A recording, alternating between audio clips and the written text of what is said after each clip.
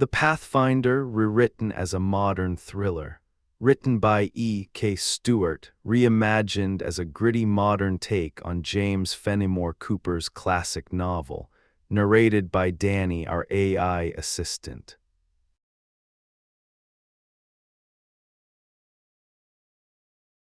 Chapter 1. Into the wild, the forest stretched west without end. From 30 feet up, balanced on a tangle of storm-broken timber, 4 people looked out over it. The view was something.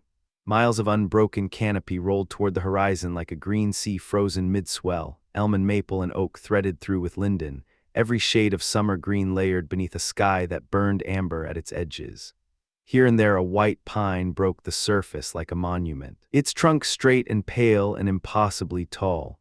Where a storm had punched through the canopy years before, lesser trees had clawed upward toward the light, birch and aspen, thin and trembling, reaching for something they'd never quite grasp. It was vast. That was the word for it. Not beautiful, not peaceful. Vast. The kind of scale that made a person feel the specific smallness of their own body. The windrow that gave them their vantage was a snarl of uprooted trunks heaved up by some past storm, roots and soil and splintered wood piled on the brow of a low ridge. The trunks lay jackstrawed across each other, their dying branches still laced with leaves that smelled of rot and sweetness. One root ball had been ripped clean from the earth and thrown upward, leaving a platform of packed soil and tangled wood that the 4 of them now occupied, 2 by 2. The 2 men had gone up first, the women had followed. None of them looked comfortable. None of them were meant to. 2 were Tuscarora, a warrior, and his wife. The warrior stood with his arms at his sides and his eyes moving across the canopy with the deliberate patience of a man reading a language most people couldn't see. His wife stood behind him, still and quiet, her dark eyes cast down. The other man was a sailor. Cap was what people called him, Charles Cap. A mariner out of the salt water, broad-shouldered and weathered, with a red cloth vest and the permanent squint of a man who'd spent decades watching horizons. He stood with his arms crossed and his hands buried in his vest, and he looked out at the forest the way a man looks at something he doesn't trust.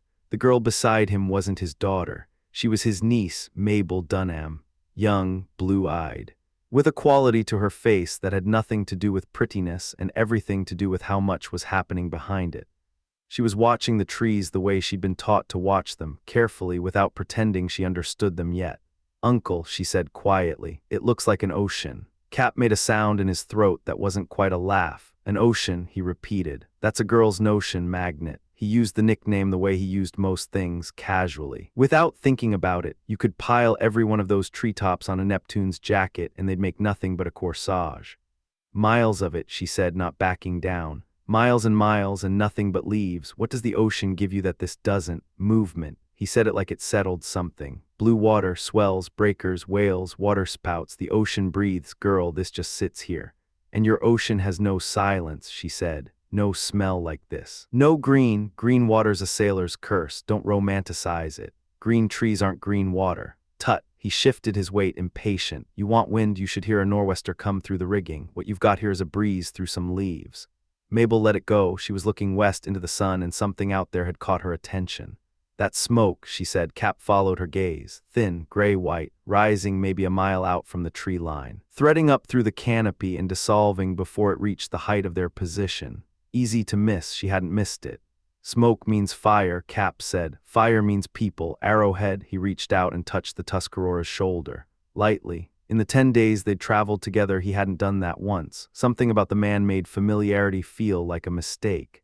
Even Cap, who had little patience for social subtleties, had registered it. Arrowhead had already seen the smoke. He was standing slightly forward on his feet, chin raised, nostrils open, reading the air. His eyes were locked on the distant column, and he held there for a full minute without moving, not the stillness of a man who was bored, but the stillness of a man processing information. Then he settled back onto his heels. "Could be Oneidas," Cap offered. "Or some of your people, Arrowhead. Might be worth finding them before dark, getting a roof over our heads such as it is." "No wigwam." Arrowhead's voice was level. "Too many trees close. Indians, though, surely. Old friends of yours, perhaps." The warrior's dark eyes moved to Cap's face. "No Tuscarora, no Oneida, no Mohawk." A pause, precise as a blade laid flat. "Pale face fire." Cap stared at him. "You're certain of that?" Arrowhead said nothing further. He didn't need to. Mabel turned to her uncle, her voice dropping. How does he know? Cap scratched his jaw. After a moment he looked at the warrior directly, something he also rarely did. I'll ask him straight, Arrowhead, why a white man's fire and not a red man's, what tells you? Wet wood, the Tuscarora said. He might have been explaining arithmetic to a slow student. Much wet make much smoke. Indian know this. Indian use dry wood make less smoke. Pale face use what is there. Cap looked back at the distant thread of vapor. It wasn't black. It was pale, almost delicate, wisping apart in the afternoon air. He turned this over. Fair enough, he said finally. Fair enough. He looked at Mabel. He means it as a criticism of book learning, by the way, much reading, little knowing. I think it's remarkable, she said. Don't tell him that. Cap dropped his voice. He already has the bearing of an admiral. He raised it again. Arrowhead, how far to Ontario from here? How many days? The Tuscarora looked at him with the patience of someone who has long since stopped being offended by the wrong questions. One son, he said. Tomorrow, the great traveler will know it. I should be able to see it from here then, Cap said, turning back to the view. 30 miles of visibility, I'd wager. Look. Arrowhead raised one arm, slow and deliberate, toward the northwest. Ontario. Cap followed the line of the man's hand, looked, saw nothing but sky and leaf and light. Uncle, Mabel said, a small smile pulling at her mouth, you know how to call land ho, but perhaps not water ho. I would know water if I saw it, child. Ontario isn't your water, though, your salt. This is fresh. Water is water.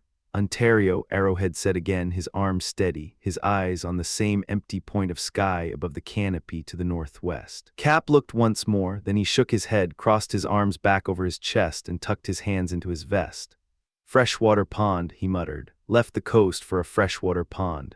They came down from the windrow in silence, moving through the tangle of dead timber with care, testing each handhold before trusting it.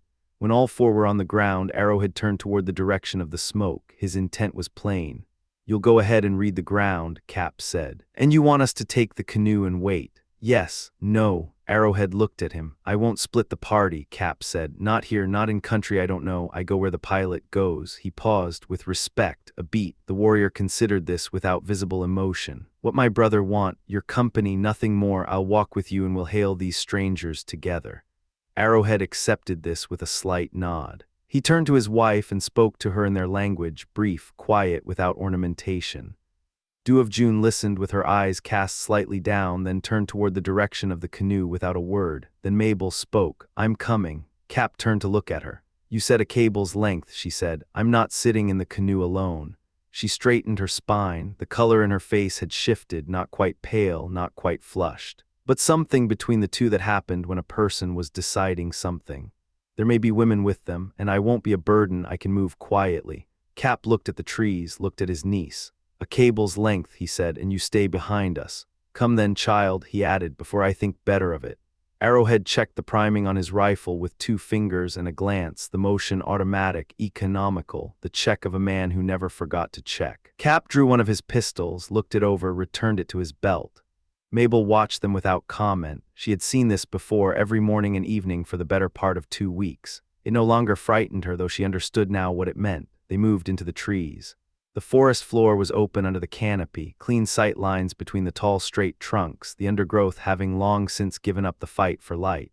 A man could see a good distance in here. He could also be seen. Every trunk was cover. Every trunk was concealment. Arrowhead set the pace. It was not fast, it was something else, deliberate, each footfall placed, weight transferred through the heel to avoid the dry debris that lay everywhere underfoot. Cap followed 2 steps behind, matching the Tuscarora's cadence badly at first, then better. Mabel came last, her soft shoes finding the bare earth between the leaves, her breathing controlled. The half-mile passed without incident, then Arrowhead slowed, his steps shortened, his center of gravity dropped almost imperceptibly. His rifle came off his shoulder and into both hands, muzzle angled toward the ground, thumb resting near the lock. He tilted his head once, reading something in the air, smell or sound or the texture of the light ahead. Then he stopped. He pointed through the trees without raising his arm above chest height. Cap looked, found it, a fire, small, contained. 3 figures seated around it in the orange afternoon light filtering down through the canopy. Food on the fire or recently off it, the smell of wood smoke and cooked meat carried clean through the still air. He's right, Cap murmured, plain as a lantern. 2 white men, Mabel said softly, just behind him. 1 Indian, not 2 red men and 1 white. Arrowhead had it backward. Arrowhead held up 2 fingers, then 1, pale faces, red man. Cap looked again at the 3 figures. The Indian was clear, dressed and painted in the manner of it. One of the white men was unmistakable, fair-skinned, dressed in rough frontier clothes. The third was harder to read, his clothing a mix of both worlds, his features obscured at this distance. The third one, Cap said, mixed. Pale face, Arrowhead said again, quietly, holding up 2 fingers. Red man, one, he's decided, Mabel said. He's usually right. Cap grunted. Well, the question now is whether they're French. If they are, this gets complicated. He started to cup his hands to his mouth. Arrowhead's hand came up and stopped him. Red man, he said, low and immediate. Mohican, good pale faces, Yengeese. Mabel exhaled slowly. Thank God, how does he? Cap stopped himself. He'd asked that question enough for one afternoon. Let me go in, Mabel said. Both men looked at her. A woman walking in alone carries a message that 2 armed men cannot, she said.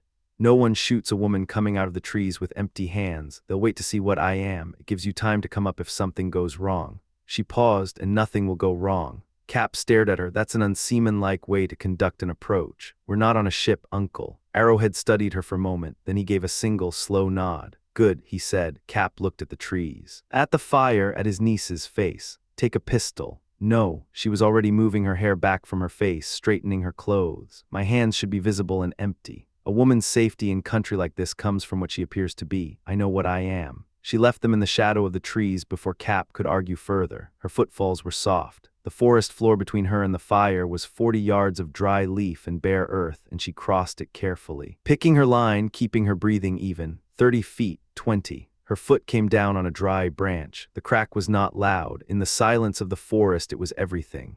The 2 men at the fire were on their feet before the sound finished, hands going to their rifles, leaning against the nearest tree and stopping. Stopping because what they saw was a girl, alone, unarmed, walking toward them out of the trees with her chin up and her hands at her sides. The Indian said something brief to his companion and sat back down. He picked up his food. The white man came forward to meet her. He was not young, but he wasn't old either, somewhere in the middle, built lean and capable, with a face that was weathered rather than hard. He wore a hunting shirt, moccasins, and the general appearance of a man who had been outside for most of his life and had made peace with it. His rifle stayed against the tree. His hands were open. Mabel stopped. He stopped. They were 10 feet apart. No need for alarm, the man said. His voice was calm and direct, the voice of someone who rarely wasted words. You found Christian men in these woods, and ones who mean peace to anyone who means it to them. He held her gaze without aggression, without pretense. I go by different names in different country. The French call me La Longue Carabine. The Mohicans call me Hawkeye. The soldiers on this side of the lake call me Pathfinder, on account of how I've never lost a trail when someone needed finding at the end of it. He said it without pride. He said it the way a man states facts that he has long since stopped needing to defend. The word landed on Mabel like cold water. Pathfinder, she repeated. That's the name they use. My father said you would come. Something in her shoulders let go just slightly, just enough to be visible. Sergeant Dunham, he said he'd send someone to meet us before we reached the lake. If you're the sergeant's daughter, Pathfinder said, then I'm exactly who you've been looking for. Mabel, she said, I'm Mabel Dunham. My uncle is back in the tree line, a mariner named Cap, and there's a Tuscarora guide named Arrowhead. Something moved briefly across Pathfinder's face at that last name. Arrowhead, he said it without inflection. I'd have wished a different guide for you. The Tuscaroras have moved too far from their own ground. It changes a man that kind of distance from where he comes from. Arrowhead is ambitious in ways that don't always serve the people around him. He paused. Is the dew of June with him? His wife, yes, she's been, Mabel considered the word. Kind, she's true, more than can be said for him. He let it lie there. Well, Providence gives us the trail it gives us. Arrowhead will have gotten you this far safely enough. The question is what comes next. We didn't expect to meet you until the falls, Mabel said. We came up a few miles to be certain. There are currents between here and there that a man unfamiliar with the water can come to grief on. He glanced past her toward the tree line, unhurried, reading it the way the Tuscarora had read the canopy. Bring your people in, Miss Dunham. We have fire and what's left of the afternoon. Mabel turned and raised her hand toward the trees. A moment later, Cap came out of the shadows with Arrowhead a half step to his right, both of them moving with the look of men who had been watching the entire exchange carefully and were reasonably satisfied with it. The 2 groups closed the distance between them, and somewhere in the fire's orange light, in the cathedral silence of that impossible forest, the separate threads of their journey pulled taut and joined.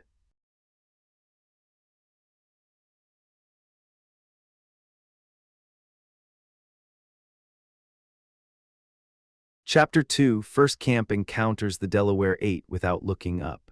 The second white man rose from his crouch by the fire, pulled off his cap, and nodded toward Mabel Dunham. He was young, maybe 20 give or take, with a hard jaw and clear eyes that hadn't yet learned to hide what they were thinking. His clothes marked him for the water the same way a hunter's moccasins marked him for the trail. In that era, men who worked the lakes and rivers were a breed apart from landsmen, carrying themselves differently, speaking differently, wearing the evidence of their calling on their bodies like a second skin. Mabel had steadied herself before meeting Pathfinder, braced her nerves for the introduction.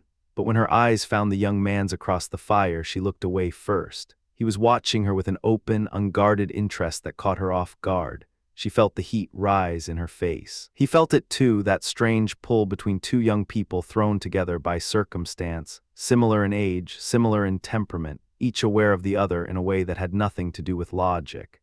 "These are the men your father sent," Pathfinder said, his voice carrying the easy confidence of a man who trusted his words. He gestured toward the Delaware, who sat cutting meat with practiced efficiency. "This is a great warrior of the Delaware nation. He's earned his honors the hard way and paid for them the same way. His name in his own tongue is something most white men can't get their mouths around, so we call him the Big Serpent. Don't mistake the name. It doesn't mean he's treacherous, not more than any fighting man has to be. It means he's wise. It means he sees the angle on things before most men know there's an angle to see. Arrowhead over there understands what I mean." The two Indians looked at each other across the fire. A measured pause, then Arrowhead the Tuscarora crossed to the Delaware and spoke quietly. Whatever passed between them carried weight. "Good to see," Pathfinder said, watching them with satisfaction. Two warriors meeting in the forest is like two ships hailing each other in open water. He turned. "Speaking of water, this young man is Jasper Western. We call him O'Dowse on the frontier. Spent his life working the Ontario. And he knows that water the way I know a deer trail." Cap thrust out his hand and took Jasper's with a grip that tested it. "Glad to know you, son. You've still got some learning ahead of you, considering the school you've been attending. Fresh water's a different education than salt." He jerked his chin toward Mabel. "This is my niece. I call her Magnet, for reasons she hasn't figured out yet. You might, if you know anything about a compass." Jasper's dark eyes moved to Mabel's face, briefly, involuntarily, then back to Cap. "The reason's plain enough," he said. "Any sailor who steers by your magnet isn't going to make a bad landfall." Cap looked at him with mild surprise, then let out a short laugh. "You've picked up some of the language, I'll grant you that, though I suspect you've spent more time looking at green water than blue. We're rarely out of sight of land for more than a day at a stretch," Jasper said. "That accounts for some of it. That's the problem right there. A proper mariner needs open water the way a horse needs a field. Too much shoreline makes a man timid." Cap leaned in slightly. "I'll wager there's land all the way around your lake. And there's land all the way around the ocean," Mabel said quickly before her uncle could work up a head of steam. Cap dismissed this with a wave. "That's backwards, Magnet. It's ocean all around the land. What I tell people ashore is that they're living on islands and don't know it. The water's the rule and the land's the exception. But a man who's never left sight of his own county will always think he knows more than the man who's gone round the horn. No reasoning with it." Jasper had deep respect for ocean men, had long wanted to see the Atlantic with his own eyes, but he had spent his life on the Ontario and knew its moods, its beauty, and its dangers as well as he knew his own hands. "What you say may be true of the Atlantic, sir," he answered, keeping his voice even, "but we don't lack for respect up here. That's because you're always hemmed in by shore," Cap said, laughing. He glanced toward the fire where Pathfinder was setting out platters of venison. "Right, food's ready. Western, you're young enough that looking after a girl comes natural. See to her." He stood and moved toward the fire without waiting for an answer. Cap said more than he meant to with those words. Jasper Western sat with Mabel. He found her a seat on the end of a log, brought her a cut of venison that was tender and well cooked, and drew her a cup of cold water from the spring. He sat near her and did not perform attention. He simply gave it honestly, without calculation. He pointed out what she asked about, answered her questions straight, and watched the edge of the tree line with the casual vigilance of a man who had grown up understanding that wilderness had teeth. Mabel noticed. Women always notice. There is a kind of honest care that needs no polish, and she felt it settle around her like warmth. Both of them were young. Both of them were in a strange place. They talked without knowing they were talking, the way two people do when the connection forms beneath the words rather than because of them. Across the fire, the older men were working through the venison and each other. There must be something to recommend this life of yours, Cap said when the edge had come off his hunger. He was picking through the meat now, talking between bites. It has the feel of a game of chance about it. We have our risks on the water, you have yours on the land. We have water too, Pathfinder said. He ate with the contained precision of a man who never wasted movement. A borderman works the paddle and the spear near as often as the rifle. It is not all dry ground. Paddle maybe, but have you worked a brace in heavy weather, handled a lead line in the dark, taken in a reef with your hands gone numb and the deck pitching 40 degrees? Cap shook his head. A paddle's a useful thing in a canoe. It doesn't prepare a man for much else. I don't dispute you. A man should be respected in his own calling. I've lived alongside enough different peoples to know that each has his own way, and the wise man doesn't confuse one for the other. The paint a Mingo wears isn't the paint a Delaware wears, and a man who can't read the difference is a man who will get himself killed. Pathfinder paused, working at a piece of meat. I've lived in these woods long enough to know something about human nature. I've never put much weight in the education of city men, because I've never met one who could read a rifle shot or follow a trail.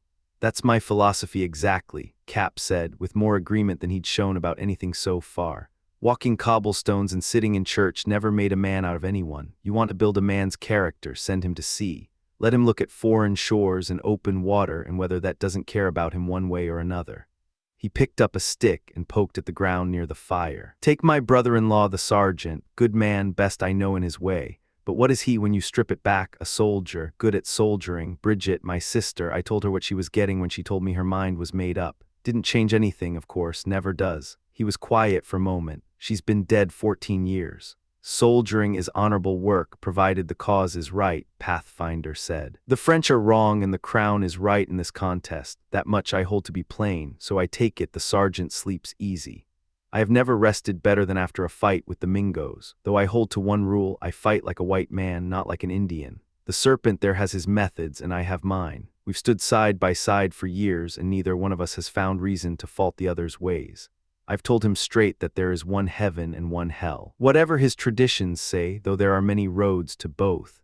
Reasonable enough, said Cap. And I expect most of the roads to the last are overland. The sea's a cleanser in its way. Hard to get into serious moral trouble when you're 300 miles from the nearest shore. I'm less confident about these lakes of yours. Towns breed sin, I'll grant that, but our lakes are ringed by forest. And a man who walks in that forest is walking in a temple whether he knows it or not. Pathfinder looked across at the Mohican, who was eating steadily and watching the trees beyond the light. I'm glad we've met, Cap, if for no other reason than that you can confirm to the big serpent here that there are lakes where the water runs salt.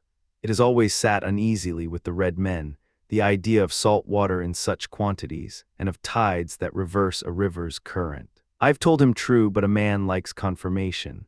That's a matter of having things in the wrong order, Cap said. He used the stick to draw something in the dirt, circles, arrows. You've been thinking of your lakes as the large thing and the ocean as the lesser when it is precisely the opposite. I'll tell you this much, I have some trouble myself believing in freshwater seas. I've heard the claim, but until I taste it with my own mouth, I hold judgment. You are wrong to doubt what God's hand has made, Pathfinder said, and he said it without sharpness, only with the quiet certainty of a man who has spent too many years in wild places to doubt the scale of what made them. Men who live in settlements see the world through a keyhole. We who live in the open see it whole. I don't pretend to explain why some water is salt and some is fresh. I only know what I've tasted and what I've seen. And I hold it a man's duty to believe what is plainly in front of him. Now hold on, Cap said, and there was an edge of defensiveness in it. I'm not a faithless man. I've been in weather that put me on my knees, and I know what helplessness feels like when it's real. All I'm saying is I'm accustomed to large water being salt. Before I'll believe otherwise, I want the evidence on my tongue. God gave the deer the salt lick, and he gave men the cold spring. Why should he not give the east its salt seas and the west its fresh ones? Pathfinder said it without raising his voice, simple, clean, like a blade dropped flat on a table.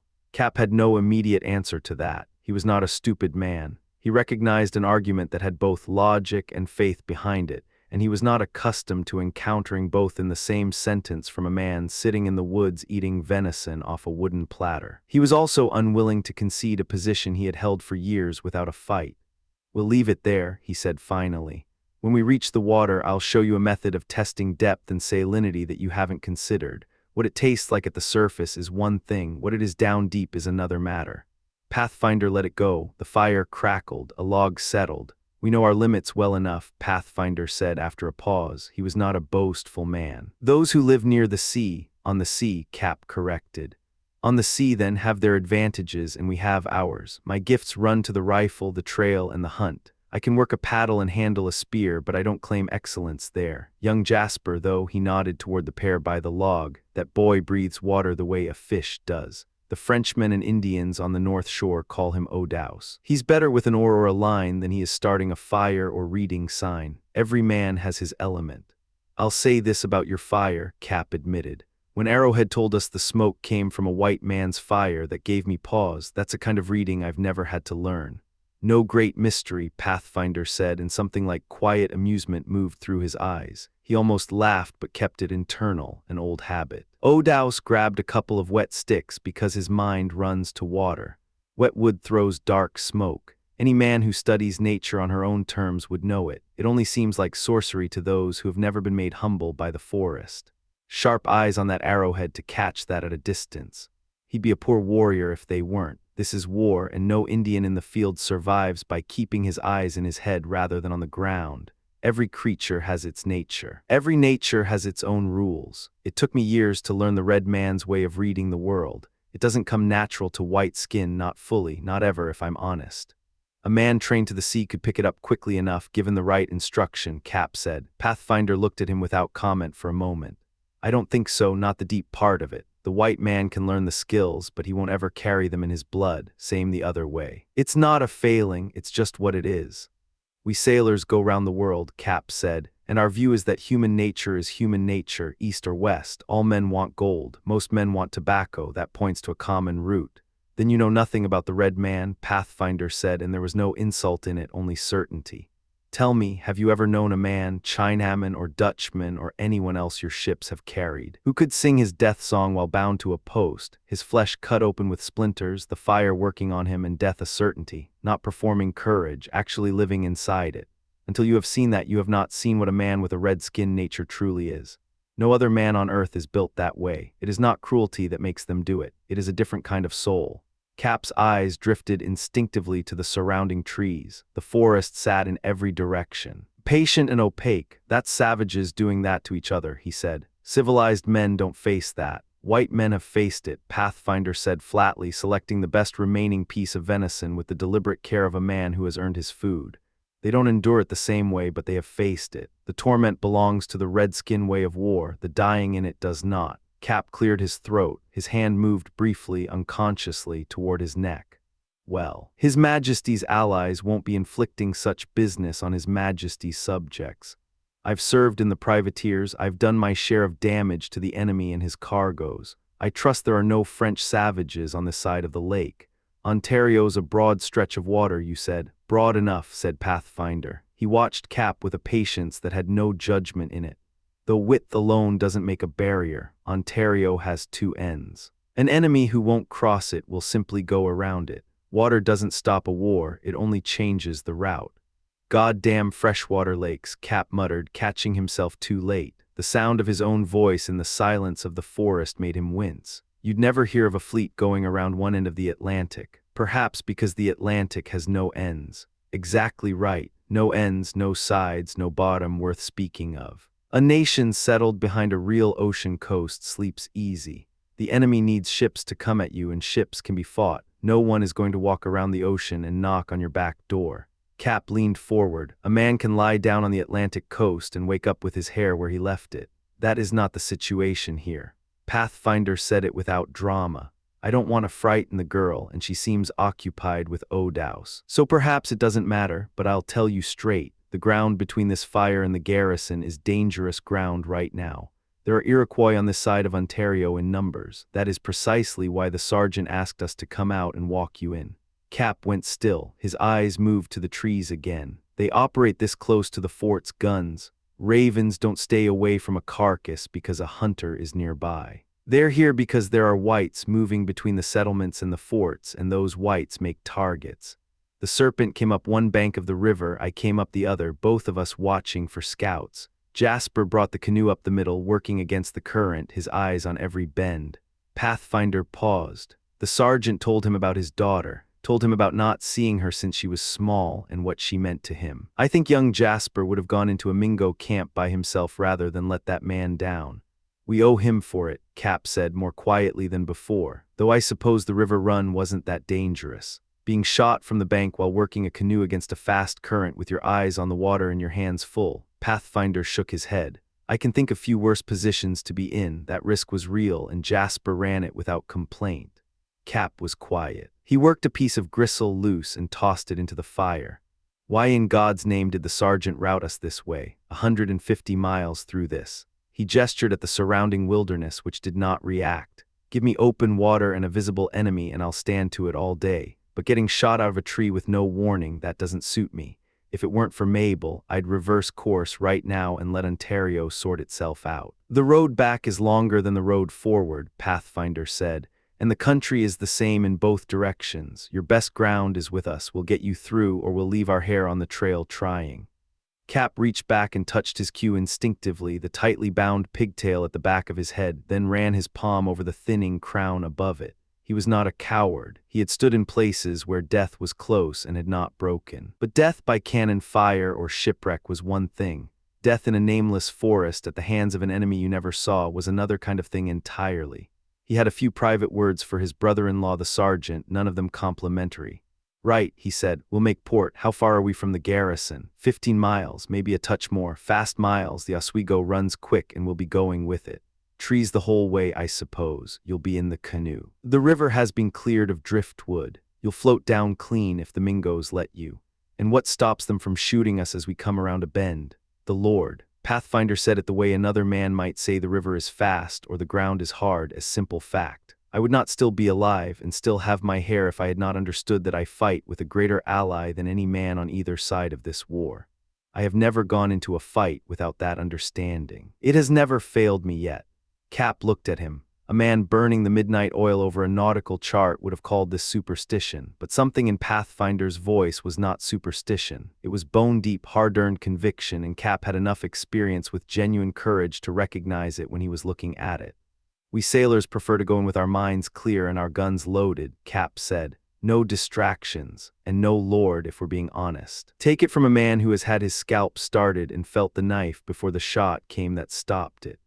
Pathfinder nodded toward the Delaware. Look at the scar running along the left side of his head. That's where the blade began its work. I had one round, one angle, and smoke in my eyes. The Lord put me in the one position where the shot was possible. I finished the business myself. That part was mine, but the position was given to me. I tell the serpent it wasn't me that saved him. He squeezes my hand and smiles and doesn't argue, but he knows.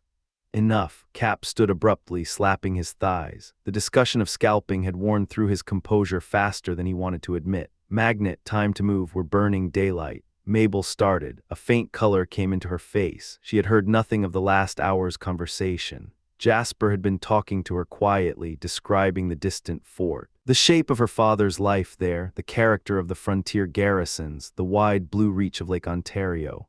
She had been drawn into it entirely, the picture he painted, the calm authority in his voice, the way he watched the shadows without making her feel afraid of them. She gathered herself and stood. The guides had little to carry. The camp was struck quickly. As the last of the party moved toward the water, Pathfinder doubled back to the fire. He gathered dead branches, broke live ones from a nearby pine, and fed them into the embers. He added wet wood deliberately, building a column of dark, heavy smoke that rose straight up through the still air. Jasper looked back at him. You're pointing a finger right at us. I'm pointing a finger at where we were, Pathfinder said without stopping. If there are Mingos within 10 miles, they have scouts in the high ground right now watching for smoke. Let them see it. Let them come to it. By the time they reach this fire, we'll be on the river, and no man alive can track a canoe on moving water. He straightened and looked at the smoke with satisfaction. They know a party came out from the fort. They'll expect us to go back the same direction we came. Anyone who runs down this trail to this smoke will be moving away from us, not toward us. Jasper thought it through. They don't know about Mabel, he said. The sergeant kept it quiet. And they'll learn nothing here. Pathfinder moved through the camp with careful, methodical steps, his eyes on the ground. He was reading the leaves, checking the impressions left behind. He paused at one spot and adjusted his footing, moving around something gently, the small print of a soft boot in the damp leaf litter. Unless this saltwater uncle of yours has been walking her around the whole camp like a man with nothing to hide. Jasper suppressed a grin. You mean a buck, Pathfinder. Not a doe, isn't he something? Pathfinder shook his head, still watching the ground. I can work with a man like you, Odaus. Our gifts are different, yours run to water, mine to the trees, but there's no conflict in them. How about this? His voice dropped further, carrying only to Jasper. We run Cap over the falls and see what he's made of. Jasper's eyes flickered with genuine amusement. Cap's condescension had not gone unnoticed. What about Mabel? She goes around the portage same as anyone would. It's just the old sea dog we're testing. We'll find out if ocean water made him or just salted him. If his flint strikes fire, we'll know him better. If it doesn't, we'll know that too. Jasper smiled again, then looked toward where Mabel was waiting at the tree line, watching them with quiet patience, her posture straight, her expression composed, her eyes steady and unafraid. Something about that picture sat between him and the plan like a hand on his chest. She might be frightened, he said. Not her, look at her. She's got her father's nerve under that calm, she won't scare. Pathfinder paused, reading Jasper's face. I'll do it myself then. You'll drown you both, Jasper said. If the canoe goes over, I'm in it. Shake on it, Jasper nodded. The subject was dropped. They moved toward the canoe, a long, smooth-sided craft pulled up at the water's edge, and fewer words than that had settled larger things between men who trusted each other in the field.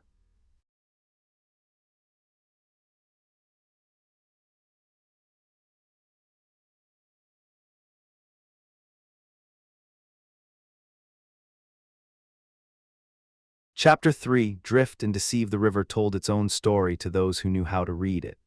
The Oswego moved south toward Ontario with the patient, deliberate weight of deep water, dark, unhurried, carrying secrets in its current. Where the Oneida and Onondaga married their flows, the river was born, and it ran 8, maybe 10 miles through rolling country before the earth simply dropped away beneath it.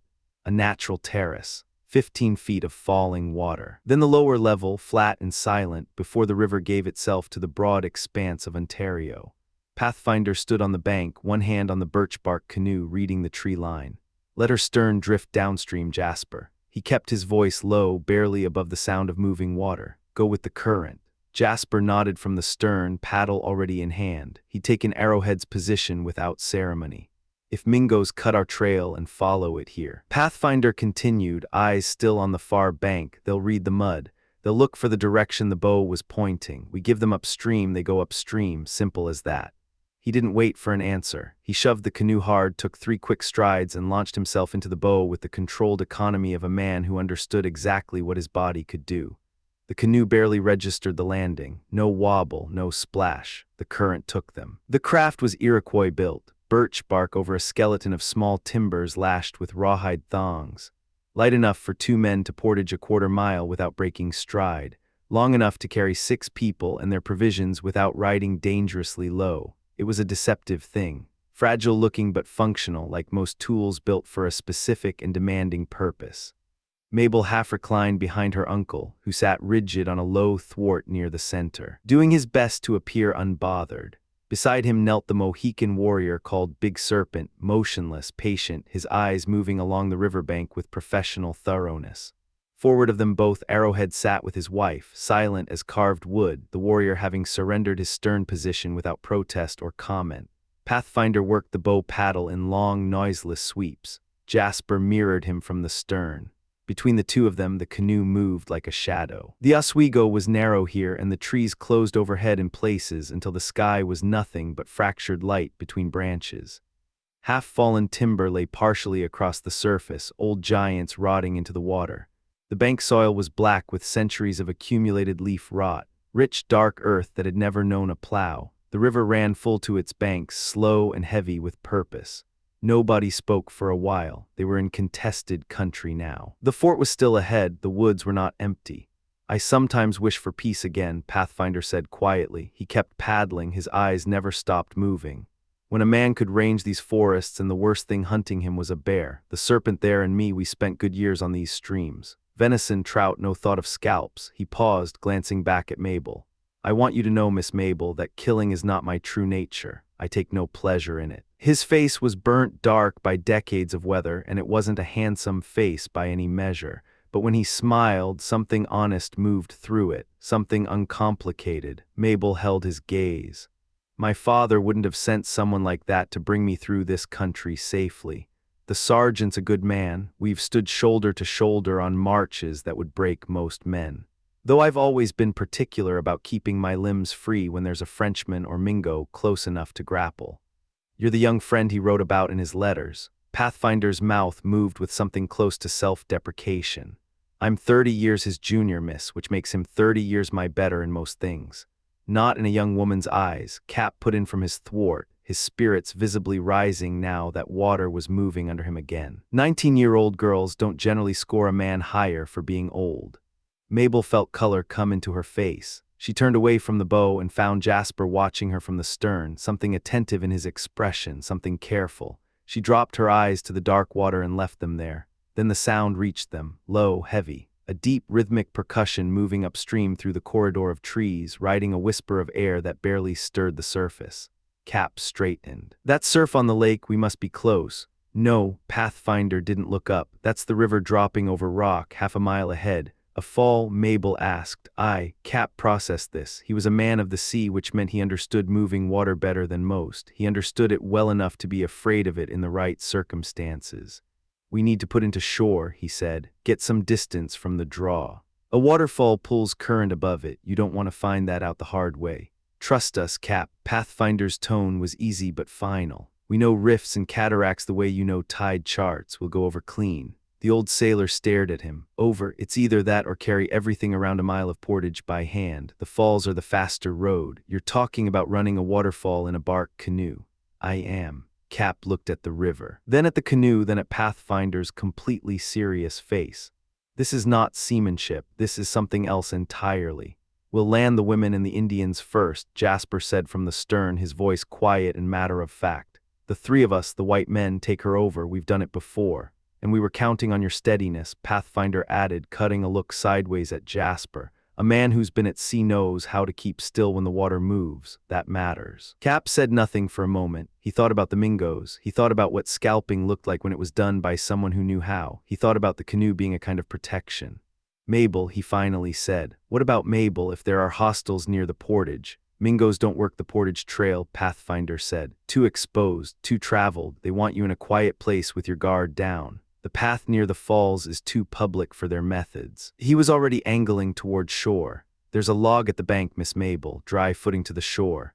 The canoe touched. The party climbed out, Mabel, Arrowhead, his wife, Big Serpent, until only 3 men remained in the boat. Cap settled his weight and watched the others move away. He cleared his throat. For the record, he announced to no one in particular, I classify this as routine inland waterway navigation. Any man can go over a waterfall. There's no particular skill to it. No, Pathfinder agreed pleasantly. Just nerve and a very good eye. The canoe pushed back into the current. Mabel found the rock Pathfinder had indicated and stopped on it. Then she saw the falls, and whatever she meant to say died in her throat. She didn't scream. She came close. Her hand went to her mouth and then dropped, and she stood absolutely still, unable to look away. Big Serpent and Arrowhead sat on a log nearby, watching with the detached patience of men waiting for something that didn't concern them. Arrowhead's wife stood at Mabel's shoulder and watched the canoe with the frank curiosity of a child watching something new. Out on the water, Pathfinder sank to his knees and kept paddling, slow and steady, navigating by feel and knowledge. Jasper stood in the stern, still standing, perfectly balanced, eyes locked on the water ahead, reading the river the way a man reads a threat. More west, Jasper. Pathfinder's voice was low, precise. Where you see the foam breaking, line the bow with that dead oak and the blasted hemlock. Jasper didn't answer. There was nothing to say. The current had them now. The canoe had begun to accelerate, that slow, terrible quickening that told a man the water had made its decision. The roar grew, not loud yet, but constant, getting louder. Cap heard it and felt the sound in his chest and very much wanted to be somewhere else. He could see the line of the falls now, the point where the green water stretched and flattened, glassy and deceptively smooth, right before it disappeared. The sound rose, the air was wet. Get the bow down, Cap started. Down she goes, Pathfinder said and almost laughed. Up with the stern, Jasper, up. Jasper drove the paddle in a single powerful arc. The canoe answered. It found the channel, a narrow tongue of water cutting through at 45 degrees where the current had worn the rock down over centuries, and went. What happened next was too fast for Cap to fully process. The bow tipped, white water came from everywhere. The canoe moved like something alive, like it weighed nothing at all, because it weighed nearly nothing at all, and the foam rose and the rock walls blurred, and then they were through. Still water, dark, calm. Jasper's paddle dipped and pulled. Dipped and pulled, the canoe glided across the basin below the falls like it had simply appeared there. Pathfinder was already searching for a tin pot and a horn spoon. He measured deliberately, 14 spoonfuls. He held the count. "I've seen you make it in 10, Jasper." "Your passenger was leaning upstream," Jasper said without inflection, "made trimming difficult." "Aye, that would account for it." Cap ran his hand over his face. He found his cue. Checked it was still attached, then looked back at what they'd come through. Most of the river fell clean, 10, 12 feet, straight down on a broken rock. But the center channel, worn smooth by 10,000 years of moving water, ran at an angle through a gap in the stone. 45 degrees, maybe less, technically navigable. Barely. The canoe's extraordinary lightness had worked in their favor. It rode the crest rather than punching through, the hull kissing the foam. One well-timed correction from Jasper's paddle having kept it clear of a submerged rock that the current boiled over in alternating sheets. The margin had been small, very small. "I don't dispute you know the channel," Cap said after a moment, adopting his professional voice. "Knowing the channel is half of seamanship. I've had coxswains who could navigate worse with the proper information." "Knowing the channel is one thing," Pathfinder said. "Keeping a straight line through broken water with no room to recover, that's something else. Jasper's the only man in this territory I'd trust to shoot the Oswego and come out dry. Anyone else is gambling." He set the pot down, 14 spoonfuls, though I confess I wanted better given who was watching. Mabel had watched all of it. She'd seen the canoe hit the channel and disappear into white water, and something cold had moved through her chest. Then it had emerged, intact. Moving, Jasper still standing in the stern like the whole event had been routine. It hadn't been routine, she knew that now.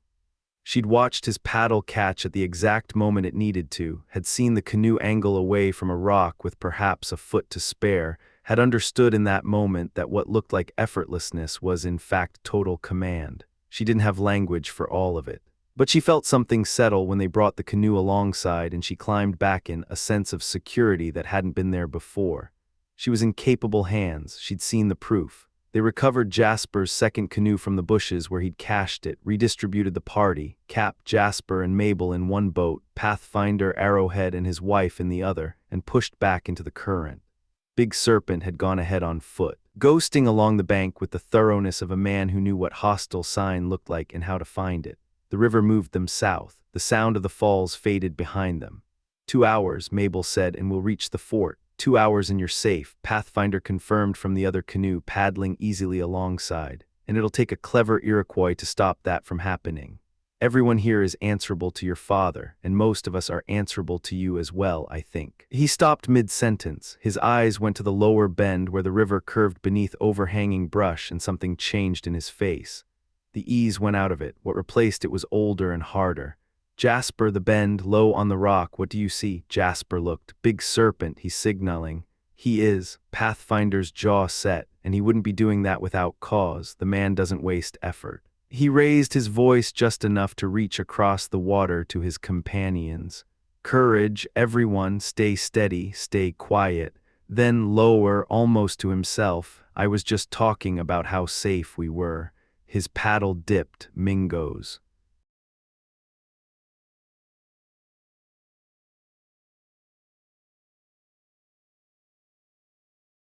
Chapter 4, Mingoes in the woods. The Oswego ran different below the falls. Faster, meaner. The river didn't glide here. It clawed its way south through shoals and rock gardens, broken only by brief stretches of deep, quiet water where the current seemed to hold its breath before surging again. In 1757, none of it had been tamed. Nature owned everything. That was the calculation Chingachgook had made when he chose his intercept point. He'd read the river like a man reads a battlefield, looking for where the ground gives you the advantage, where the geometry of the terrain works in your favor.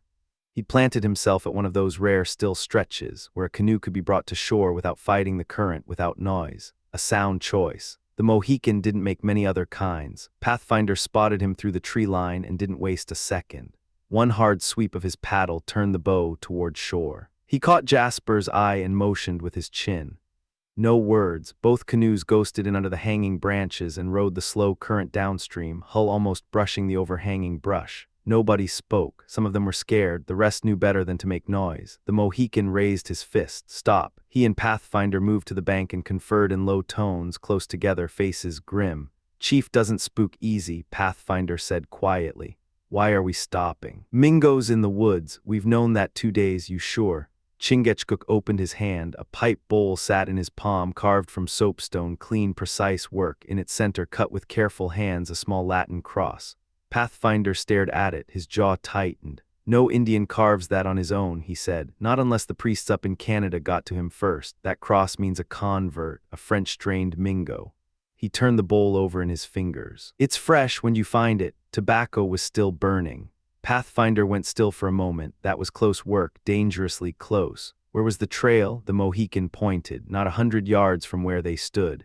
They went up together and worked the ground for 15 minutes, moving slow, reading every compressed leaf and displaced stone. Then Pathfinder came back alone. Chingachgook had dissolved into the forest like smoke. The party read Pathfinder's face the moment he returned. Whatever ease had been there before was gone now. Cap dropped his voice to something that matched the trees. What's the situation? Have they gotten between us and the fort? Speak plain, Pathfinder said. I don't know your sailor talk. What I know is there's a Mingo trail not 100 yards back, fresh as raw meat, at least a dozen of them. And they're moving toward the garrison, not away from it. Anyone who crosses that open ground around the fort is going to be seen and shot. Can't the garrison clear them out, put some cannon fire into the woods? Pathfinder shook his head. 2, maybe 3 light guns down at the river mouth. You could fire all day into that forest and never hit a man lying behind a log. It's not how this fight works. He paused, thinking, then something shifted behind his eyes. But maybe we don't have to run them off. Maybe we just have to move them. He looked at Jasper. You see that wide-topped chestnut at the bend, our side of the river just past the fallen pine? Jasper followed his line of sight and nodded. Take the flint and tinder, get there along the bank, stay low, and light a fire at the base of it. If they see smoke up there, they may move toward it. While they do, we drop the canoes around the point below and find new cover. Jasper was already moving toward the bank. 10 minutes. Wetwood O'Douse, Pathfinder called after him, quiet but firm, a dry amusement in his voice. Smoke is what we need. Wetwood makes smoke. Jasper disappeared into the brush. Mabel started to say something. Pathfinder had already begun moving the canoes. They drifted downstream with the current, paddles barely touching the water, until the chestnut tree was nearly out of sight behind the bend. Then they held position and watched. The smoke came up in a slow, dirty column, gray and thick, curling above the tree line before the river's draft caught it and pushed it skyward. Good boy, Pathfinder murmured. Arrowhead watched the smoke and said nothing for a moment. Then, too much smoke, too obvious. Maybe, Pathfinder allowed, if they knew soldiers were close. But soldiers on this frontier think about their supper more than they think about Indian movements. They'll see that smoke and figure it's some Irish or Scottish regular who doesn't know better. No, let the boy pile it on. Mabel spoke carefully. From everything I've heard in the towns, the soldiers here have learned to fight this country's way. They know the tricks. Pathfinder gave her a measured look. They know the drills. They form up their lines and march their formations like they're on a parade ground back home. One Mingo warrior carries more woodcraft in his bones than a full regiment from across the water. Experience doesn't fix that. It just makes them more confident in the wrong things. The smoke was billowing now, heavy and rolling. He's throwing wet wood on it, Pathfinder said. Good, but it's enough. Time to move. He let his canoe drift free of the bush and they paddled around the bend, leaving the smoke and the chestnut behind. 20 yards past the point. The bank curved in and offered a small indentation, barely a notch in the shoreline, but deep enough. Both canoes slid in under the overhanging brush without a sound. The branches sealed over them like a closing hand. A narrow gravel strip sat at the back of the inlet, dry ground where most of the party could sit and straighten their limbs. The only angle that exposed them was a narrow line of sight from directly across the river. And the far bank over there was thick with old-growth brush rooted in low, wet ground. Nobody was walking through that. Good position, Pathfinder said, scanning every angle, but we can make it better. He looked at Cap. I need quiet from you, that's all. No sea stories, no pipe, just quiet. He and Arrowhead moved into the brush and began cutting alder branches, clean cuts, no cracking, no unnecessary sound. They carried them back and worked the cut ends down into the river mud outside the canoes, spacing them carefully, building a screen between the canoes and the open water. The bank curved at the right angle, and the water was shallow enough to anchor the branches without difficulty. Pathfinder had an eye for bent stems. He chose ones that already curved outward before turning up toward the light. So the finished screen looked like brush growing naturally from the bank and drooping over the water.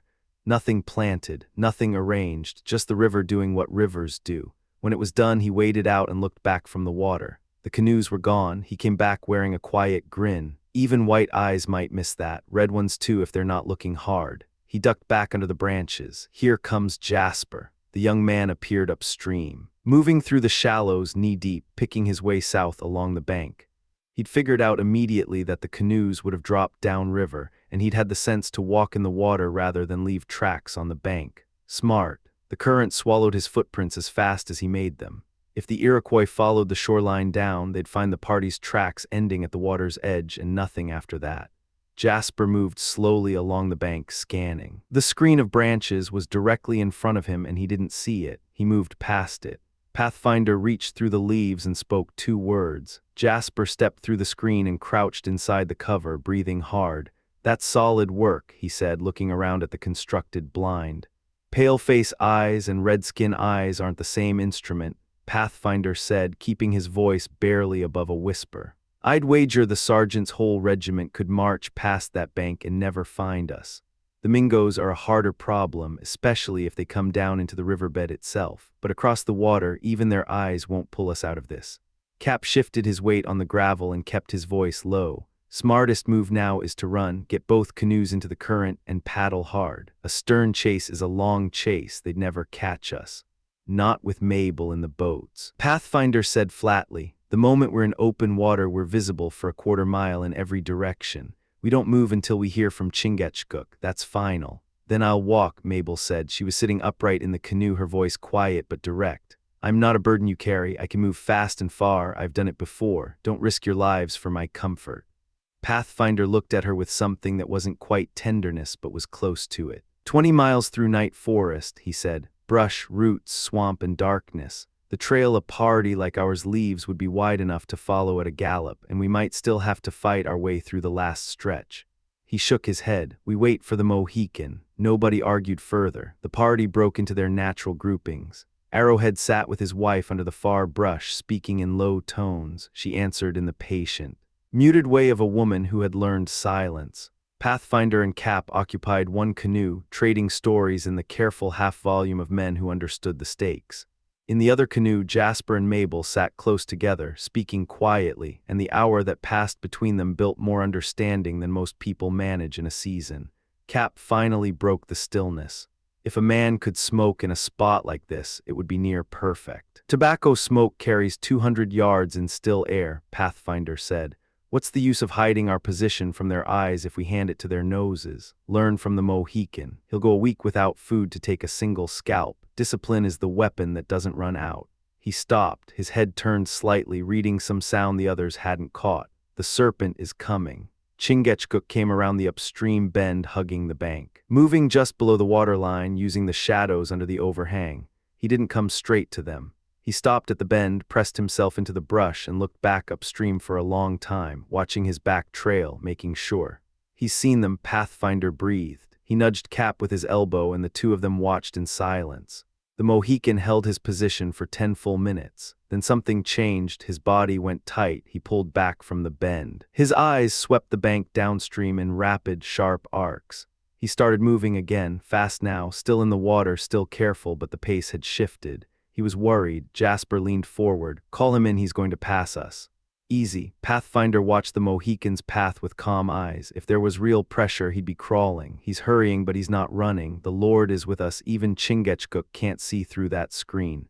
He spoke too soon. The Mohican had moved several feet past the blind when he stopped cold.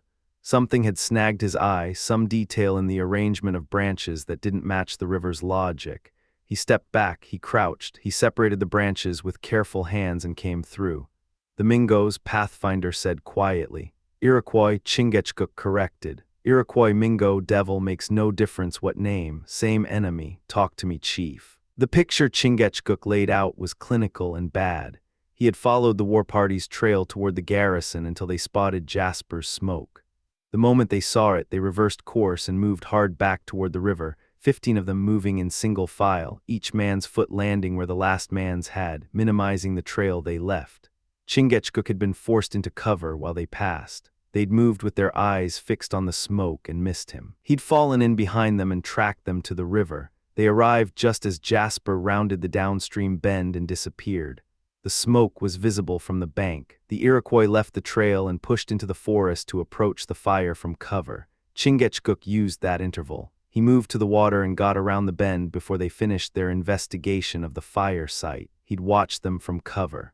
Their examination was short. Whatever they'd found at the fire or hadn't found shook them loose in two directions. Some went back into the forest. 6 to 8 of them turned south, following Jasper's tracks along the bank, moving downstream toward the canoe's last known landing point. They're coming this way, Pathfinder told the group. Might follow the bank down or might swing wide through the woods, hard to say. The Sarpent couldn't wait long enough to see which way they'd commit. He paused. So now we know what we're dealing with. 15 Iroquois split force and the river group is moving toward us. Jasper stood up. Then we go now. Current is strong with paddles working hard. We're clear of them in 5 minutes. And put Mabel out in open water with riflemen on the bank. She lies flat in the hull, both women do. We stand and paddle and run the risk. That's our job. Our job is to get her to her father, not to die trying. Pathfinder's hands were easy on his rifle, both palms wrapped around the barrel at shoulder height, the butt resting on the gravel. His voice stayed level. An Iroquois with a rifle can reach a man in a canoe from that far bank. You've seen the water, you know that. Jasper's voice went sharp with frustration and something worse. A man can carry his caution so far it starts to look like something else. The hands on the rifle barrel tightened. Every knuckle went white. That was the only sign. Pathfinder's face didn't change, his breathing didn't change, his eyes stayed where they were. You're young, he said with a quietness that was more authoritative than any raised voice. And you're good at what you do on the water, I'll give you that freely. But I faced Mingos on this ground before your father hung a shingle. Don't confuse your courage with wisdom. They're not the same thing, and out here, the man who can't tell the difference between the two ends up dead. He paused. Prudence doesn't mean cowardice. It means you live long enough to be brave when it counts. The silence held for a moment. Jasper's face shifted. He stepped forward and took Pathfinder's hand before the older man had offered it. I had no right to say that, none at all, I'm sorry. The white around Pathfinder's knuckles faded. He returned the grip, solid, uncomplicated, the handshake of a man who doesn't hold things. No harm, he said. Nature of the young is to push. Nature of the woods is to push back. He started to say more, then stopped. Something touched his shoulder. Mabel was standing in the canoe. Her body was turned toward the far bank, one arm extended with a fishing rod pointing at a gap in the brush. Her finger was at her lips. Her eyes were locked on something in the tree line across the water. Pathfinder dropped to his knee and put his eye to the gap in the screen he'd been watching all along. Mingos. Breathed, hold your position, still as dead timber. Don't move, don't speak. Jasper moved to Mabel's side and guided her down into the hull, gently with a firm hand that didn't ask for argument. She went but kept her eyes on the far bank. He took position beside her, rifle cocked, finger alongside the trigger guard. Arrowhead and Chingachgook flattened into the brush like the ground had swallowed them, weapons ready. Arrowhead's wife put her face between her knees, pulled her calico robe over her head and became a piece of the landscape. Cap had both pistols out of his belt. His eyes asked a question he couldn't answer himself. Pathfinder didn't move at all. He was already where he needed to be, a clean line of sight through the leaves, angle already calculated. Across the water at the bend, 3 warriors stepped into the shallows, naked to the waist. Paint applied with deliberate precision, not decoration but identification. The visual language of men who knew exactly what they were doing and wanted their enemies to know it too, armed and ready for contact. They stopped in the river and looked downstream. 3 different opinions pointed 3 different directions, one upstream, one down, one toward the opposite bank. They were working through it, deciding. The cover held, the screen held. The party inside it didn't breathe. The Iroquois stood in the water and looked directly at the blind, and saw only the river and the bank and the natural world arranged the way nature had arranged it. They kept looking.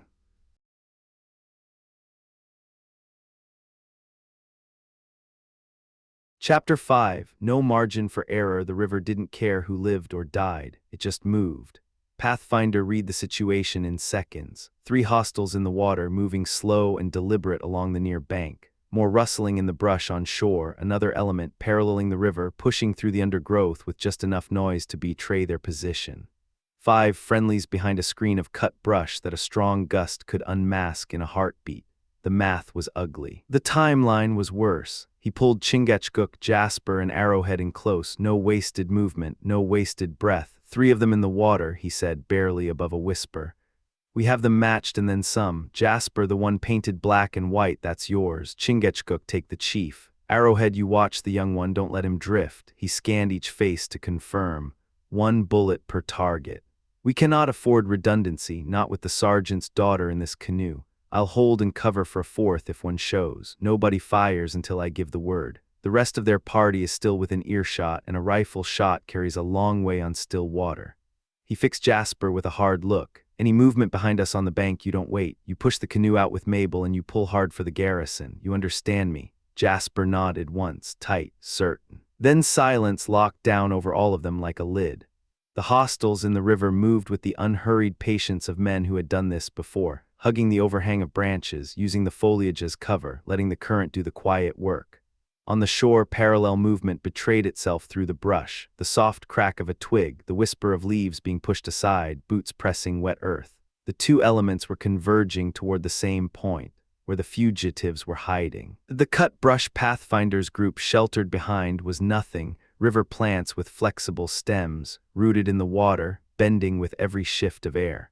A strong exhale from the wrong direction and the whole screen moved. The only thing keeping them invisible was the angle. The warriors in the water and the warriors on the shore were looking above the brush line when they faced each other across the screen. Their sight lines passing over the tops of the plants like the beam of a lantern over a man lying flat. The fugitives lay underneath that beam, motionless, not breathing. The 2 parties stopped when they drew abreast of each other across the concealed position. The conversation that followed happened directly over Pathfinder's head. The words were in a dialect he knew cold. Chingachgook knew it. Jasper caught pieces of it. The trail dies in the water, said a voice from the river, close enough that Pathfinder could have reached out and touched him. Washed clean, even a Yenji's hound couldn't follow it. The pale faces took canoes, answered a voice from the bank. Impossible, our warriors below are covering the river.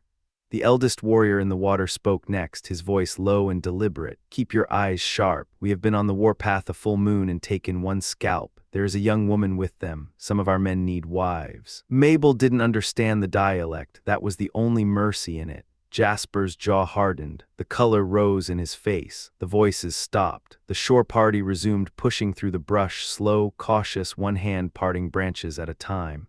Within a minute they had moved past the concealed position. The warriors in the water didn't follow immediately. 3 men, standing mid-current, scanning the bank with flat, methodical eyes through war paint that caught the dappled light like something from a fever dream.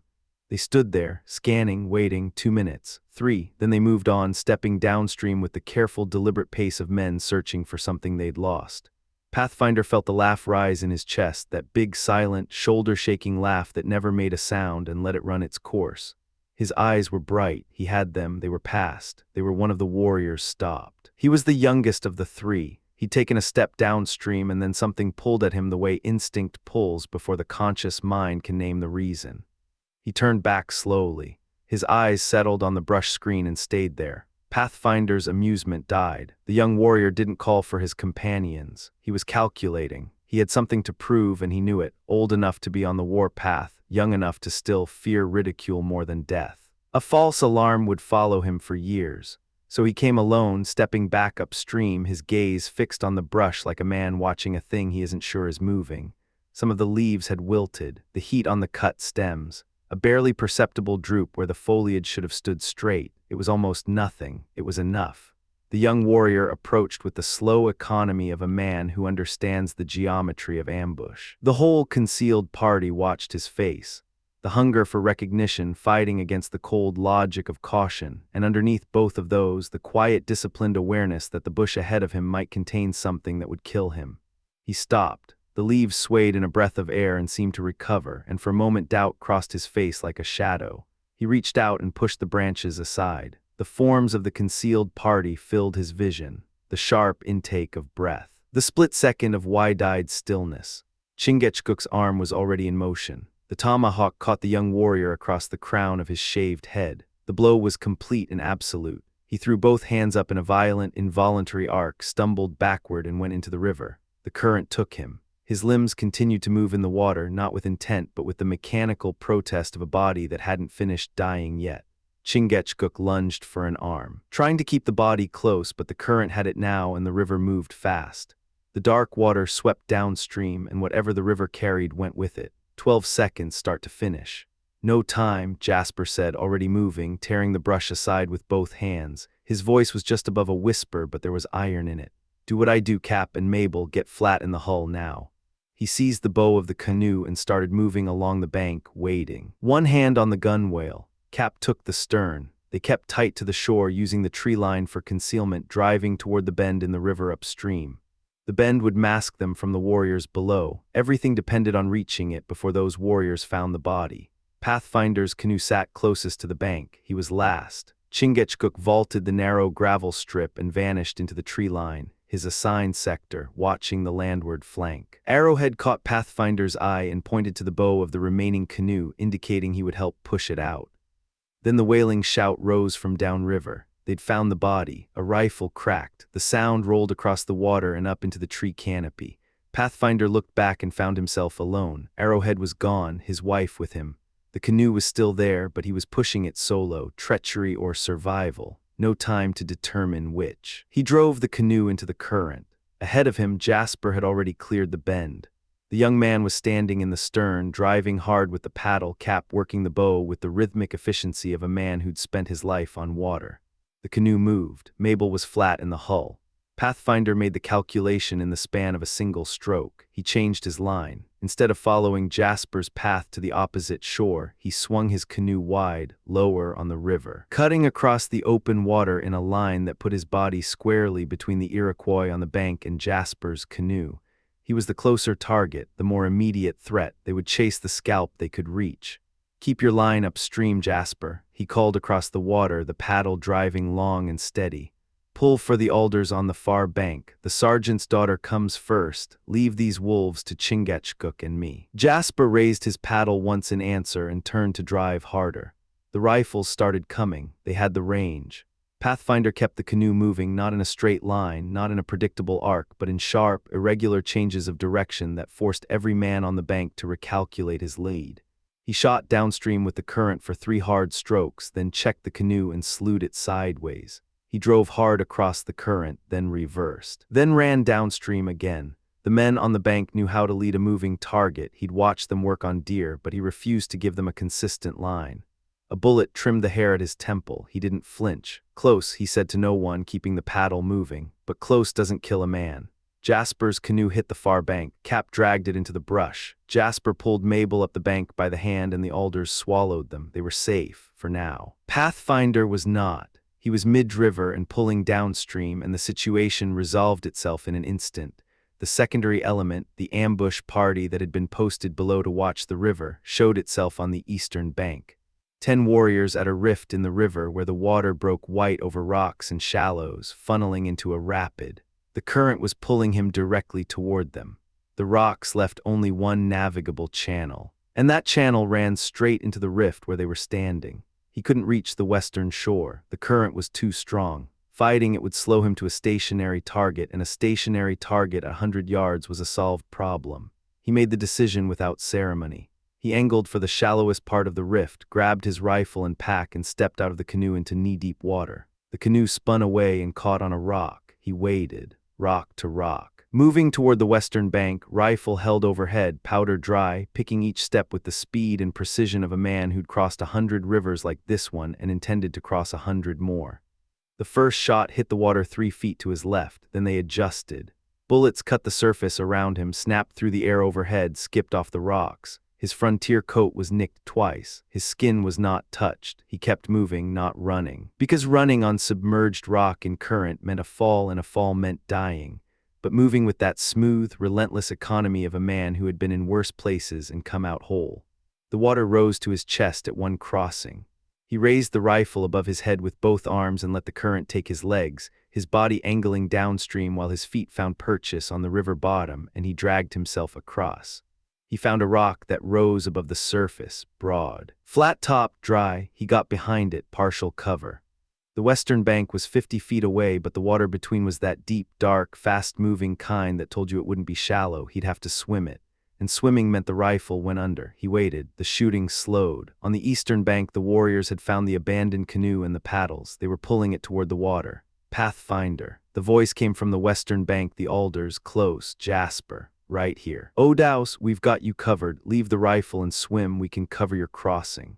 Pathfinder ran his thumb along the stock of the rifle. A frontier man doesn't abandon his rifle while he still has powder and shot. I haven't fired a single round today, and I see Arrowhead among those rascals on the bank. I owe him wages, and I intend to pay them. Is Mabel out of the line of fire? She's safe, concealed. Good, then keep her there. He studied the near bank. They're going to try to cross. If they take the canoe below the rift and cross in still water, can you hold them from where you sit?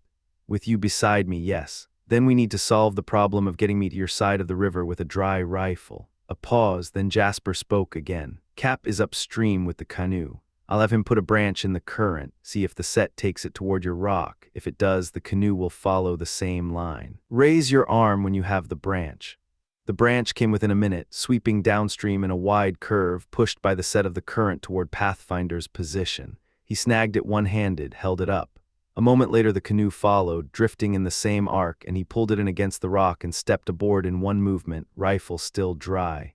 He crossed the remaining 50 feet in steady backward strokes, keeping his face toward the enemy, making no attempt at concealment.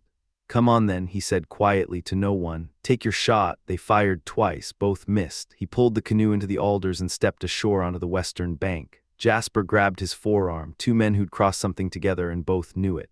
Now we hold the river, Pathfinder said, settling behind his cover, running his eyes across the far bank. There are no other boats between here and the garrison. I know this water. They'll have to use that one canoe, and they'll have to come across in the open. Try crossing in the teeth of two rifles with men who know how to use them. He patted the stock of his weapon with something close to affection. Killdeer does not miss. I'll stand between Mabel and whatever comes across, Jasper said. Pathfinder looked at the younger man for a moment. Something passed across his face, not sentiment exactly, recognition. I know you will, that's why you're here. Movement on the opposite bank. 3 warriors were putting the canoe in the water above the rift, smart, using the calm water upstream to stay off the rapid. 2 men knelt in the hull, rifles at the ready. A third stood in the stern, working the paddle with the clean, efficient strokes of someone who'd grown up on this water. The canoe moved out from shore, crossing the glassy surface above the rift in a long, quiet arc. Do I fire? Jasper's voice was taut. Hold. The canoe came on, hold. The stern paddler drove another long stroke, and the bow began to angle toward the western bank. The rifle cracked from the eastern shore, unexpected from a position back in the tree line. The warrior in the stern leaped, a violent, involuntary upward convulsion, and hit the water, still gripping the paddle. A thin curl of smoke rose from the eastern tree line and dispersed. That's Chingachgook, Pathfinder said, and there was something warm in his voice despite everything. Boulder heart never beat in a Delaware chest, though I'd have preferred he hold that shot a little longer. The canoe, without its guide, swung broadside to the current. The 2 remaining warriors scrambled for the gunwales as the rift grabbed the hull and started to run it. They flattened themselves in the bottom, the only reasonable response, but it bought them nothing. The canoe struck a rock, rolled, and both men went into the water. The rift was shallow and wide. Neither man drowned. They came up sputtering and waded toward the eastern bank, weapons gone to the river bottom, arms raised and empty. Now, Jasper said, rifle up. They're unarmed and waiting, Pathfinder said. He watched them for a moment. No, Jasper looked at him. I don't kill unarmed men, Odaus, not from ambush, not for sport. I've lived long enough in these woods with God for company that I've come to understand something about the cost of a life taken without cause. He watched the 2 warriors gain the eastern bank and collapse, coughing. My rifle is loaded for need, not entertainment. A flicker of movement on the far bank, one of the younger warriors breaking from cover, moving through the undergrowth toward a position where he'd have a sight line on something. On someone, Chingachgook's position. Pathfinder tracked the movement through the trees, reading the angle, the pace, the deliberate way the warrior was moving toward a specific point. Not patrolling, not retreating, hunting. He raised killdeer. The warrior on the far bank was settling into his position, rifle coming up, muzzle elevating toward a target invisible from the western shore, but Pathfinder didn't need to see what the man was aiming at. He knew. He fired. The Iroquois lurched and crashed into the brush, rifle discharging skyward as he went down. Pathfinder lowered the weapon without ceremony and began reloading, hands working the familiar sequence with the unhurried precision of a man who'd done it 10,000 times. "Chingachgook and I have fought together on every bloody piece of water in this country," he said, driving the ball home. The man made a calculation, and it was the wrong one. On the river, the abandoned canoe had lodged against a rock in the center of the rift. The eastern bank had gone quiet, warriors pulling back into cover, regrouping, recalculating. "They'll think twice before they try that crossing again," Jasper said. For a time, Pathfinder settled in behind his cover and watched the far bank with patient, unhurried eyes. "We hold them till dark, then we move." Movement in the water upstream, something crossing toward them from the eastern bank, a floating mass of brush, barely distinguishable from river debris. Moving with the current but angling deliberately toward the western shore. Both men watched it. "Animal," Jasper said. "No," the mass came closer. The angle was too deliberate, too consistent against the drift. "Man," Pathfinder said, pushing a float in front of him. "Watch the paint when he clears the shallows." The figure rose from the water 20 feet from the western bank, brush lashed to his head, powder horn and rifle secured to a float of lashed wood. The whole arrangement simple and brutally effective. He shook himself off like a dog climbing out of a creek. The war paint told the story before the face did. "Chingachgook," Pathfinder said, and the relief in his voice was the only soft thing he'd allowed himself all day. The Delaware chief stepped ashore and said one word. "Hugh." Pathfinder gripped the man's forearm hard, and Chingachgook returned the grip, and that was all that needed saying. Two men who had bled beside each other on a dozen rivers in a dozen fights on ground most men in the settlements couldn't find on a map. The kind of trust that doesn't require words because the words have already been paid for a long time ago in harder currency than either man cared to count. "Still in one piece," Pathfinder said. "Good." He turned back to watch the eastern bank. The river moved on. It didn't care. It never did.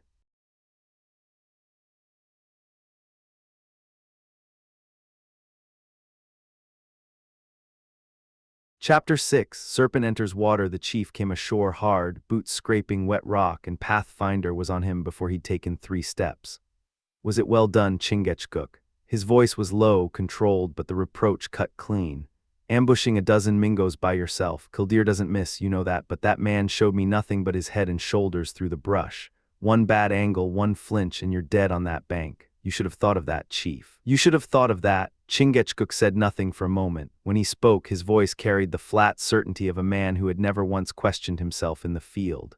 "The great serpent is a Mohican warrior. On the warpath he sees only his enemies. His fathers struck the Mingos from cover since before the rivers had names. I know your ways, I respect them. No man will hear me fault a warrior for following his nature." Pathfinder dropped his voice further, scanning the tree line from habit. "But a warrior needs judgment as much as courage. If those Iroquois hadn't been busy watching their friends drown in that current, they'd have run your trail straight to the ground. You understand me?" Before Jasper could respond, the young man grabbed Pathfinder's arm. "What's he doing?" Chingachgook had broken away without a word and walked to the water's edge with the quiet, deliberate purpose of a man who had already made his decision. "He's not going back across," Jasper said. "It wasn't quite a question. Not for anything he forgot, no." Pathfinder watched his friend without alarm. He drew Jasper aside by the elbow, speaking low and fast as the splash of the Delaware's entry reached them. "Listen to me, lad. Chingachgook is not a white man. He doesn't pretend to be, and he doesn't want to be. He lives by his own code, same as any man worth knowing. A king's soldier drinks and curses, and there's no stopping him. It's his nature. A gentleman wants his comforts, a lady her finery. You don't argue with what a man is, and an Indian's nature runs deeper than any of that. It was put there for reasons we don't have the wisdom to question. What's he after?" Jasper's eyes tracked the dark surface of the river. "He's swimming toward that body on the rock." "Honor," Pathfinder said simply. "Same reason fine gentlemen sail an ocean from places where they want for nothing, come out here and get themselves killed fighting the French. Men do what their blood tells them is right." Jasper watched for another moment, then he understood. The scalp, it's his right, let him have it. Pathfinder's voice held no judgment. We're white men, we don't touch the dead that way, but in his world that is the measure of a man in battle. I've known white officers, decorated men, men of reputation and rank, who did things in the name of honor that made no more sense than this and cost a great deal more blood. A young captain of the 60th threw his life away trying to drag a cannon out from under French guns in the last action. Thought it was the honorable thing. I watched a young ensign wrap himself in his colors and lie down in his own blood, thinking he was dying on something noble. At least with Chingachgook, I understand the logic of it. I understand a flag, Jasper said quietly. Then you understand this, those are his colors. Pathfinder paused. When he continued, something had shifted in his voice. Quieter, older, he'll keep them for his children, show them what their father did in. He stopped, shook his head slowly. Osmi, there are no children, no sons, no daughters, no one left of that bloodline to carry the story forward. He is the last of his people, Jasper, the last of the Mohicans. He fights for nation that no longer exists, and still he stands true to everything he was taught to be. He let the weight of that sit. You have to respect that, whatever you think of the deed itself. Then the Iroquois opened up from across the river. The war cries came first, a sound that had no equivalent in anything civilized, something that bypassed the thinking mind and hit the spine directly. Then the rifles. A dozen muzzles spat flame from the far bank. The reports overlapping, and a handful of warriors waded into the current, some pushing 40 feet out into the churning white water, screaming, working themselves toward frenzy. Chingachgook didn't flinch. He completed his task with the precision of a man who had done it many times before. Then he raised the trophy, turned to face the opposite shore, and let out the war whoop. The sound rolled through the forest canopy and down the river corridor like something alive. It bounced off water and wood and came back from 3 directions at once. Mabel pressed herself against the rock face behind her, hands over her ears, eyes shut. Cap had taken 2 full steps toward the tree line before he caught himself. Jasper clapped both hands to his ears. God above, their music, Pathfinder said. He hadn't moved, his voice was conversational. Drum and fife, bugle call, every fighting man has something that lights the fire in him. That sound would have turned my stomach when I was young. Now it's no different to me than a whippoorwill. He watched the far shore with steady eyes. A man who loses his nerve from noise alone didn't have much nerve to begin with. Sound and fury is for scaring women and children and men who have never walked a dark tree line wondering what's waiting on the other side. Chingachgook came out of the water, trophy at his belt, and moved past them into the brush without ceremony. One glance at his companions, flat, unreadable, satisfied, and then the deed was done and already behind him. Jasper turned away. Jasper, Pathfinder's voice brought him back around. Go get Cap, tell him to join us here. We've got very little time to make a decision and no time at all to make the wrong one. The light was dying fast. The 4 of them crouched near the waterline, screened by brush, watching the far shore through the thinning gray of late dusk. The sun was already below the horizon. Full dark was coming and coming quickly.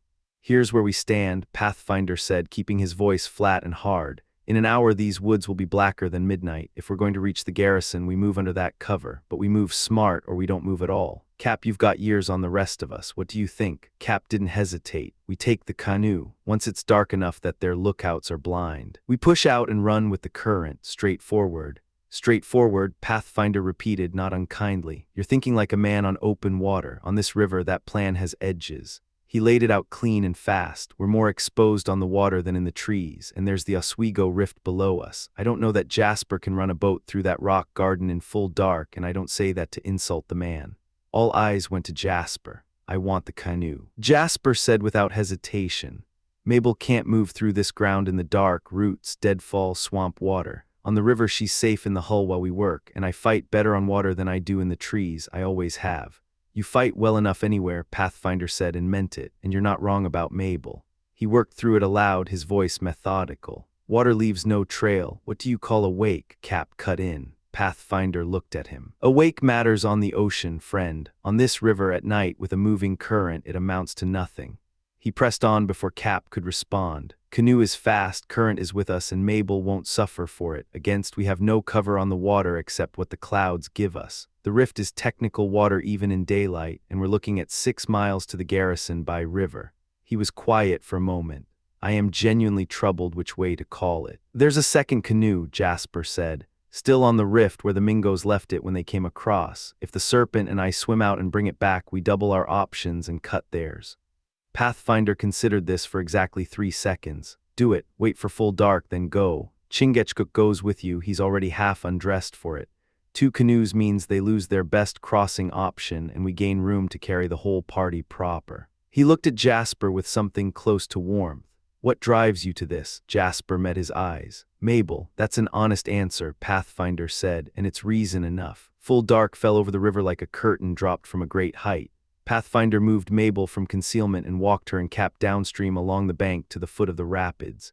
The remaining canoe went on his shoulder, quiet over the rocks, set down without sound against the bank. Mabel took her seat. Cap settled in beside her. Pathfinder stood in the stern, one hand gripping a shoreside branch, holding them steady against the current's pull, and waited.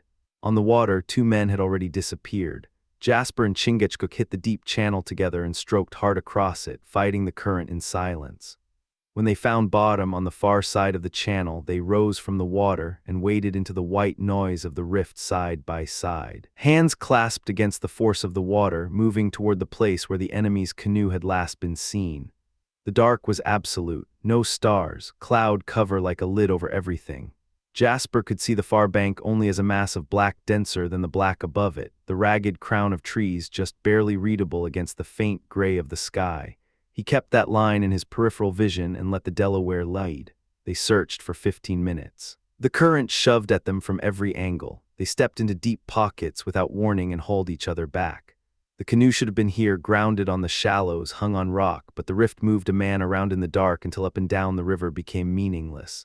Chingachgook stopped. Jasper almost walked into him. Then he saw it too, a figure, in the water, not 5 feet away, moving in the same water on the same errand, not one of theirs. The Delaware's mouth came to Jasper's ear. Mingo, a single word barely above the sound of the river. The serpent will handle this. Jasper pulled back 2 steps and kept still. Chingachgook moved toward the shape. The figure materialized again out of the dark, closer now, moving toward them with the blunt confidence of a man among friends. The canoe is found, the Iroquois said in his own tongue, but I have no help. Come, we lift it off the rock. Light. Chingachgook answered in the same dialect, his voice level, unconcerned. We follow. The Iroquois turned without hesitation and moved deeper into the rift, the Delaware and the young sailor 1 step behind him in the dark, the sound of the rushing water covering everything. They found the canoe. The Iroquois took the bow. Chingachgook positioned himself at the center. Jasper moved to the stern without a word, Cap already stripped off and dropped in the hull, head down, keeping his pale face out of any angle of view. The last thing they needed was the enemy's eyes finding a white man where no white man should be. 1 word from the bow. Lift. They raised the canoe clear of the rock, tilted it, let the water pour out, and set it on the surface. All 3 held the hull against the current. Then the Delaware felt the weight of numbers shift around him in the water. 4 more coming in from the rift, moving with purpose. Laying hands on the canoe with the certainty of men on a planned errand. Chingachgook said nothing. He stood in the river surrounded by enemies with his tomahawk at his belt and let none of it show on his face. Brief, clipped exclamations passed between the Iroquois, satisfaction, recognition, the words of men who believed the situation was resolved. A chief among the new arrivals took charge without ceremony. He spoke, and the others obeyed. And the whole mass of them began moving toward the eastern bank, dragging the canoe with them, dragging the Delaware and Jasper with it. Chingachgook raised the tomahawk once, held it there, let it drop. The risk was wrong. A body in the water would tell them everything they needed to know. He absorbed the decision and moved with the current and waited. They reached the edge of the deep channel where wading gave out. The chief spoke again, instructions, direct and efficient. 4 warriors would swim across, recover weapons and powder, prepare to embark. 2 would take the canoe across. The 4 peeled off into the dark water, arms churning, heading east. Jasper stripped his cap from the hull and let himself breathe 1 controlled breath. 3 men on the canoe now, the Iroquois at the bow, the Delaware at center, himself at the stern. His knife was in his hand. If it came to it, he'd open the hull from end to end and put the boat on the bottom before he'd let it deliver armed men to the eastern bank. They pushed off. The channel grabbed the canoe and drove it hard downstream. The Iroquois at the bow felt the drag and pulled harder, felt it again. The boat wasn't crossing. He pulled harder still, and behind him the 2 men he believed were his brothers in arms were swimming against him with everything they had, keeping the hull in the channel. Letting the current work, walking the canoe downstream by degrees and by inches until the rift was behind them and the water went still at its foot. The Iroquois looked back. Something in the dark resolved itself. The outline of Jasper's head, the shape of the Delaware, wrong, all wrong. He didn't hesitate. He came up out of the water and got both hands on Chingachgook's throat. They went under together. They came back up locked tight, neither man making a sound that wasn't forced out of them by the effort. Two warriors, each worth 10 ordinary men, fighting in black water in the dark, with no ground beneath them and no rules between them. The river didn't care. It ran past them without concern. The canoe spun free. Jasper caught the hull, righted it, got a hand on the gunwale. Every instinct he had screamed to go back. He looked at the water and heard the sound of the fight, heavy and close and desperate, and he looked at the dark western bank. He thought of Mabel. He drove hard for the western shore. He found them quickly in the dark, Pathfinder's hand on his arm before he'd spoken a word. Jasper gave it to them short and fast. The Iroquois, the bluff in the water, the chief's command, the swim, the fight, then silence. All of them leaned toward the river as if they could pull information out of it by wanting it badly enough. The water gave them nothing. It roared and ran and kept its own counsel. The far bank was dead quiet. The enemy understood the value of silence. Pathfinder picked up a paddle. His voice was steady, but it carried something heavier than usual underneath the words. "Take this, follow me with the second canoe. We can't stay here. The serpent," Jasper said, "is in God's hands. Same place the rest of us are if we're being honest about it." He looked at the young man without flinching.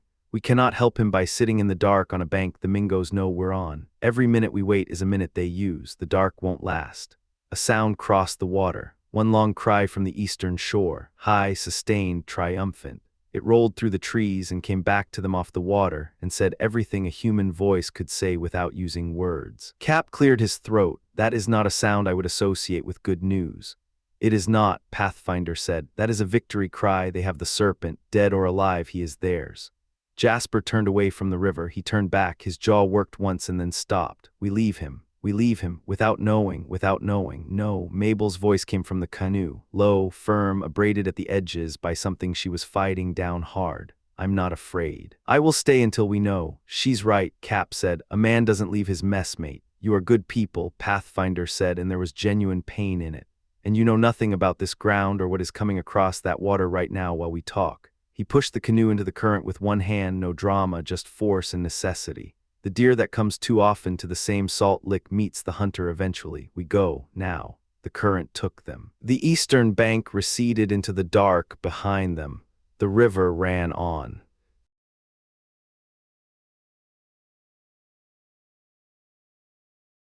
Chapter 7. Drifting through darkness, the current grabbed the canoe and pulled it into the dark. Mabel Dunham felt it in her chest first, that cold, specific tightening that had nothing to do with fear and everything to do with being alive. The river was black and fast, and the overhanging tree line swallowed what little light the sky offered. She pressed her fingers into the gunwale and breathed. Jasper held the two canoes together with one hand, his voice barely above a breath when he spoke. "You all right? You trust us? I'm a soldier's daughter." She kept her voice flat, controlled. "Don't worry about me. I mean it. Every man in these boats, your uncle Pathfinder, the Delaware if he's still breathing, we die before we let anything happen to you." She believed him, didn't say so. Her fingers trailed in the black water. "The girls got the right of it," Pathfinder murmured from the other canoe, his voice so low it was nearly lost in the sound of the current. "Thomas Dunham's daughter. I've scouted beside your father in worse country than this, darker nights than this. I was next to him when he took that ball in the shoulder. We pulled him across a river to save his scalp. Didn't think we'd make it. We made it. He wrote to me about that." Mabel's voice held steady, though her lip didn't. "I've read every letter. There is nothing you could ask of me that I wouldn't do for the man who kept him alive." A silence settled over the water. The paddles moved barely at all, just enough to hold position and direction, each stroke placed with the care of a man threading a needle in the dark. The wrong sound here meant Iroquois knives. Every man aboard knew it. "You've been keeping to yourself on those things," Jasper said quietly to Pathfinder. "About the sergeant, about his past. He's talked to me like a father talks to a son, told me about his young days. About how he met the girl's mother, all the trouble and patience of it, told me how it ended too soon. She didn't have long to repay him," Mabel said. Her voice was steady, her jaw was tight. "He told me that as well, kept nothing back. We've spent enough nights on the trail together that a man runs out of things to hide." Jasper's voice came with something rougher in it now, something he was trying to push past. "Maybe one day he'll want you for a son in truth." Pathfinder was quiet for a moment. When he spoke, there was no self-pity in it and no false modesty either. A man who lives in the deep woods among enemies starts to lose the feeling of his own kind. That's just the truth of it. I've sat in garrison churches and tried to pray the way soldiers pray, by rote, by posture, by the numbers. Never felt much there. He paused. The canoe drifted. Around them the forest spoke in its own language, the creak of a dead branch. The pull of water around a half-submerged stone, the high, cold sigh of wind through 10,000 trees. But out here, face to face with it, no doctrine between you and what made all this. That's where the feeling is. The woods are the only temple I've ever believed in. Cap shifted his weight forward. I'll stand behind that. Seamen are the same. Stand a watch under the equator with nothing around you but open water and the fires of heaven overhead, and you'll settle your accounts with your conscience whether you want to or not. He paused. The sea makes honest men.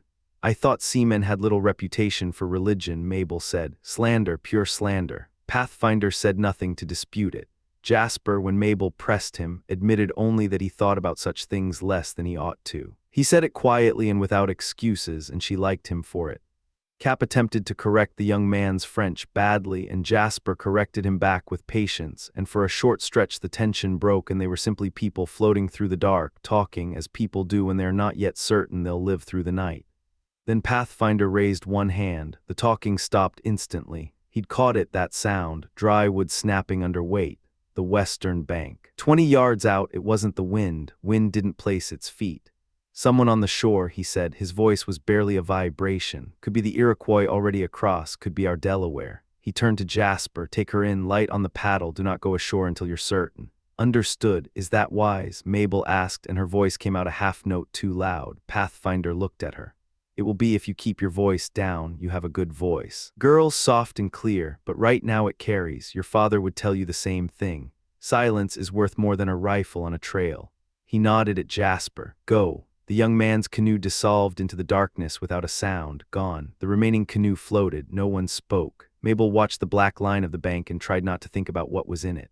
Pathfinder sat absolutely still, eyes moving slowly across the shoreline, ears doing the real work. Cap sat with his hands on his knees and said nothing, which was the most useful thing he'd done all night. 10 minutes, maybe more. The current pulled them south. Then voices, faint, indistinct, and beneath them that sound again, branches, footsteps. Might be imagining it, Pathfinder said more to himself than anyone. But those tones, what are they? Cap asked. The dead walking. The dead don't walk out here. When a man dies in these woods, he's done. That's a mercy. He paused. I think that's the Delaware. Mabel saw it first, a dark shape on the water, low and fast, angling toward them. The canoes came together, and in the bow of Jasper's boat sat a second man, lean, motionless, his face expressionless in the way that meant he had already done whatever needed doing and had moved past it. Chingachgook. Pathfinder's voice broke, just slightly, just for a moment, when he spoke to him. It was the only crack in the man's composure that Mabel had ever witnessed. Brother, he spoke in Delaware. My heart is glad. I thought that was the last of us. The Delaware's answer was short. The Mingos were disorganized. 3 of their number were dead. The warrior from the river was dead. Chingachgook had gone in among the Iroquois in the dark, moving through their camp using a dead man's name when challenged, listening to their talk, counting their rifles. He knew why they were out here. They had come specifically for Mabel, for her uncle. Arrowhead had sold them, betrayed the party before the journey had even begun, though whatever he'd been promised had not yet been paid. Pathfinder translated what was necessary. He kept the rest to himself. They'll be waiting at the rift, he said in English. Both banks. They'll expect us to land rather than run it in the dark. That expectation is what we use against them. He looked at Mabel. I'd considered taking you ashore myself, finding the garrison by the back trails. But the woods at night, if I lose my way, we lose a night's sleep and nothing worse. If Jasper loses the channel in the rift, we lose you.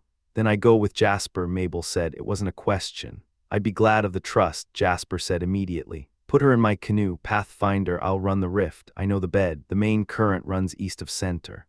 I know where it runs, lad. And so does your eye, better than mine in moving water. I won't argue a man's gifts. He looked at the girl. He'll get you through.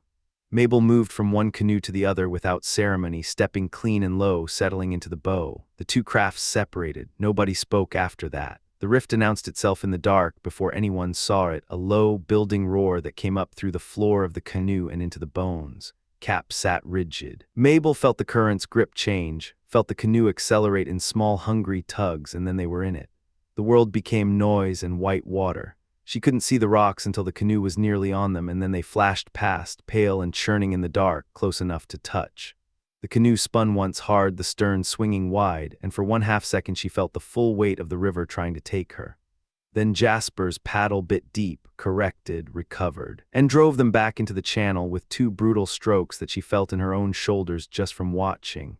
Then silence, deep water, the roar falling away behind them. "It's done," Jasper said. He was breathing hard, but his voice was steady. "You'll see your father tonight, I promise you that." Mabel pressed her hand flat against the hull of the canoe and let out a breath she had been holding since the rapids took them. The other canoe was empty, overturned, drifting past them on the current. Jasper didn't wait. He was already sweeping the water with his paddle, and within minutes he had Cap by the collar, hauling the old sailor over the gunwale, sputtering and furious, the man having chosen the river over the possibility of Iroquois on the bank. He came aboard like a wet dog and said nothing worth remembering. Of Pathfinder there was no sign, nor did anyone truly worry. A man who had lived 40 years in these woods would not drown in a shallow rift when a shore was 12 feet away. He would wade out, check his rifle, and find his own way. That was simply who he was. The lake announced itself as a sound before it became a sight, a low, rhythmic breathing, surf on a gravel beach, as steady and indifferent as time itself. Jasper brought the canoe in on a curving spit of land and ran it up onto the gravel without a sound. What followed was fast and fractured: sentinels, a challenge, a gate, torchlight after hours of absolute dark. Mabel moved through it in a kind of daze, and then a door opened and a man was there, and her legs nearly failed her, because he was real and he was standing and he was reaching for her, and he was her father. She went into his arms like she was 8 years old again.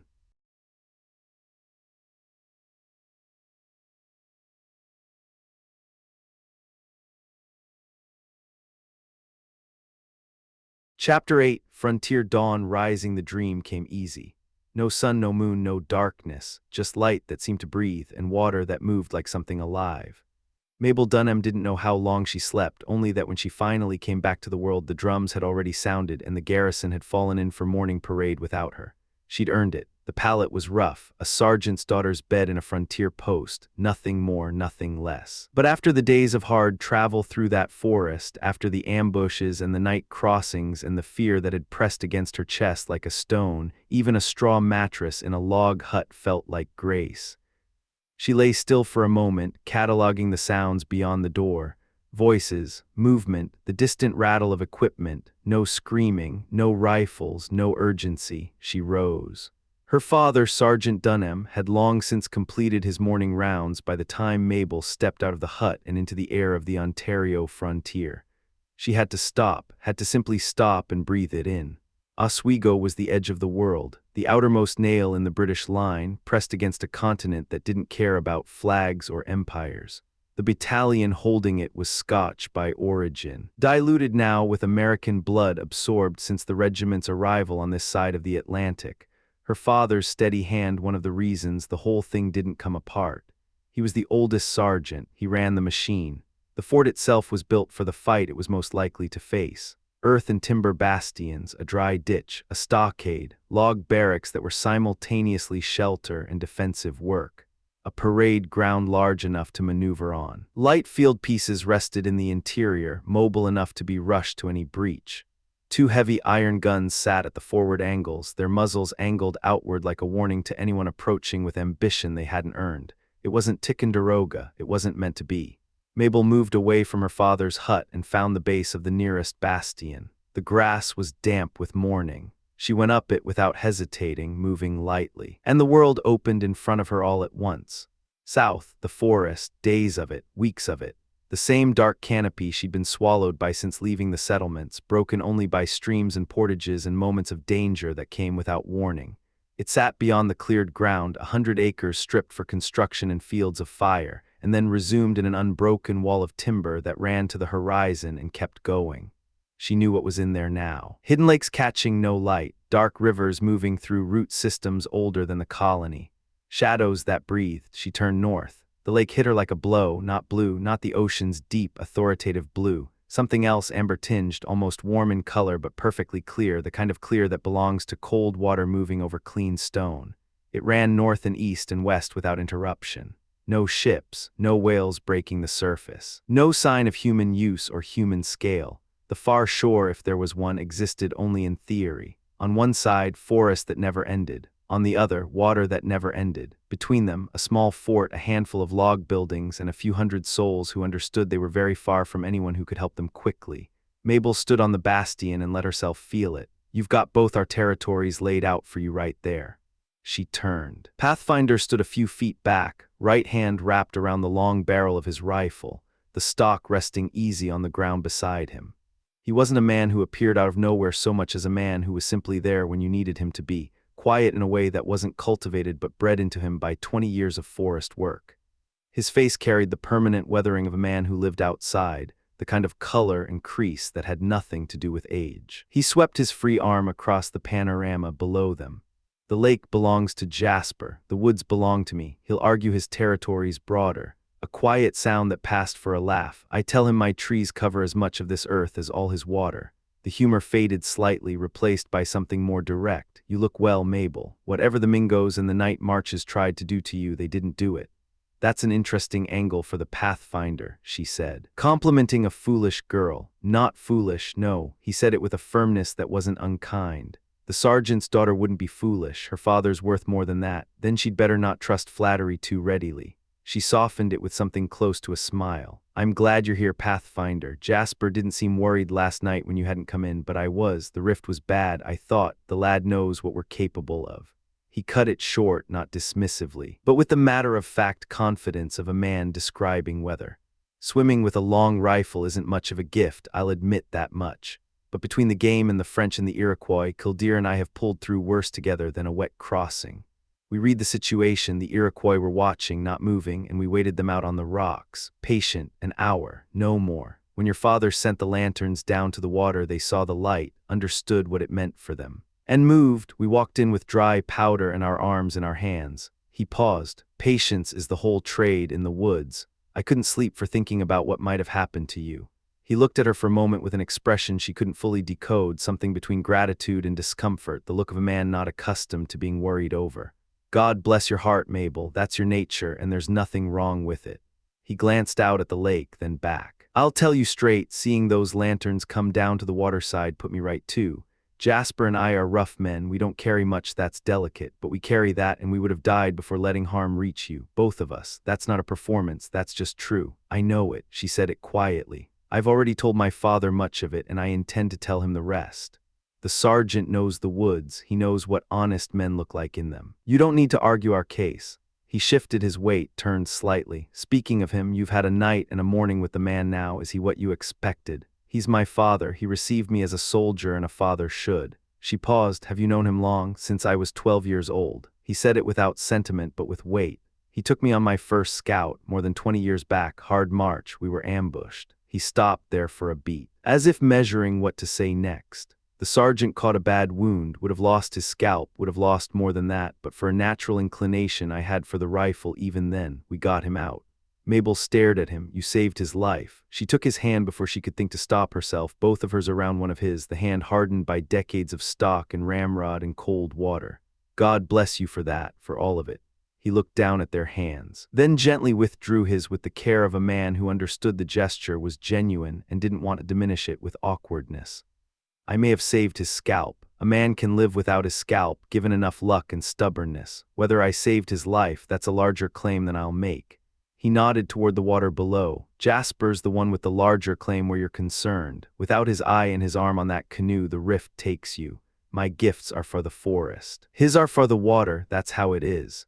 He looked down toward the cove. He's down there now, looking after his boat. To my eye, and I know something about judging men, there isn't a more capable young man on this frontier than Jasper Western. Mabel followed his gaze and saw the foreground of the scene she'd been reading from the high ground. The Oswego River pushed dark water into the lake between two elevated banks. The eastern bank reached farther, overhung the water with more authority. The fort sat on the western side, and below it, tight against the riverbank, stood a row of low log buildings, nothing elegant, just functional structures for receiving and offloading stores between posts on Ontario's shore.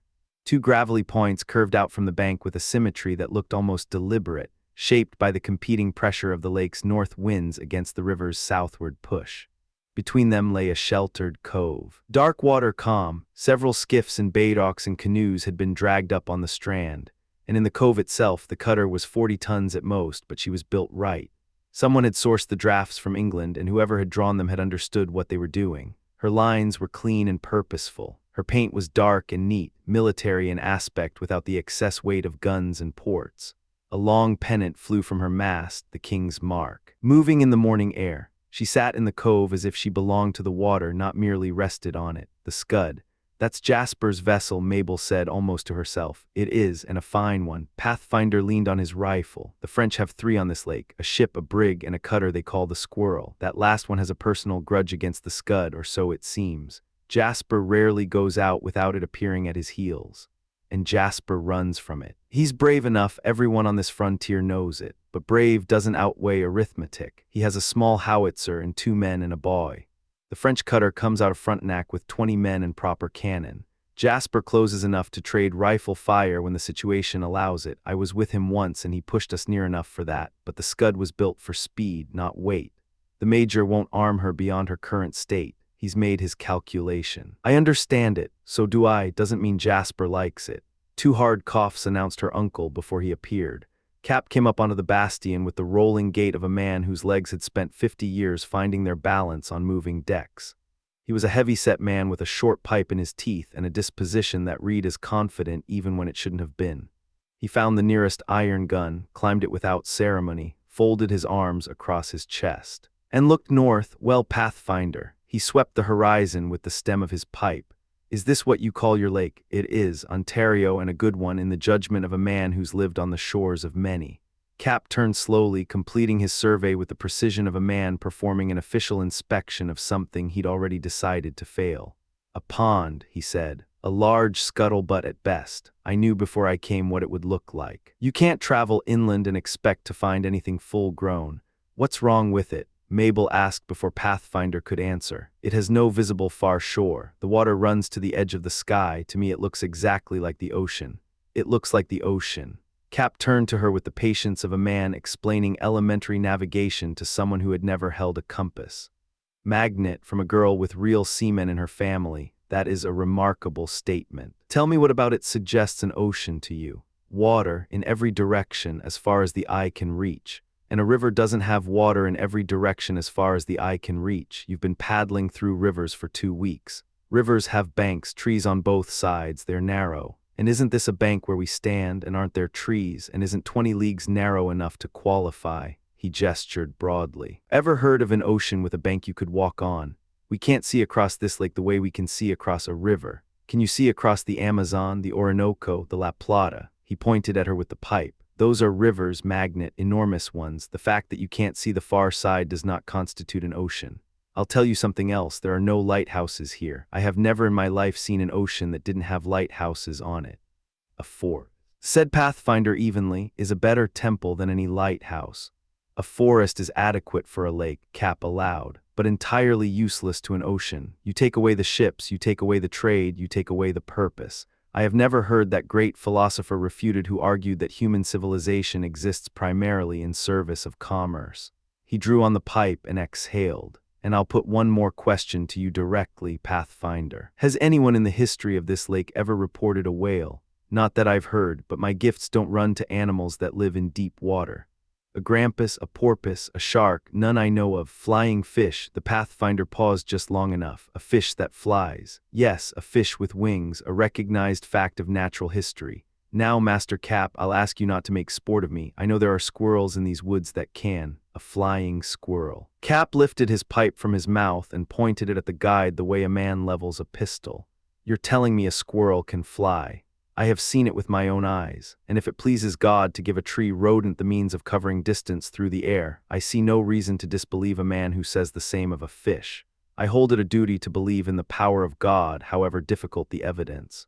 "Then do me the same courtesy," Cap said without missing a beat. "Fish fly, they exit the water to evade predators. There is both the fact and the mechanism. Will you accept it?" A pause. "Given your testimony, yes. How far do they fly?" "Not as far as your pigeons, perhaps. Far enough to establish sea room."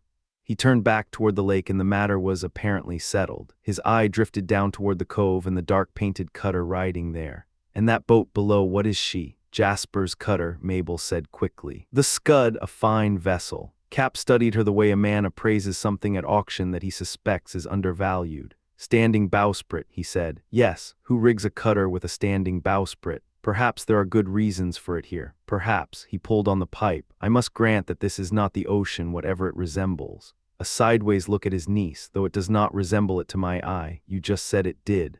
I said it did to your eye. Not mine. I could be set down in the middle of this lake on the darkest night imaginable in the smallest canoe, and I would know immediately it was not the Atlantic.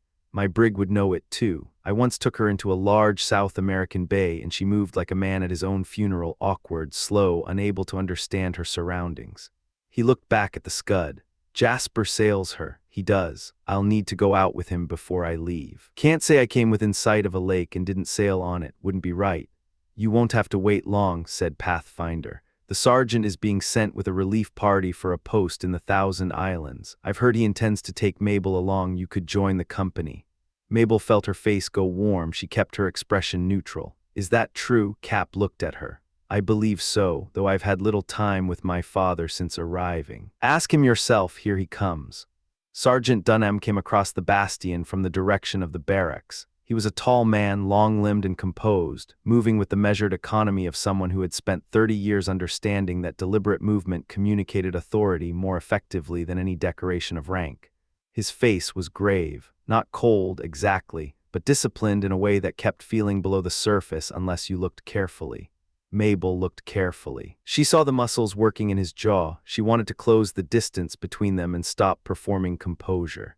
She didn't. Even Cap, who had strong opinions about the limitations of land-bound men, straightened slightly when Dunham arrived. Good morning, Brother Cap. The sergeant's salute was clean and automatic. I've been caught up in my duties. You and Mabel have had to manage without me. We have time now. His eyes moved to his daughter, and for just a moment something moved behind them. You see the resemblance, I imagine. She has her mother in her. She does, Cap said. With some of your structure about the frame, the Cap family never ran to softness. Dunham let his gaze rest on Mabel a moment longer, and she understood in that moment that everything he was not saying was nonetheless being said. He had missed her in the manner of a man who did not discuss missing people. She understood. Because she was his daughter. The journey was long and difficult, Dunham said, turning toward Cap. We'll see you're comfortable here. How much have you heard about the relief mission? Pathfinder has been generous with the details, Cap said with a look toward the guide that wasn't entirely friendly. Dunham turned to Pathfinder with the expression of a man who has returned to find a door he latched has been opened. Military movements require discretion. I know it, Sergeant. But I didn't see the sense in keeping your own blood in the dark. It'll be known soon enough. Dunham held the look a moment longer than necessary, a silent accounting, then released it. It's true enough. We will shortly embark a relief party for a position on the lake. I intend to take Mabel. I hope you'll come as well, brother, though it's a soldier's errand with a soldier's rations. The transport being that cutter down in the cove, the Scud. Jasper Western commands her. He knows this lake better than any man alive. I've already said I'll come, Cap said, on the condition that it's understood I consider this lake a theoretical exercise rather than actual seamanship. Can't spend time in sight of water without getting on it. It's a professional failing. He glanced at the cutter below, and I want to look at that standing bowsprit up close. You're welcome on the boat, Dunham said. He turned back to the group with the finality of a man closing one matter before opening the next. Pathfinder, I see the Mingos haven't had the benefit of your attention this morning. No, Sergeant, to be honest, and I'll say it plain, it wasn't my gift this morning. He didn't look away when he said it. The 55th's soldiers won't run down Iroquois in that timber. The Iroquois knew it themselves when Jasper reached the garrison last night. They were already gone. The Serpent is out with the patrol. His hatred for those particular men runs deep, and his eyes are close to mine in quality. He'll find them if they're to be found. I thought I'd take a rest and let the young ensign have his chance at the glory. He can write about it to his mother when he gets back. Dunham's expression shifted, not to warmth exactly, but to something adjacent. You've earned the rest. No one here would say otherwise. His eyes moved briefly to Mabel. And I don't imagine my daughter objects to your company this morning rather than the trail.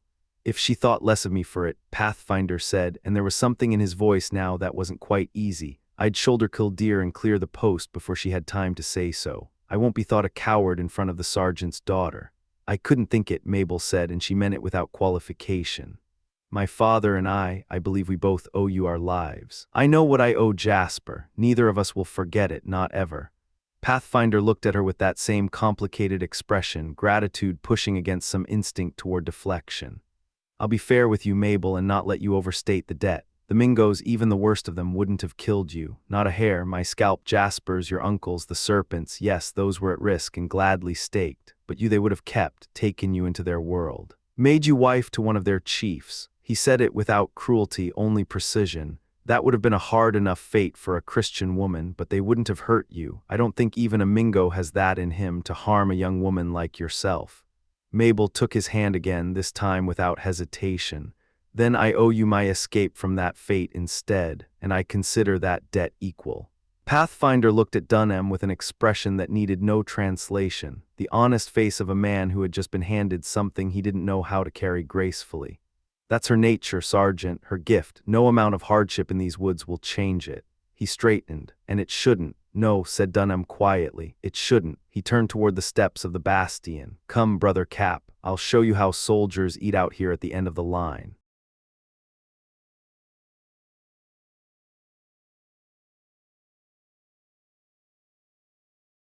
Chapter 9. Wilderness tables spread. The frontier post at Oswego sat at the edge of everything civilized men knew, perched where the forest swallowed the world whole.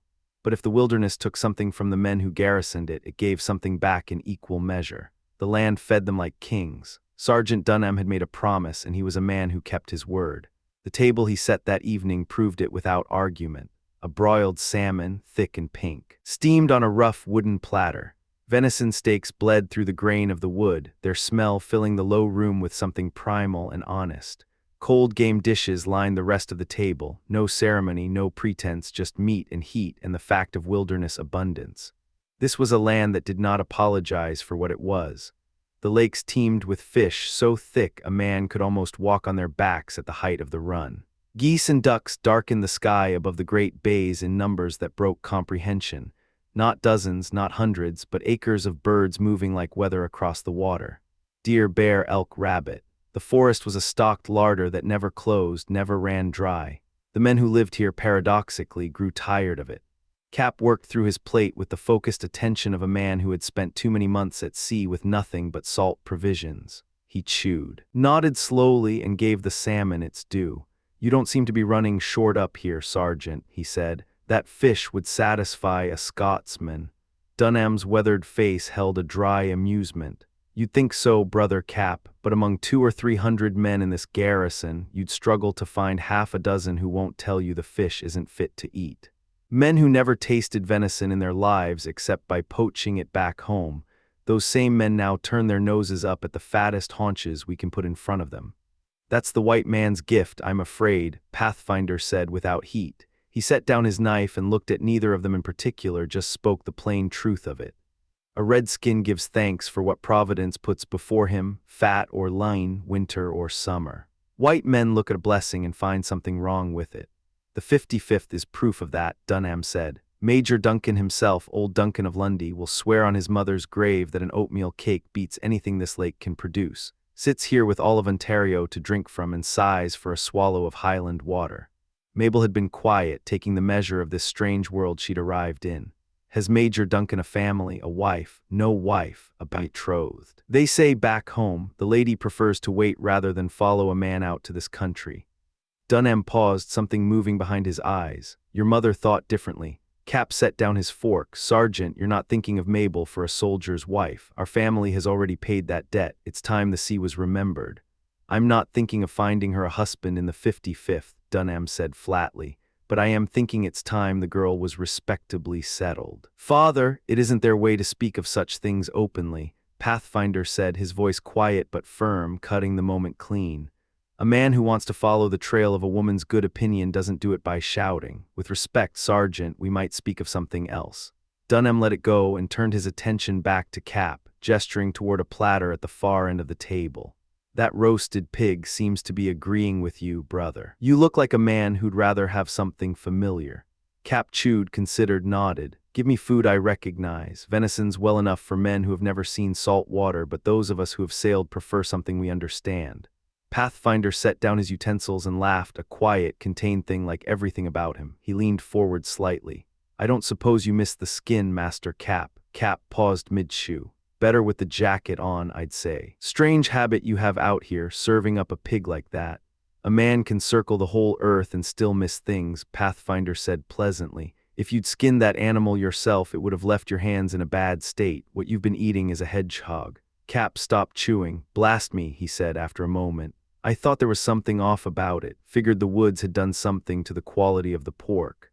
Pathfinder smiled. Mabel pressed her lips together and said nothing. She reached under the table and found her uncle's arm. Uncle, if you've finished, I'd be grateful if you'd walk with me out to the bastion. Neither of us has had a proper look at the lake. Cap understood her. He was a man of the sea, blunt, obstinate, proud of it, but he was not a fool, and he had a sailor's instinct for knowing when to change course. He rose without ceremony, and they left together, leaving Dunham and Pathfinder alone at the table. Dunham watched them go, then turned back to his companion. He reached across and gripped the guide's hand with the easy familiarity of a man who had stood next to him in bad places and lived. Well, my friend, he said, what do you make of her? Pathfinder was quiet for a moment. When he spoke, there was no performance in it.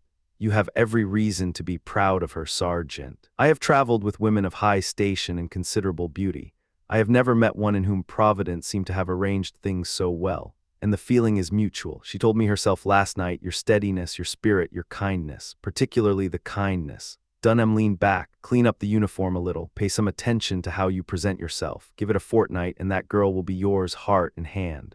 Pathfinder was quiet again. Longer this time. I've forgotten nothing you told me, Sergeant. I brightened up Kildare at first light this morning. She's in as fine a condition as I've ever kept her. Dunham studied him. That's a hunter talking. A soldier wants to see a barrel that catches the sun. Lord Howe thought otherwise. Had his whole regiment darken their barrels, he was considered a capable officer. And his coat of arms hangs in the church at Albany. Make of that what you will. Dunham drummed his fingers once on the table. Did you talk much with Mabel on the water, on the march? There wasn't much opportunity, and when there was, Pathfinder paused, honest about it the way he was honest about everything. I found myself so far beneath her in learning and refinement that I was afraid to speak of much beyond what I know. You're partly right and partly wrong. Women like conversation, even idle conversation, maybe especially idle conversation. I was 22 years younger when I was courting Mabel's mother, and I can tell you that coming down from your dignity a little does no permanent harm. He fixed the guide with a level look, but I begin to think you have misgivings. Several, Pathfinder admitted. I thought we'd settled this matter between us. We settled it assuming Mabel was what you told me she was. She is that and more. It's myself I'm not settled on. He looked at the tabletop. I've guided women through this forest before. Fine women, some of them, but they were always so far above me that I thought of them only as people I was obliged to protect and move safely from one place to another. Mabel is different. We are enough alike that the difference between us weighs on me. I wish I were 10 years younger, Sergeant. I wish I were better to look at. I need you to hear me clearly, Dunham said, and his voice carried the quiet authority of a man accustomed to being obeyed. The girl half loves you already. She told me as much herself last night. I have spent my career reading men, and I am seldom wrong about it. If you doubt your own estimate of yourself, then trust mine. Pathfinder looked up. Something in the expression on his face, careful, almost pained, was the look of a man who wanted very badly to believe something and was afraid of what it would cost him if he did. I'm a plain woodsman, Sergeant. She's fit to be an officer's lady. When she's had time to think on it, when she remembers her church and her friends and the life she knows, will she not wish for better? A better man would be hard to find, Dunham said, simply and without decoration. And the frontier has a way of making the settlements feel smaller than they once did. I've planned this as carefully as I would a march. You are known and respected by every officer in this fort. Even Duncan of Lundy seeks your company. You've stood under fire 30 or 40 times if I count even the small actions, more than that, and you are the finest rifle shot in this entire country. Dunham pressed on. We'll arrange a shooting match in a day or two. Let Mabel see what you can do with Kildare. Is that honest, Sergeant? Everyone already knows what that rifle can do in my hands.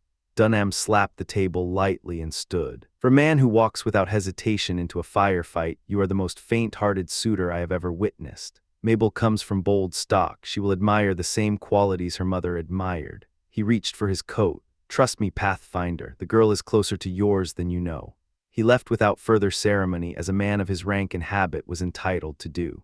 Pathfinder sat alone at the table for a long moment, the remains of the meal in front of him. The sounds of the garrison moving outside. He thought about the girl on the water, the way she had moved through the wilderness without complaint, without theater, without pretense, and he thought about what Dunham had said. He wanted to believe it. He was afraid to. Sergeant Dunham was at his core a practical man who loved his daughter more than he easily admitted, even to himself. Years of command had made him accustomed to issuing orders and having them executed without debate. He knew on some level that a daughter was not a soldier, and that the orders which governed one did not govern the other. But he had watched the Pathfinder for the better part of 2 decades. He knew what that man was. Not the rifle, not the woodcraft, not the near-legendary accuracy with Killdeer, though those things were real enough. It was something harder to name. A quality that made men who spent time around him come back from the wilderness quieter and straighter than when they had left. A sense of justice so clean and unfailing that it operated like instinct, bypassing the ordinary calculations of advantage and self-interest that governed most men's decisions. The guide was without deception, not because deception was beneath him, but because it apparently did not occur to him as an option. He was loyal to a degree that in another man might have seemed simple. In him it was simply the way he was constructed, a structural feature, like the grain in hardwood. Dunham had seen men of education, rank, and reputation fall short of what this unlettered woodsman was by nature. He had watched officers with good families and fine coats fail tests that the Pathfinder passed without effort, without even appearing to notice the test existed. His daughter could do far worse. He did not think she could do better. That was the calculation, and he stood behind it the way he stood behind every order he had ever given, with the full weight of his conviction. And no apology.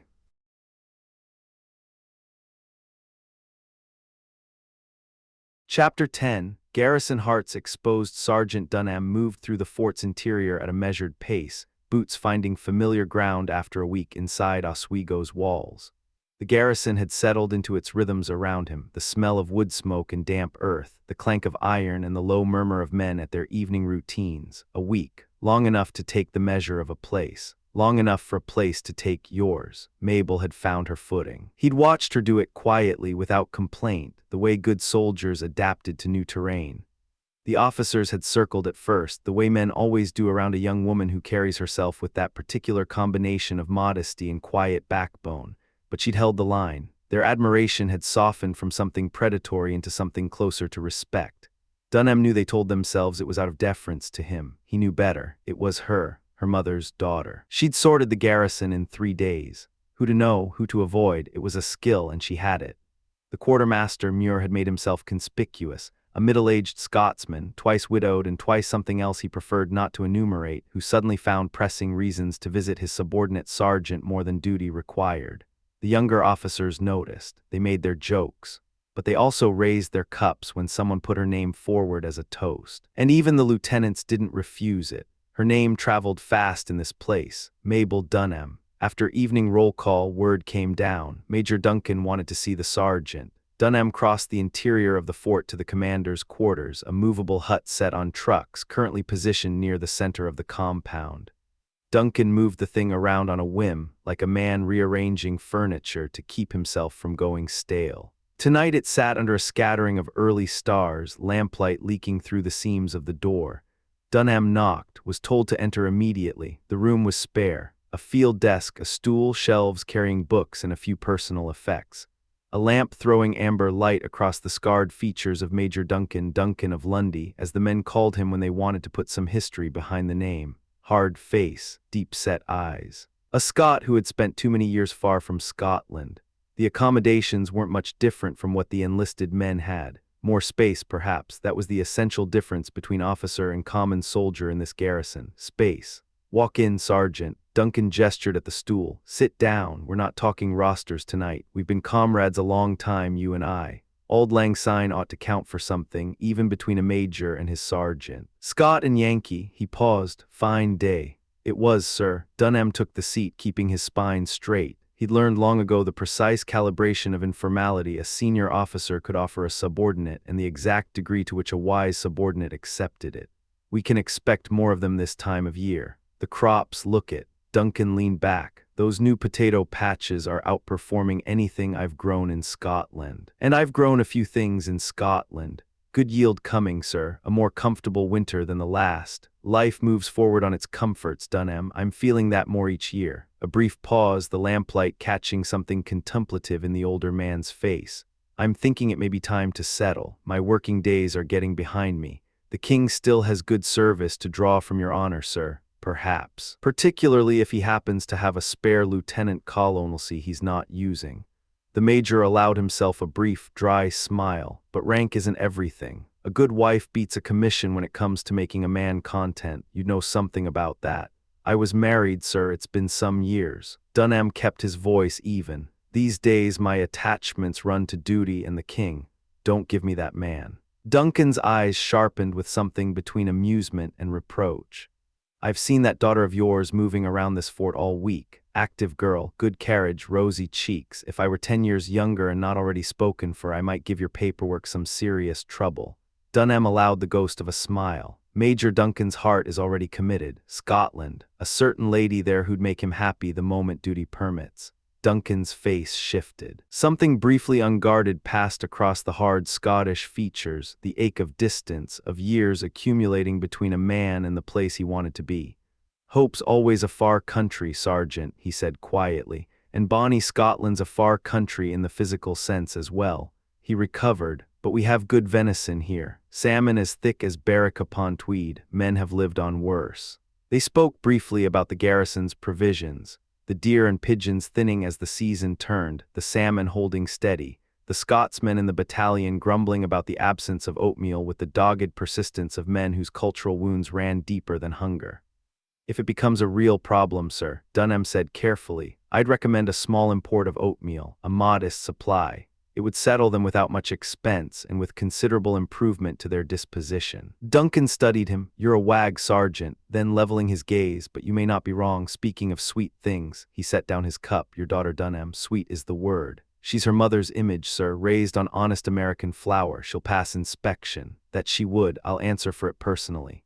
Duncan straightened. Right, let me bring my reserve forward. Davy Muir, the quartermaster, wants to marry her. He had me open the matter on his behalf, being concerned about his dignity. I'll also tell you plainly that half the young officers in this garrison have been toasting her name since the day she arrived.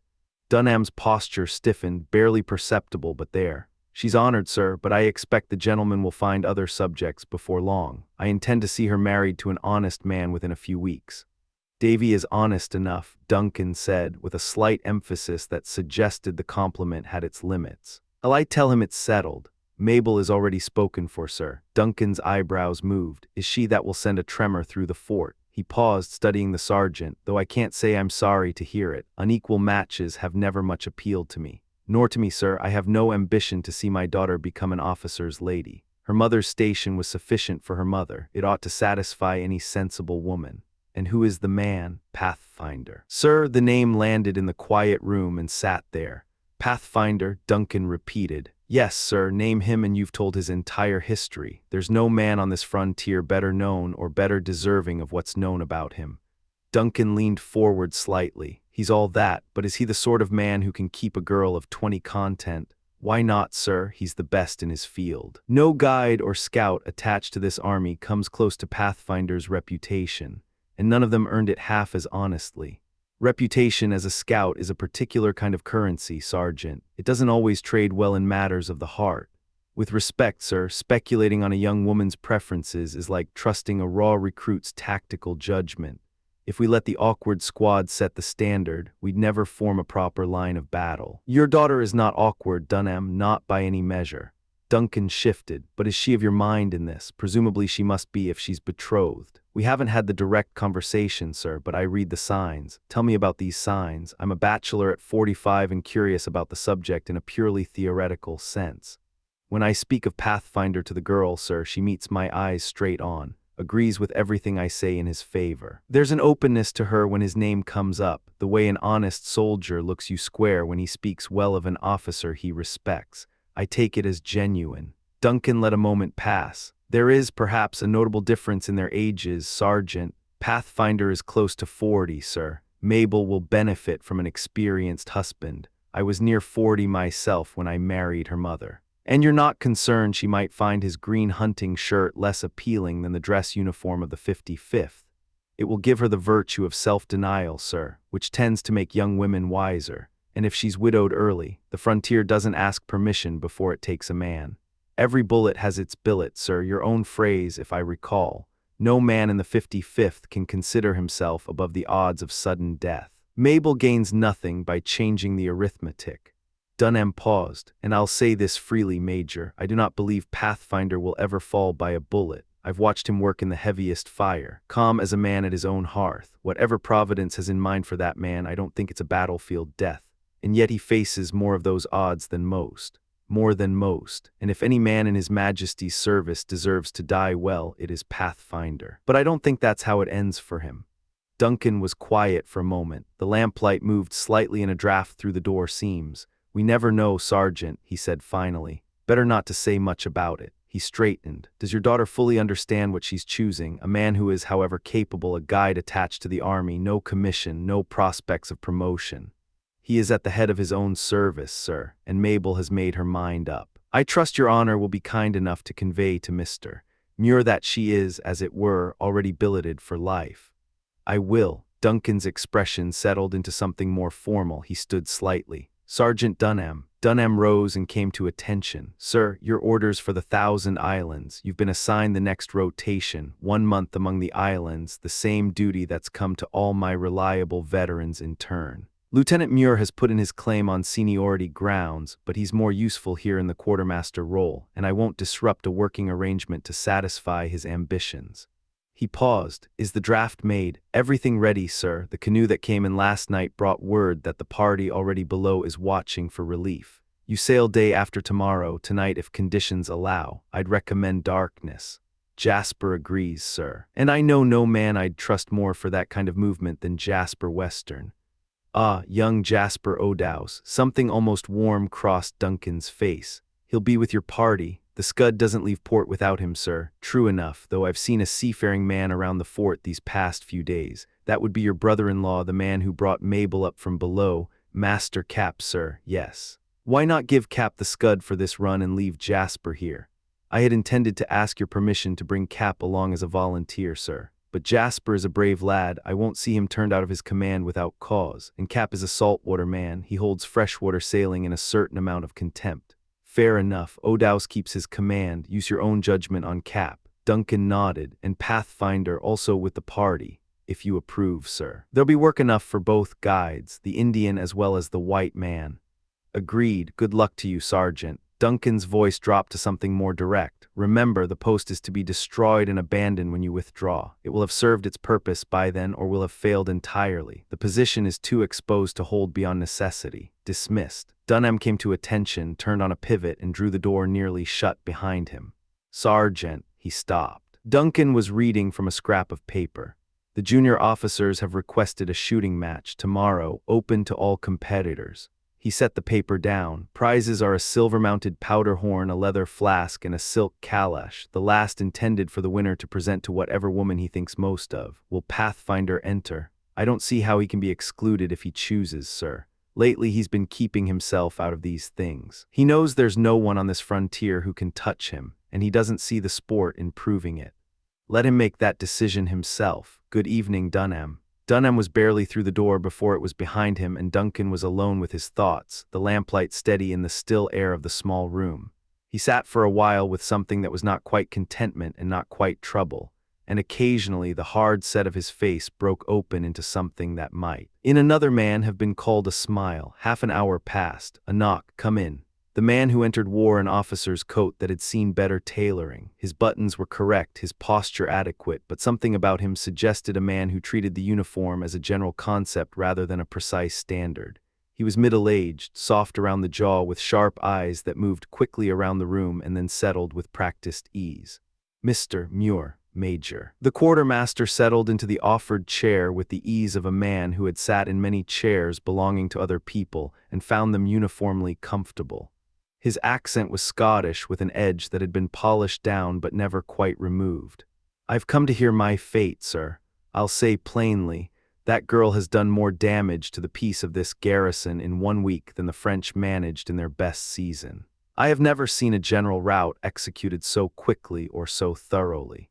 Davy, Duncan's voice carried the amusement of a man who has known another man long enough to be genuinely entertained by his persistence. You're telling me your heart is engaged after 1 week. You'll have your say, Lundy. Muir waved a hand. You always did, and your father before you, even when the enemy was at the wire. There's nothing extraordinary about a man following his nature. The extraordinary part is how often you follow it, including the informal matter in Scotland when you were a boy. You've been to the altar 4 times.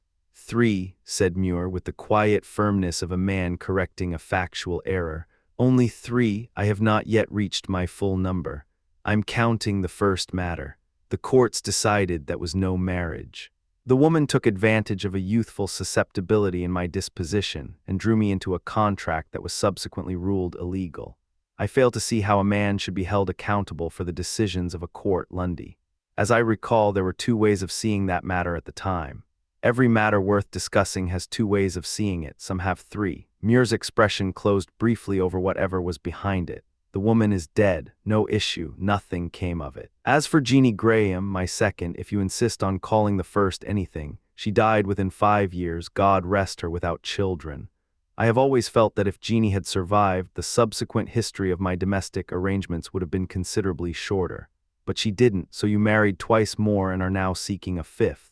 4th, Lundy, and yes, but this Mabel Dunham, something shifted in Muir's expression. Something that was almost genuine. She is something rare. Our Scots girls are fine, but these colonial women are something else entirely. You do well to remember your rank and your years, Davy. All 3 of your previous wives were gentlewomen. The daughter of a non-commissioned officer in your own regiment is a different matter. Have you considered what it does to your standing? That has been my great weakness through life, Major. Muir sounded mournful and entirely unrepentant in equal measure.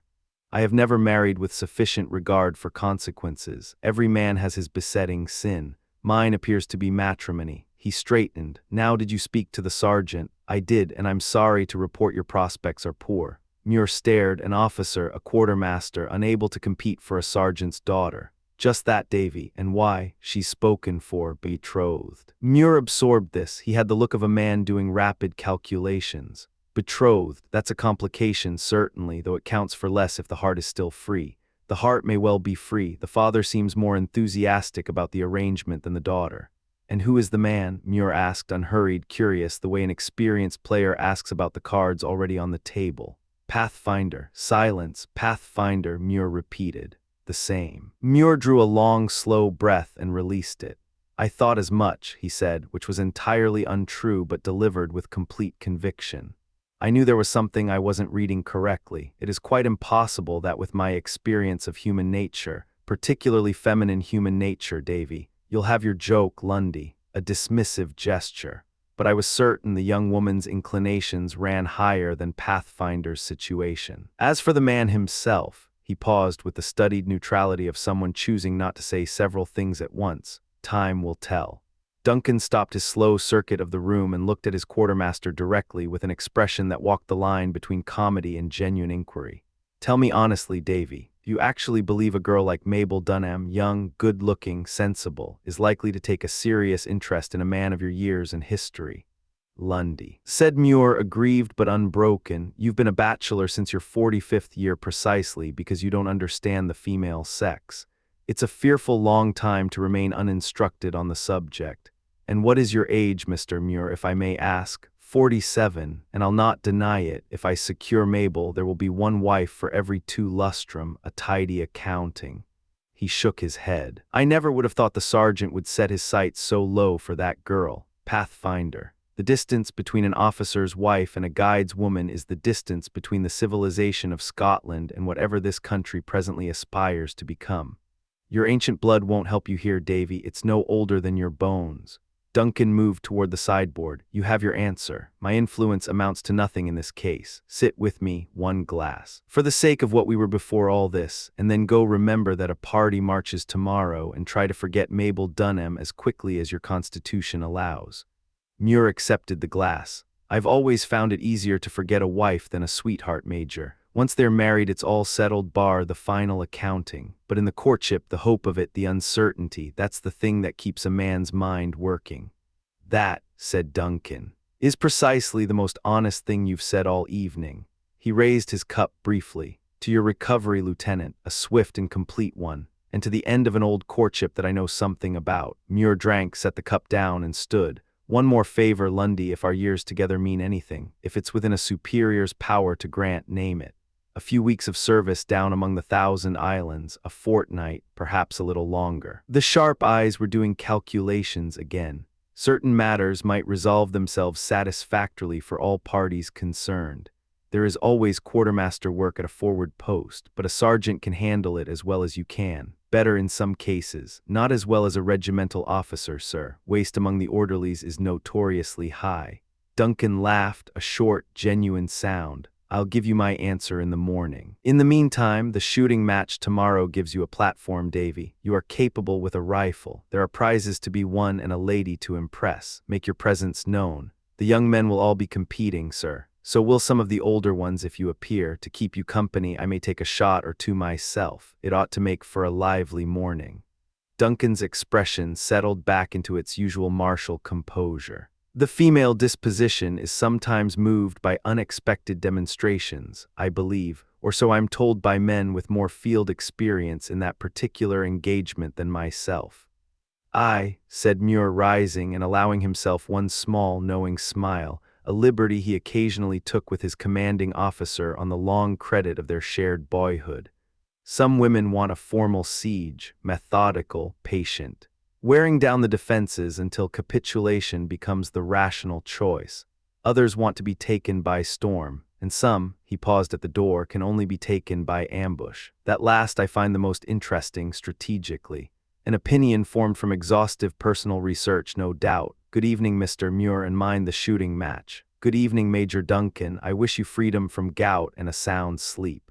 The door closed. Duncan stood alone in the amber light of the lamp, the fort's night sounds filtering in around the edges of the walls. The low call of a sentry, the distant lap of the lake, the creak of timber in the dark. He poured himself a second measure and stood with it for a while, not drinking, thinking about the men and women fate assigned to share a man's particular stretch of time on earth, and how completely different two lives could become, starting from the same hills, the same boyhood, the same father's table. He drank, then he sat down to make the orders for tomorrow.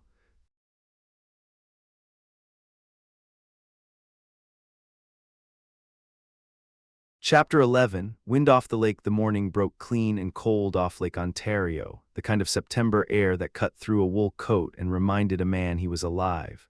The lake stretched north to the horizon, flat and gray as hammered tin.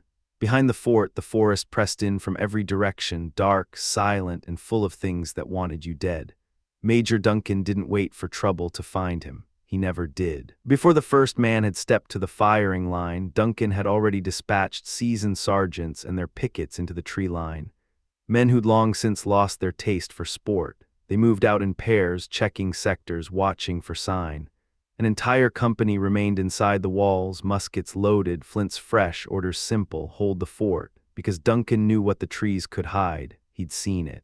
Hundreds of warriors could ghost through that forest and be inside bayonet range before a sentry cleared his throat. The French weren't much better, patient, calculating, waiting for exactly this kind of moment when a garrison let its guard down and its men gathered in the open to celebrate themselves. But this morning, with the security elements moving and the garrison alert behind the ramparts, Duncan had earned his celebration. The parade ground sat just west of the fort. Right on the lake's edge, cleared of timber and stumps, it gave the defenders clean fields of fire in every direction that mattered. Anyone coming out of the tree line to the west or south had 400 yards of open ground to cross before they'd be dangerous. The water guarded the rear. The fort's walls covered the flank. It wasn't perfect, nothing ever was, but it was smart. They'd brought out 50 rifles for the competition, the officers' personal arms, the scouts' tools. The weapons of the Mohican allies who came and went from the fort like smoke. 100 yards, standing, no rest, iron sights on a painted target board, circles in white, bullseye, dead center. The men who stepped to the line first were soldiers working out the nerves in their hands. Scots mostly, the regiment having been raised at Stirling. Hard men, competent with a musket, less so with a rifle's particular demands. The provincials sorted themselves out quickly, as they always did in the colonies. A young man from New York, Dutch blood in him, Dutch patience in his hands, outshot the rest before the officers had even shown their faces. Then they came, the officers, their wives, a retinue of perhaps 20 women ranging from the wives of captains to the daughters of sergeants. The women were arranged on a low platform near the water, rank establishing position as it does everywhere men carry swords. 3 officers' wives held the front, their children clustered around them. Behind them sat Mabel Dunham. She had a way about her, a quality of stillness and intelligence that drew the eye without demanding it. She wore her uniform of modest dress the way a soldier wore his kit, properly without complaint. Mabel Dunham, daughter of a sergeant, was also, as Lieutenant Muir had taken note, with the focus of a surveyor, the only unmarried young woman in the garrison whose hand was genuinely available. Lundy took his position at the stand. He raised his rifle without ceremony and fired, missed the bullseye by 4 inches. The adjutant announced the result in a voice that carried to the ramparts. Anyone with rank and a brain understood immediately. The major had thrown his shot deliberately, seeding the competition with fairness and making space for younger men to breathe. The privates simply saw their commanding officer miss and felt better about themselves. Duncan had been running men long enough to know the difference mattered. "Your turn, O'Dowse," said Muir. "Show us the hand isn't better suited to an oar." Jasper O'Dowse was young, lean through the shoulders, with the kind of easy physicality that comes from years on the water. He stepped to the line, found Mabel in the crowd with a single glance, then looked away. He settled the rifle in his left palm, brought the muzzle up smooth and level, paused for half a heartbeat, and fired. The bullet punched through the dead center of the bullseye, not the paint, the wood, best shot of the morning by a considerable distance.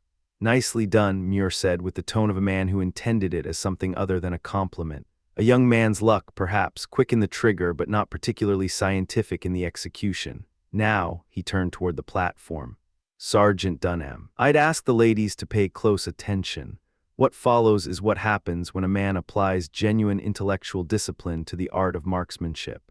The quartermaster took his time. He adjusted his stance. He shifted his grip. He brought the rifle up, lowered it, raised it again. He performed this sequence twice. Beside him, Lundy watched with the patience of a man who has learned to wait out other men's vanity. Pathfinder stood nearby without a rifle. That absence was a statement every man on the parade ground understood. He wasn't competing. He didn't need to. Muir fired. Missed the target entirely, the marker called out. Silence on the platform, then someone suppressed a laugh poorly. "That is not possible," Muir said, color rising from his collar. "I appeal to the ladies." The ladies closed their eyes when the rifle came up. Someone offered helpfully from the ranks. "It's a clean miss, Davy," Lundy said. "Sit down with it quietly." "No," Pathfinder's voice was level without edge. He was looking at the target. "He's not wrong about covering Jasper's shot. Someone go look." A dozen men moved to the target before he finished speaking. Because that was what Pathfinder's word was worth on this frontier. They found it. The quartermaster's bullet had gone through the same hole Jasper had cut, perfectly centered. One bullet stacked on the other in the wood behind the board. Muir straightened his coat. "Philosophy," he said, moving toward the women's platform with the ease of a man who considered himself welcome there. "That is what gentlemen call it when skill meets method. Major Duncan dismisses mathematics in the field. I simply note that every precision art has a science behind it: gunnery, surgery, navigation. The intellectual framework elevates the physical act." The captain's wife, who knew exactly how many times Muir had been married, watched him with the cool attention of a woman who has long since stopped being impressed by men who talk about wisdom they don't possess. "I take it," she said, "that you exclude love from your catalogue of rational disciplines. On the contrary, madam, the man or woman seasoned by experience is the truest lover. The most durable affections are those where youth and beauty place their trust in the moderation and judgment of—" He paused precisely long enough to make it seem like restraint rather than calculation. "Middle years. Sergeant Dunham's daughter, I think, would agree. Her reputation for good sense is already established in this garrison." "Sergeant Dunham's daughter," the captain's wife said, with a careful evenness that communicated everything, "is hardly a fit party to an exchange between you and me, Lieutenant Muir." Before he could respond, a ripple of attention moved through the crowd. Pathfinder was walking toward the line. I protest, Muir said immediately, raising both hands and pitching his voice to carry. Killdeer is not a fair instrument for this competition. The weight, the balance, the length of habit, it's a different weapon class entirely. Killdeer is resting, Pathfinder said, not breaking stride. I'm using Jasper's rifle, same as yours. Muir had nothing left to argue. Pathfinder took his stance. He was not a handsome man in any conventional sense. Tall and angular, his frame stripped of everything unnecessary by years of movement through difficult country. Arms like cable, hands scarred and certain. His face carried the deep weathering of a man who has spent every season of his life outdoors, the kind of complexion that comes from sun and wind and cold and not from anything softer. What he projected was not elegance, it was absolute competence. There was no wasted motion in him, no performance. He raised the rifle, sighted. The motion took perhaps a second and a half. He fired. The rifle came down. The butt rested on the ground. His hand settled on the barrel. He was already smiling, that quiet, private smile of his, not the smile of a man performing for an audience, but the smile of a man satisfied with work done correctly. I'd hesitate to say Pathfinder missed, Lundy said carefully, studying him. That'd be a risky statement, Major. Pathfinder's voice was unhurried. I didn't load the piece myself, so I can't speak to what was in it. But if it was lead, you'll find it's driven down through both of the others. Otherwise, I've forgotten my name. Men ran to the target. They found 3 bullets nested in the same hole. That's not all, Pathfinder said, already moving toward the women's platform at a slow walk. You check that board for woodcut and you'll find none. The quartermaster opened the channel. My bullet took it clean through. Muir absorbed this without expression. True enough, he said, and now I've kindly provided a passage for your shot. Which otherwise, now we drive a nail, Pathfinder said simply. A wrought iron nail was pressed lightly into the center of the board, its head daubed with paint. 100 yards, standing. The competitors narrowed to the handful who'd hit the bullseye clean. 3 men stepped to the line and missed, close all of them, but the nail remained. Muir went forth. He went through his ritual, his adjustments, his pauses. He fired. The bullet caught the edge of the nail head and shaved it. A fraction of contact. Saved yourself, Pathfinder said without looking up, but you'd have a hard time building anything with that hammer. Jasper stepped to the line. He fired. The nail drove straight into the board, buried to within an inch of its head. Clean, hard, true. Be ready to clench it, Pathfinder said, moving into the position Jasper had just vacated before the echo died. I can still see the mark. What I can see, I can hit. He fired. The head of the nail disappeared into the wood, covered by flattened lead. Jasper looked at him with something that wasn't quite envy and wasn't quite awe, but lived in the territory between them. Few more seasons in my company, Pathfinder said, dropping the butt to the ground, and the best marksman on this frontier will need to pay attention when you step to the line. The quartermaster's reached his ceiling. You haven't. Muir's jaw tightened. The perfection of this art, he said carefully, is in the delicate touch, not the sledgehammer blow. Any man slightly refined in sentiment understands that. A wound demonstrates mastery as surely as a kill. Make another trial then, Lundy said. The potato. A large potato was handed to a man standing 20 yards off. The marksman called the throw. At the word, the potato arced upward, slow, predictable. A target the size of a man's fist moving through open air, and the shooter had to put a ball through it before it hit the ground. Muir had done it once in 100 tries. He stepped to the line with the expression of a man who knows what's coming and has no way to stop it. Heave. The potato rose, the rifle cracked. The potato hit the ground untouched. Fall out, Davy, Lundy said, not unkindly. It came down to Jasper and Pathfinder. The rule was center and skin. If one man centered it and the other only grazed the skin, the center won. If both were equal, they'd shoot twice. Jasper walked to the stand. His face had gone pale in a way that had nothing to do with cold. His hands were steady, the hands knew their work, but the rest of him was stretched tight as a bow at full draw. Pathfinder stepped close and pulled him aside out of earshot. You're carrying something heavy up there, Pathfinder said quietly, studying the younger man's face. What is it? Jasper looked at the water, then back. He compressed his mouth into a line, pressed the back of his hand against his eye once, a quick, almost angry gesture, and then went still. I'd give an arm, he said low and even, to win that calash for Mabel Dunham. Pathfinder said nothing for a long moment. He looked at the ground. His jaw moved once slowly. Take your station, he said finally. The Major's waiting. He said it like a man who has just resolved something privately and intends to say nothing more about it. Jasper stepped to the line, the potato rose, he fired. The shot went through the center, clean, certain, as well as he'd ever done anything in his life. The crowd came up around him. Pathfinder stood back and watched. What a thing is mortal man, he said to no one. Craves what Providence gave his neighbor, forgets what Providence gave him. He stepped to the line. Toss. The potato went up. Pathfinder watched it rise, tracking the arc with eyes that had spent 30 years finding targets in light that would have blinded other men. He let it reach its apex. That quarter second of near stillness at the top of the arc, he fired. The potato fell, men ran to it. Skin only, the marker called. He grazed the skin. Jasper had centered it. Pathfinder had cut the surface. Jasper O'Dowse had won. Pathfinder dropped the butt of the rifle to the ground and walked away from the stand without looking back, turning something over in his mind that nobody else was invited to see. What a creature is mortal man, he said quietly, never satisfied with the gifts God gave him.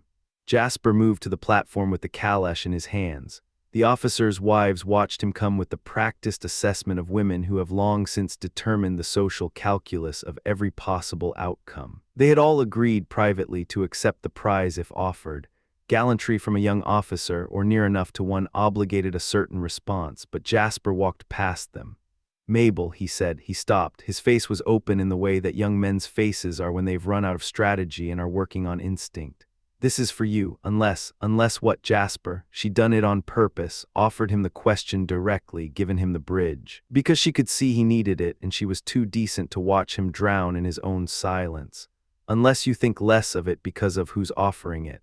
"I don't," Mabel said. She took the calash from his hands. "I'll keep it as a reminder of the passage here and of the men who kept me safe along the way. You and Pathfinder both." "Never mind me," Pathfinder called from somewhere behind them.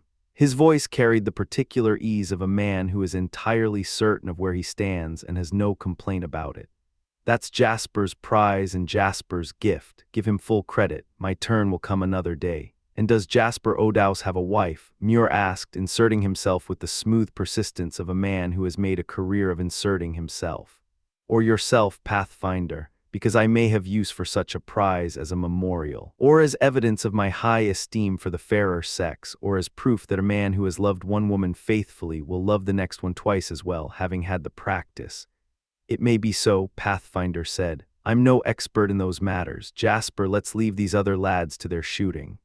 The afternoon wound down the way afternoons in frontier garrisons do, slow, then all at once. The targets came down, the officers' wives withdrew. The rifle smoke dissipated over the lake, and the water went back to its normal flat gray indifference.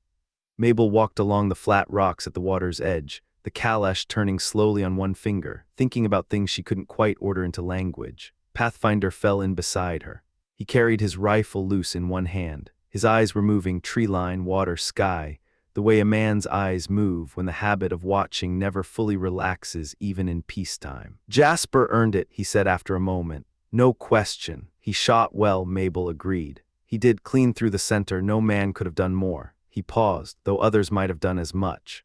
"But no one did," Mabel said, and then immediately recognized the slight shift in his expression, that small compression of honest pride in a man unused to the particular pain of being overlooked by someone whose opinion has come to matter. She regretted it immediately. "That's true," Pathfinder said, and his voice was even. "No one did as much there, but you should know what can be done here." He stopped walking. His eyes found two gulls crossing paths overhead, two birds 20 yards apart in their respective flight lines intersecting for a single moving instant. "Watch the cross," he said. He raised the rifle in a single motion, no ceremony, no adjustment. The movement was as natural as pointing a finger. He fired. Both birds fell into the lake. He lowered the rifle, set the butt on the rock, and the laugh came back into his face, quiet, full, without performance. "That's something, Mabel, no calash to show for it, but that's something." He looked at the water where the gulls had come down. "Ask Jasper, ask him yourself, he'll tell you straight. A truer tongue and heart aren't anywhere on this continent." Then the calash, she stopped herself. The calash was his to give, and he gave it right. "The most you might think is this: if I'd won it, it would have gone to the same person."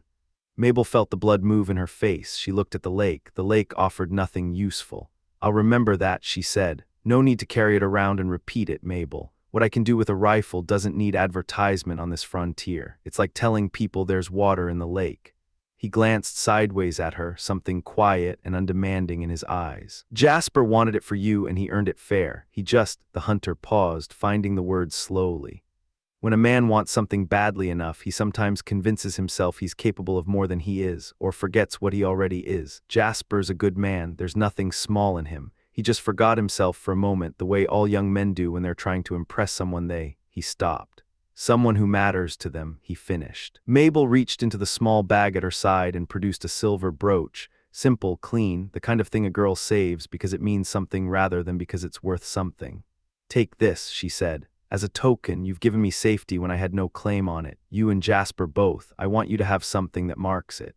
Pathfinder turned it over in his large, scarred hand, looked at it the way a man looks at something he has no category for. What do I do with it? He asked, not dismissive, genuinely uncertain. Put it in your hunting shirt. I wear leather strings, Mabel, no buckles, no buttons. This pretty thing sits easier at the collar it came from than it will anywhere on me. He turned it over once more, though it's a kind thought. It's a token of friendship, she said. Keep it as that, so you know it's not forgotten what you've done, what you are. Pathfinder closed his hand around the brooch carefully, the way a man handles something he knows he doesn't fully understand but intends to honor anyway. Mabel smiled once, quick and genuine. Then she turned and went up the bank toward the fort, the calash over her shoulder, until the earthen mound took her from sight. Pathfinder stood at the water's edge and watched the spot where she'd been. The lake moved against the rocks in small, cold rhythms. The tree line held its silence. Somewhere out in that silence, his pickets were watching. What a thing, he said quietly to no one, to the water and the sky and the long, dark wall of the forest. What a thing is mortal man.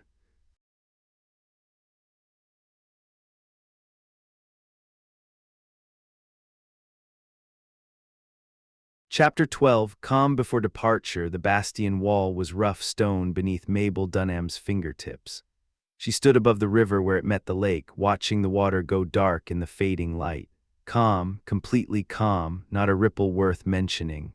The trees on the far bank stood motionless, their reflections so perfect in the still water they looked like a second forest growing downward into the earth. The question hanging over the garrison was simple. No wind meant no sailing. The stores were already loaded. The powder and shot were aboard. Mabel's own trunk was stowed in the hold. But the men of the detail still lounged on the cove shore, waiting on whether that wasn't coming, watching the scud ride its single anchor out in the channel where Jasper had warped her.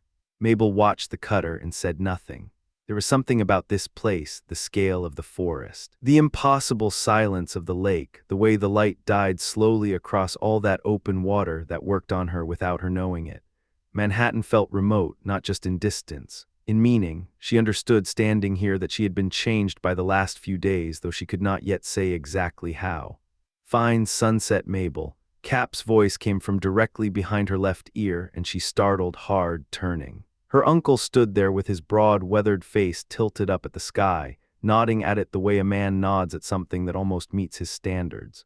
Fine, for a freshwater concern, he added. We'd think nothing of it at sea. Nature is the same everywhere, uncle. The sun doesn't distinguish between ocean and lake, between a frontier posting and Manhattan. The girl has been into her mother's books again. Cap shook his head slowly. Is nature the same, she asks. Tell me this. Mabel, is the nature of a soldier the same as the nature of a seaman? You've got blood in both callings. Answer the question.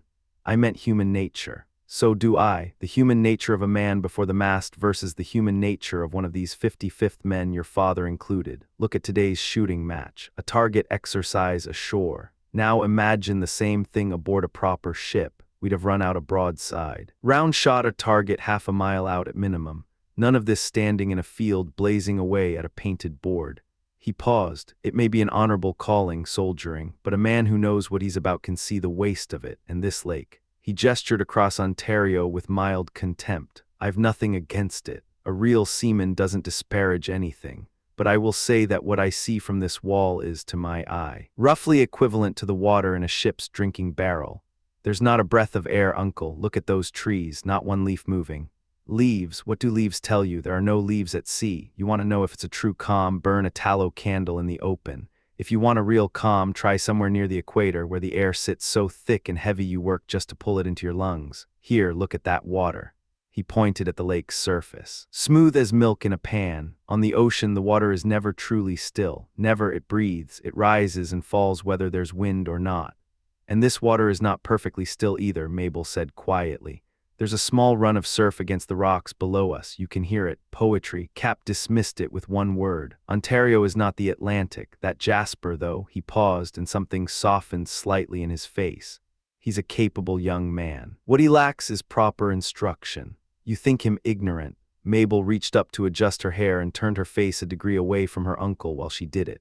Any man who has only ever sailed inland water is ignorant by definition, but he can be taught. Cap straightened up. Listen, I owe something to Jasper and to Pathfinder both. I'm not a man who forgets a debt. When we return from this cruise among the islands, I intend to make them both an offer. Bring them back to the coast with me. Get them onto salt water. Jasper would find his sea legs in a fortnight. A year's voyage would make something extraordinary of him. Even Pathfinder with time could be made useful. His eyes alone are worth something.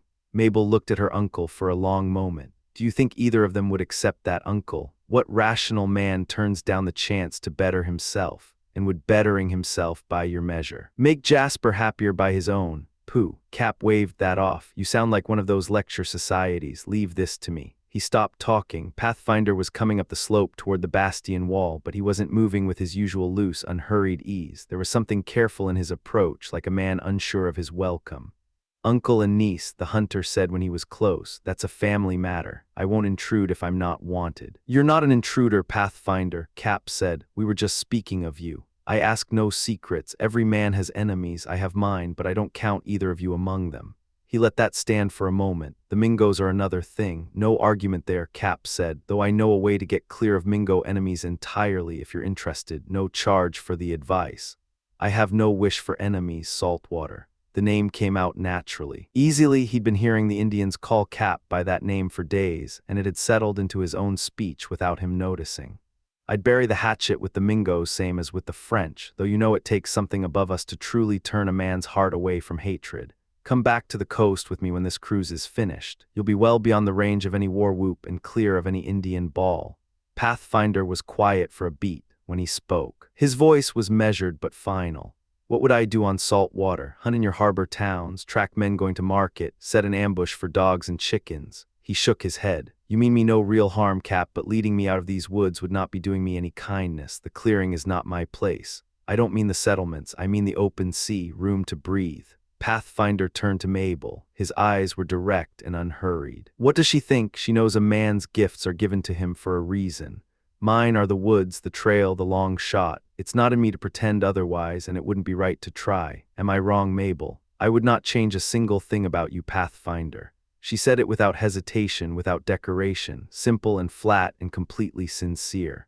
My uncle loves the sea, and I have no doubt it makes men capable and strong. But I would not want to see the finest hunter in this wilderness turned into an admiral. Stay what you are. You have nothing to fear from anyone short of God himself. Pathfinder held the words for a moment, the way a man holds something he doesn't want to put down. You hear that, Saltwater, and she is too honest and too clear-eyed to say something she doesn't mean. He looked back at the lake. So long as she is satisfied with me as I am. I won't fight what Providence made me. I may seem idle in a garrison. But when we reach the 1,000 Islands, a rifle that shoots true is worth more than most men think. So you're sailing with us, Mabel said. It wasn't quite a question. I am. You'll be the only woman among us save one soldier's wife. You'll be watched over, that I can promise. He paused. I'd think a man of your uncle's experience would welcome an expedition by sail. A look at what an inland sea can offer. I expect nothing from it, Cap said flatly. I'll confess I'd like to know the actual purpose of this cruise, though. Your father is close-mouthed as a stone, Mabel, tight as a sealed hatch. Do you know what we're actually sailing into? No, I don't ask my father about his duties. He doesn't think it's my business. What I know is that we sail when the wind comes up and we'll be out perhaps a month. Cap looked at Pathfinder. Perhaps you can fill in what the sergeant won't. No great secret, Pathfinder said. Not exactly something to shout across a parade ground, but you're both part of this, so... He settled his weight back slightly. You know the lakes form a chain, each one draining into the next, working east until it all pours over a long, low ridge, Niagara, and then flows out to Ontario.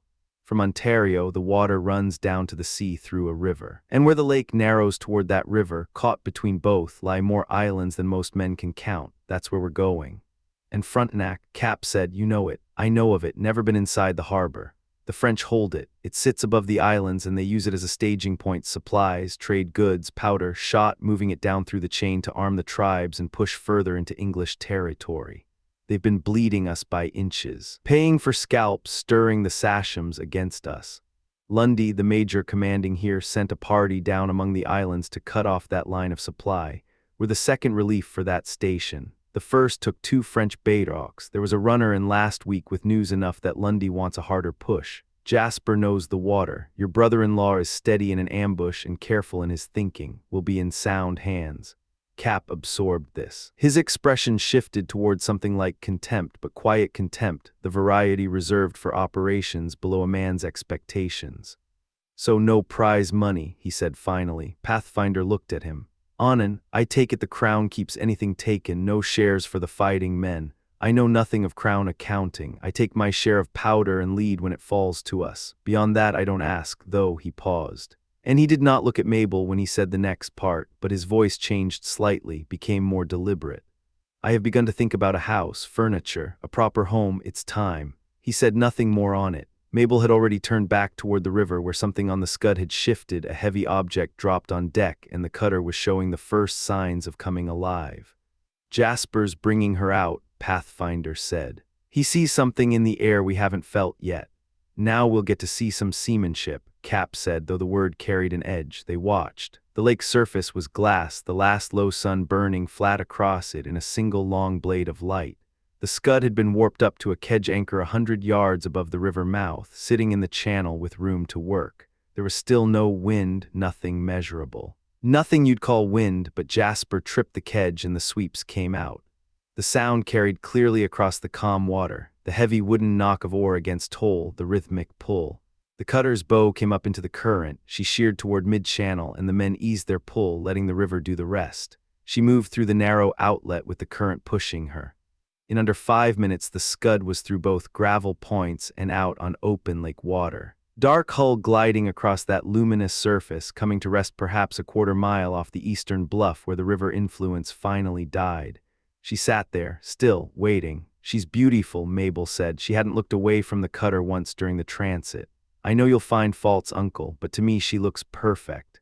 Drifting with a current is something a chip of wood can do, Cap said, but his voice had lost some of its edge. I've heard experienced coast sailors say the scud is as pretty a craft as floats, Pathfinder said, and there was no apology in it. I know little enough about such things, but Jasper handles her as well as any man could on this water. He wasn't slow at the Oswego Falls, Cap, you saw that yourself. Cap said nothing. They watched. Then, almost imperceptibly, the jib broke loose and climbed. The canvas swelled toward shore, barely filled, but filled. The hull responded. Slowly, with the deliberate grace of a large living thing waking up, the scud began to move across the river current, caught an eddy, and swung up toward the bluff beneath the fort. Jasper dropped the kedge. She came to rest neat and close, exactly where he wanted her. Not badly done, Cap muttered, more to himself than anyone. Though he should have put his helm to starboard. A vessel ought to always come to with her head offshore. Looks more capable. Jasper is as handy a lad as you'll find on this lake. Sergeant Dunham's voice came from behind Cap's left shoulder. The man had appeared from somewhere in the gathering dark, moving with the quiet efficiency of a long-service soldier. We rely on him for good reason, now. He looked at each of them in turn. Half an hour of good light remaining. The boats will be ready before we are if we stand here talking. Nobody argued with the sergeant. The drum sounded short, flat. Functional, and the bastion came alive. Men who had been sitting became men moving with purpose. The shore of the cove churned with quiet, controlled activity. Mabel took one last look at the lake, at the scud sitting dark and patient against the water's last light, and turned to follow her father. The night was coming, so was the river.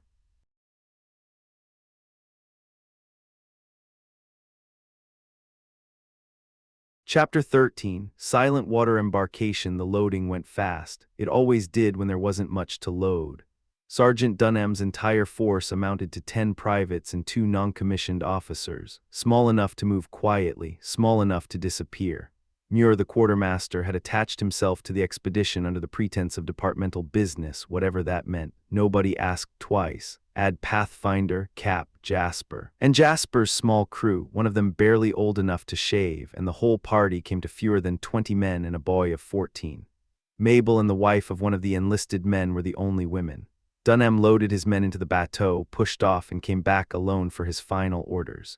He had a daughter to see off and a commanding officer to answer to. The lake was glass, no surf, no chop. The water sat motionless in the last gray light of the evening, flat and black as a polished gun barrel. Mabel stepped into the boat and felt nothing, no roll, no surge, no sense of the enormous dark weight of water beneath her. A dozen strokes of the oars and the cutter's hull materialized out of the dusk, solid and low, its deck barely 2 feet above the waterline.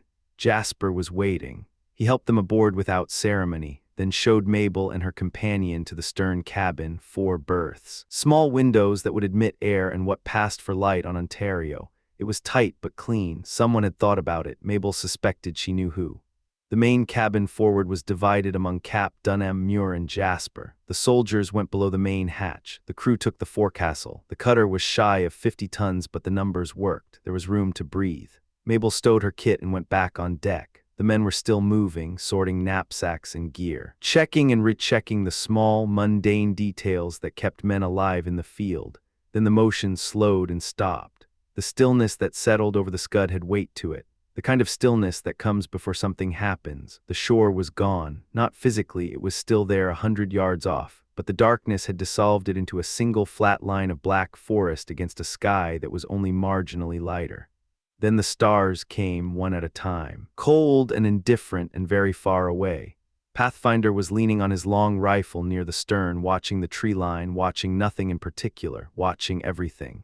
Mabel settled onto the quarterdeck and looked at him. Even in the poor light, she could see the deliberate stillness in his face, the look of a man doing continuous, quiet work behind his eyes.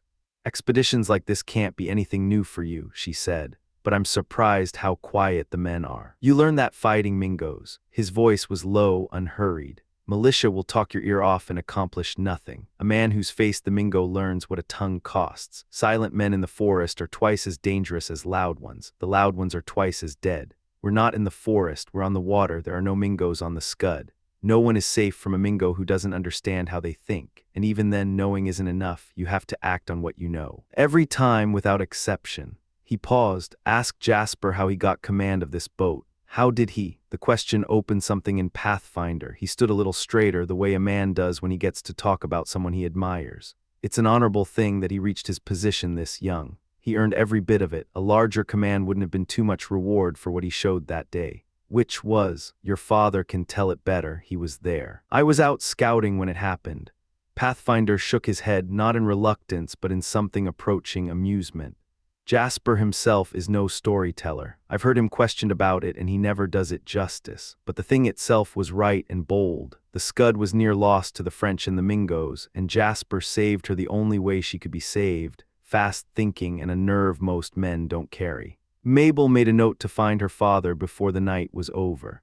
"Will Jasper stay with us at the island?" "That's for him to say. He doesn't leave a thing half done, I'll tell you that. My knowledge runs to forest and river, not deep water. I'll trust Jasper to know his business out here the same way I trust the serpent to know his on land. Speaking of which, where is the serpent? Why isn't Chingachgook with us tonight? The better question is why I'm here at all instead of out there with him." Pathfinder looked north across the black water. "He's scouting the lake shore with 2 or 3 others. He'll find us among the islands and bring what intelligence he's gathered. Your father doesn't leave his back unguarded." He paused again, something like admiration in his voice. "He's a good soldier, your father. Too good a soldier to have been born where he was born. A man of his instincts with real authority behind him. The French wouldn't last a week in the Canadas."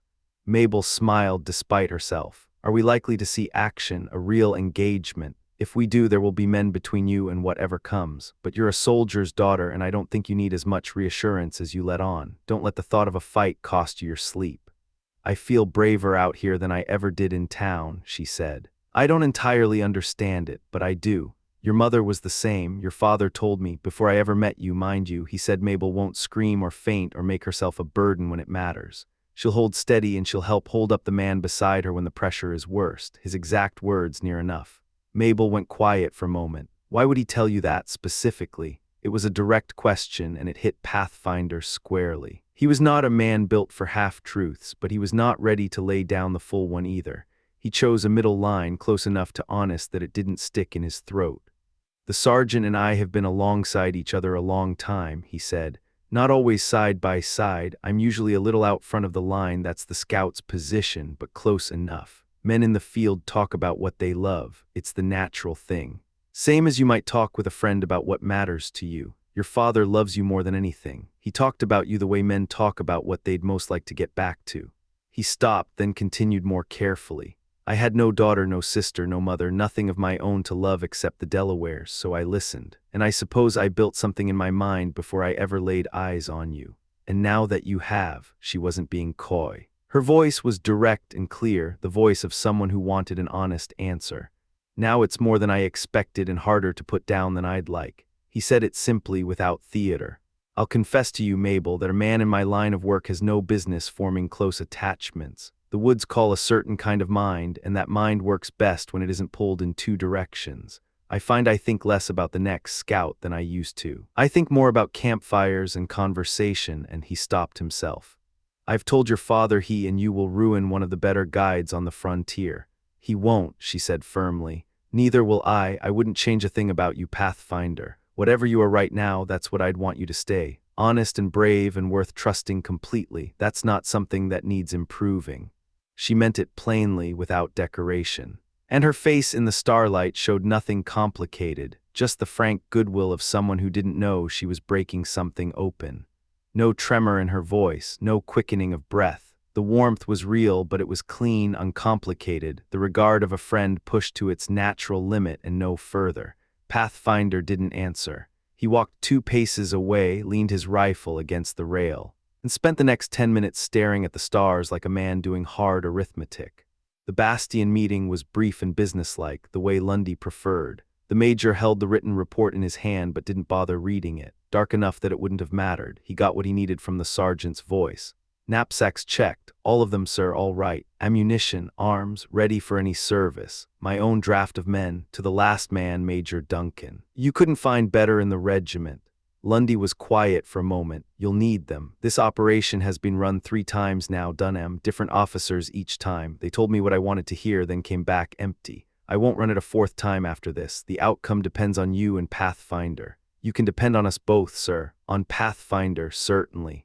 Lundy's tone was something between admiration and frustration. The way a man sounds when he's spent years trying to categorize something that won't fit any category he owns. "He's an extraordinary man. Took me years to understand him. Now that I do, I'd put him beside any general in His Majesty's service.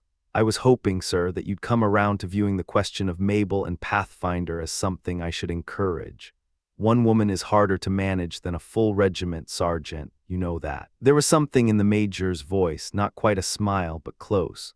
"The quartermaster will be with your party, as you know. I expect you'll give him a fair chance where your daughter is concerned. It may smooth certain professional matters down the road. His rank alone would require it, Major. Your wishes make it certain.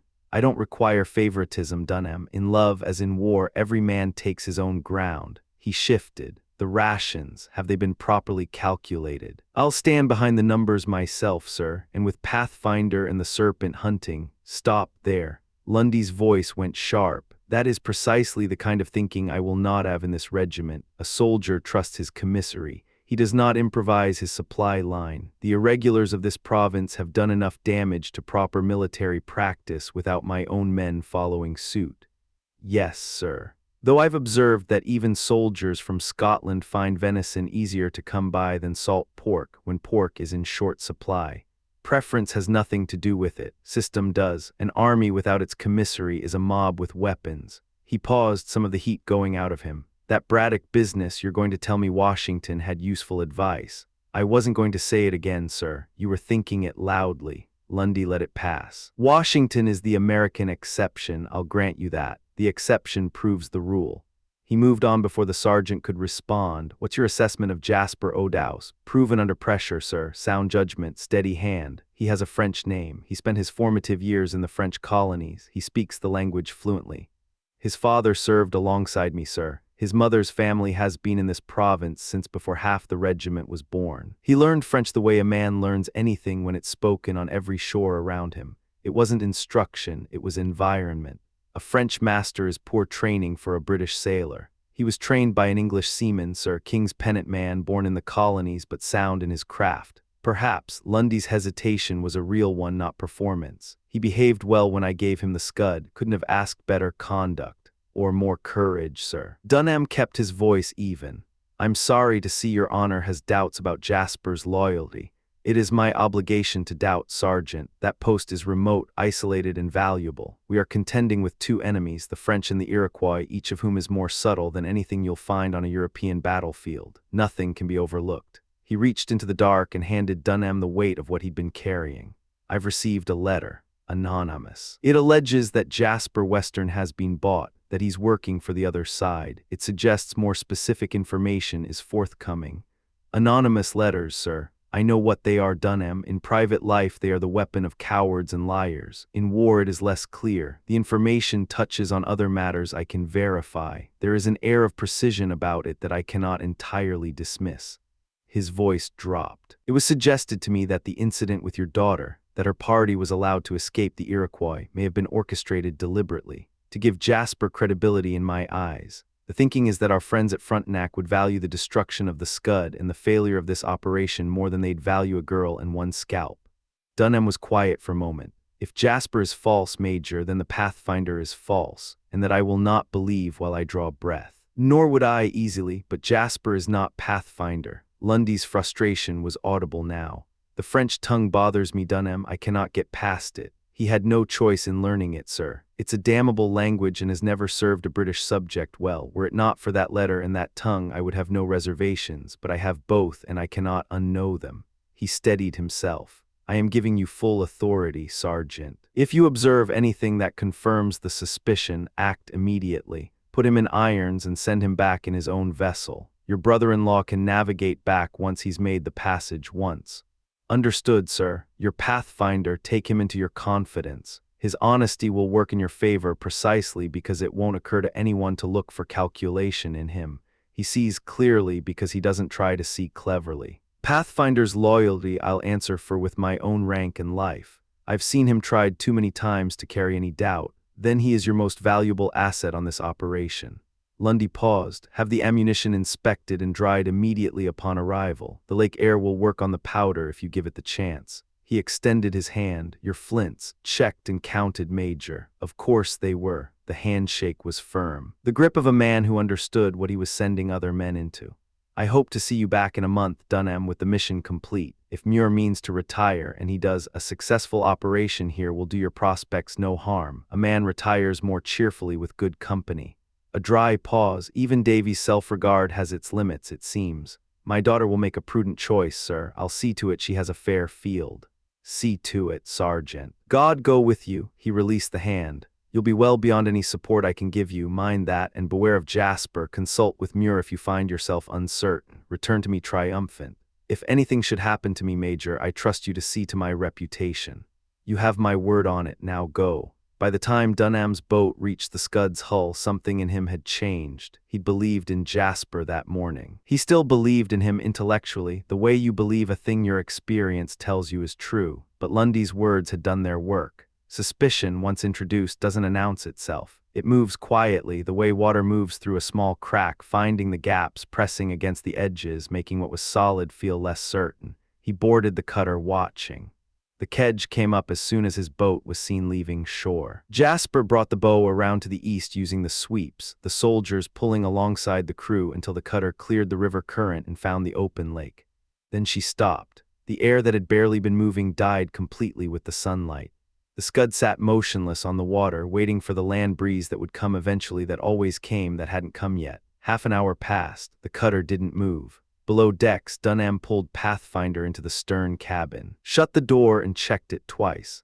You and I have been at this a long time, he said. Long enough that I sometimes think I'm too old for the thing you have in mind, Sergeant. Pathfinder said it gently but directly. Too old for Mabel, I mean. You're not. She's particular. She looks at character before anything else. A young face and easy manner won't move her the way some men might hope. Dunham paused, making sure the implication landed. A man like Jasper O'Dowse, for instance, young as he is and capable as he is, won't get far with her on that account alone. Is Jasper thinking of marrying? I'd hope not until he's established his fitness for it beyond question. Dunham looked at his old companion steadily. I brought you here to talk about the boy. Lundy has received information. He believes or suspects or has been made to suspect that Jasper is in the pay of the French. Pathfinder went still. Not the stillness of shock, but of a man who has heard something he needs to process before he responds to. He's saying Jasper is a traitor. That's the word, yes. A letter came and no name on it. Claims Jasper has been bought. Lundy wants me watching him. He thinks we may find enemies where we're least expecting them and that Jasper may be the door they use. Lundy said this to you. He did. Then Lundy is wrong. Pathfinder's voice carried no heat. Just the flat certainty of a man stating a known measurement. I have known Jasper since he was a boy. I trust him the same as I trust the serpent, the same as I trust myself. I don't say I believe it. When I was sitting with the major, I argued against it. But there's something in me now, I don't know how to name it, that's pulling the other way. That's not instinct, Sergeant. That's Lundy's words still working on you. There's a difference. Pathfinder straightened. Send for Cap. Let's put it on the table plainly. Sitting here in the dark with suspicion is worse than any enemy I know how to fight. Dunham agreed and Cap was brought below. Pathfinder laid it out cleanly, the letter, the suspicion, the specific concern, and asked Cap directly whether he'd observed anything irregular in Jasper's handling of the cutter. Cap considered this with the gravity of a man who has been waiting for an audience. He speaks French, Cap said. That's established. It's established. Pathfinder said, it means nothing. I speak Mingo. I was a prisoner among them long enough to learn it. No one calls me their ally. You learned it in captivity, Cap said. Jasper learned it young by choice. When the mind takes its permanent shape, that's different. He learned it because it was the only language spoken on half the shores he sailed. It wasn't choice, it was geography. A French master, Cap said with the tone of a man returning to solid ground, is a poor instructor for a British sailor. I'll stand on that. Jasper's sailing master was an English seaman, Pathfinder said. King's pennant, thorough in his craft. There was also the matter of the ensign. Cap leaned forward slightly. When we boarded this evening, Jasper bent on the king's colors with his own hands. When I looked up, the Union was down, inverted. That happens, Dunham said. I've done it myself. Done it yourself, Sergeant, yes. But does it rise to a circumstance? Because a circumstance, I hold, is worth more than a fact. Many a man has swung on nothing more than a well-reasoned circumstance.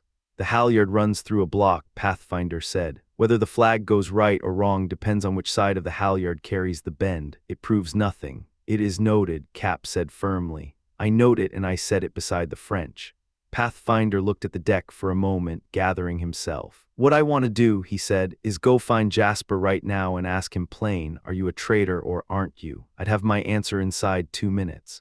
You will not, Dunham said with the quiet authority of a man who knew exactly where his responsibility sat. Nothing gets said to anyone without my order. We watch, we take note, we wait for proof before we act. He looked at both men. That is how this proceeds. Circumstances. Cap said with satisfaction. That is indeed how it proceeds. 50 facts can be explained away. One good circumstance cannot. The conversation died. The three of them sat a moment in the close air of the stern cabin and then moved back to the deck one by one, each carrying a different weight of doubt or conviction up into the cold lake air. Above them the stars burned hard and clear. The Scud sat motionless on the black water, waiting for wind that hadn't come yet. Somewhere on deck, Jasper was working quietly in the dark, doing exactly what he'd always done, watched now by eyes that had changed.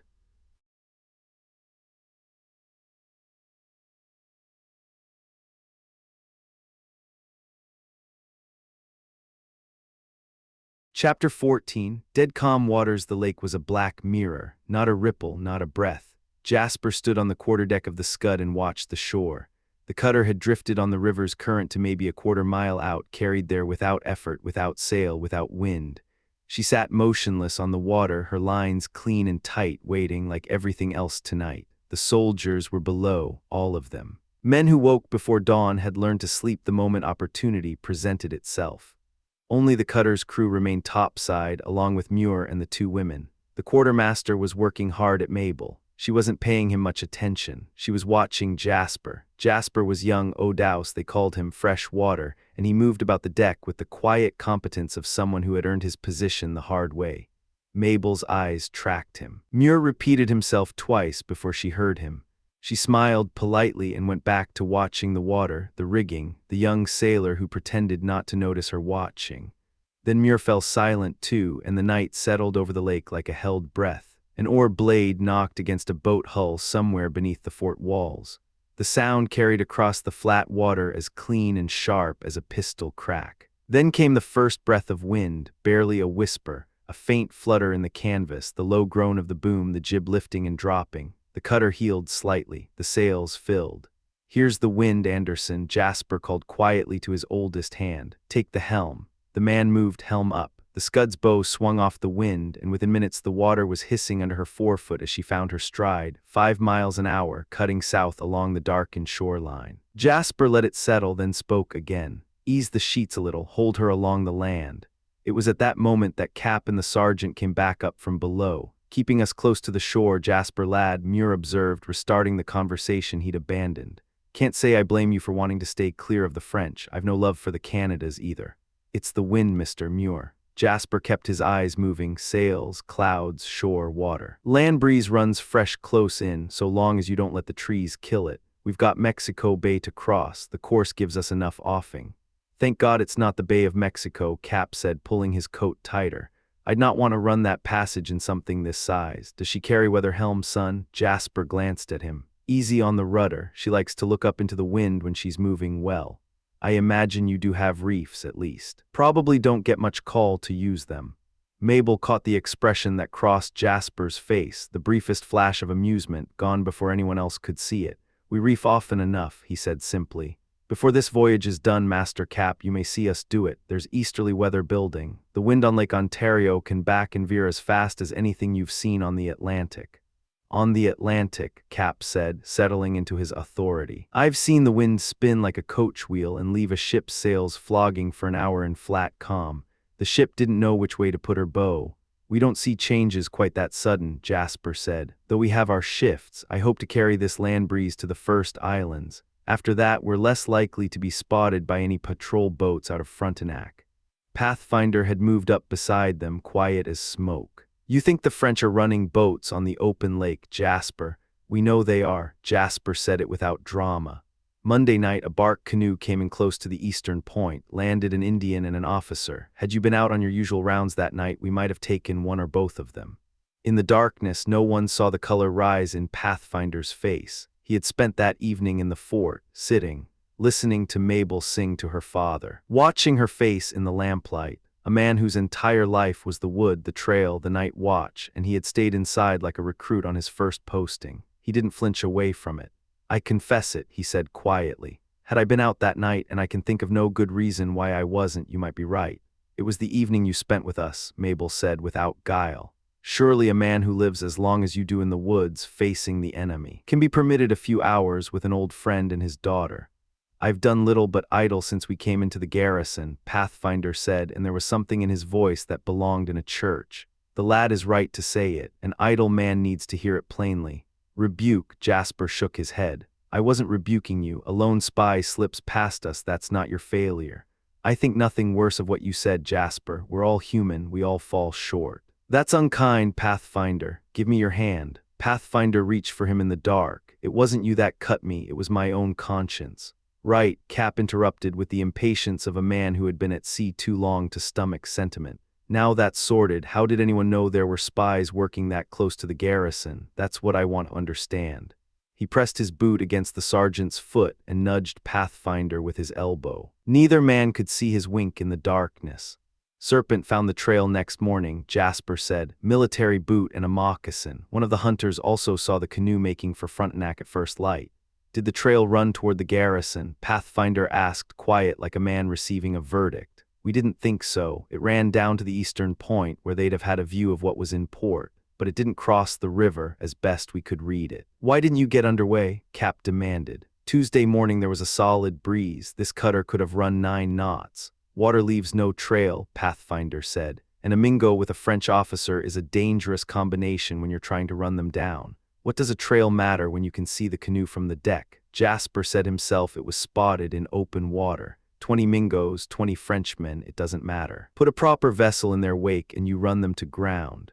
A bark canoe is harder to catch than it sounds, Master Cap, Jasper said evenly. Press them hard and they turn straight upwind. You'll find yourself a mile to leeward before you've realized what happened. You're not seriously telling me men paddle out on open water in those things in any kind of wind. I've crossed Ontario in a bark canoe in a running sea. Properly handled, there's nothing drier. Cap drew the sergeant and Pathfinder aft toward the taffrail. His voice dropped. You heard him, he said, low and deliberate.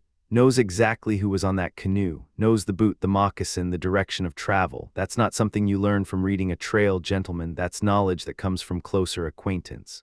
He paused, and that business about bark canoes in rough water, that's browbeating. He doesn't want us thinking pursuit was ever possible. The sergeant said nothing for a long moment. He was an honest man and the logic was landing. It was true that Jasper had run dispatches before, carried men across the lake whose purposes he'd never been told. But the sergeant had always understood that to mean Jasper knew nothing of those purposes. Tonight the young man spoke as if the enemy's movements were a matter of professional familiarity. That was worth thinking about. Pathfinder listened and said nothing. Mabel sat alone by the companionway. Muir had gone below. Jasper stood with his arms folded, his eyes doing what a sailor's eyes do, moving continuously across sails, clouds, the dark line of shore, the flat black water. She was thinking about time. It seemed impossible that she had known her father, Pathfinder, and Jasper for barely a fortnight.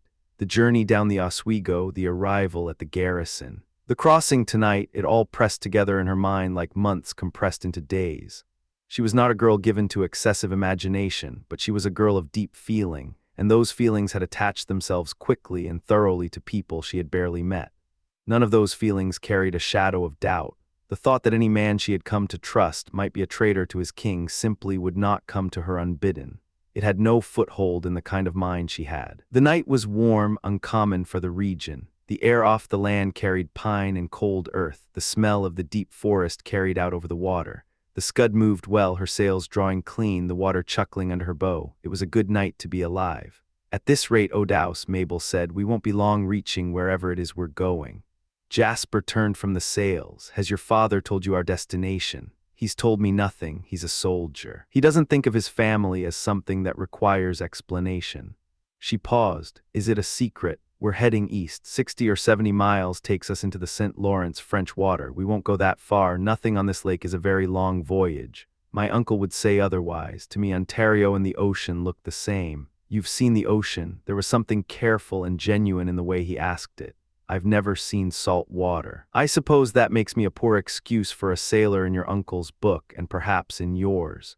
It makes you nothing of the kind. You're trusted by the major and you command this vessel. I've only seen the ocean, not sailed on it. I don't see what advantage that gives me over you. He smiled. It was brief and unguarded. I was afraid your uncle had put you against us lake men. He's not generous in his opinions. My uncle is not generous in his opinions of anyone who doesn't share his particular views. He says worse things about soldiers when he's ashore. She watched a wavelet catch the moonlight, though I'll tell you something, if he spoke honestly, I think he holds soldiers in lower regard than freshwater sailors. Jasper was quiet for a moment. Your father holds soldiers in very high regard, high enough that he'd like to see you married to one. Mabel turned, in the darkness. Her expression was unreadable, but her voice was not. Married to a soldier, my father wants that which soldier Jasper at Oswego. A man can love his calling enough to believe it covers a great many faults. A man can also love his calling without using it to arrange his daughter's life. Her voice was steady, but there was an edge beneath it. I'm in a peculiar position, as you must know. I'm not quality enough for the officers. I'd like to think I'm too well raised to make a suitable match for the common ranks. So where does that leave me exactly? It doesn't leave you anywhere near as limited as you think, Mabel. She let that sit for a moment. You're talking around something, say it plainly. There's an officer in the 55th who wants to marry you. The thought moved through her quickly, the subalterns, the younger men. The ones with enough rank and enough youth to make such a decision on impulse. And for a single, honest moment, something warm moved through her. She was a sergeant's daughter and she knew it. She didn't reach above herself as a habit. But she was human, and the thought of rising above a station she'd been educated past was not, for that single moment, an unwelcome one. The moment passed. I know no officer in the 55th likely to do anything so unwise, she said. And I'd think it unwise myself. A man who married beneath his rank, who married a sergeant's daughter for her face. I'd never wish to see him regret it. That kind of regret doesn't stay quiet, it corrodes everything around it. A man like that would be thinking of the daughter, Jasper said quietly, not the father. She didn't answer right away. The wind had picked up a half knot and the scud was cutting cleaner now. When she spoke again, the lightness was gone from her voice. A husband and wife should share everything. One heart, one interest, one life. The world creates enough misery on its own. Neither of them should bring any extra into the house through a match that the world will never fully accept. She paused. Am I to understand you think I should refuse an officer simply because he is one? Do I have the right to think anything about it? You raised it, only because I want you to be happy. He said it plainly, without decoration. And because your father intends to push you toward Lieutenant Muir. The silence that followed was of a different quality. My father, she said carefully, is not a man who would do that to me. He told me himself he'd chosen someone for you. He said it while we were going over stores more than once. And Muir told me himself he means to ask. Put those two things together. You may be putting them together wrong. Her voice was controlled, but her face, had there been more light, would have told a different story. The heat had risen to her cheeks, not embarrassment exactly, but the specific anger of a woman who realizes she has been managed without her knowledge. My father may have someone else in mind entirely. Jasper said nothing to that. She had known, in the way that women know these things without being told, that Muir watched her. She had catalogued it and filed it without giving it too much weight. But her father, one thing I will tell you, Jasper O'Dowse, she said, and now her voice was iron under silk, and it is all I will say on the subject. Lieutenant Muir will not be my husband. If he were a colonel, he would not be my husband. She let that stand for a moment. Now tell me about the voyage. Hard to say how long. The wind does what it wants on this lake. Pathfinder would tell you that a man who starts after deer in the morning can't say where he'll sleep at night. We're not after deer and it isn't morning, so the analogy is wasted. He laughed, quiet, genuine. We're after something just as hard to catch, and I'm afraid I can't tell you more than that. He looked at her. I'm sorry I won't be able to keep you aboard the scud long enough to show you what she can really do. Mabel looked at the black water sliding past the hull. I think a woman is foolish to marry a sailor. That's a strong opinion. Why? Because his ship will always be his first wife. My uncle says a sailor should never marry at all. He means ocean sailors, Jasper said, and there was a grin in his voice she could hear. We freshwater men are a different breed entirely. I hope you don't judge us by whatever Cap has said. Sail ho, Cap's voice cut through the darkness from the bow. He corrected himself immediately. Boat ho. Bark canoe more like. Jasper was moving before the words were finished. He came forward fast and put his eyes on the water ahead and to leeward. The shape was maybe 100 yards out, low on the water, barely visible, but his eyes had been reading this lake for years and the outline was unmistakable. Bark canoe, two paddlers, moving hard. Could be hostile, he said, more to himself than anyone. We take him. He's going for your bow. Pathfinder said at his shoulder, voice low and even. Trying to cross ahead and get to windward. Let him gain that and you'll never run him down.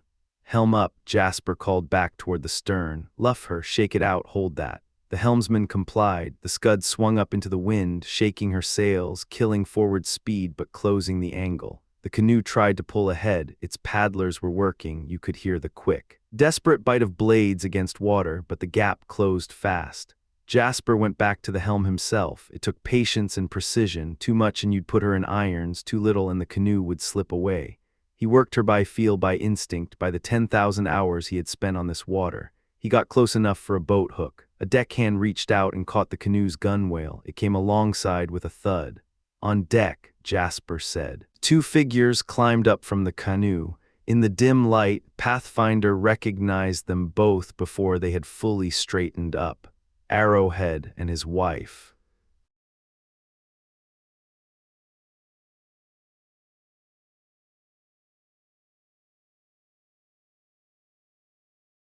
Chapter 15. Stoic deceptions unravel. The encounter with Arrowhead and his woman drew little reaction from most of the men aboard. But Mabel had seen how this Tuscarora had separated from Cap's party. So had the others who knew the circumstances. Nobody said it out loud, but the suspicion was there, hard and quiet, like a stone in a boot. Pathfinder was the only one who could talk to the man directly. He pulled Arrowhead aside and got into it. The Indian listened to every question with the flat, unreadable calm of a man who has decided nothing will shake him. His answers came measured and deliberate. When the party was discovered in the bush, he ran. Simple as that. A man does what keeps him breathing. "This is reasonable," Pathfinder said, giving the excuse more credit than it perhaps deserved. "But your woman followed. Do not pale-face women follow their husbands," Arrowhead replied. Would Pathfinder not look back for one he loved? It landed. Pathfinder was thinking about Mabel, had been for days, and the argument cut through his defenses like a blade through rope. The Tuscarora couldn't have known exactly why, but he saw the admission in the guide's eyes and stood quietly waiting. "Natural enough," Pathfinder said. "A woman follows the man she's pledged herself to. That I understand, but why so long away from the fort? Your friends have looked for you and seen nothing." "If the doe follows the buck," Arrowhead said, one finger touching Pathfinder's shoulder. "Ought not the buck to follow the doe?" Arrowhead's wife followed Arrowhead. Arrowhead followed his wife. She lost her way. They put her to work in a strange camp. The Mingos took her. Pathfinder reads sign as easily as he reads the moss on a tree. "How long ago did you get her back? How was it done?" 2 days. When her husband whispered the path to her, the dew of June did not take long to find it. Pathfinder worked through it. The story held together the way a good lie always does, built around a core of things that could be true. He moved to the next problem. "One more thing, Tuscarora. Clear this up and there's no cloud between you and the English garrison. Why was the bow of your canoe pointed toward the St. Lawrence? There's nothing that way but enemies." Arrowhead looked at him steadily. Why were Pathfinder and his friends pointed the same direction? A Tuscarora may look where a Yengeese looks. Pathfinder had no clean answer to that. He told the truth as much as he was able. They were on the king's business, and that was all he could say about it. Arrowhead saw the big canoe, the Tuscarora said. He wanted to look on the face of Odaus. He was heading home when he saw the young sailor going the other way, so he turned. They have traveled the same trail before. "Fair enough, you'll eat with us and then we part ways. The western shore is behind you now. Keep paddling that direction and you'll only get farther from where you need to be." Pathfinder brought it all back to the group. He leaned toward believing the man, though he admitted caution was sensible with someone he didn't fully trust. The others weren't as generous. Jasper said nothing. Cap said plenty. "Clap him in irons, Sergeant Dunham," Cap said the moment Pathfinder finished. "Hand him to the master-at-arms, if such a thing exists on fresh water, and convene a court-martial when we make port." "I'll hold him," the sergeant answered. "But irons aren't necessary while he's aboard the cutter. We'll look into it come morning." Arrowhead was told. He accepted it the way his people accepted most things that couldn't be changed, without argument, without visible emotion. He stepped to the side and stood there, watching everything and giving away nothing. His wife stood near him, head slightly bowed, a stillness to her that was almost total. Jasper ordered the sails filled. The scud picked up the wind and moved. The watch was nearly due. The night was coming on. Most of the party went below, leaving Cap, the sergeant, Jasper, and 2 crewmen on deck. Arrowhead and the Dew of June remained topside. The Tuscarora stood apart, arms folded, eyes moving over the water. His wife was a quiet shadow beside him. Sergeant Dunham stopped near them before heading below. "Your wife can sleep below, Arrowhead. My daughter will see to her needs. There's a spare sail over there for you." "I thank my father." The Tuscarora's voice was flat and polite. "The Tuscaroras are not poor. The woman will get our blankets from the canoe." The sergeant nodded. "As you like. We're keeping you aboard, that's necessary. But we mean you no harm. Send your wife for the blankets. You can go with her and hand up the paddles." He dropped his voice toward Jasper. "Secure the paddles once he's done." Jasper acknowledged it. Arrowhead and his wife climbed down into the canoe without protest. There were words between them, the Indian's tone clipped and sharp, the woman's response nothing at all, just a quiet correction of whatever small mistake she'd made, exchanging one blanket for another. "Move it along, Arrowhead," the sergeant called from the gunwale. Watching them in the dark below. "Soldiers, run on reveille, it's getting late. Arrowhead is coming." The Tuscarora stepped toward the bow of the canoe, one motion, one stroke of a knife he'd kept from everyone's accounting. The rope parted. The cutter surged forward on the wind and left the bark canoe sitting in the black water, almost motionless, falling back into the darkness off the stern. It was done before the sergeant understood what had happened. Hardali. Jasper moved without hesitation, releasing the jib sheet with his own hands. The scud swung hard into the wind, canvas thundering and shaking, the bow punching north as she came around, driving 100 feet to weather of where she'd been. It was fast. It wasn't fast enough. Arrowhead had the paddle already working before the cutter had finished her turn. He knew vessels well enough to have read the move before it came. And he drove the canoe southwest, angling toward the wind and the shore simultaneously, keeping his distance from the cutter's arc as she came back around. His wife paddled with him, arms driving in clean rhythm. Jasper watched the angle close and didn't like what he saw. He'll make it, he said. He's paddling dead into the wind. We can't close that gap. The other canoe, the sergeant's voice had an edge in it. Launch it and give chase. By the time we get it in the water. He's already ashore. Jasper didn't dress it up. If Pathfinder had been on deck, he stopped. There's nothing to be done. The shore was less than half a mile out. The bark canoe was already blurring into the tree shadows. The scud came around again, sails filling, resuming course on the opposite tack. Jasper worked in silence, the crew following without being told, and the cutter settled back into her heading as if nothing had happened. Cap took the sergeant by the sleeve and steered him toward the cabin hatch, away from the others. This wants thinking through, Dunham, Cap said, his face carrying the weight of a man adding numbers he doesn't like. We've now got two circumstances. Arrowhead came aboard, Arrowhead left. The question worth asking is how he left and who knew he would. The first fact argues for the boy, the second against him, the sergeant said. Two circumstances don't cancel each other. They stack, if you want my counsel, and I believe you do. This Jasper Freshwater needs to answer for his watch. The cutter's making 6 knots. This lake is not large. Between now and first light, we could find ourselves in a French anchorage with French soldiers on our deck. The sergeant didn't answer immediately. He was a deliberate man, careful in ways that had kept him alive through years on a frontier that disposed of careless men without sentiment. He knew Jasper, had known him a long time, knew the work he'd done and the manner in which he'd done it. But suspicion, once it has purchased, finds a way to reinterpret everything that came before. He went to Lieutenant Muir. He didn't want to. Muir was a man who said what the listener wished to hear, but Muir was his superior in rank and the situation demanded it. Cap stated the case, and he didn't state it neutrally. Muir listened, looked at the sergeant's brother-in-law, looked at the sergeant, and concluded that relieving Jasper was prudent. It cost him nothing to say so.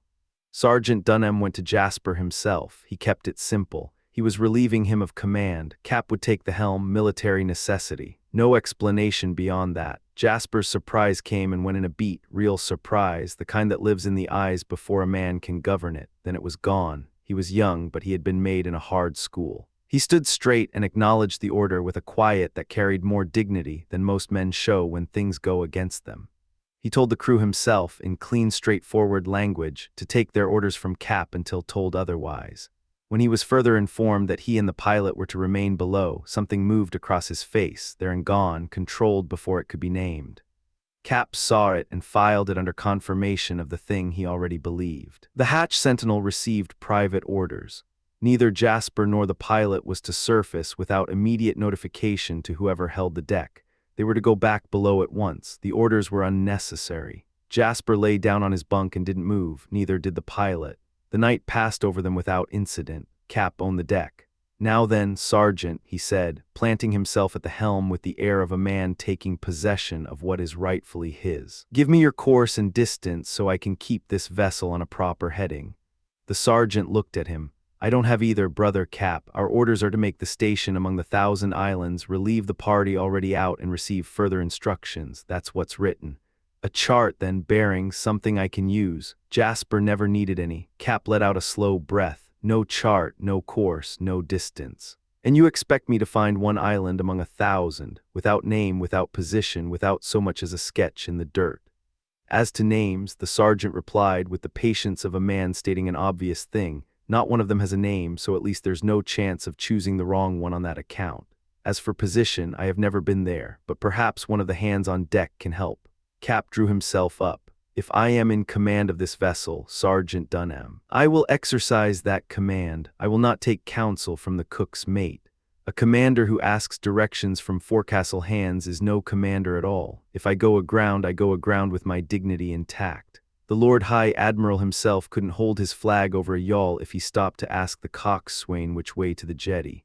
I only wish to reach the station, brother, that's all, and we will reach it. I will draw out of these men what they know without them ever knowing I asked. You may leave it to me. He moved to the man at the helm. Good steady air coming off the land, Cap observed in the easy tone of a man who owns the night. The islands will give the same, I expect, wind off the shore throughout. The helmsman touched the brim of his hat. At this season, sir, it runs this way till dawn. Same in the West Indies, Cap said. Land breeze, sea breeze, as regular as a watch. Different up here, of course. Fresh water makes its own rules. You know the 1,000 islands well, I take it. Nobody knows them well, sir. The oldest men on this lake don't know all of them. Most haven't got names. Born and died without christening, same as a child taken early. Are you a Roman Catholic? The sergeant cut in. The helmsman looked mildly startled. No, sir, I generalize about religion. I leave it alone and it leaves me. A generalizer. The sergeant muttered as if cataloging a known affliction. I take it, Cap continued, his tone unchanged, that the anchorage at the station is solid holding ground, good bottom. I couldn't say, sir, I've never anchored there. Odaus always runs her to shore and makes fast to the trees. But you've sounded the channel going in, taken soundings, you know the depth. The helmsman looked at him. There's no town, sir, no tower, no light, no bottom to speak of. Just trees and water and the dark. Jasper sent us below any time we were coming in or going out. Soldiers and crew both, excepting the pilot. I couldn't tell you the channel if my life wanted it. Cap drew the sergeant aside. There's nothing to drain from that man, he said, his voice low and flat. He's dry, they all are. There is literally no one on this vessel who knows the road to where we're going except the 2 men sitting below under guard. Navigation should solve it, brother. You are a seaman. Navigation requires a chart, a position, a course, or failing those at minimum the latitude, the longitude, something measured and known. He paused and looked at the helmsman, who was watching the compass with professional indifference. What do you know of latitude, lad? Beg pardon, sir. Latitude, the measurement of your position north or south. The helmsman considered it. I believe that's French for the upper lakes, sir. Cap said nothing for a moment. And longitude, 5 feet 6, sir, regulation height for the King's infantry. Sergeant Dunham, Cap said carefully, I will stand on through the next 2 hours on this tack, then I will heave to and take soundings. After that we will be governed by what we find. The sergeant said nothing against it. He found a folded sail on the deck.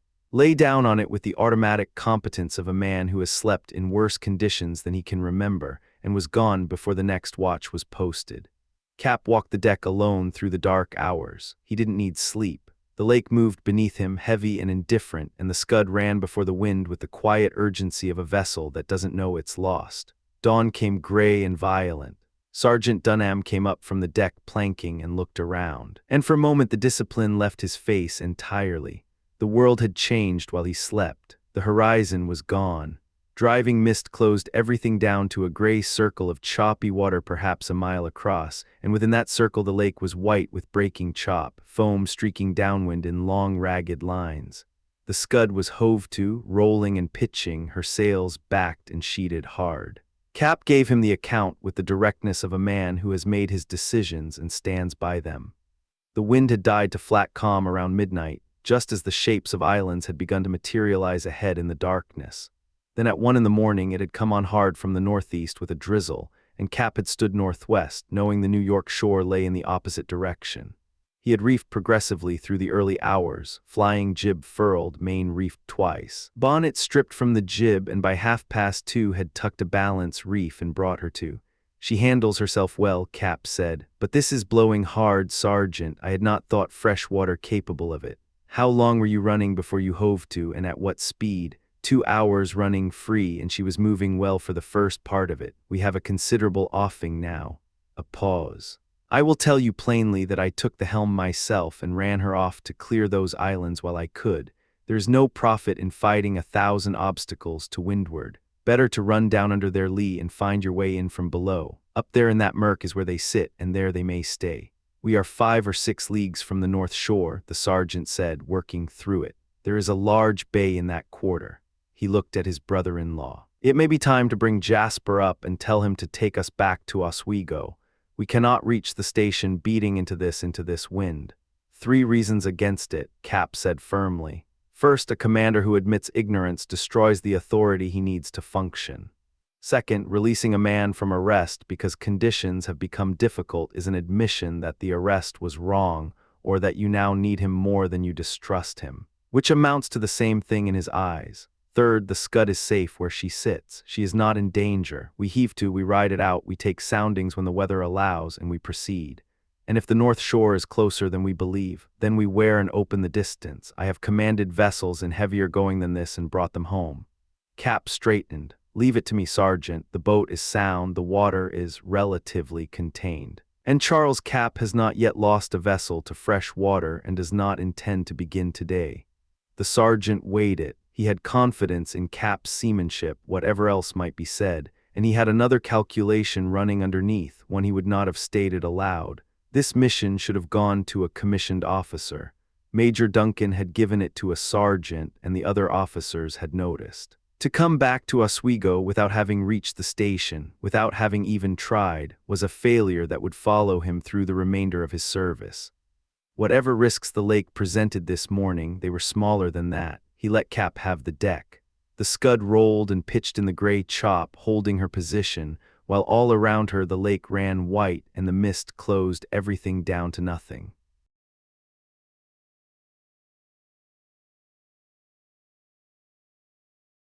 Chapter 16. Storm over water. The lake didn't care about any of them. It never had. Byron understood it. The ocean, and this was no ocean, this was something older, meaner, more indifferent. It ground men down simply because it could, because it was there before them and would be there long after their bones went soft in the mud. The Scud moved through it anyway. By mid-morning, those passengers with the freedom to move had pulled themselves up to the deck and immediately regretted it. The cutter was still running partial shelter from the islands, but anyone who knew this lake truly knew it could read what was coming. The horizon in every direction was a bruised, featureless gray, no land, no reference points. Just that flat, menacing void that open water puts between a man and his mortality. The swells were short and steep, not the long, rolling sets of deep ocean. These were violent, chopping things that broke early and hard, slapping the hull like an open hand. The water wasn't blue, it was green. The ugly, opaque green of something cold and ancient and thoroughly unimpressed with human beings. One by one the soldiers disappeared below. They'd seen enough. Eventually only the crew remained on deck, along with Sergeant Dunham, Cap, Pathfinder, the quartermaster, and Mabel. She stood with a shadow across her face. A woman who'd been told the truth about the situation and had already tried, and failed, to argue for Jasper's reinstatement to command. Pathfinder had made the same argument, equally unsuccessful. The night had only sharpened his conviction that the young man was innocent, but conviction without authority was just noise. The wind kept building, the seas kept rising. Eventually the motion of the cutter drove Mabel and the quartermaster below. And then it was just the working crew and Cap. Cap wore the vessel several times, quartering the wind, reading the water. The Scud was driving deeper into the broad center of the lake, and the seas that chased her down were becoming serious, the kind of seas that asked hard questions about hull integrity and the men who sailed in hulls. Lesser vessels would have already been in trouble. Cap was not troubled. He was alive. This was what the man was built for. Strip away the opinionated bluster, the petty superiority, the endless commentary on how things were done on the salt water, and what was left was a sailor. A real one. Decades of it carved into his hands and his instincts, and the flat, assessing way his eyes swept the wave tops. The crew felt it. They'd watched their regular commander vanish with no explanation, watched this stranger take the helm, and now they watched him work. Within hours, they'd stopped questioning and started obeying. It was that simple. Competence, genuine competence, has a gravity to it.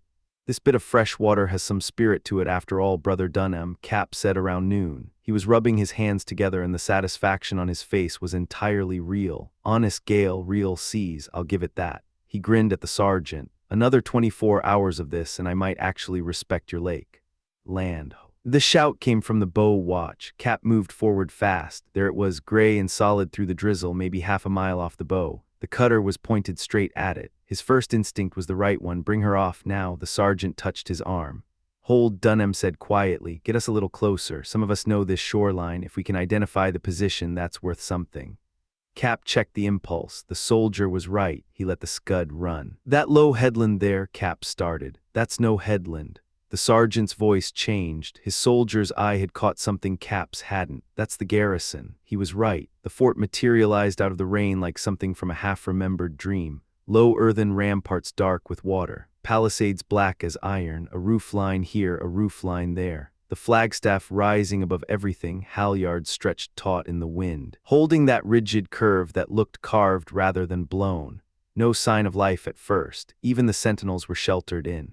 Then one of the lookouts made them, then another. Then the ramparts facing the lake were lined with soldiers, standing in the rain, staring out at the Scud running before the gale. The whole scene had a weight to it. The roar of the wind was constant, not gusting, not intermittent, just a sustained, grinding howl that had long since crossed from dramatic into oppressive. The lake answered it with hissing spray and the heavy slap of waves against the hull.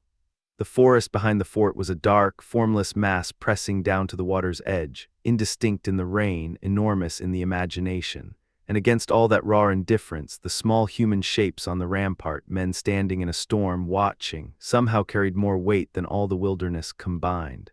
"They think we've been blown off course coming home," the sergeant said. "They're wondering why we haven't turned in." He paused. "That's Major Duncan on the northeast bastion. I know his height." Cap studied the gap between the cutter and the shore. He did the math in his head. The calculation came back wrong. "I'd take it, Sergeant. God knows I'd take it. Get in that river, drop anchor, put this whole mess to bed." He shook his head. "Can't be done. Nothing beats to windward in this, and there's no anchorage out here in weather like this." "I know. And I will tell you this, pleasant as it is to see solid ground, I am a happier man when the land is behind me and there's open water ahead." He gave the order, "Bring her off." The storm staysail went out forward. The gaff came down, helm up. The scud responded like she was alive, like she'd been waiting for permission. She fell off the wind, gathered herself and ran. She didn't fight the lake. She used it, riding the surge lines, hull speed climbing. Bow lifting and driving and lifting again. The fort, the ramparts, the soldiers, the major in his wet coat, all of it swallowed in moments by the rain and distance. Then the slow, grinding work of bringing her back up to the wind, hours of it, the wind still building. By late afternoon, Cap would quietly, privately revise his opinion of what a freshwater gale was capable of. He told no one. The darkness came early and without ceremony. Cap wore the scud again to keep her off the north shore through the night hours. By midnight, working the crew with careful questions, he'd assembled a rough picture of the lake's dimensions. The height and regularity of the swells confirmed what he suspected. They were somewhere near the middle, equidistant from both shores. He had developed in the past 24 hours a cautious and entirely reluctant respect for Lake Ontario. Then around 1 in the morning, the gale stopped being a gale and became something else. The water came aboard in solid masses, not spray, not even green water, walls of it hitting the deck with a weight that made the cutter shudder to her keel timbers.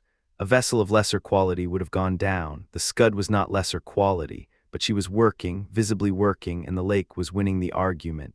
Every man in the crew knew what Jasper would have done. Jasper would have put her on a shore he knew, in an anchorage he'd identified years ago, and they'd all be drinking something warm right now. But Jasper was below. Cap had not consulted him. Cap would not consult him. He set the storm staysail, dropped the mainsail head, and put her before the wind.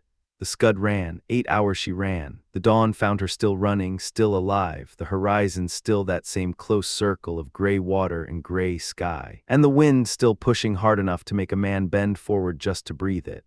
Pathfinder came for Cap at first light. He found him below, asleep, and shook his shoulder once. Cap came awake with the wariness of a man long accustomed to being woken with bad news. Pathfinder stood over him, steady. No panic in the face, just the hard, patient look of a man who had spent his life in situations where panic was the first thing that killed you. "Sleep's a good thing." Pathfinder said, "I've slept in worse places than this, but life is better than sleep. Come up and look at what we've got." Cap stared at him for a moment, parsing the words, then he pulled himself up. On deck, the wind hit him full in the face. He grabbed the rail, got his balance, his eyes swept the horizon automatically and stopped. Lee shore, high ground, close, not a mile off. He could see the white lines of the breakers. "How long has that been there?" His voice was flat. Pathfinder didn't answer. He didn't need to. Cap stared at the land with the expression of a man reviewing his own mistakes. Then he looked to windward with something that looked almost like fury, as if the weather had personally offended him. "Is that encouraging?" Pathfinder asked. "Or not?" "It's neither," Cap said, then more quietly, "It's neither." He turned. Sergeant Dunham was coming forward, his face carrying the carefully controlled expression of a soldier who has already been told bad news and is now looking for confirmation. "The men are saying we can't carry more sail," Dunham said. "They're saying our drift is taking us in. They're saying we have an hour, maybe 2. He paused. "Tell me they're wrong." Cap said nothing. He looked at the land. He looked at the water between the scud and the breakers. He did the math again. The math came back the same as before. "Get Jasper," the sergeant said quietly. Cap's jaw tightened. He stared at the breakers for 3 long seconds. "Get him," he said. Jasper came up the ladder and into the gray morning light. He was composed. Whatever he felt about the circumstances that had put him below, the accusation, the humiliation, the hours of listening to the lake fight a man who didn't know her, none of it showed. He stepped on deck and his eyes moved immediately to the horizon. West, north, then south to the high ground under the lee. He took it all in, one sweep, 10 seconds, he had his picture. I sent for you, Cap said, arms folded, holding his balance against the motion with the automatic ease of long practice, because we are in a difficult position and I need to know what lies to leeward. I'll also say plainly, whatever differences exist between us, no man wishes to drown, least of all the women aboard. So if you know a way to bring this cutter to safety, now is the time. I would die before harm came to Mabel Dunham. Jasper said it simply, no performance in it. Pathfinder put a hand on the young man's shoulder and squeezed once. Cap studied the young man's face. Then, do you know any port under our lee? No, there's a bay at this end of the lake, but we've never fully surveyed it. Entry would be uncertain. The coast itself, wilderness. West, it runs to the Niagara. North and east, it's nothing but forest and open country for 1,000 miles. No French. Good, and if this unpleasant business about the French hadn't occurred, Cap paused, choosing his words.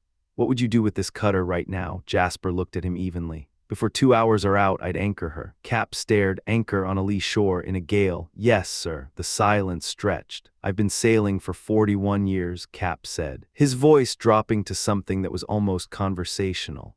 On every sea worth naming, and I have never, he stopped, pulled himself back. That's not seamanship, son, that's ignorance. That's what we do here, Jasper said quietly. When we're hard-pressed and we know the bottom, I know the bottom in there, I know what the anchor will hold in.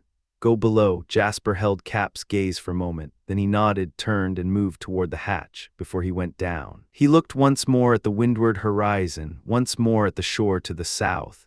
His face said everything, then he was gone.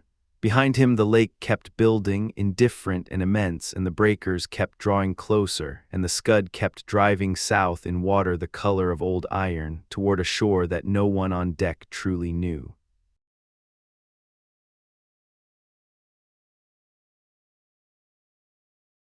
Chapter 17. Doubt dies. Disputing the argument had been going on too long. It always ended the same way. The man who knew least talked the most, and the man who knew most was left to watch the consequences unfold.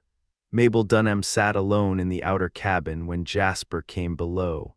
The sergeant had given him back his freedom of movement, at least below decks.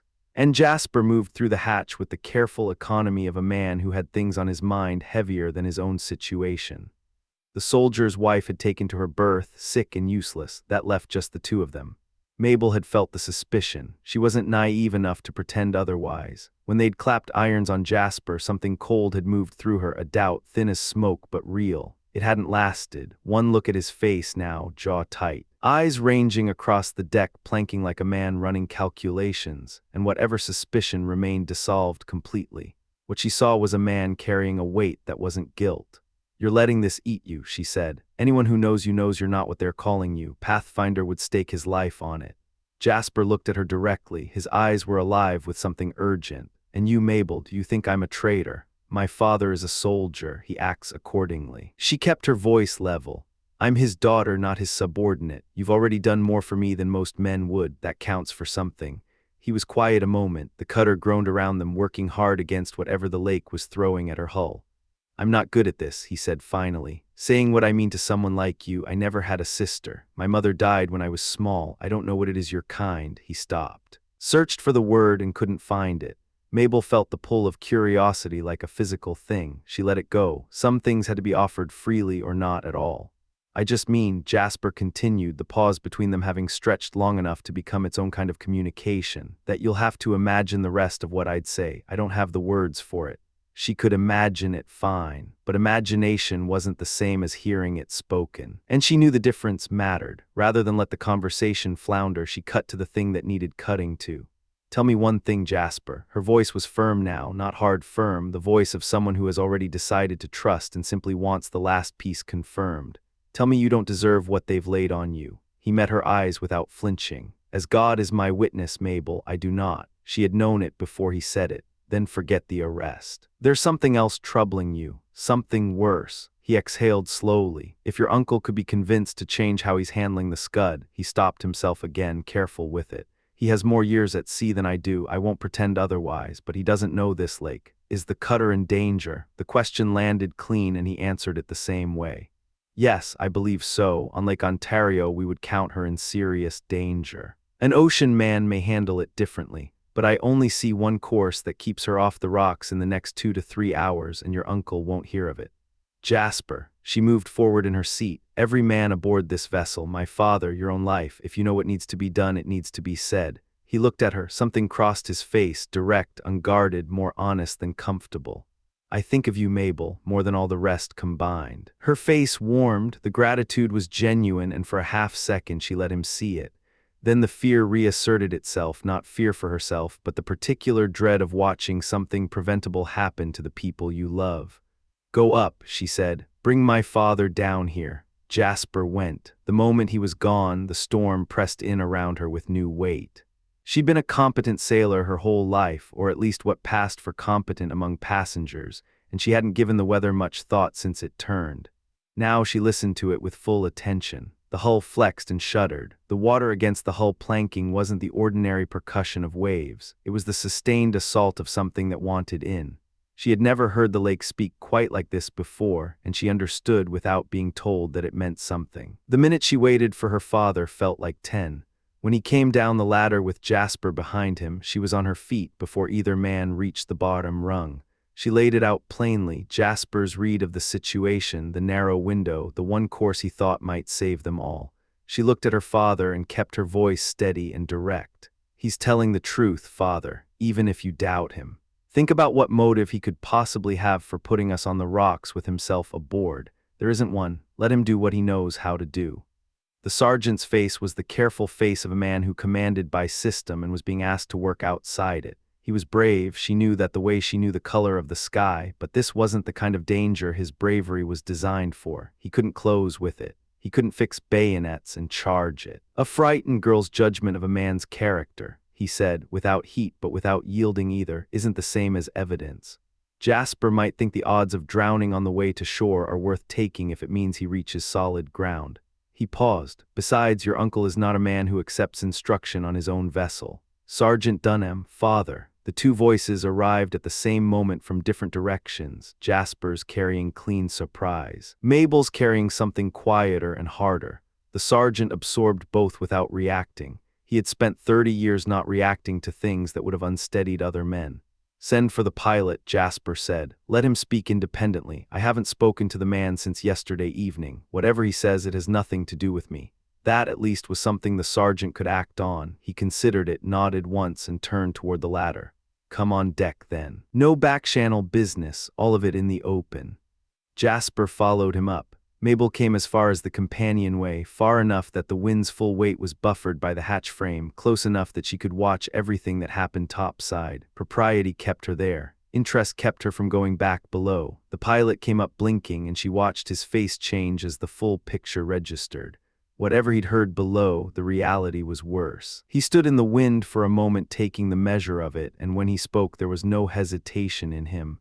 We anchor, he said, closer in, just outside the first line of breakers. Cap stared at him the same way he'd stared at Jasper. Out here on a lee shore, just at the outer line, the pilot said. That's the position. Cap turned away from it. The conclusion he'd already formed, that Jasper and the pilot had agreed between themselves to wreck the Scud and make the shore on their own terms, had apparently calcified into certainty. Nothing the pilot said was going to move it. Brother, Cap said to the sergeant, his voice flat with the authority of a man who had been on the ocean when most of these people were still learning to walk. No honest seaman tells you to anchor on a lee shore in a running gale. Not while there's still canvas that can be set, and to anchor in the breakers themselves is madness I couldn't justify to any reasonable man. His Majesty owns the Scud, the sergeant replied steadily, and I am responsible for the men aboard her. 2 men who know this lake are telling the same story. I think that deserves weight. From the companionway, Mabel opened her mouth. Jasper's hand came up, a small, precise gesture. She read it correctly and went quiet. Half an hour. Jasper said, his voice dropping its heat and going clinical. That's what we have before the question settles itself. Once we're inside those breakers, no man aboard will keep his footing on a deck this low. She'll fill and go down before she clears the second line of rollers. And you think anchoring prevents that? Cap turned on him like a man with nowhere left to put his frustration. It might not stop our drift entirely, Jasper said, but head to sea, we reduce it. Even dragging, we come through with the best possible angle. I'm asking permission to range the cables and clear the anchors. If I'm wrong, it costs nothing. If I'm right, it costs everything not to try. Cap stared at him for a long 3 seconds, then he waved a hand. Overhaul what you like forward, I can't see that it changes much now. Jasper was already moving. He pulled men off the bulkhead and set them to work on the forecastle, soldiers, not sailors. But willing enough when the alternative was watching the shore come toward them and doing nothing. On Ontario, anchors didn't get stowed below between passages. The ground tackle was ready. The work went fast. Mabel watched from the hatch. She heard the lake rather than saw it now, the sustained violence of it, the sound the water made when it struck the hull at the wrong angle, the deep resonant working of the timbers. The Scud was a well-built vessel, but she was also a small vessel, and the lake didn't care about the difference. While the work continued forward, Cap drew the sergeant aft out of earshot of the rest. She couldn't hear the words, but she could see the men, Cap's broad shoulders set with an unusual tension, the slight tremor that moved through his voice even if it didn't reach her ears. She watched her father's face absorb whatever was being said. She watched him stand with it. When Cap came back forward, his voice had changed. The authority was still there, but something human had crept in underneath it, the sound of a man who had looked at the water to leeward and done the arithmetic. "Oh, Douse," he said, "is there a creek anywhere under our lee? Can we beach her?" That single question changed everything. Jasper looked once at the sergeant. The old soldier gave him a nod, slight, controlled, but unambiguous. "Give me the tiller," Jasper said. "Take it," Cap said. "I see nothing better to be done. Beach her or swamp, those are the choices." Jasper needed nothing more. He went aft at a controlled run. The pilot was already watching him, reading his intention. At a look from Jasper, the remnant of sail that had been keeping the Scud's head up was hauled in. A beat of timing, the kind that can't be taught, only developed through years of reading water, and Jasper put the helm up. The staysail head broke forward, and the cutter came off the wind and dropped into the trough. It was the most dangerous single moment of the entire day. In the trough of those seas, broadside to the waves, a vessel of the Scud's size was one bad roll from being overwhelmed. The water came aboard forward and the hull shuddered through its entire length, but the cutter came through it, and suddenly she was running, moving fast, the shore closing ahead with a speed that turned Mabel's stomach. 5 minutes of that, maybe 6. Jasper held the course and held his nerve. And when he judged the distance right, he put the helm back down. The Scud's bow came up into the wind, smooth, controlled, almost elegant given what the water was doing around her. Forward the work erupted. A kedge went over each bow. The hawsers paid out like they were trying to escape, racing toward the bottom, running so fast they blurred. When the strain came on the cables, both anchors went down. Every fathom of cable they had was given to each. Mabel watched the shoreline. The breakers were close enough now that she could see individual waves forming and collapsing, white and churning and indifferent, 100 feet astern. Less, the Scud was still moving toward them, slow now but still moving, and the hawsers were bar straight, humming with tension. "This is not what I authorized," Cap said, his voice rising as he understood the trick that had been run on him. "I told you to beach her, not anchor in the damn breakers. Cut the cables and put her ashore. I'm ordering you." Nobody moved. Jasper's people knew who had brought them through this far, and it wasn't Cap. "You wanted me to head for a creek," Jasper said, calm under it. "I steered for the bluff. You want to know why?" He didn't wait for an answer. "Because the breakers are narrower there, and because the undertow runs strongest off that point." Undertow. Cap looked at him like he'd claimed the ability to breathe water. "You're telling me you intend to hold this vessel off a lee shore with a current running the wrong direction. The water the gale pushes ashore has to return to the lake somehow. It can't go back on the surface. The wind and waves won't allow it, so it goes back along the bottom. It runs back out under everything, and the Scud draws enough water to sit in that current." Jasper looked at him steadily. "If I've placed us in it correctly, that undertow will do as much work as the anchors. And if you haven't placed us correctly," Jasper said nothing. Cap turned away from him. He couldn't argue with the logic, and he was too experienced a seaman to pretend the theory was impossible simply because he hadn't encountered it before. His own coastline didn't produce the phenomenon. This one did. The lead went over on Cap's order, read by a man lying flat on the bow with his arm in the water. The line angled forward. A minute passed. 2 minutes. The drift was still there, measurable and real, the shore still present in their peripheral vision. And then it slowed, and then it stopped. Jasper came forward and looked over the bow. The cables told the story. Where they had been rigid as iron bars, straight and screaming with load, they now curved downward, taking the shape of something working with the water rather than against it. The Scud rose to a sea and came down again with a controlled, patient motion. not a vessel being driven. A vessel being held. He allowed himself one moment of expression, a brief, sharp exhale, the trace of a smile, and then he was at the helm, trimming the cutter's position to ride as easily as the cables would allow. "The undertow," he said quietly. "We're in it." Cap stood where he was and said nothing for a moment. Then, the gale's easing anyway, and the holding ground is sound. Fresh water behaves unnaturally, but there it is. He turned away and examined the horizon with great attention to the horizon, as though he'd been studying it all along. Jasper let it go. The lead stayed in the water. Every man who wasn't sick below was watching it, and for the next 30 minutes the line told the same story each time it was checked. The drift had stopped, the anchors were holding, the undertow was working. The breakers stayed astern, not closing. The cables curved down into the green water and did not straighten. When it became clear that the Scud was not going ashore tonight, the tension went out of the deck like water through a seam. Men sat down where they stood. The praying below stopped, replaced by something quieter and more useful. The exhausted slept. Mabel came out of the companionway fully and stood on the deck in the diminishing wind. The sky to the west had opened. Sunlight was working through the spray, and the air above the water was brilliant with it, a hard, clean light that made the whole surface of the lake look like hammered metal. Jasper was at the helm, and he did not look up. He was watching the cables.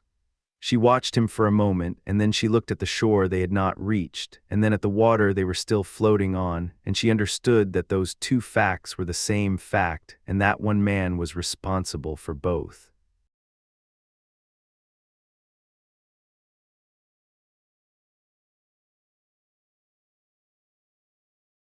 Chapter 18. Calm after storm. The gale broke near noon.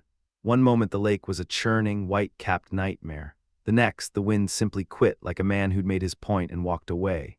The surface still heaved and rolled, waves pushing hard toward shore in long, dark sets, but the spray had stopped flying and the worst of it was over.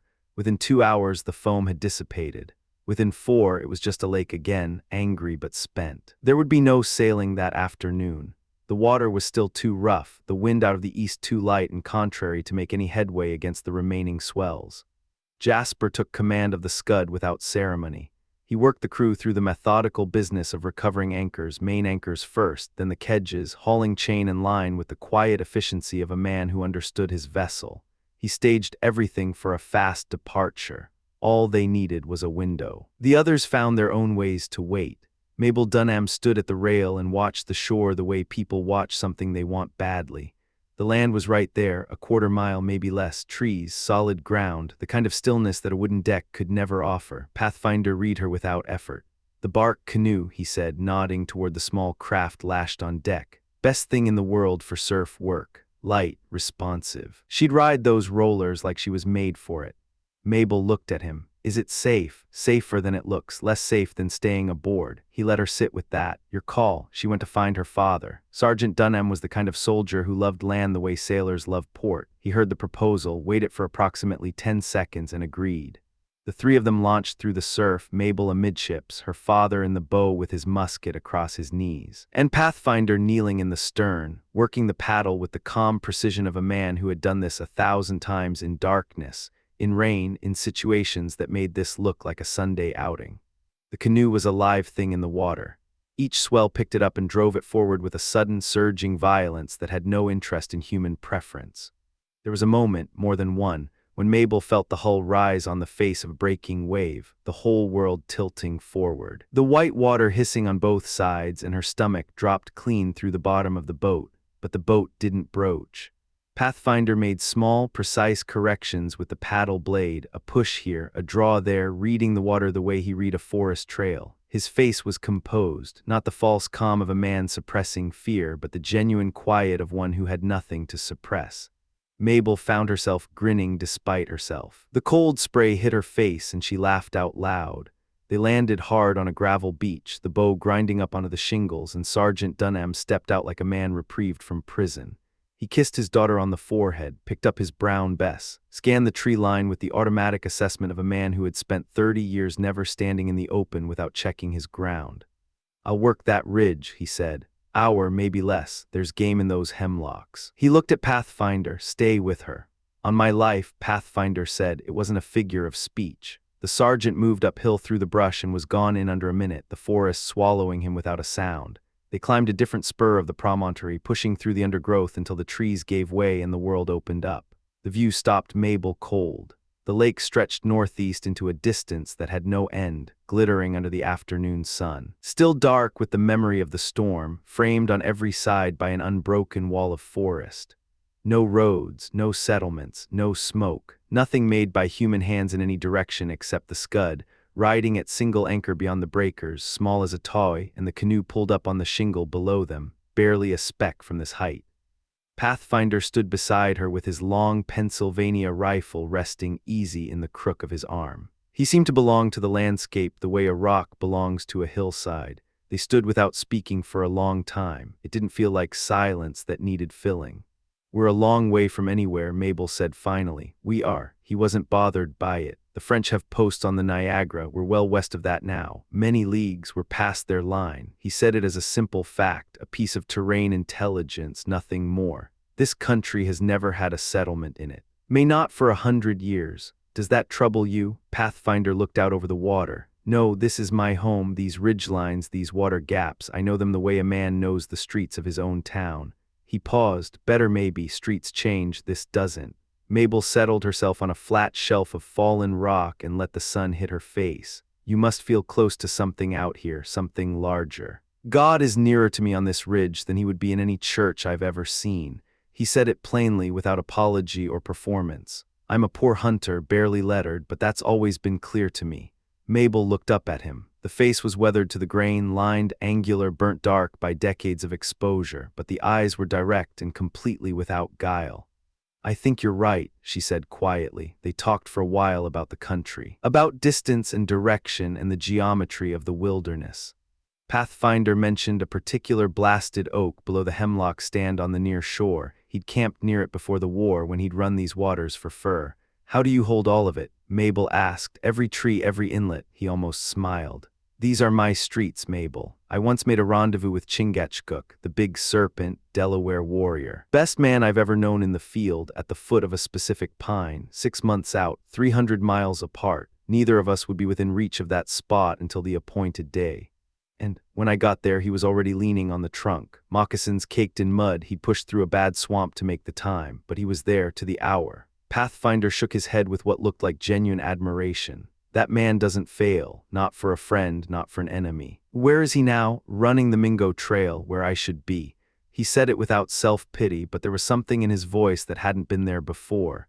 "What kept you here?" He didn't answer right away. His eyes tracked a pair of pigeons working low along the beach, one landing near the waterline, the other circling in from the far shore. "Human weakness," he said finally. Mabel watched his face. She was a perceptive young woman, had always been, and she felt the conversation shifting toward something heavier without being able to name it yet. "This life suits you," she said carefully. "I've watched you out here, you seem complete, in some ways." He watched the second pigeon land near the first, but even out here a man starts to notice what's missing. "There must be women in the frontier settlements." "There are." His voice was neutral, but like should stay with like. "I've always known that. Indian girl would suit an Indian man, town girl a town man." Mabel felt the direction clearly now but held her ground. "And a hunter?" Pathfinder was quiet for a moment. "A hunter should find a woman who could be content with a hunter's life, a cabin in the woods, a man who's gone more than he's home, not much comfort, not much society." He paused. "It wouldn't suit many women, perhaps more than you think." He turned and looked at her directly, and for the first time she saw something in that composed, weathered face that was neither calm nor confident. "Mabel," he said, "your father and I have spoken." She went still. "He believes, and he has persuaded me to believe, or near enough, that a match between you and me might not be entirely unwelcome to you." He held her gaze. His voice was steady, but it was costing him something. "I am older than you and rougher, and have little to offer beyond what you see. But I am asking, plainly and honestly, whether there is any chance, any at all, that you could see fit to be my wife." The wind moved through the hemlock stand below them. Somewhere down the ridge her father's musket fired once, a clean, flat crack, and then the forest went quiet again. Mabel looked at her hands for a moment. When she raised her eyes, her face was set with a care that he seemed to read before she spoke. "Pathfinder." She let his name carry what she needed it to carry. "There is no person I respect more than you. No man I would trust sooner with my life or my father's life. What you are, your honesty, your courage, your absolute reliability, I have met none of it in any other man." She stopped, but respect is not the same thing as what a wife must feel for a husband. And I cannot give you what I don't have to give, no matter how much I wish I could. It would be a wrong to you. You deserve better than a wife who married you for gratitude. The silence that followed had weight. Pathfinder's jaw worked once. His right hand found the stock of his rifle and gripped it, and Mabel watched his knuckles go pale against the dark wood. It wasn't anger, she understood that immediately. It was a man absorbing a blow in the only way he knew how, by standing still and taking it. The sergeant was wrong, he said. His voice came out rough around the edges. I told him. I said it from the start. I said my gifts weren't suited to a girl raised the way you were. He stopped, started again. I should not have let him persuade me otherwise. Pathfinder, no. He shook his head once sharply, not cutting her off, just refusing comfort that would make it worse. You've been honest and kind, and I won't have you apologize for that. You've done nothing wrong. The sergeant was wrong. His throat worked. Mabel watched a decade's worth of practiced stoicism strain against something it hadn't been built to hold, and she had to look away. Give me your hands, she said. He looked at her. Please. He held out both hands, large, calloused, dark from sun and weather, scarred in several places from encounters she could only imagine, and she took them in both of hers and held them. We are friends, she said. Good friends. That is real and it is permanent. And I will not let this moment take it from us. Can you hear that? The sergeant was wrong, he said again, but quieter now. His eyes were bright in a way that had nothing to do with the sun. She held his hands until the shaking stopped. They heard the sergeant's boots on the slope before they saw him, dried twigs snapping in the methodical cadence of a soldier who wasn't trying to move quietly. He came out of the brush with a bird in one hand and his musket in the other. Read the scene in front of him with the trained eye of a man who had spent his life reading terrain, and his expression shifted. Mabel, he said, keeping his voice easy. I put a bird down past that hemlock stand on the shore. Light work for young legs. Jasper looks like he's ready to move. No need to climb back up. We'll meet you on the beach. She stood, looked at Pathfinder once, a look that said everything that needed saying, and then she was moving down the hillside with the quick, unhesitating stride of someone who needed to be somewhere else before she stopped being composed. She made it to the cover of the thicket, sat down hard against the root of a cedar, and let it out. Deep, silent, grief-adjacent crying that she didn't fully understand and couldn't have explained, grief not for herself but for the look she'd seen on the face of a good man when the thing he'd let himself want was taken back by the world. It passed. It had to. She wiped her face with the back of her hand, stood up, and went to find the bird her father had shot. Sergeant Dunham watched his daughter disappear into the brush with a father's satisfaction. She had her mother's stride, precise and light, then turned to Pathfinder with the open expectation of a man who already knew the answer. Well, Pathfinder looked out over the lake. She understood me, Sergeant, and I understood her. He kept his eyes on the water. That's the end of it. Dunham's expression shifted. You asked her plainly, plainly as I know how, and she said no. He said it without heat, without accusation. Kindly, honestly, in the way that only a good person can say a hard thing, she said no. The sergeant was quiet for a moment, the kind of quiet that precedes argument. Women change their minds. Some things don't change, Sergeant. Pathfinder finally looked at him. The eyes were dry now and steady, and entirely without rancor. I told you from the start my gifts didn't fit. I was right, you were wrong, and that's all there is to it. A beat. I'll not have you press her on this. Give me your word. The old soldier looked at his friend for a long moment. He was not a man who liked being wrong, but he was in the end an honest one. You have it, he said quietly. They stood together on the ridge for another moment. Two men who had trusted each other in bad ground for more years than either could easily count, and then they started down toward the shore. Below them the Scud strained at her anchor as Jasper's crew made ready. The lake had settled into a long, gray swell. Good sailing weather was coming. Pathfinder descended the slope without looking back. Me, Sergeant, he said quietly, more to himself than to the man beside him. I fear you were very wrong.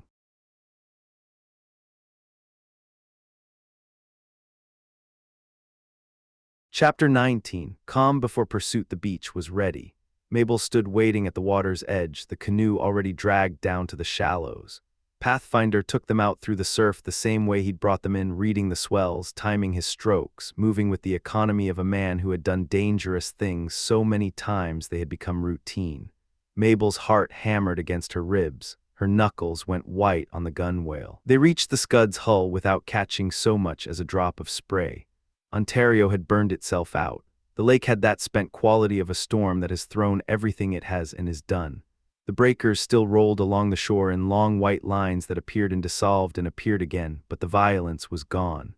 The Scud's cable hung slack in the water, and Jasper had already run his sails up, canvas hanging loose, waiting for the evening wind to give it purpose. The sun touched the horizon as the mainsail filled and the cutter's bow bit into the water. The air came light out of the south. Jasper held the vessel's head east along the south shore, working to gain distance in that direction as fast as the wind would allow.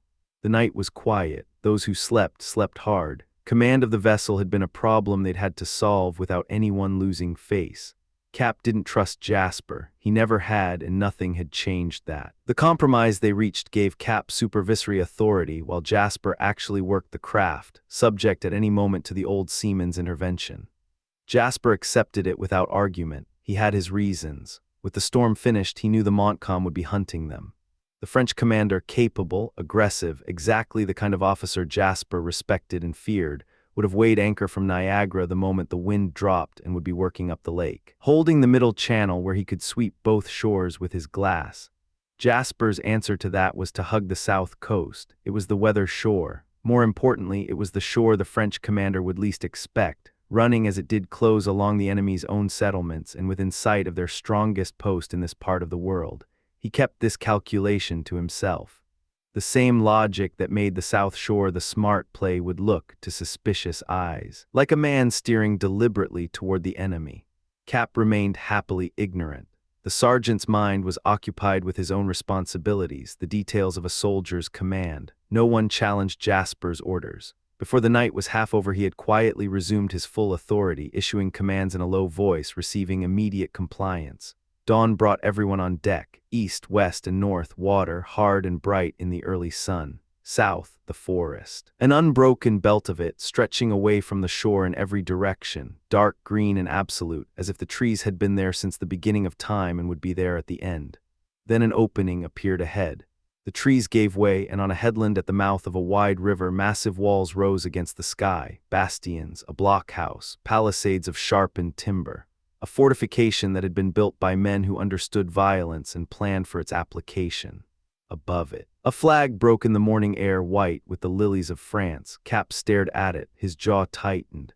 The dirty tablecloth hung up to air, he muttered. My name is Charles Cap if it isn't, and here we are hugging this damned shore like it's home. Jasper, you hunting frogs, is that why you're so keen on New France's coastline?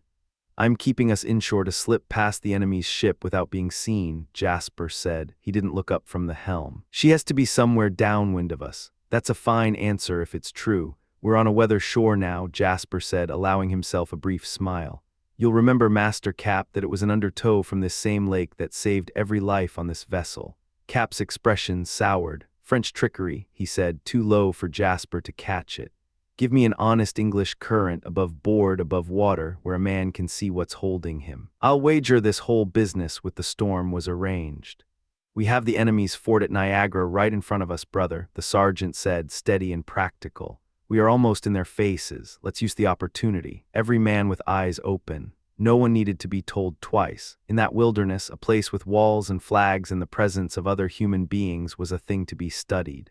The wind had come up enough to push the Scud through the water at a serious pace, and Jasper eased the helm as the river mouth opened before them, bringing the cutter close in toward that wide strait where the water poured in from somewhere high above. It came down through the air before they heard the source of it. A sound beneath the normal register, deep, constant, massive, not like water, like something older than water. It moved through the air with the weight of an organ's lowest pipes, and once or twice the earth itself seemed to absorb it.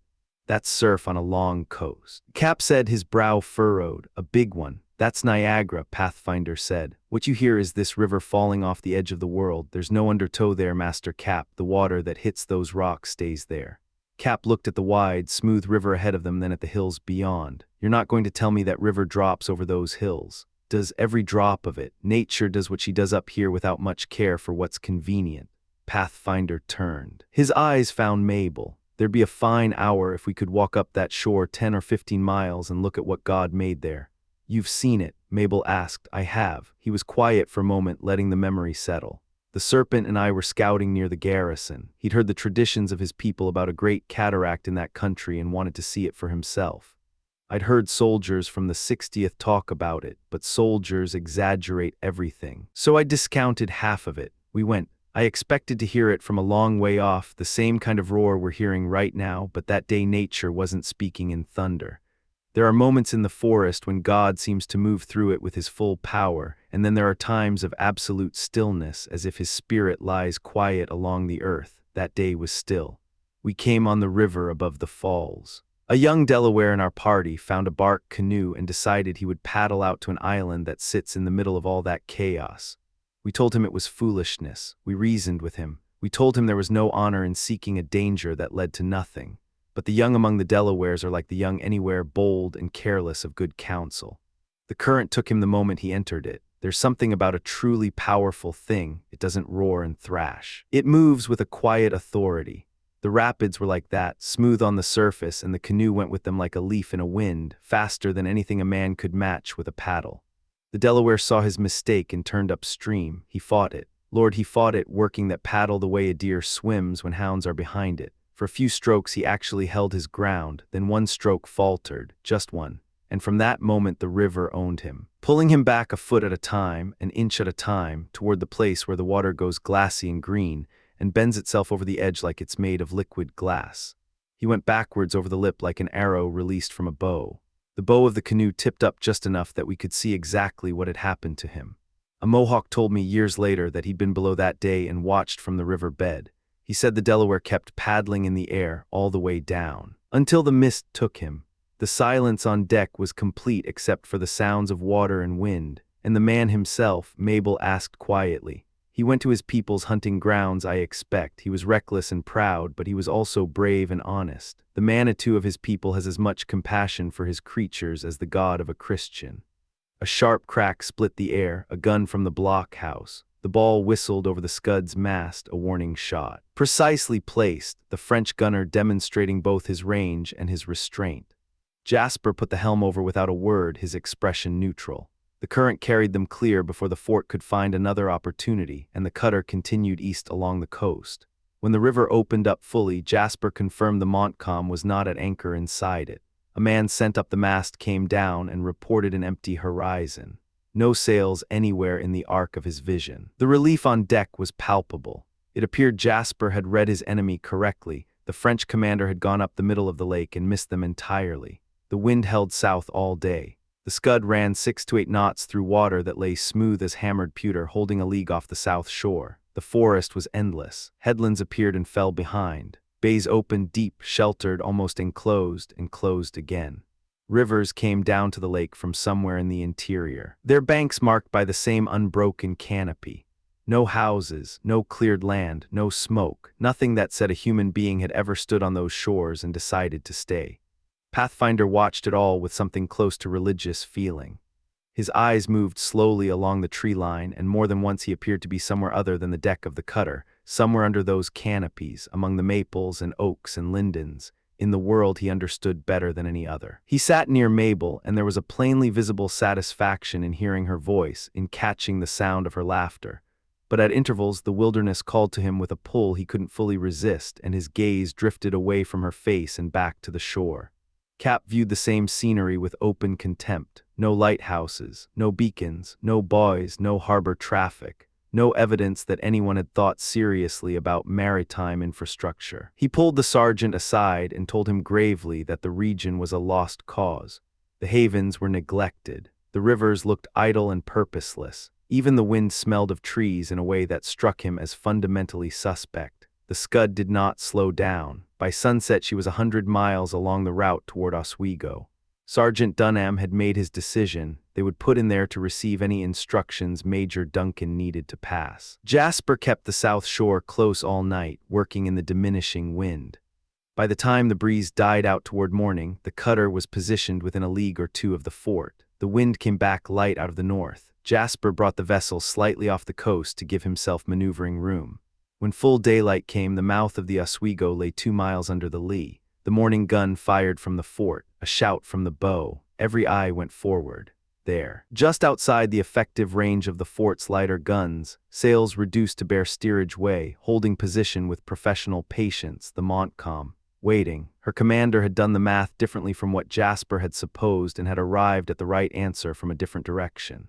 The situation required immediate decision, and there was no time to argue about it. The sergeant's consultation with the others was brief. They abandoned Oswego. The Scud came up on the wind hard, every piece of canvas drawing, and drove for open water. The fort fired. Flags went up on the ramparts. Men crowded the walls, men who could do nothing but watch. The Montcalm answered with her own guns, scattered shots of contempt rather than serious intent, and ran up France's colors from every hoist as she put her bow after them under a full press of sail. For hours the two vessels worked to windward in short stretches, the Scud always holding her lead. By noon the French ship was hull down to leeward, the distance between them growing steadily. The Scud sailed higher and faster in these conditions, and Jasper used the advantage without sentiment or hesitation. Islands appeared to the north. Jasper said they could lose themselves there. Cap didn't like it. Muir liked it even less, but with the Montcalm below the horizon and Frontenac still a significant distance off, there was no practical alternative. Jasper could not betray them to the French without sailing openly into a French harbor, and they could prevent that at any moment. The advice stood. Left to himself, Jasper Western proved what he was made of. He threaded the islands on the weather side, passed through, came out to the east running free in clear water with nothing in sight astern or to leeward. By evening the cutter was at the first of the island chains that guard the lake's outlet. Before dark she was threading the narrow channels between them, working toward the station. At 9 o'clock Cap put his foot down. He'd been watching the passages close around them, the trees pressing in from both sides, and he'd had enough. At every turn he half expected to find himself looking up at French cannon. Jasper anchored without argument, his standing orders, in fact, required him to approach the station under conditions that prevented his crew from developing any clear sense of its position. A deserter with that knowledge could destroy everything. The Scud came to rest in a small, concealed bay. By daylight it would have been difficult to find her. In darkness she was invisible. A single man stood watch on deck, everyone else slept. Cap, who had not slept properly in 2 days, went down like a man dropped from height. He woke to the sensation of movement. Instinct brought him to his feet before his mind had fully assembled the situation. He came up the ladder into the gray pre-dawn light to find the Scud threading channels again, only Jasper and the pilot on deck, the sentinel standing watch at the rail with the tranquility of a man who sees nothing irregular. "What the hell is this?" Cap demanded, his voice carrying enough edge to cut wood. "Are you running us straight into Frontenac while we sleep?" "Major Duncan's orders," Jasper said, his voice level. "The station is never to be approached while the crew is on deck. He does not want more pilots to know these waters than the king has need of." Cap looked around at the channels, trees on both sides, sometimes close enough that the cutter's spars nearly brushed the branches. Rock shelves visible in the transparent water below the hull. Passages that seemed to materialize out of solid forest as the bow approached them, then sealed themselves behind. "I'll admit," Cap said after a long pause, "that you'd have done better if you'd been left in charge of this vessel from the beginning." "We'll have done it soon enough," Jasper said, a smile at the corner of his mouth. "Less than an hour now, then you'll be safe from anything I might contrive." Cap grunted. He watched the channels come and go, no compass that he could see. No lead line, no chart. Jasper moved through the maze like a man walking a path he has walked 10,000 times, his hands easy on the helm, his eyes reading something in the water and the angles of the trees that no one else on the vessel could see. "I give it up," Pathfinder said at one point as the Scud emerged clean from the 20th passage. He said it to no one in particular, with something approaching reverence. "This is the perfection of it. You see how he runs, head up. Like a hound on a true scent. My life on it, he comes out right in the end." "No pilot, no lead, no beacons," Cap muttered. "I don't even believe there's a compass." "Stand by to haul down the jib," Jasper said. What followed was fast and precise, the jib coming down, the helm going hard over, the mainsail shivering as the cutter came into the wind, a short drift on rudder alone, and then the Scud lay alongside a shelf of natural limestone rock. As neat as a vessel coming to a prepared berth. Lines went ashore. Men on the rock received them and made them fast. Station Island, they had arrived. The men of the 55th waiting on the island had the look of people who had been stationary too long. They greeted the newcomers with the particular enthusiasm of soldiers who have been standing watch in a quiet place and are now, finally, being relieved. Mabel stepped ashore and stood for a moment on solid ground, taking it in. She didn't try to describe what she felt. She didn't need to. Her father followed with his men, moving with the purposeful energy of a soldier finally done with a vessel and back on terrain he understood.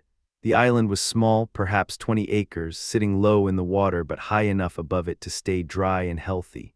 Most of it was original growth forest, but at some point in the past, perhaps centuries ago, perhaps more, some combination of fire and weather had stripped half the island of its trees, and a grass glade now covered the open ground. The shores were thick with brush, deliberately maintained and shaped to serve as concealment, screening the interior from anyone passing through the channels. Within that cover, several low log huts had been constructed, a dozen men's quarters, a storehouse, a kitchen, a hospital built simply from available materials, roofed with bark brought from a distance so that the work would leave no visible sign from the water. They were as comfortable as structures of that kind ever become, which is to say they kept the rain out. At the island's eastern end, a narrow, densely wooded peninsula pushed out into the water. Its undergrowth was nearly impenetrable. Near the neck where it joined the main island, a blockhouse stood on a slight rise. It had been constructed by men who took their craft seriously. The logs were tight-fitted, bullet-resistant, squared and jointed with care. The windows were loopholes, narrow and positioned for fields of fire. The door was heavy and small. The roof was hewn timber sealed with bark. The lower story held stores and provisions, everything the party needed, concentrated there against the possibility of emergency. The upper story served as both living quarters and last-ditch fighting position. A low garret above that held sleeping space for 10 or 15 if the situation required packing them in. The whole structure rose less than 40 feet, kept invisible from outside the island by the surrounding tree canopy. On the inward side, the upper loopholes commanded the glade and the main huts. At its base, an opening in the limestone bedrock gave access to the lake water below, a bucket on a rope. The difference between enduring a siege and dying of thirst in a building you couldn't abandon. The upper stories projected outward beyond the lower ones in the standard fashion, creating overhanging platforms from which the building's own base could be covered, and from which defenders could drop things on men trying to work at the foundation. Ladders between floors, log plugs fitted over the apertures cut into the flooring above. Simple, functional enough. The island's best defense was its position. Sitting among 20 others, wrapped in overlapping channels so narrow and irregular that a boat could pass within 100 yards and see nothing but what appeared to be continuous forest, it was nearly impossible to identify as a distinct feature of the landscape. The channels between the surrounding islands shifted and converged in ways that made it genuinely difficult, even standing at the island's center, to determine what was connected to what. The harbor Jasper used was enclosed by bushes and flanking islands so thoroughly that on one previous occasion the cutter's own crew, returning from a short fishing excursion in the adjacent channels, had spent hours trying to locate the scud. The place was well chosen. Every natural advantage had been developed as far as limited means and frontier economy would permit. The hour after arrival was organized chaos. The party being relieved had nothing significant to report, which meant they were bored and eager to move.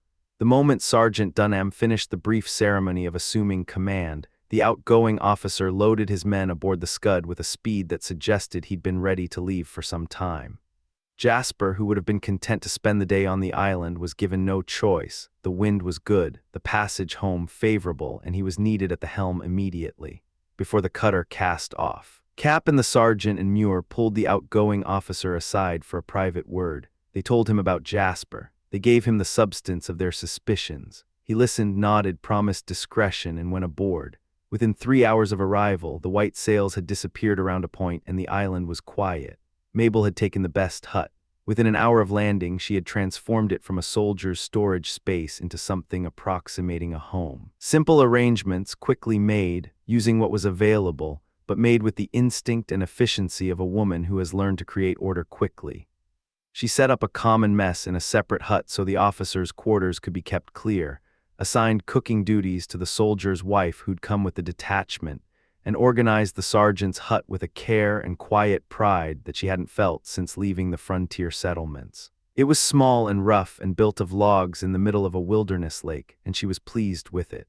When everything that needed doing was done, she walked out through the glade and made her way to the only point on the island not screened by brush. She stood at the water's edge. The lake lay still. The channels between the islands were glassy and silent, reflecting the trees perfectly. The light was clean and the air smelled of pine and cold water. She stood there thinking about where she was, what she had come through and what lay ahead. "You're a beautiful sight and a beautiful place, Mistress Mabel," said Muir, appearing at her shoulder with the practiced casualness of a man who makes a habit of appearing at women's shoulders. "I'll not commit myself as to which of the two is the more handsome. I won't pretend compliments are entirely unwelcome," Mabel said without turning.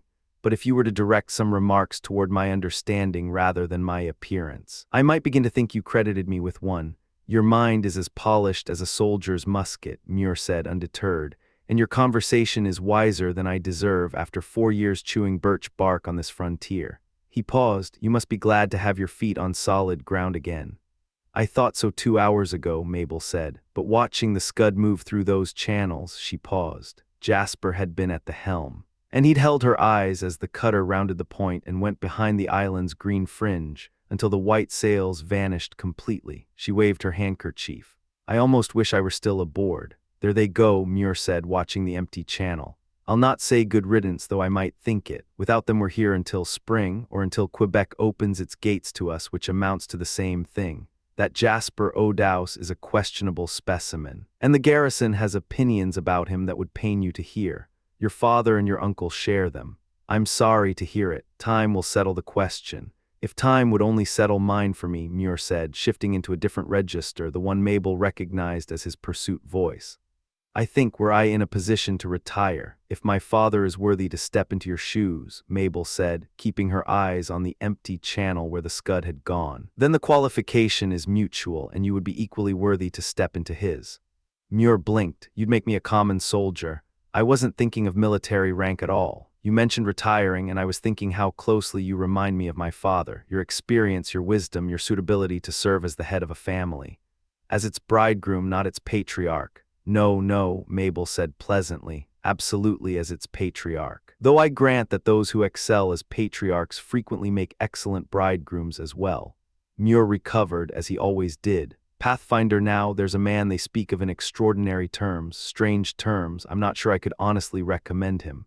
"Then say nothing. He is my friend, Mr. Muir, a particular friend. Nothing against him will be said in my hearing without an answer." "I'll say nothing against him. I could not say much in his favor. Though the man is as illiterate as a Mohawk. He may not know Latin," Mabel said, "but he knows Iroquois better than most men alive, and in this part of the world that is considerably the more useful language." Muir opened his mouth, closed it, and shifted tactics again. "The late Mrs. Muir, the latest Mrs. Muir?" Mabel asked, looking up at him with an expression of artless inquiry. "That is Pathfinder's slander at work. I have not had more than 3 wives." "Everyone knows you have had 4, sir." 3. "The 4th is she exists in potential, shall we say, in the heart." "I'm relieved I am not that 4th, Mabel said. "In potential or in any other condition, it would be uncomfortable to exist as a scandal." "No fear of it, beautiful Mabel. Were you the 4th, all the others would be swept away entirely." "There is comfort in that," Mabel said, smiling without warmth. "Though I confess I should prefer being a 4th-rate beauty to being a 4th wife." She left him there. She walked back toward the huts without looking back. Muir watched her go. The expression that settled on his face when he was sure no one was watching was not the expression of a man who has been pleasantly defeated. Pathfinder came around the corner of the blockhouse and nearly walked into him. "It won't work," Pathfinder said, no preamble. The quiet laugh of a man without malice. "She's young and quick, and no slow foot is going to run her down. I hear you've put yourself forward as a suitor." "I've heard the same of you," Muir said, recovering quickly, "though the presumption is so extraordinary I can scarcely credit it." Pathfinder absorbed that. He sat with it honestly. "You may be right," he said, "when I consider myself clearly, what I am, what I know. How rough the life has been, I can't say I have a strong claim on a woman who is as educated and bright and handsome," Muir supplied. "And handsome, yes," Pathfinder said simply. "I might have put that first among her qualities. A young deer just learning to run is not more pleasing to a hunter's eye than Mabel is to mine. I genuinely wonder whether all the thoughts I've had about her have been presumptuous." "If you think so yourself," Muir said, leaning into his opportunity, "then as an old campaigner I am bound by duty to, quartermaster." Pathfinder looked at him directly. "You and I have spent time together inside fort walls, not much time in front of the enemy." Muir shifted. "Garrison counts as campaign service, Pathfinder, and my duties keep me near the stores. But I'll tell you, had you heard what Mabel said of you just now, you'd not think another moment about making yourself agreeable to her. Pathfinder felt it, the pull of that. Of course he did. He wanted to know, but he did not ask. Muir had been counting on him asking. He found another way in. You should know what she said. A man ought to hear what others think of him, particularly his friends. I say it out of genuine regard. Those eyes of hers, you know how they can be when she has a mind to be cutting. Her eyes have always seemed kind to me, Pathfinder said honestly. Though they laugh, yes. They laugh with real feeling. Yes, precisely that, and in the middle of all her laughing she said, but perhaps I shouldn't tell you. It may not be comfortable to hear. If you'd rather not tell me, quartermaster, say nothing. Mabel's opinion of me may not make comfortable hearing. It's possible I know that already. That's just the wisdom of the thing, Muir said, pivoting. And you saw how she left just now when you came that quick step away. As if the sight of you were observable, Pathfinder said. He said it quietly, like a man pressing on a bruise to confirm it hurts. He held the rifle barrel in both hands, his fingers working against the iron. More than observable, flagrant is the word, and all of it, my friend, was in preference to hearing me speak a word in your defense. And what could you find to say in my defense? Well, there's the frontier life, you understand, the wildness of it. The roughness. I was preparing to explain to her that a man is not to be judged by circumstances beyond his choosing. Did you tell her that? The girl wouldn't hear it out. Off she went, as you saw. Her mind is made up, I fear. Your friend the sergeant may have miscalculated badly. Pathfinder was quiet for a long moment. He may have, he said. Yes, he may have fallen into a serious error. Muir pressed forward, recognizing movement. Shoulder that rifle and go back to your forests, man. There is no woman alive worth carrying a weight in your chest for more than a minute. I speak from experience, having had 2 wives. 3, Pathfinder said. Muir barely paused. The counting varies, the principle does not, but here is the thing, you have a genuine opportunity before you to earn the gratitude of every officer in this command, including Lundy himself. Our position here is precarious. There are Huron scouting parties moving through these islands, working toward us, this on reliable information that Lundy himself credits. The sergeant believes the threat is above us from the Frontenac direction. But every experienced man knows that Indians come from the direction you least expect, which in this case means from below. Take a canoe, work downstream through the islands. If anyone can read the ground and give us warning, it's you. The Serpent is already watching that quarter. He knows this station. He'll send word. He's an Indian. This situation wants a white man's judgment. Pathfinder looked at him steadily. The guide was not a simple man. He was an honest one, which was a different thing entirely. He heard the inconsistencies in Muir's argument, the way the reasons shifted and contradicted and multiplied. He could not name what was beneath it, but he felt the shape of it. They parted without resolution, both of them uncertain, neither fully willing to show it. What followed between Muir and the sergeant in private conference shortly after produced results. Orders were given quietly without assembly or ceremony. The blockhouse was occupied. The huts were taken in hand. Men moved with the directed purpose of soldiers who have been told what comes next. Anyone who knew military preparations would have recognized the signs. Just before sunset, Sergeant Dunham came into his hut, trailing Pathfinder and Cap. Mabel had the supper table set and ready. Her father sat, looked around at what she had made of the space, and began to speak. You're going to be useful here, Mabel, he said. This table proves it, and when the time comes, I trust you'll show that you carry the blood of people who know how to hold their ground. You're not expecting me to lead a charge, father. Daughter. Women in this country have done harder things than that. He paused. So that you are not alarmed when you wake and find us gone, we march tonight. The word landed. Mabel looked at him. You're leaving me here. You'll have protection. Muir, your Uncle Cap, Corporal McNabb, and 3 men. Jenny stays with you in this hut. Cap takes my place. And Mr. Muir, Mabel said carefully, more to herself than to him. He can pay you court if you'll have it. Her father said with a soldier's bluntness. He's disposed of 4 wives and is eager to demonstrate his respect for their memories by acquiring a 5th. The quartermaster tells me, Pathfinder said without any apparent awareness of the awkwardness, that when a man's feelings have been worn down by so many losses, the remedy is to turn fresh ground. He compared it to plowing. There's a difference between plowing and harrowing, the sergeant said dryly. But let him make his case to Mabel. She'll put an end to it soon enough. My daughter will not marry David Muir. This was not a prediction, it was a statement of what would happen. Mabel had flushed, nearly laughed, steadied herself. Perhaps we should wait until Mr. Muir demonstrates an actual wish to have me, she said lightly, rather than judge the grapes before they are tasted. "What grapes?" Pathfinder asked immediately. Turning to her with the unguarded curiosity of a man who has grown up without books, she told him the fable. He watched her face the entire time, his own open and lit with attention, and when she finished he laughed with genuine pleasure. "That is exactly like a Mingo," he said. "Cunning, cowardly, and then pretending the thing you wanted was no good to begin with. I've seen it 100 times. Though as for grapes being sour, they are sour enough here even when a man can reach them. I judge my scalp is exceedingly sour in Mingo eyes." The laughter that went around the table was brief and real, and then the supper settled back into its undertone of leave-taking. After the others were gone, Sergeant Dunham sat alone with his daughter. It was not something they had much practice at, the two of them. The gap between his education and hers had always created distance. The military manner he had built over decades, the habit of command maintained through consistent pressure, the economy of effect that kept men in subjection, these had not disappeared simply because he was in a hut with his daughter instead of a barracks with his soldiers. On most occasions, the distance remained. Tonight it closed. He looked at her and saw his wife's eyes in a face that had become entirely Mabel's own. He saw the tidy supper table and the hut she had organized in an afternoon and the way she moved through a rough place and made it better, and he understood, with the clarity that comes to men who are about to put themselves in harm's way, that he might be looking at her for the last time. "Your mother was close to your height," he said. It came out of nowhere or from somewhere far inside him. "I used to think of her as larger. I suppose I thought of her that way because of what she meant to me." "And her eyes?" Mabel asked. She had taken his hand in both of hers and was looking up at him. "Like yours, blue and quiet, though yours laugh more. They will not laugh again, father, if anything happens to you."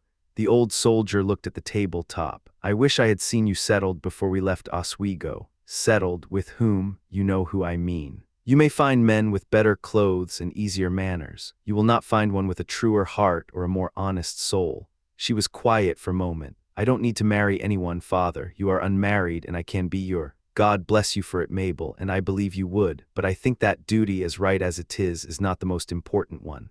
What could be more important than honoring your parents? Honoring your husband, child." "I don't have a husband." "Then take one while there's time to choose well. I will not live forever. The odds of this country suggest I will not live as long as a man in a safer occupation. You are young, you should have someone to walk through life with, someone who will protect you when I am no longer here to do it." Mabel turned his hand over in hers, studying his fingers as if she needed something to look at. "You're speaking of Pathfinder. He is within 10 or 12 years of your own age, father." "What of it? His body is younger than most men of 30. He has lived clean and hard. Do you know another man better suited to protect you?" She thought. She was honest with herself about what she thought. "If he were younger," she said slowly, "it would feel more natural to think of him that way. It is the constitution, not the years." A pause. "God forbid, Mabel. You should ever become an officer's wife before you have been an officer's daughter." "There is little risk of that if I marry Pathfinder," she said, with a lightness that did not fully conceal what was underneath it. "He is the friend and companion of generals for all his rough manner. I think I could go into whatever comes next with a lighter heart if I knew you were promised to him." "Father," she said it quietly, a single word with weight behind it. "'Tis a hard thing," he said, "to go toward danger carrying the weight of an unprotected child. I would give everything to take that weight from you." He looked at her. "I would not put a burden on you to relieve one from myself. Tell me plainly what you want. If I could see you promise to Pathfinder, if I knew you had given your word, I think I could go tomorrow and face whatever comes." The room was very still. Mabel sat with it. One thought moved through her quickly, something bright and painful that she could not quite name, a hope that had no solid ground beneath it when she looked for it. She pressed past it. She looked at her father, the lined face, the soldier's hands, the eyes that almost never showed what was inside them and were showing it now. "If he asks me again," she said quietly, "and I am able to tell him everything he should know before making such a choice, no one must speak to him for me. Father, no one must arrange it, but if he asks me himself, knowing what he should know, then yes. In the spring I will marry Pathfinder." Sergeant Dunham put his arms around his daughter. It was the first time. She felt the stiffness in him, the long habit of restraint fighting what he actually felt, and then it broke, and she was pressed against his chest and crying without knowing when she had started, and the old soldier held her and his own eyes were wet. And neither of them spoke for a long time. When he released her, he set her back and looked at her face and cleared his throat and told her to go to bed. She went to the corner they had made up for her and lay down in the dark, and the sound of her father's steady breathing came to her through the rough-cut wood. She lay awake for a long time, listening to it.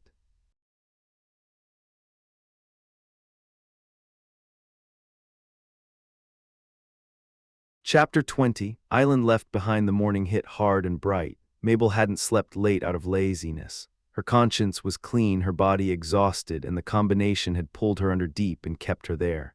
No one had come to wake her. She surfaced on her own, dressed fast, and pushed out into the open air. The island stopped her cold. In the chaos of last night's arrival, she hadn't seen it clearly. Now she did. The autumn light came down through the maples and birches like something physical, gold and heavy, burning off the last of the morning mist.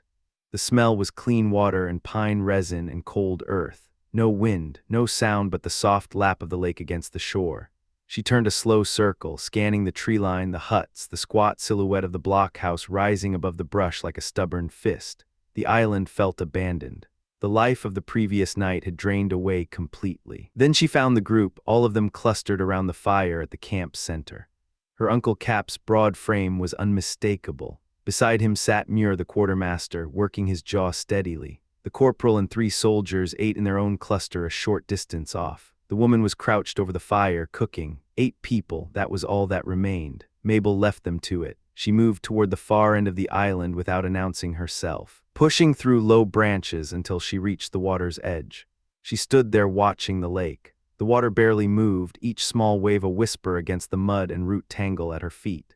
Through the gaps between the islands she could see channels of open water, silver and still, receding into a distance that felt infinite and indifferent. She heard nothing, saw nothing. Then she did. Across the narrow channel, less than 100 yards of flat, open water, something moved in the brush on the opposite shore. A human shape. It was there and gone in under a second, disappeared back into the tree line like it had never existed. Mabel didn't move. She was aware, acutely, physically aware, that being a woman meant nothing to a rifle ball. An Iroquois on that shore with a musket and a clear line of sight wouldn't weigh her sex against the trigger pull. She pressed herself behind the foliage, keeping her silhouette broken by leaves, and kept her eyes locked on the far bank. She waited. The water between them sat motionless and silent. A minute passed, then another, then a branch appeared. An alder bough pushed out through the fringe of brush across the channel, extended deliberately and waved, slow, deliberate, the unmistakable gesture of someone trying to communicate without sound. Mabel's heart hammered. She understood what she was looking at. She also understood what it cost to ignore it or to misread it. She had heard the stories every woman on the frontier had, wives and sisters who had held their ground when men broke, women who had thought clearly when thinking clearly meant the difference between living and not. Her father had raised her on those stories, and she had never been certain in the comfortable abstraction of Oswego what she would actually do when the moment came. The moment was here. She snapped a thin branch from the bush beside her, stripped it, and thrust it through the gap in the foliage. She waved it back, mimicking the rhythm of the signal across the water as precisely as she could manage. The exchange lasted 2 or 3 minutes. Neither side made a sound. Then the brush across the channel parted and a face appeared in the gap. A woman, native, dark eyes careful and watchful, the face half-shadowed by leaves. Mabel recognized her in an instant. Dew of June, Arrowhead's wife. She had traveled with this woman, had watched her move through the wilderness with a quiet competence that Mabel had come to respect, and a gentleness that had drawn her genuine affection. She had noticed once or twice on the journey the way Arrowhead had looked at Mabel herself, a look that had made her uncomfortable, and that had put a shadow of hurt across June's face each time. Mabel had worked to be kind in return, and June had responded to that kindness with something that looked very much like loyalty. It still looked like loyalty now. Mabel stepped clear of the brush. June did the same on the far bank. They stood in the open and looked at each other across 100 yards of still water, and for a moment nothing else existed. Mabel beckoned. June disappeared. She reappeared almost immediately at the bow of a bark canoe, easing it forward from a hidden creek mouth with 2 nearly silent strokes of her paddle. The hull barely disturbed the water's surface. Then Mabel's name cracked across the island in her uncle's voice, loud enough to scatter birds. She made a sharp, cutting gesture at June, stay, hide, and turned and walked up through the glade toward the fire at an unhurried pace. The whole party was settling into breakfast. Cap had barely restrained himself long enough to call for her. The timing registered in her mind like a key turning in a lock. She declined the meal with a quick excuse and doubled back to the water's edge at a walk that wanted to be a run. June was already across. The canoe was tucked into the brush on Station Island's bank, invisible from 10 feet away. June herself stood at the edge of the tree cover, dark eyes reading Mabel's face with an attention that missed nothing. Mabel took her hand and led her through the grove to her own hut, moving between the trees in a line that kept them out of sight lines from the fire. The hut's position helped. It sat behind a screen of brush that blocked it from the camp completely. They went in unseen. Mabel drew the curtain across the single window, fastened the door, then she turned to face her guest. "I'm glad you came, June," she said. She kept her voice low and steady. "What brought you here? How did you find the island?" "Speak slow," June said, too quick. Mabel repeated it, slower, clearer. "June, friend," said the Indian woman. I believe you completely, but why come here? Why take the risk? Friend, come to see friend. There's more than that, June. You wouldn't have come alone and in secret just to see me. You wouldn't have risked it."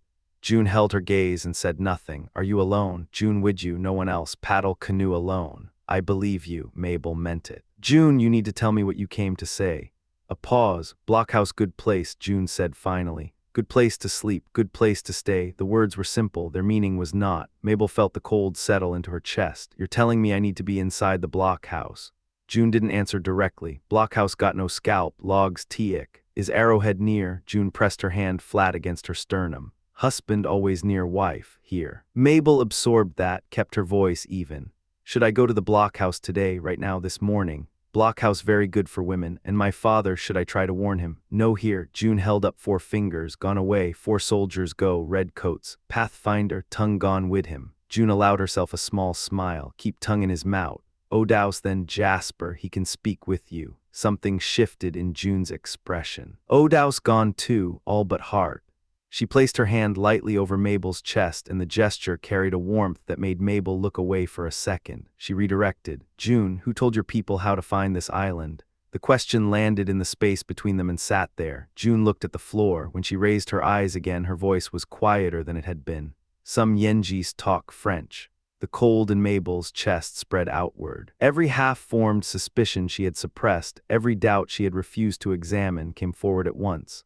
She stood and walked the short length of the hut twice before she trusted herself to speak. "Someone betrayed us," she said flatly. "Told your people where to find the island, how to approach it." June said nothing. Her silence was confirmation enough. Mabel turned to face her. "June, if Arrowhead finds out you were here," he buried tomahawk in June's head. The words were delivered without drama, matter of fact. That made them worse.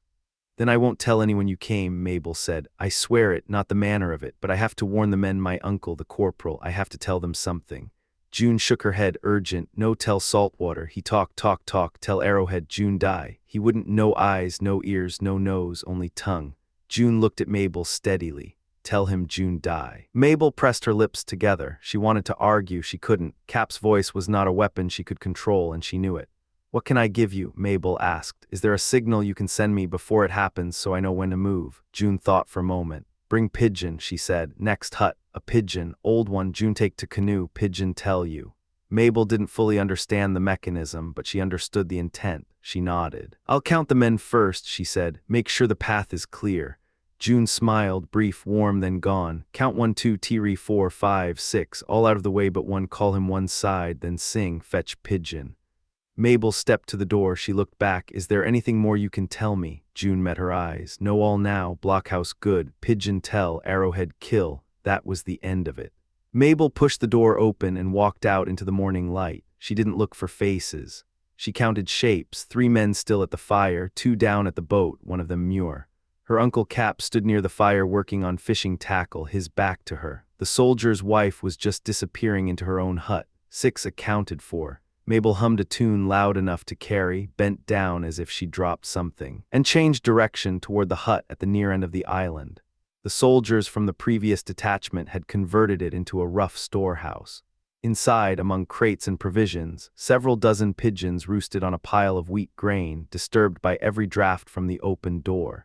She moved through them with patient, deliberate hands. They scattered and circled in the enclosed space, wings hammering the air, but she kept her movements slow and steady until she had one. She tucked it inside her coat and walked back toward the shore. No one saw her. June was waiting at the canoe. She took the bird from Mabel's hands, placed it carefully in a woven basket, and said one final time, "Blockhouse good." Then she was gone. 2 strokes of the paddle and the canoe slipped across the channel and vanished into the brush on the far shore. Mabel watched the opposite bank for a long moment. Nothing moved. The island sat silent, indifferent, their tree lines locked and giving nothing away.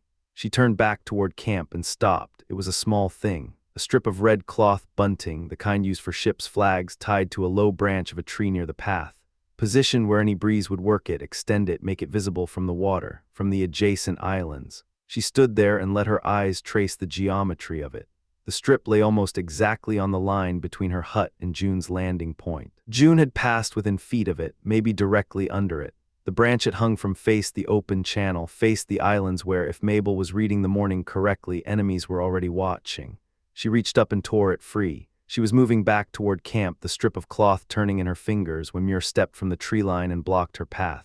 "With her so fast, pretty Mabel." His tone was easy. His eyes were not. She stopped, looked at him, considered how much to say. "Mr. Muir," she said, "you have some authority here, over the corporal at least, more than I do." "I don't know that I'd say so," Muir said quickly, too quickly, she thought. Something shifted behind his eyes. "Your father is commanding this post. It would be poorly done for me to step over his arrangements while he's absent. I think it wisest to remain in the background for this particular enterprise." A man could die in the background. Muir watched her, said nothing. She held out the strip of cloth. "I found this on a branch near the water's edge, positioned where it would be visible from the channel." He took it from her and stretched it between both hands, arms extended, examining it with the careful attention of a man who didn't want to appear too interested. His face had gone neutral in a way that was, itself, a kind of expression. "Bunting," he said. "Yes, the sort used for ships' flags." Turned at once, studying the weave. "This looks very like the fly of the Scud's ensign. I recall noticing a piece had been cut from that flag." He let his arms drop. His eyes moved across her face, then away, then back. "Where exactly was it fixed?" She described the location. He listened without interrupting. "Your thought was right to remove it," he said at last. "If it's a signal, and the enemy is watching from those islands, its presence might indicate our strength to them, or our position, or serve as an answer to something we haven't yet seen."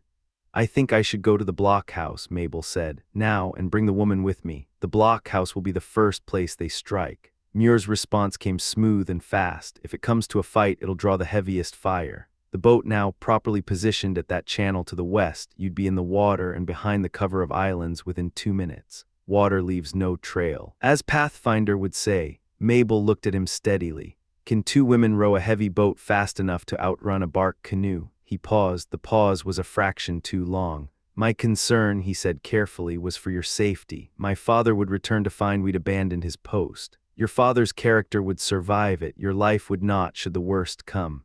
Mr. Muir," she kept her voice level, "I'm going to the blockhouse. I would encourage you to speak with my uncle and the corporal and let them make their own choices." She moved to step past him. His hand came down on her arm, not hard, just enough to stop her. "One thing, Mabel." He held up the strip of bunting. "If this is a signal and we've removed it, whoever placed it will know it's been found. But if we restore it and watch the other islands, watch for any answering sign, we might learn something worth knowing. Who placed it, what the answer looks like, whether there is a conspiracy at work and from which direction it comes." It was not a stupid idea. She recognized that. She also recognized that she was standing in the open, talking too long, and that June's canoe was somewhere in those channels and needed time. "Do what you think best with it," she said. She pulled free and walked. Behind her, Muir stood motionless for a full minute. The strip of cloth hung from one hand. His eyes moved across the island, the water, the tree line, the spot where the flag had hung. Then he walked back to the tree. He tied the bunting to a branch, not the same branch Mabel had described. He wasn't certain of the exact position, and it cost him nothing to admit that to himself. He chose a spot slightly higher, slightly more exposed to the channel, more visible from the water, less visible from the island itself. He stepped back, looked at his work, and walked toward the fire without looking back.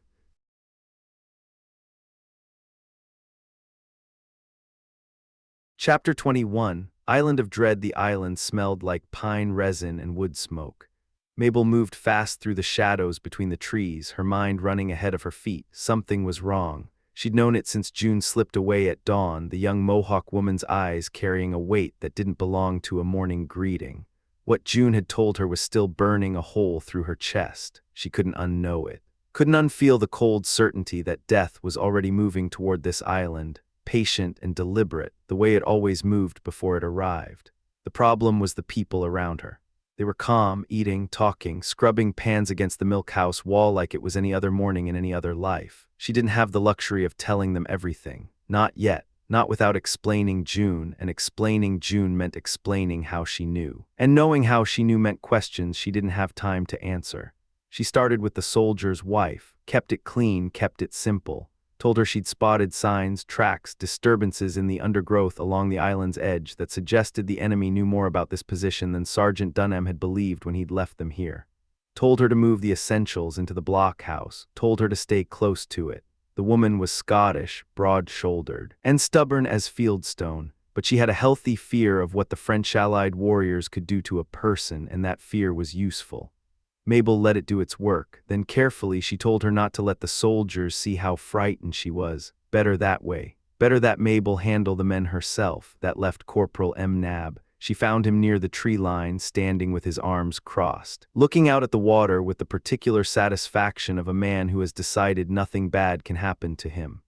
M. Nab was a problem, not because he was a coward. He wasn't. He'd been in battle. He knew the sound of a fight and didn't flinch from it. But there was a specific kind of dangerous stupidity that came from a certain type of career soldier, the kind who'd spent enough time surviving that he'd confused luck with competence, and now wore his arrogance like armor. M. Nab was that man, sharp where it didn't matter, blind where it did. He thought the provincials were amateurs playing at war. He thought this wilderness was a backdrop, not a threat.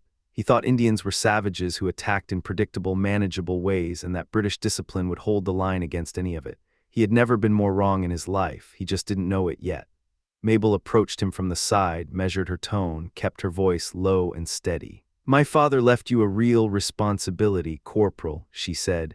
"If this island falls, it's not just us, it's my father's party too, every man out there on the water." M. Nab gave her the look a man gives a child who's wandered into an adult conversation. One doesn't require a journey from Scotland to understand that much. I don't doubt you understand it. But I worry that veterans like yourself, men who have seen real battle, sometimes discount dangers that don't look like the ones you've already survived. He stiffened. The implication wasn't subtle enough to require a man of his pride to miss it. "They say Scotland was never conquered," he said slowly. "Though sometimes I wonder, given how easily her sons are thought to be caught napping. That's not what I meant." She kept her voice even, controlled. "I'm not questioning your courage. I'm worried that your courage might make you indifferent to a threat that requires a different kind of response than courage alone. My courage, Mistress Dunham," he said, and there was ice in it now, "is nothing but Scottish courage, a poor article no doubt, compared to the Yankee variety your father carries. Perhaps if he were here we'd see proper preparations." He shook his head, jaw tight. "Times are wrong when foreigners carry halberds in Scottish corps. No wonder battles go badly." Mabel stood there for a moment and said nothing. She pressed down the frustration. Pressing back against M. Nab directly was like pushing against a wall. The wall didn't move and you just wasted energy. She shifted her approach. "You're right," she said. "Scotland's soldiers have been among the finest fighters the world has produced. I've read some of it. The woman who raised me had Scottish blood. She spoke of it often." M. Nab glanced at her for the first time with something other than dismissal, a small, careful softening at the corners of his hard face. "Have you read the history of Scotland, then?" "Some, more I've heard." She spoke of Wallace. "Aye, and Bruce Bannockburn." "Aye," a real response now, the word carrying weight. "And Culloden Muir," Mabel added, meaning it as a point of connection. Another Scottish moment of historical pride, she thought, something the soldiers her patron knew had spoken of with satisfaction. The result was immediate and violent. The blood that rushed into M. Nab's face moved like a wave. His jaw locked, the scar along his cheek. She'd not looked at it carefully before, but she looked at it now, went white against the red of his skin. He'd worn that scar since Culloden. He'd worn it because he'd been on the wrong side of that field, fighting for the Pretender, and a German cavalryman in Hanoverian service had put the blade there. "Hoot," he nearly shouted it. "Away with your Culloden, young woman. You don't understand the subject and would do well to stay quiet on matters beyond your knowledge." His voice dropped to something that was almost a growl. King George may have his loyal subjects in the colonies, no doubt, but it'll be a long time before good comes from any of them. Mabel didn't retreat, she couldn't afford to. I've always heard that Scotsmen have the two qualities every soldier needs most, she said. Courage and discipline. I believe Corporal Mnab will prove both. Ask your father about my qualities. He served alongside me. He has the right to assess his subordinates. He left you in command of this island, his daughter included. He trusts your judgment. In particular, she held his eyes, he trusts you to keep the blockhouse secured and ready. Mnab's expression shifted back to hard contempt. If the sergeant wanted to defend the honor of the 55th from behind logs, he should have stayed. It goes against a Scotsman's blood to be driven from the field before the fight even starts. This American fashion of hiding in trees and firing from cover, it'll destroy what's left of this army's spine. Even Major Duncan, and no one questions his courage, is known for how carefully he protects his men. Lundy has grown soft, too much time in the woods, too many rifles, not enough broadswords and open ground. Mnab's eyes hardened to something flat and final. I'll tell you plainly, Mistress Dunham, there's no faster way to invite your enemy's attack than to let him see you fear him. These savages your Americans are so terrified of, half the danger is imaginary. You've talked yourselves into seeing warriors behind every birch tree.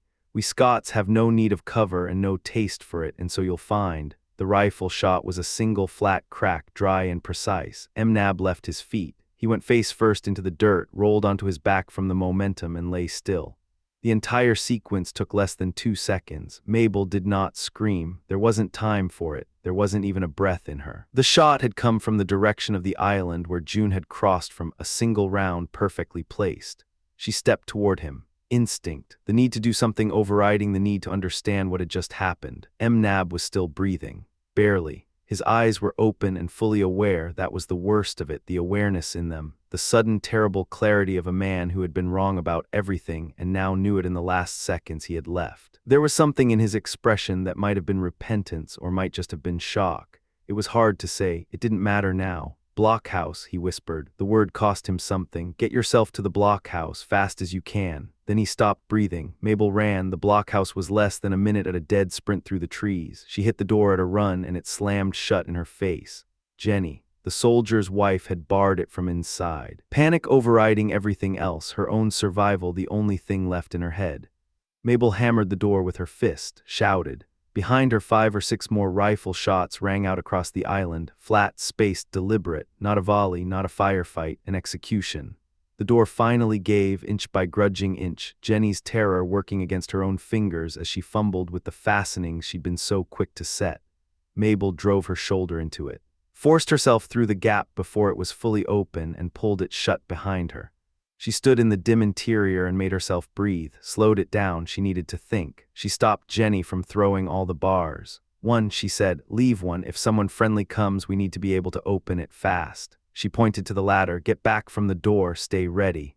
Then she climbed. The upper room gave her loopholes in 3 directions. She moved to each one in sequence, scanning the tree line, the open ground, the water's edge. Nothing moved. The island looked like it had been abandoned for a decade. Not a man visible, not French, not Indian, not British, just trees and open ground and the horrible stillness that follows violence.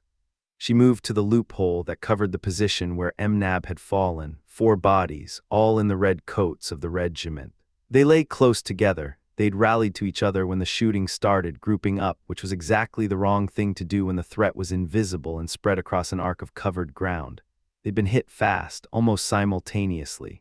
Whoever had coordinated the shots knew what they were doing. No sign of Cap, no sign of Muir. The boat was still tied to the shore, which ruled out a quick water exit. She scanned the full perimeter from the upper story, turning slowly, checking every opening in the canopy. Nothing. Below her, Jenny's voice came up through the floorboards, already fraying.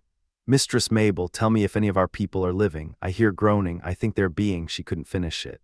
Mabel kept her eyes on the loophole. She knew that one of those 4 red coats belonged to Jenny's husband, Sandy. She knew what Jenny didn't yet know, and she knew exactly what would happen the moment she did. We're in God's hands, Mabel said. Stay at the door. Don't open it for anything without my word. Can you see Sandy? If he knew I was safe, he'd just tell me if you can see him. Mabel looked at the body. She looked at it for a long moment. There are men grouped around Mnab, she said, in regimental coats, 4 of them. Is Sandy among them? The voice had gone hoarse, tight. Is Sandy? he may be. It was the wrong answer or the right one, depending on what you believed about truth and mercy and the particular cruelty of hope.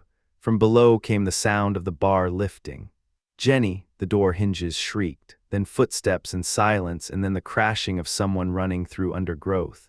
Mabel pressed her eye to the loophole and watched Jenny break into the open ground at a dead run, moving toward the cluster of bodies, her dress catching on low branches. Her face already forming the expression of a woman who almost knows but hasn't let herself know yet.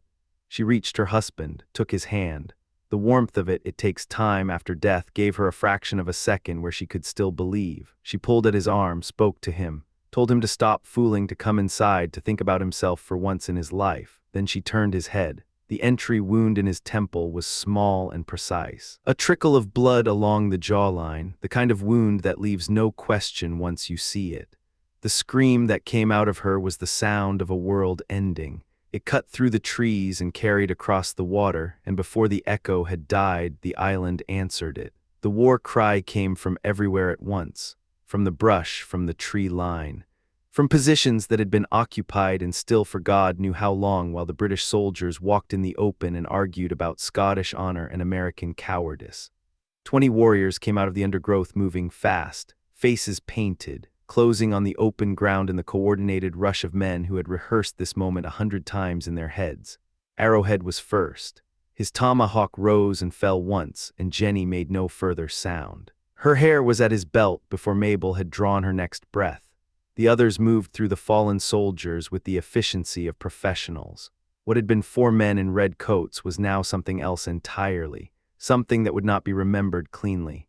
Mabel had watched all of it. She hadn't moved, hadn't been able to. The sequence had been too fast, too final, the violence too complete for the mind to insert itself between the watching and the feeling. She'd stood at the loophole with her eyes open and seen everything. Then she remembered the door. Jenny had lifted the bar. She had run out and left it unbarred. The only thing standing between Mabel and 20 warriors was 30 yards of open ground and a door that was no longer secured. She hit the ladder at a run. She was halfway down when she heard the hinges. The sound stopped her cold, one hand on a rung, body suspended, listening. Bars, not one, all 3, turning into their fastenings one after the other in smooth sequence. Someone was inside the blockhouse, someone who had come in through the unbarred door and immediately, deliberately, secured all 3 bars. She pressed herself against the ladder and didn't breathe. Below her, total silence. She ran the possibilities, her Uncle Cap, Muir, an enemy who wanted privacy while he worked. The silence was wrong for Cap. He was a man who moved like he owned whatever room he was in. Muir was possible, an enemy was possible. She climbed back up to the 2nd floor and positioned herself behind 2 barrels stacked near the far wall, keeping her eyes on the trap door that opened from below. She found a gap between the barrels, enough to see through. She made herself small and she waited. She heard it before she saw it, a creak from the lower ladder, the specific pitch and location of the step she herself had depressed on the way up. Someone was climbing. Taking it slow, weight distributed carefully, trying for silence and not quite achieving it. The trap door, she watched it. The first thing that appeared was dark hair, rising through the opening with the slow, deliberate patience of someone who understood the danger of what they were doing and was doing it anyway, someone who needed to see before being seen. A fraction of an inch per second, patient, controlled. Then the face came up into the light, feature by feature, the wide-set eyes. The dark skin, the high cheekbones, and Mabel's lungs filled with air for the first time in what felt like an hour. June. The young Mohawk woman's eyes found Mabel's hiding place almost immediately. They were frightened. They were also, underneath the fear, something else, relieved perhaps, glad to find her alive. Mabel stepped out from behind the barrels. Neither of them spoke for a moment. The sounds of the island, the victorious voices outside. The terrible quiet where British soldiers used to be, filtered up through the logs around them. June had come back.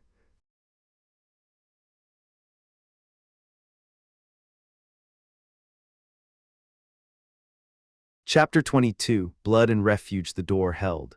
Mabel pressed her back against the rough-hewn log wall and forced herself to breathe, slow, measured, the way her father had taught her. Outside, the island had gone quiet in the way that nothing good ever comes from, the silence between a lightning strike and the thunder that tells you whether you lived through it. Then the push came at the outer door, heavy, deliberate. She moved to the loophole, raised the wooden block, looked down, not Arrowhead. A woman, Tuscarora. dark eyes scanning the tree line with the practiced efficiency of someone who had spent a lifetime reading ground that wanted to kill her. June. Mabel's legs nearly gave out. She descended the ladder faster than was wise, through the bars, and pulled the door. The two women came together in the dark of the ground floor, and June laughed, that soft, musical sound that seemed wrong and right all at once given everything that had happened in the last few hours. She held Mabel at arm's length, studying her face the way you check a comrade for wounds after contact, making certain she was real, that she was whole. "Blockhouse good," June said. "Got no scalp." Mabel gripped the other woman's hands and felt the trembling in her own that she hadn't let herself acknowledge until now. "My uncle, June, I need to know if he's alive. I've looked everywhere I can look from up there. No here in Blockhouse. I'm alone." The other woman, Jenny, she ran for her husband when the shooting started. Mabel stopped, pressed her eyes shut for a moment. She didn't make it. June's face didn't change much, but something moved behind her eyes. June, no, June, see, Arrowhead feel nothing for any wife, not even his own. "But you're safe, June, at least you're safe." The Tuscarora woman looked at her steadily. "Don't know, Arrowhead kill me if he know all." The words landed hard. Mabel gripped her hands tighter. "God keep you, he'll keep you for what you've done here today." She forced herself back to the immediate problem. "My uncle, the quartermaster, the boat is still beached, but I can't find either of them." "Not dead," June said with the quiet certainty of someone who had walked the ground and looked. June would have seen they hide. Red man hides when he must know shame in it for a pale face either. The attack came so fast. Tuscarora, June said, and something passed across her face. Pride, maybe, or something more complicated than pride. Arrowhead great warrior. Mabel studied her, the capable hands, the careful eyes, the calm that had no business existing in a place like this on a morning like this. "You're too good for this kind of life, June. These scenes, they can't be what you want." The calm cracked, just slightly. June's jaw tightened. And when she spoke, her voice carried an edge that hadn't been there before. "Yenji's too greedy, take the hunting grounds, chase the 6 nations from morning to dark, wicked king, wicked people." Mabel didn't answer. She knew enough to know the woman wasn't wrong. The king in his palace across the ocean signed papers he would never have to bleed for. Men like her father bled for them anyway because that was the kind of men they were. It was a poor answer to June's accusation, and she was honest enough not to offer it. "What do I do?" Mabel said instead. "They'll know the blockhouse has no garrison soon enough if they don't already. You told me the count of people on this island." Arrowhead knew. June held up 6 fingers. 4 lose scalp already, 2 got him yet. "Don't." The word came out harder than Mabel intended. She steadied herself. "They'll fire the building. That's what I fear most." "No burn blockhouse. You can't know that. Blockhouse wet, much rain, logs green, won't take easy." June paused, choosing her words with care. "And red man too cunning to burn it. Your father comes back, sees no blockhouse, knows something wrong, sees blockhouse standing, sees nothing changed, walks into ground his enemies already hold. Indian too smart, no touch anything." The logic was cold and clean and utterly sound. Mabel felt the fear shift in her chest, not gone but reorganized. Her father, Pathfinder. The men on that expedition moving toward an island that was no longer theirs without knowing it. A sound hit the outer door like a battering ram. Both women moved at once. June to the rifle rack in the corner, pulling a long musket free with practiced hands. Mabel to the nearest loophole, lifting the wooden cover a fraction. 4 men below, face paint. Fresh trophies that she refused to look at directly. Arrowhead among them. "Red man," June said, already beside her. 4. Mabel watched June check the load, position herself at the loop with the muzzle angled down, and before Mabel fully understood what she was doing, thrust the barrel through the gap and make no effort at all to be quiet about it. Mabel grabbed her arm. "Not your own husband, June, whatever happens to me. No hurt, Arrowhead." June's voice was level. "No hurt any of them, only scare." She fired. The report was enormous in the confined space. Mabel's ears rang. She moved to the second loophole in time to see all 4 men break hard for cover, moving with the fluid urgency of fighters who respected incoming fire. Gone behind trees and brush in seconds, each of them believing, as June had intended, that Cap and Muir were behind those walls with loaded weapons and nothing to lose. June was already watching through her loophole, laughing softly. "See, every warrior, cover, they think salt water and the quartermaster here." She turned to Mabel. "Take good care now." Mabel sank onto a crate and let herself breathe. The physical crash that follows fear and adrenaline moved through her like cold water. She pressed her palms flat against her thighs and focused on the rough texture of her dress until her hands stopped shaking. June sat beside her, close. She studied Mabel's face with those dark, unhurried eyes, and the look she wore was complicated, concern sitting alongside something sharper. Arrowhead great warrior, she said. All the girls of the tribe look at him, the pale face she looks too. Mabel met her eyes. June, what are you asking me? Why you so afraid? June shoot Arrowhead. Because I watched enough killing today to last me a lifetime, because a wife killing her own husband. She stopped. There has been enough of that, June, that is all. I swear to you before God, that is all. June held her gaze for a long moment. Whatever she was measuring, she seemed to find it, but she wasn't finished. Arrowhead only got June now, but he looked too much. Talk of pale-face girl in his sleep. The admission cost her something. Mabel could see that. She had seen Arrowhead's eyes on the journey, had felt the weight of that attention, and had not known how to address it without making things worse. June, she said carefully, I would never, not under any circumstance, not by choice and not by force if I had any means to prevent it. Whatever your life in that wigwam holds, I would not take your place in it, that I promise you.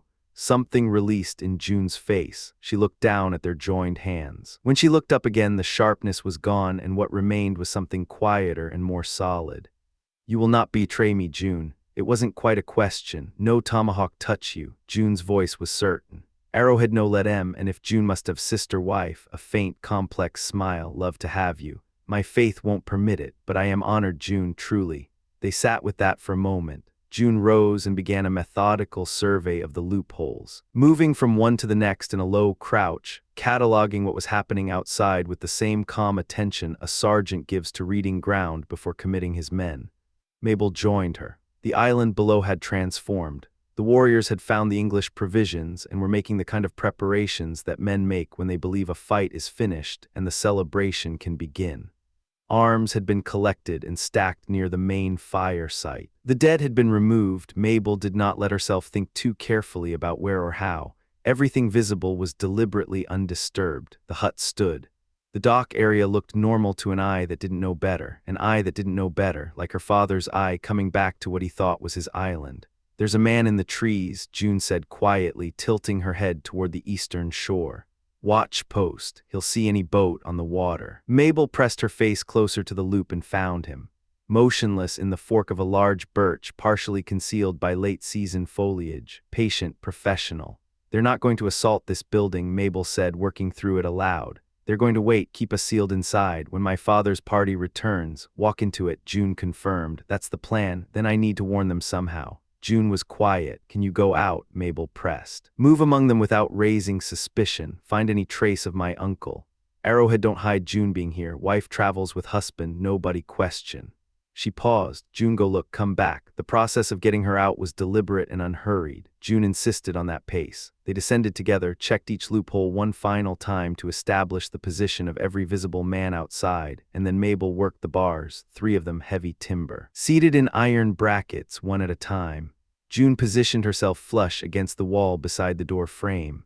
When the last bar cleared, the door swung inward just wide enough for a woman's body to pass through, and June moved through the gap like smoke. Mabel shut the door, shot the bars home, stood in the dark with her pulse hammering, and forced herself upstairs to wait. The hours that followed were among the worst of her life. The shouting started in the early afternoon and did not stop. She could hear it through the logs, the liquor doing what liquor does to men who have already crossed the lines that separate human behavior from something else. She pressed herself to the loopholes in short intervals, cataloging what she saw and forcing herself not to look when the looking became something she couldn't carry. Near midday she saw the white man. His clothing was frontier rough and weather-darkened. But his face, what she could see of it at that angle and distance, was European. French officer, she concluded. He moved with authority through the camp, trying to manage what could not be managed, and at some point she watched him give it up entirely and depart for a smaller island visible through the trees to the north. But before he left, she tracked his movements carefully enough to see him do something careful and deliberate near the central fire pit. Extinguishing it. Securing what he could. Making sure the blockhouse would still be standing when he needed it. She found a cold comfort in that. The afternoon stretched. She prayed not the rote recitations of a frightened girl, but the direct and honest conversation of a person who has been stripped of every other option and found, to her surprise, that the option remaining is more solid than she'd known. Each time she rose from her knees, she was calmer than when she'd gone down. The fear hadn't left. But it had found its proper size. The evening came. With it, the sound changed character. The shouting became less organized, more animal. The liquor had moved through the camp like a rising tide, and the men who remained awake were not the men who had conducted that morning's operation with such lethal precision. These were something else. She heard the impact against the door before she fully registered that she'd stopped praying, then another, and another. She moved to the downward loophole and looked. 8 or 10 men at the base of the blockhouse, moving with the lurching energy of men whose judgment had been dissolved but whose aggression had not. She saw them try the door, the full weight of several bodies against it, and felt the entire structure transmit the force up through the floor into the soles of her feet. The door did not move. She had known intellectually that such construction was meant to resist exactly this. She had not known, until this moment, what it felt like to trust her life to that knowledge. They fell back, regrouped. Then one of them knelt at the base of the wall. She watched them work the fire from nearly nothing, coals pulled from a pouch, dry leaves produced from somewhere in their clothing, the patient and methodical application of breath and skill until a small flame caught and held, and then grew, and then consumed the pile of branches they had built against the door. The light from the loophole changed color, orange now, flickering. She pulled back from the hole and looked at the walls around her and calculated her options and found very few of them. The door was blocked by fire. The loopholes were too small to exit through. The smoke was beginning to find its way in through the gaps in the logs. She went to her knees again, not in resignation. In the specific request of a person who has done everything available to her and is asking plainly for what she cannot provide herself. When she opened her eyes, the flame had found the edge of the loophole cover she'd left open and was beginning to work along the dried wood of the frame. There was a barrel of water in the corner. She moved to it, filled the bucket, threw it at the fire. The smoke drove her back. She blinked tears from her eyes and pressed herself against the far wall and waited. When she could see again, the loophole frame was dark and wet, and through it she could hear something she hadn't expected: the fire at the door. Disrupted, scattered, the hiss of water on hot wood, someone outside. She pressed her mouth to the loophole. Who's there? Who is it? Silence, then a footstep, light, deliberate, the soft push against the door just enough to feel the weight of it shift on its hinges. Who wants to enter? Is it you, uncle? Salt water no here, St. Lawrence sweet water. A pause, open quick, want to come in. Mabel came down that ladder so fast she nearly fell. She worked the bars with hands that had stopped shaking because there was no time for shaking.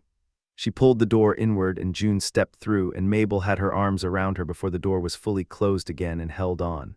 Bless you, she managed. June, God bless you. No hug so tight. June's voice carried a faint amusement even now. Pale-faced woman, all cry or all laugh. Let June fasten the door.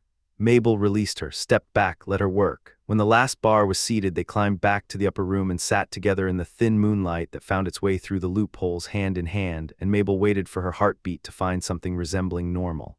My uncle, she said when she could. Anything, don't know, no one see him, no one hear him. I look everywhere, I think he went into the river. June paused. Quartermaster gone too. I look and look, can't find either one. I think they got away. Mabel closed her eyes briefly. Thank God, and the Frenchman, I saw him earlier. French captain come then go, plenty of Indians still on island.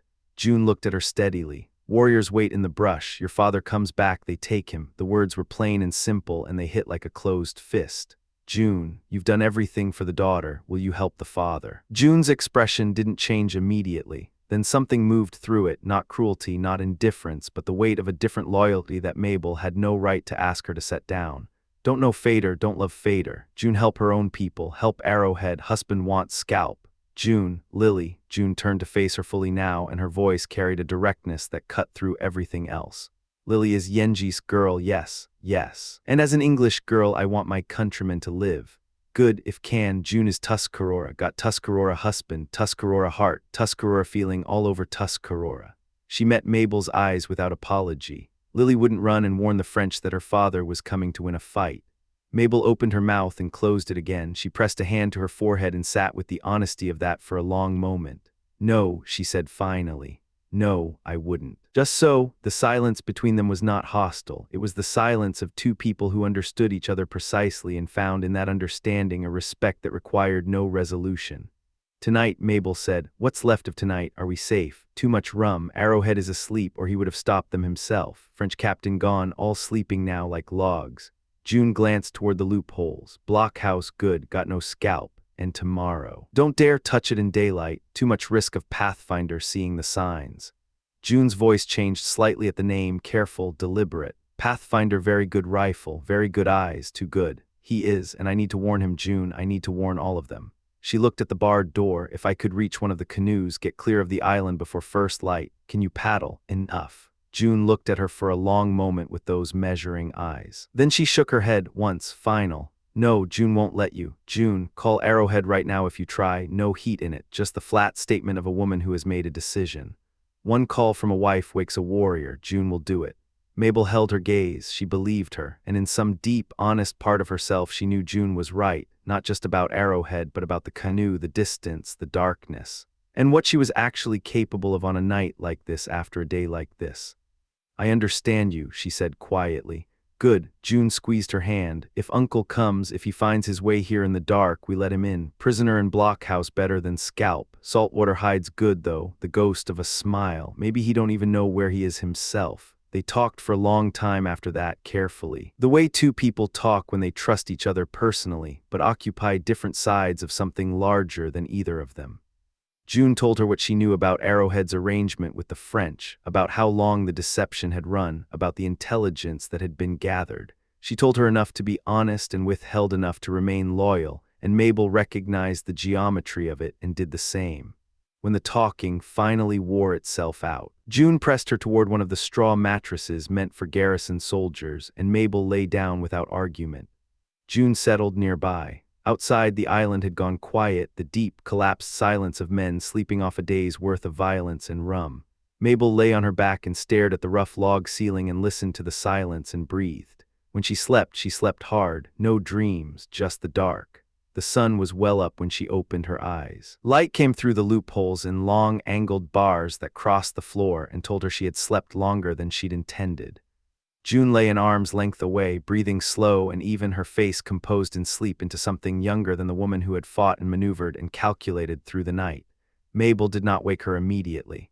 She moved to the nearest loophole and looked out at the island. It was still there, all of it, the men below beginning to stir. The trees, the water beyond, and somewhere out on that water her father's boats were moving toward her. She went back to her knees, prayed again, direct and plain, the way she had learned worked better than formal words on mornings like this. Then she waited for June to wake, and they began to watch.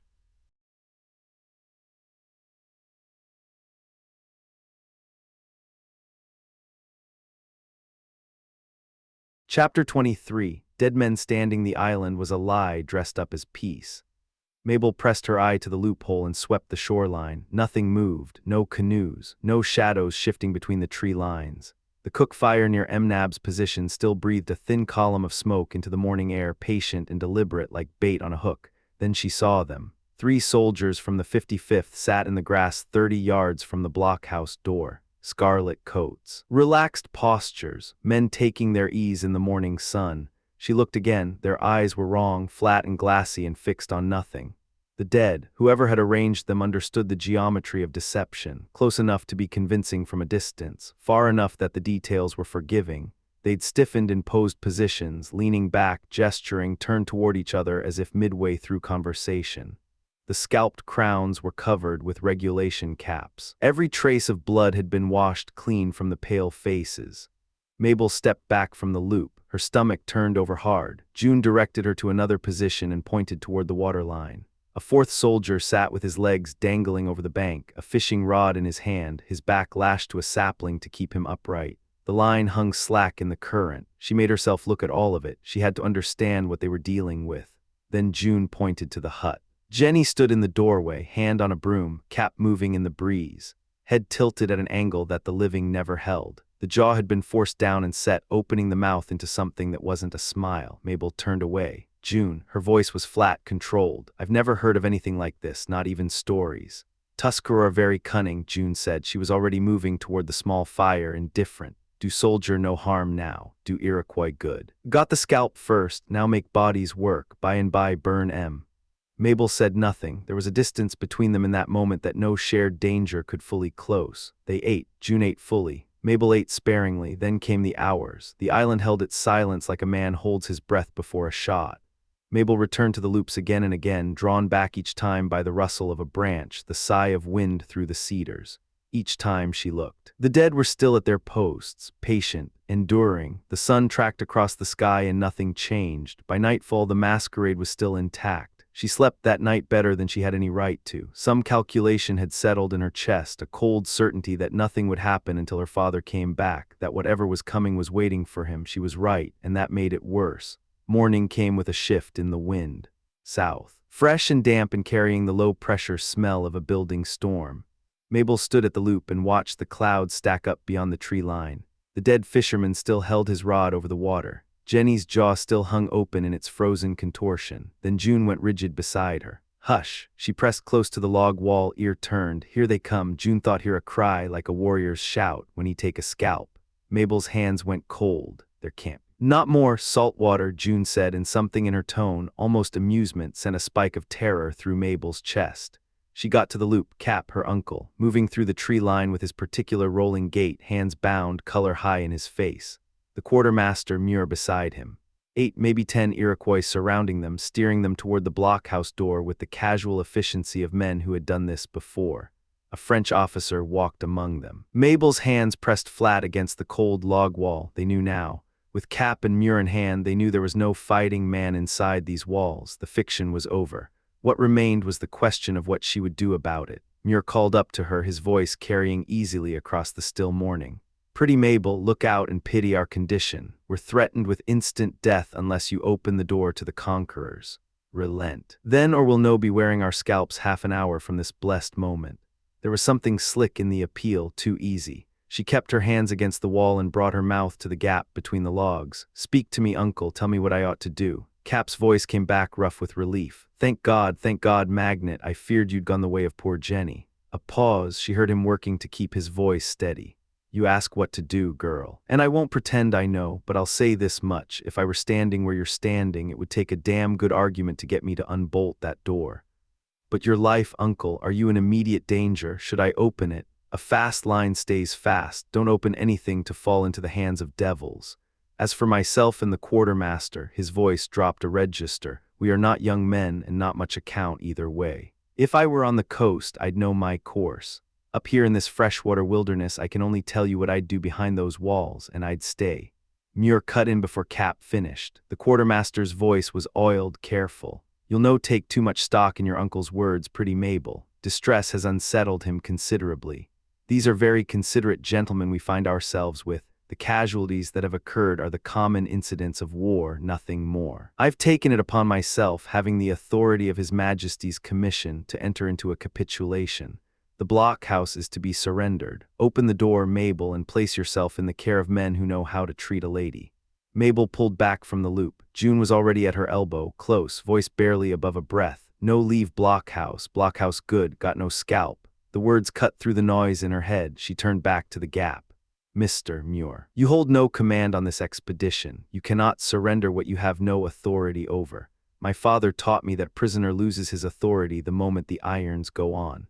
Rank sophistry, Mabel, treason too. I'll remain as I am until my father returns. A pause from below, then Muir again, quieter. The enemy knows your father's schedule, Mabel, knows it better than you might expect. The sun won't set before Sergeant Dunham and his party are in their hands. Submission to Providence is a Christian virtue.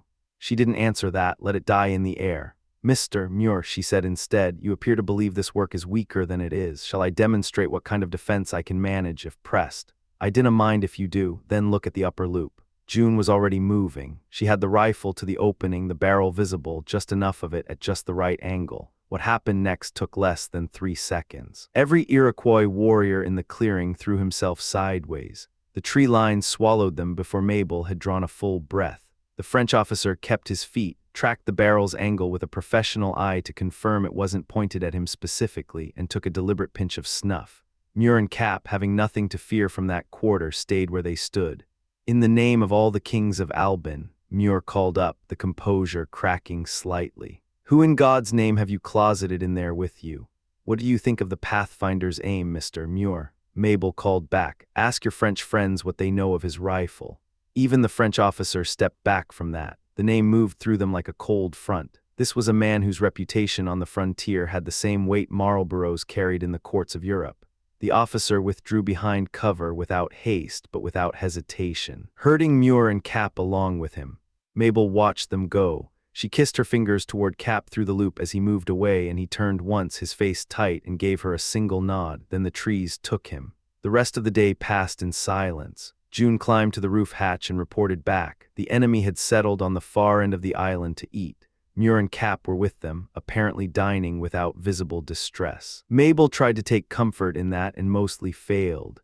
She climbed to the roof herself in the late afternoon, kept her head at trap level, no more. A bullet through the skull solved nothing. She worked the channels systematically.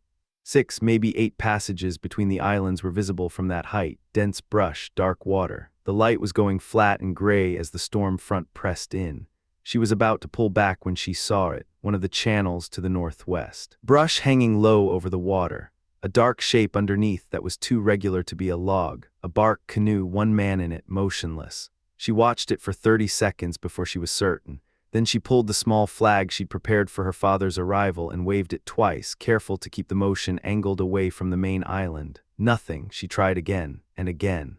On the 8th or 9th attempt, a paddle blade lifted once from the water and turned. The man leaned fractionally forward. She saw his face. Chingachgook, the Mohican, Delaware, a man she knew she could trust with her life and her father's. Her chest loosened for the first time in 2 days. He'd seen her. He was watching. As soon as full dark came, he would move, which left the problem of June.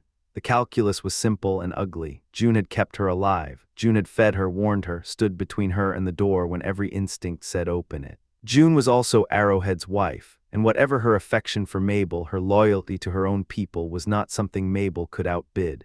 If Chingachgook came to the door and June saw it, she would sound an alarm. She didn't need to be loud. She didn't need to be obvious. One signal was enough. Mabel spent the last of the daylight working through her options. None of them were clean. She came downstairs as the dark settled in and found June at the fire.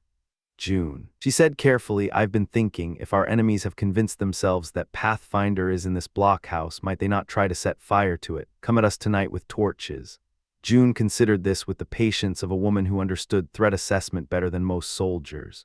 No teeing such teeing, no burn blockhouse good, got no scalp, but we can't be sure, you know they're thinking better than I do. Would you go up to the roof and look for me? Watch for movement, you'd see it long before I would. A pause. Mabel kept her face neutral, kept her breathing even. June studied her. Mabel felt the scrutiny like a hand pressed flat against her sternum. She waited. Whatever June was calculating, betrayal, escape, some gambit she couldn't see, she finally rejected it. The pale-faced girl had no canoe, no means of leaving the island, no obvious reason to want the roof unattended. And June had her own reasons to know the island's signals. She put her foot on the ladder. June go, Lily wish, but Indian sleep now, wait for the father. Warrior eat, drink, sleep when don't fight, sleep now. God willing, but please look. June began to climb. The moment her moccasins cleared the upper floor, Mabel moved to the door. She pressed her ear against the wood and waited. From somewhere outside, at the edge of audibility, she thought she felt it, a slight, deliberate pressure, not a knock, not a push. Just the careful minimum contact of a man who knew how to approach a door in hostile territory. She needed to give him a sign. She began to sing, low, unsteady, just enough sound to carry. Upstairs, June's footsteps shifted, then came back toward the trap, and from outside, a single quiet tap. Mabel's hands found the first bar. June's moccasins hit the upper floor, moving faster. Second bar. She heard June on the ladder. Both their hands found the last bar at the same moment. June grabbed it from above, bracing. From outside came a solid shove that jammed the wood against its fitting. A half-second of resistance. Then a second shove, harder, and the bar cleared. The door swung inward. Both women ran for the ladder. Neither spoke. The man who entered secured the door behind him with practiced efficiency and stood in the dark of the lower room listening. Then he came up. June had the candle lit. The man who came through the trap was not Chingachgook. Pathfinder straightened up in the candlelight and looked at the two of them. God be praised, Mabel said. The words came out before she could organize them into anything more composed. The blockhouse with Pathfinder in it was a different structure entirely, different walls, different odds. Oh, Pathfinder, what has become of my father? The sergeant is safe as yet and victorious. He glanced past her at June with the flat assessment of a man cataloging threats.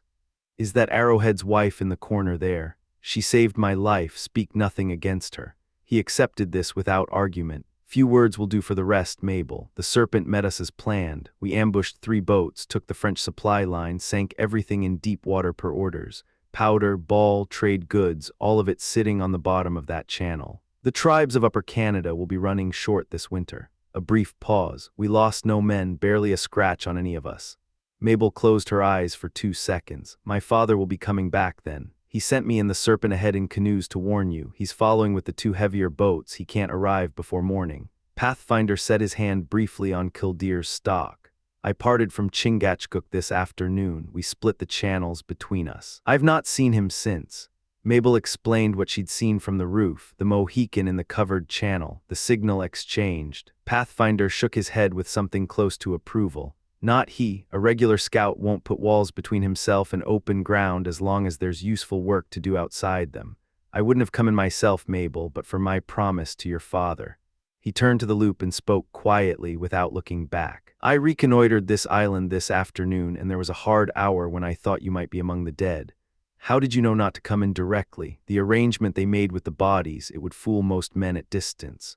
The fisherman held his rod too high. His voice was matter-of-fact, clinical. The 55th has learned to fish since Oswego. They hold lower than that. And a man waiting for a bite doesn't sit that still for that long. We don't approach a post blind regardless. I've spent the night outside a garrison before now because they'd changed their sentinels and I hadn't confirmed the pattern. Neither the serpent nor I was likely to be taken by a display meant to fool men who don't spend their lives reading the woods. Do you think my father might still be deceived? Not if I can prevent it. He moved from the loop. His tone shifted slightly quieter. You say the serpent is watching. Between the 2 of us, there's a fair chance we can get word to the sergeant before he comes in blind, though I don't yet know which channel he'll choose. Silence for a moment. The wind pressed against the logs. Pathfinder. Mabel steadied her voice. You have spoken of wishing to make me your wife. I did venture to speak on that, Mabel, and the sergeant has told me you're not unkindly disposed, but I'm not a man who pursues what he loves with pressure. Then hear me. She kept her eyes on his. Honor you, respect you, revere you, these things I already give freely. Save my father from what is coming for him and I can worship you. Here is my hand. She extended it, a solemn pledge. He took it. His grip was brief and careful, as if the weight of the moment required precision. Bless you, Mabel. This is more than I deserve, but I want you to understand it was not needed. Your father and I are old comrades. We owe each other a life, regardless of what stands between us otherwise. A long pause, but I won't pretend it doesn't mean something. Now we understand each other, Mabel said. Let's not waste another minute. Can we take your canoe and go to meet him? I don't advise it. 20 channels to choose from and no way to know which he'll use. The serpent will be threading them all. He's the right man for that work. My judgment says we hold this position. He looked up at the heavy green logs. These walls won't light easy. I can defend this place against a war party as long as they can't get fire to it. If the sergeant camps on an island overnight and comes in at first light, we can signal him with rifles. We can give him warning, and if he decides to press the attack, which a man of his temper likely will, having this building in our hands changes the arithmetic of the whole affair. Stay, Mabel said. The word came from somewhere below conscious thought. Stay, Pathfinder, whatever it costs, save my father. Yes, that is nature, and it is the law of God. He picked up Kildeer and checked the prime with hands that moved from long habit. We not only need to save the sergeant's life, Mabel, we need to save his reputation. A commander can take hard country and hard weather and hard odds. What he cannot easily survive is being thought negligent. I don't know how this position was betrayed, but betrayed it was. Someone told the French where to find this island, and it wasn't geography that did it. Mabel straightened. Jasper Western is not that man. No, Pathfinder's voice went flat and certain. He is not. Lundy's wrong, the quartermaster's wrong, your father's wrong, and your uncle's wrong. Jasper is as clean as his river. I'll stake my scalp on it, and my rifle too if needed. Mabel pressed his hand again without thinking. He allowed it. Now, he said, the question is what to do with June. They compromised, or rather, the matter resolved itself before they settled on a plan. Pathfinder laid out the options in quiet, practical terms. June could not be left free to signal from any opening in the building. But locking her in the upper room meant admitting a level of hostility towards someone who had earned better, while they discussed it. A sound reached them from outside, oars, a pair of boats running fast through the near channel. Pathfinder snuffed the candle and had his eye at the loop before the sound fully registered. Mabel pressed in beside him. 2 boats came through the darkness, swept past the block and grounded 50 yards up the shore. Men climbed out. There was a moment of silence. 3 hearty English cheers broke the night open. British, her father. Pathfinder was already at the trap. He went down the ladder fast and had 2 bars off the door before Mabel cleared the last rung. The rifles hit like a wall of sound. She felt the percussion in her chest before she consciously heard it. Then the war cries opened up from the surrounding tree line, every thicket, every dark space between the boulders, and the night came apart. They stood in the doorway. All human sounds had already stopped. Pathfinder put his hand out and listened with his whole body. From the direction of the boats, very faint, almost swallowed by the wind in the cedars groaning. Mabel went before he could stop her. He caught her arm and spun her back with controlled force. "That will not do," he said, low, direct. "That will get you killed and save no one. We go back inside." "My father, Mabel." His voice did not rise, it hardened instead. "If he is there, he cannot be helped by a woman cut down in the open, if there is anything to do for him. We do it from inside these walls. Now move." She moved. His eyes swept the clearing in a single fast arc and caught what she hadn't seen: 5 or 6 dark shapes, crouched, moving parallel to them, angling to cut off their retreat. He didn't pause. He picked her up, one arm the way a man lifts cargo, and he ran.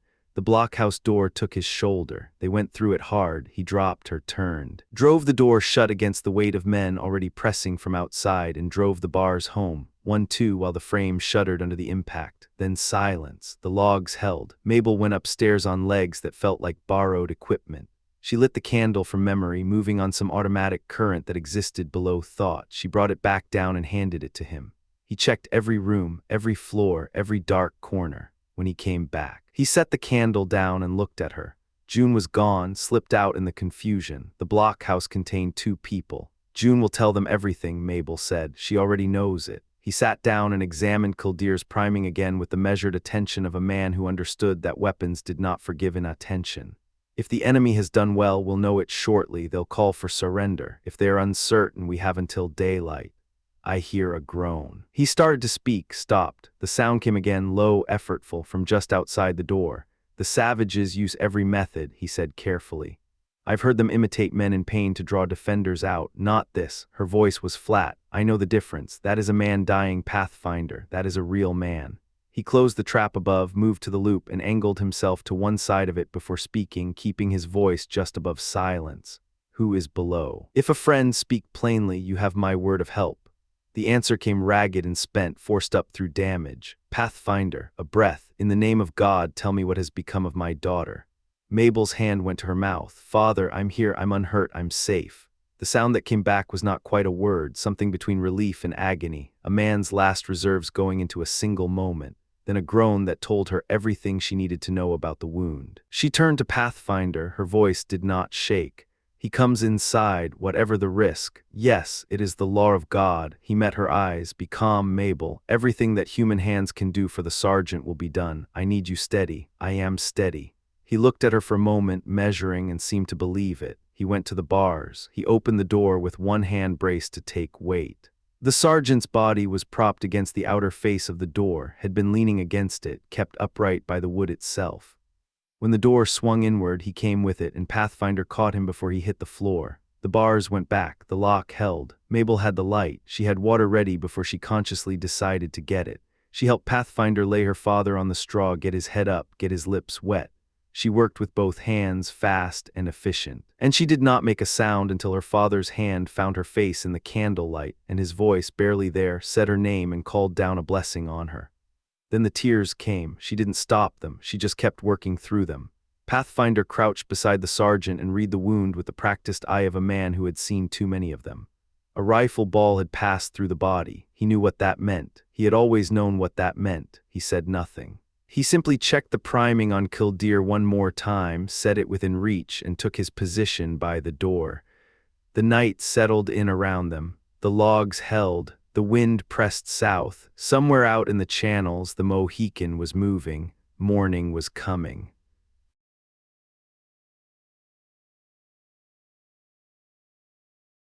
Chapter 24. Blood and Devotion. Sergeant Dunham's eyes hadn't left his daughter since the light appeared. He tracked her movement with the focused intensity of a man cataloging what he was about to lose forever. Then his gaze swept the blockhouse door, confirming the bars were set.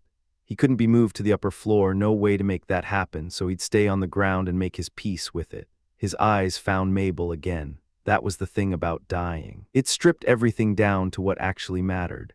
God be praised, child. His voice was steadier than his body had any right to be. At least you're clear of their rifles. Give me the account, Pathfinder, all of it. Pathfinder crouched near the sergeant's pallet. The guide's face was weathered to leather, but his eyes were honest, always honest. There's been treachery, Sergeant. The position was given up. I'm as certain of that as I am that we're still holding this block.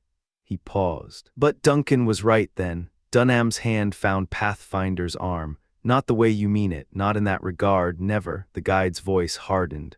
I know human nature is weak, red or white. None of us should boast of what we're made of, but I will say this plainly. There is no truer heart on this frontier than Jasper Western's. The words hit Mabel like a physical thing. The tears came before she could stop them, a flood that broke through everything she'd been holding back since the shooting started. God bless you for that. It came from somewhere deep in her chest. God bless you, Pathfinder. The brave don't abandon the brave.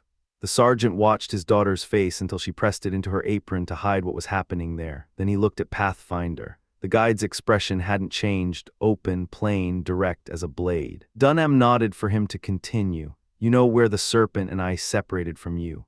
Pathfinder kept his voice low and measured. No use going back over what's done, but I'll say this, if I'd stayed with the boats, this wouldn't have happened. That's not arrogance. That's just the truth of how gifts get distributed. Poor Gilbert, the man who took my place, he died at my elbow. The sergeant's voice dropped to nothing. We have all paid for our mistakes. I'm not laying this at your feet, Sergeant, not for a moment. The men you led were handled well. That flanking movement, Pathfinder paused, and something shifted in his expression, something almost like admiration. The way you drove that boat against their howitzer. Lundy himself couldn't have done it cleaner. The dying man's eyes changed, a spark brief and fierce. The professional pride of a soldier who'd spent his life in the rank and file rather than the officer's mess. We carried their breastwork, he said quietly. Took it by storm. You did, nobly, though I fear when the full count is made they'll have recovered the howitzer. Pathfinder's jaw set, but they don't have this blockhouse, and they're not getting it, not without paying a price they won't want to pay. The serpent and I came in separately, 10 miles down the river. Standard precaution, you don't walk into even a friendly position without announcing yourself first. Where Chingachgook is right now I can't say for certain, but Mabel tells me he's close, and I know that Delaware. He's working. He'll show himself when the moment calls for it, and when he does, it'll matter. Pathfinder's voice took on a quiet certainty that wasn't boasting, just the flat statement of a man who knew what he knew. Coming in, I noticed there was no smoke. That told me something was wrong immediately. The men of the 55th were warned about smoke, but they could never fully discipline themselves against it. Absence of it meant someone else was controlling the ground. Then I spotted the decoy fishermen, just as I told Mabel. After that, their entire plan was laid out in front of me like a map. He glanced at the young woman, then back to the sergeant. My first thought was Mabel. Once I confirmed she was in the block, I came here. Live or die, I intended to do it beside her. The sergeant reached for his daughter's hand without looking away from Pathfinder. Mabel took it. She pressed her lips to his knuckles and dropped to her knees beside him, shoulders shaking. Mabel, the sergeant's voice was steady in the way that only comes to men who have accepted what is happening. God's will must be done. There's no point in either of us pretending otherwise. I'm a soldier. I'll die like one. Lundy will hear the truth of this from Pathfinder. His grip tightened slightly. You remember what we discussed, Father. Her voice broke. My time may have come too. I won't hope for escape. Pathfinder should leave us and carry the news to the garrison while he still can. Pathfinder took her hand. His voice was quiet, but it carried weight. Mabel Dunham, I have not deserved that. I know I'm rough. I know I'm no prize by the measure of drawing rooms, and Pathfinder, no, we'll let it pass. You didn't mean it. He straightened. And talk of escape is done. The sergeant can't be moved. This blockhouse holds whatever the cost. Maybe Lundy will get word of what's happened here and push a relief party. Pathfinder, Mabel. The sergeant's voice pulled them both close. He looked between them, his face tight with effort. You understand each other, I hope. Father, Mabel's voice was barely above a whisper. Say nothing more of that. It is as you wish. Something moved across Dunham's face. Relief, maybe. Or the peace that comes from completing the last thing on a man's list. Give me your hand, Mabel. He waited until she did. Pathfinder, take it. That's all I have to give you. Take care of her. Be the husband she deserves. His breathing was labored now, each word deliberate. Don't wait on account of my death. There will be a chaplain at the fort before the season ends. Marry her promptly. Her uncle will want to return to his ship. The girl will be alone otherwise. He paused. My friend, you will have been my friend. That will be some comfort to her, I hope. Leave it with me, Sergeant. Pathfinder's voice was iron steady. Trust it to me as your last request. I'll see it done right. I do trust you. A fractional easing of the tension in Dunham's face. Mabel, hand me the water, child. You will never regret this night. His hand found her face in the dim light. God bless you, God keep you. The words struck Mabel somewhere below reason. She would think later that no ceremony could make what had just happened more sacred than it already was. And yet the weight on her chest remained immovable like stone, and in that moment she thought that dying would be a relief. The sergeant spoke briefly after that in fragments, filling in what had happened since he'd parted from Pathfinder and the Delaware. The wind had turned favorable. Rather than making camp on an island as planned, he'd pushed on to reach the station that night. They might have come in unseen, but they'd grounded on a point of a neighboring island. The noise of getting the boat free had been enough. The enemy had been ready. They'd come ashore with no suspicion. No sentinel where there should have been one. Weapons still in the boat. They'd meant to secure the supplies first. The first volley had come out of darkness at close range. Every man down. 4 or 5 dead inside minutes. 2 or 3 others had gotten up and disappeared into the dark. For reasons Dunham couldn't explain, the enemy hadn't moved in for the scalps. He'd heard Mabel's voice when she came out of the blockhouse. That sound had pulled him back from wherever he was going. He'd crawled to the door on will alone and pushed himself upright against the logs. After he finished, exhaustion claimed him. His companions let the silence hold. Pathfinder moved to the loopholes, checking each angle, reading the ground outside with practiced eyes. He laid hands on the rifles racked in the building, a dozen of them, the soldiers having taken their muskets on the expedition. He checked each one, charges, priming, condition of the locks, deliberate and quiet the way a craftsman handles familiar tools. Mabel never moved from her father's side. When his breathing slowed and steadied, she thought he slept. She closed her eyes and prayed. The half-hour that followed was the quietest she had ever known. Pathfinder's moccasins barely whispered on the floor above. The sound of a rifle breech occasionally touching the planking. Beyond that, only her father's breathing. Dunham wasn't sleeping. He was in that place men reach when the world they've known stops having any grip on them. The future, all conjecture, all weight, fills every corner of the mind. He'd lived by a soldier's code. That had been enough most days. But in the silence of this blockhouse, with no battle noise to fill the spaces, no next objective to push toward, things appeared in their true dimensions.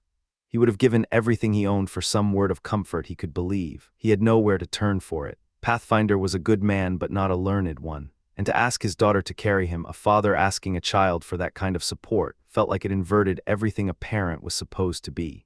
He lay with that thought, and with the weight of what it revealed about the years he hadn't been present. Then Mabel heard a knock at the door. Controlled, deliberate, she rose, lifted 2 bars, held the third, and asked who was there. Her uncle's voice. Cap, urgent, low, asking for immediate entry. She pulled the last bar and let him in. Before the door had fully swung, she was already resecuring it behind him, the sequence smooth now, practiced. Cap took in his brother-in-law in one hard look. His face did something it very rarely did. It softened. He explained himself quickly. He and Muir had been kept docile with liquor. Whoever had planned this operation had been thorough about managing loose ends.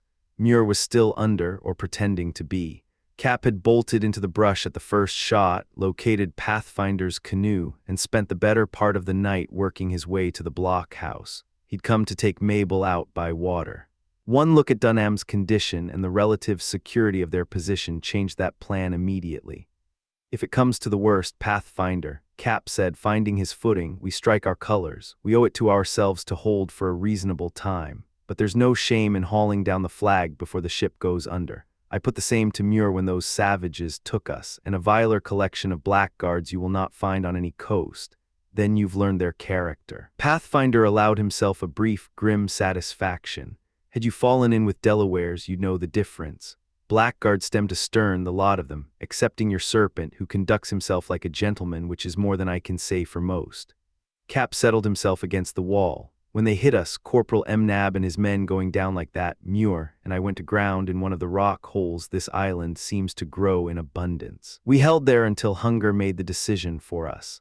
A man can debate tactics for only so long before his stomach overrules his reason.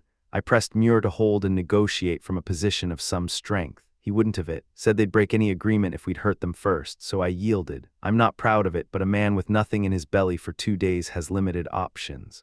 Uncle, Mabel's voice was quiet and raw. My father is very badly hurt. Cap moved to the pallet. He looked at his brother-in-law for a long moment, this man who had married his sister, who had given the world this girl, and sat beside him. He turned to Mabel. Go up to the next floor, try to rest. He glanced at Pathfinder. You take a look from the roof. Your father may want words in private. Some things are meant for fewer ears. Mabel didn't entirely understand the logic of her uncle offering spiritual comfort, but she heard something beneath the request that seemed genuine. She went up. Pathfinder was already on the roof. Cap sat alone with Dunham and organized his thoughts. Several minutes of silence. I'll say plainly, Sergeant Dunham, Cap finally began in the direct manner of a man who had never learned to soften an approach. There has been mismanagement in this business. I say it because it's true, and because truth is the only currency worth spending at a time like this. What would you have me say, brother? Dunham's voice was barely there. What's done is done, true enough, but it's not too late to reckon with it. That's what this moment is for, or so I've been told. If there's anything pressing on you, let it out. You were my sister's husband. Little Mabel is my sister's daughter. Living or dead, you're my blood. I'll tell you honestly, you should have held off and sent a canoe in to scout before bringing your men to the bank. That's plain seamanship. And it applies on fresh water as much as salt. That's the piece that wants repenting of. I say it as a friend. My errors are costing Mabel dearly. Dunham's eyes moved toward the ceiling, toward the sound of his daughter's breathing somewhere above. I fear there was treason as well, brother. I fear Jasper Odouse gave us up. That's my read as well. Cap's voice dropped. Muir and I talked it through while we were in that hole. Nothing else accounts for how cleanly they had us. Fresh water corrupts a man's principles eventually. It's a proven fact of nature. He paused, but set it aside now, Sergeant. When a ship is making port in unknown waters, the navigator's attention ought to be on the anchorage ahead, not on every squall he weathered getting there. The log book records what happened. That ledger will be settled without your help. He heard Pathfinder descending. The guide came down fast, one finger raised for silence. He gestured Cap up the ladder and held his position by the lowest loop, his body angled clear of any potential line of fire through the gap, his head close to the opening. The Mingos are serious about burning the block tonight, he said, his voice flat and quiet. Arrowhead is with them. I can hear him pushing them to move now. We need to be ready. He met Cap's eyes. There's 4 or 5 water barrels in the building. That buys us time, and unless I'm badly wrong, Chingachgook being free in the dark is about to count for something. Cap moved up without a word. Mabel came down and took her post beside her father. Pathfinder had a loophole cracked open enough to see out, not enough to give a shooter an angle back in. He waited. Muir's voice came from outside. The Scotsman's accent carried easily in the still night air. Master Pathfinder, a friend calls for parley. Come to one of the loops freely. You have nothing to fear while you're speaking with an officer of the 55th.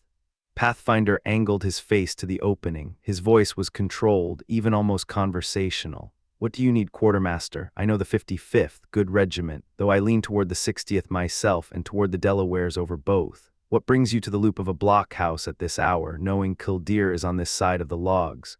You'll not harm a man coming in good faith. Pathfinder, I know you too well for that. You're a man of judgment, your name means something on this frontier, and a man of real courage knows the difference between holding a defensible position and throwing his life away out of stubbornness. The situation is against you. I'm offering terms. Surrender the block, prisoner of war treatment for all inside. You have my word as an officer. I'm grateful for the advice, quartermaster. It costs you nothing to give it, and I'm not ungrateful. But it's not in my nature to yield a place like this while the water barrels are full. I'd be the last to argue against courage, Pathfinder, but is it courage if there's no means of maintaining it? You should know Master Cap has fallen in the fighting. Like hell he has. Cap's voice erupted from a separate loop, loud and unpolished as a broadside. He's standing on top of this fort and has no intention of putting his head back in reach of your barbers. I consider this blockhouse a significant advantage, quartermaster, and I'm not surrendering it. A pause from outside. I'm gratified to hear that voice. Muir recovered his composure smoothly. We had counted the man among the dead. As for Sergeant Dunham, I fear the same must be said of him.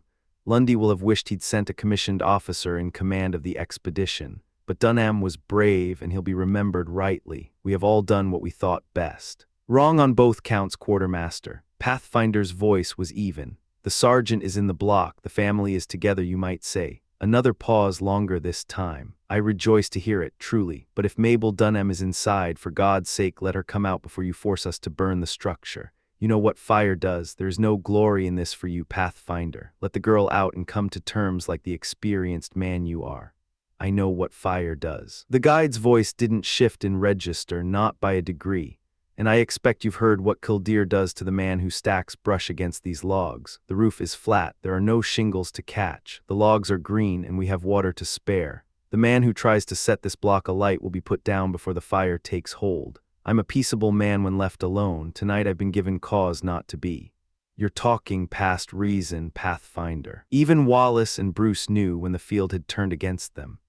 It seems we've both said what we have to say then. If your Mingos want to start their work, tell them to begin. They'll burn wood, I'll burn powder. I don't boast, that's not my way, but I'll deal with whatever comes. You carry the king's commission, Muir, and I've said more to you than that ought to require.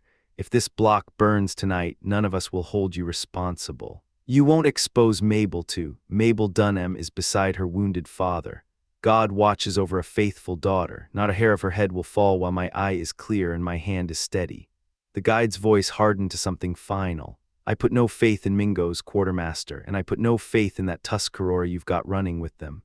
Arrowhead has corrupted better men than the Mingos were to begin with. We're done talking, every man to his work. Cap had barely reached the roof when the arrows came, 10 of them already burning, embedded in the bark. The air split open with rifle fire, bullets hammering the logs like fists, solid, rhythmic, going nowhere. The massive timbers absorbed everything thrown at them. Below, the familiar violence of it reached the sergeant. His eyes opened. The glassy quality that had settled into them shifted. "Bring the light companies up," he muttered. "Grenadiers, advance. Are they attacking the fort?" His hand moved weakly at his side as though reaching for a sidearm. "Open with the artillery." Then the howitzer fired. The impact was not sound so much as concussion, a physical blow to the structure.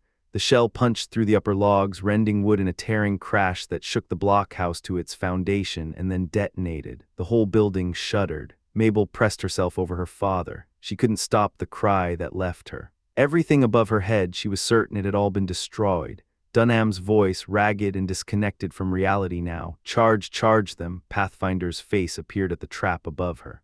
"Mabel," his voice was the steadiest thing in the world. "That's Mingo tactics, noise over effect. They had that howitzer from the French position and one shell to fire with it. It's spent. The shell is gone. There's a mess in the loft, but no one is dead. Your uncle is still on the roof. As for me, I've run through rifle fire too many times to be rattled by a howitzer in Indian hands." She pressed her forehead to the back of her father's hand and breathed. On the roof, Cap moved the way he'd moved on fighting ships his entire adult life. He went everywhere. He was seen from everywhere. His bucket swung and water hit bark, and he walked upright across a rooftop, being swept by rifle fire as though the bullets were a weather condition, something to be noted and managed. Not feared, his clothes were hit, his skin was not. The Mingos, watching this impossible figure moving in the firelight, opened their throats in bewilderment and outrage, and then by some collective calculation fell silent. They decided the man was touched. You didn't shoot the touched ones. It was a firm principle. Cap, at the moment the shell passed through the floor below him, dropped his bucket, pulled off his hat, and gave 3 full cheers into the night. The gesture settled the question entirely. Pathfinder operated differently.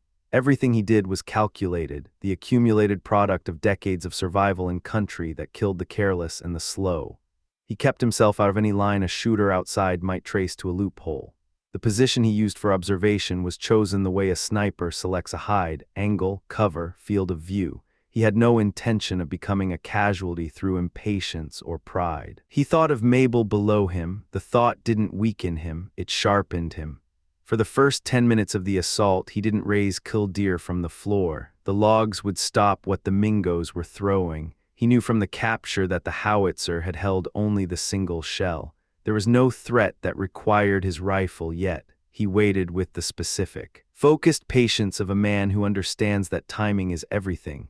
That a round fired at the wrong moment accomplishes nothing except to tell your enemy where you are. Then he heard it, the soft scrape of moccasins at the base of the wall, the dry rustle of brush being dragged. He brought Cap down from the roof and positioned him above the likely contact point, barrel of water ready. He gave him simple, direct instructions. Wait for the word. The Iroquois worked undisturbed. They piled the brush, packed it tight against the base of the logs, struck their fire, and pulled back to their cover. Pathfinder let them go. He let the pile catch. He let the flames build until the light was enough to work with, until the shapes of the watching men in the brush resolved into something his eye could use. He saw them, 3, 4, crouching in the undergrowth beyond the firelight, watching their work with the detached interest of men who had done this before. Ready, Cap, ready. Wait. Killdeer came up smooth. Pathfinder's cheek found the stock. His eye found the target. The motion was unhurried and total, a man doing the one thing he was built for. He fired. One less, he said quietly, pulling the rifle back. Knew that one, seen him before, merciless animal. He was already reloading, his hands working from muscle memory. One more and they'll have had enough for tonight. The second rifle, loaded and waiting, came up. Another shape in the brush. Another shot. The reaction was immediate. The entire perimeter erupted. Every Mingo who'd been holding position in the brush broke cover at once, scattering in different directions, disappearing into the dark. They had no way of knowing which of them might be visible and which were not. The shooter inside the block knew that was enough. Now, Cap, the barrel tilted, water came down in a sheet. The fire died without ceremony, hiss, steam, darkness. The night went quiet. It stayed quiet. Pathfinder and Cap stood watch in alternating intervals until morning. Neither of them needed convincing about the importance of staying sharp. They were built from different materials than most men, and the ordinary demands of sleep and rest had a lesser claim on them than on others. Below, Mabel kept vigil at her father's side. She had spent most of her life without him. The connection more idea than reality, a parent known by his absence as much as his presence. She had made her peace with that, or thought she had. But now, watching the shallow rise and fall of his chest in the shadows, she understood that losing him would hollow something out of her that nothing else could fill. The world outside the blockhouse waited. She prayed and kept watch and waited with it.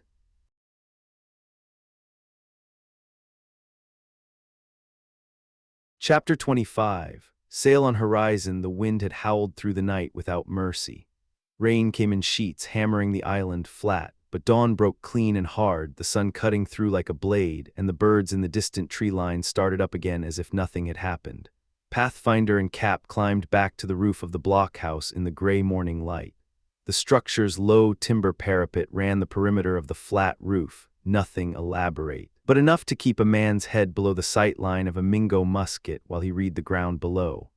Both men stayed low, using the cover properly, eyes moving across the island in slow, deliberate sweeps. The view was good enough. The island ran east to west, oval-shaped, maybe 300 yards at its longest. The channels that cut around it were running dark and fast, the gale still pushing hard out of the south. The surface of the river had that green, agitated look, deep and cold and indifferent, not white-capped but angry, moving with intent. Cap studied the channels, noted their directions, noted the angle of the wind. His eyes were old but precise. Any vessel running those channels would keep the wind nearly abeam the whole passage, he said. Either side of the island, that's the geometry of it. Pathfinder nodded. Their relief, if it was coming, had to come from Oswego. Everything now depended on that single fact. Cap stiffened. Sail there. Pathfinder turned fast. Through the fringe of brush and low branches on the southern island, something white moved. A sail, low canvas, pressed hard by the wind, cutting through the gaps in the vegetation with the speed of a galloping horse. There 1 second, gone the next, then visible again in another opening. Fast, very fast. Pathfinder watched it and felt the first cold edge of disappointment. That's not Jasper, not his cutter. You're wrong, Cap said, no softness in it. That's the head of the Scud's mainsail. I can see it in the cut, smaller gore than standard, and that gaff has been fished, neatly done but fished all the same. Pathfinder looked again. To him it was all movement and distance and the shape of a thing he could not name by its parts. I'll take your word on the sail, he said. I won't pretend otherwise. Cap glanced at him sideways. Your eyes can read a forest at 400 yards and miss a plain fact 50 feet overhead. Different kinds of reading. Pathfinder kept his voice level. If it is Jasper, we can hold this block another 8 to 10 hours without difficulty. He gives us the water, we give him the shore. Between the two, we bring Mabel out of this. That's the risk, though, Cap said. If he doesn't know what he's sailing into, if he comes in blind and grounds her near the bank, we lose him the same way we lost the sergeant. There should have been signals arranged. We failed that. Both men fell quiet. Neither moved toward the parapet edge. The cutter came on, then Pathfinder saw it, recognized it, and something loosened in his chest. The Sarpent's canoe, there on the cutter's deck. Cap squinted. Could be Jasper's own. It isn't. Pathfinder's voice carried the flat certainty of a man who reads bark the way Cap reads canvas. The Sarpent found the blockhouse besieged, struck out for the garrison, fell in with the Scud, and brought her back down. That's the Delaware way, get the story right and move. He paused. God willing, Jasper Western is still aboard her. The lad can handle a boat, I'll grant him that, Cap said. Traitor or not, he's no traitor. Pathfinder said it once and meant it. Jasper Western is as clean a man as any Delaware warrior I've ridden trail with. You want to see honest, you go among the Delawares. The Scud came out from behind the southern island now, running hard up the weather channel, white water piling under her bow. She was moving fast, too fast, 10 minutes, maybe less, between first sighting and broadside of the blockhouse. The deck looked empty, no hands visible, no one at the rail. Cap leaned forward reading her. "Tiller ropes," he said quietly. "Someone's steering from behind the weatherboards. They're all down on the deck, keeping below the rail." Pathfinder understood the implication immediately. "Then the Sarpent didn't reach Oswego. No garrison troops. She's running light, just the crew." He said it without drama, filed it away and began adjusting his thinking accordingly. 3 men, himself, Cap, and Jasper, against whatever remained of the Mingo force on the island. He'd fought worse odds. Down below in the cove, the enemy's canoes sat clustered with the soldiers' bayrocks, motionless in the morning light. Not a Mingo visible. That was the thing about them, the discipline of disappearance. The moment the cutter had appeared, every man had gone to ground with the speed and silence of foxes entering earth. Even Arrowhead, who knew white men well and feared them less than most, had pulled back into cover. There was something in the sight of the crewless vessel, moving with mechanical purpose through the channels, that worked on the nerves of men who relied on reading intention in a human face. The Scud gave them nothing to read. She drove up the channel steady and fast, leaning into the gusts and recovering, leaning and recovering. Pathfinder watched her come. Beside him, Cap stood rigid, the old sailor's professional admiration overriding everything else for a moment. Then the cutter was beneath them. Jasper O'Dowse came off the deck like a spring releasing. He gained his feet, found the blockhouse roof with his eyes, and threw 3 hard cheers into the wind. Cap was up on the parapet before Pathfinder could stop him, both hands cupped around his mouth, cheering back. Standing fully exposed on the timber rampart in plain view of every Mingo on the island, the enemy held fire. Either they calculated the cost or Pathfinder's presence in the gap behind Cap made the arithmetic unfavorable. Either way, Cap lived. Pathfinder kept his head and used the moment. "Stay with us, Jasper." He put his full chest behind it, driving the words downwind. "Put a volley into those bushes to the south and you'll flush them like birds." The wind took most of it. Jasper caught pieces, but by then the Scud had driven past, disappearing behind the grove to the east. Pathfinder counted seconds, 2 minutes. The sails appeared again through the trees. Jasper had worn, jibed, and come up on the lee side, running the other channel. The cutter tracked clean, catching the current under her bow, pressing up toward the weather side again without a sheet being touched. The sails trimmed themselves. The rudder alone managed her. He was making a full circuit, reading the island, learning it before he committed. Smart. When the Scud completed the loop and came back to her original position in the weather channel, her helm went down hard. The mainsail cracked like a rifle shot as it filled under its reef, and Cap winced at the seams. "Good canvas," the old sailor muttered. "And that boy did not learn his trade on this lake, I don't care what anyone says." "He learned every bit of it right here on Ontario," Pathfinder said. "Never saw salt water in his life. Some men are born to a thing." "There he comes again," Cap said, straightening. The Scud was bearing away now, driving toward the main cove where the enemy's boats were clustered. The Iroquois in their positions tracked her. The way a man watches something that is moving toward him faster than he expected. Then Jasper ran her straight at the bank. He knew the bottom. He knew exactly how shallow he could press her and where.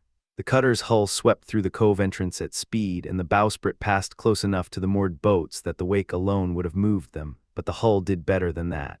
She caught the 2 soldiers' bayrocks clean, tore them from their moorings, and dragged them out into the channel behind her. Every canoe on the island had been tied to those bayrocks. The Iroquois understood it in the same instant the boats disappeared into the current. The island had just become a cage. They came up out of cover all at once, the tree line erupting with movement and sound, muskets discharging into the air in rage and frustration, a wall of noise that accomplished nothing. 2 rifles answered. The first came from the blockhouse roof. Pathfinder settled Kildare against his cheek, read the distance, and pressed the trigger. An Iroquois dropped mid-stride and did not move again. Brain shot. The second came from the Scud's deck. Chingachgook's rifle. Pathfinder knew the crack of it the way he knew his own heartbeat. It caught a warrior in the leg. The man went down hard, done for the fight. The enemy disappeared back into the earth. The Scud kept moving. Jasper ran her to the eastern point, cut the captured boats loose, and let the wind take them downriver. They grounded on a spit a half-mile below. Then he wore again, came back up through the lee channel, and when he drew abreast of the main cove a second time, the cover came off the howitzer lashed to the cutter's forward deck. The case shot went into the bushes with a sound like a hard rain on still water. The Iroquois flushed, every man up and moving. Pathfinder fired, another warrior down. Chingachgook's rifle cracked from the water and a second man stumbled away through the brush, dragging one leg. Then June appeared at the edge of the tree line. She was carrying a piece of white cloth above her head. Behind her came the French officer and Muir, both walking with their hands visible. Every trigger on the island went still. The parley assembled beneath the blockhouse wall. Jasper dropped anchor with the howitzer still manned and trained on the negotiators. Pathfinder came down from the roof and positioned himself at the blockhouse door. Chingachgook alone stayed in cover, old habit, older than any agreement. Muir opened his mouth with the practiced ease of a man who had prepared his speech in advance. "You've won it, Pathfinder. Captain Sanglier offers terms, full evacuation of the island, mutual exchange of prisoners, return of scalps taken. He's fought you fair and he's asking an honorable withdrawal." His voice carried upward. Jasper heard every word from the water. Pathfinder turned toward the cutter. "Jasper, you heard it. Do we let them walk?" The young man's face had gone hard in a way that had nothing to do with the terms being offered. "What happened to Mabel Dunham?" The question came out flat and controlled, which made it more dangerous than if he'd shouted it. "If she's been touched, any of them, these terms mean nothing." "She's safe," Muir said quickly. "Below with her father. The sergeant's wound is from lawful warfare. The girl was never harmed. She's here." Mabel's voice came from above. She had come up to the roof while the men talked. She stood at the parapet and looked down at all of them, the French officer, the Iroquois at their distance, Jasper on the water. Her voice was steady. "Let them go, all of them. My father is dying and I want him to die in peace. Go, Frenchmen, Iroquois, all of you. We have no more quarrel. With respect." "Magnet," Cap said not unkindly. "Jasper has his broadside laid and his gun manned. Pathfinder's rifle hasn't missed this morning and the enemy hasn't a boat left. This is the moment to press."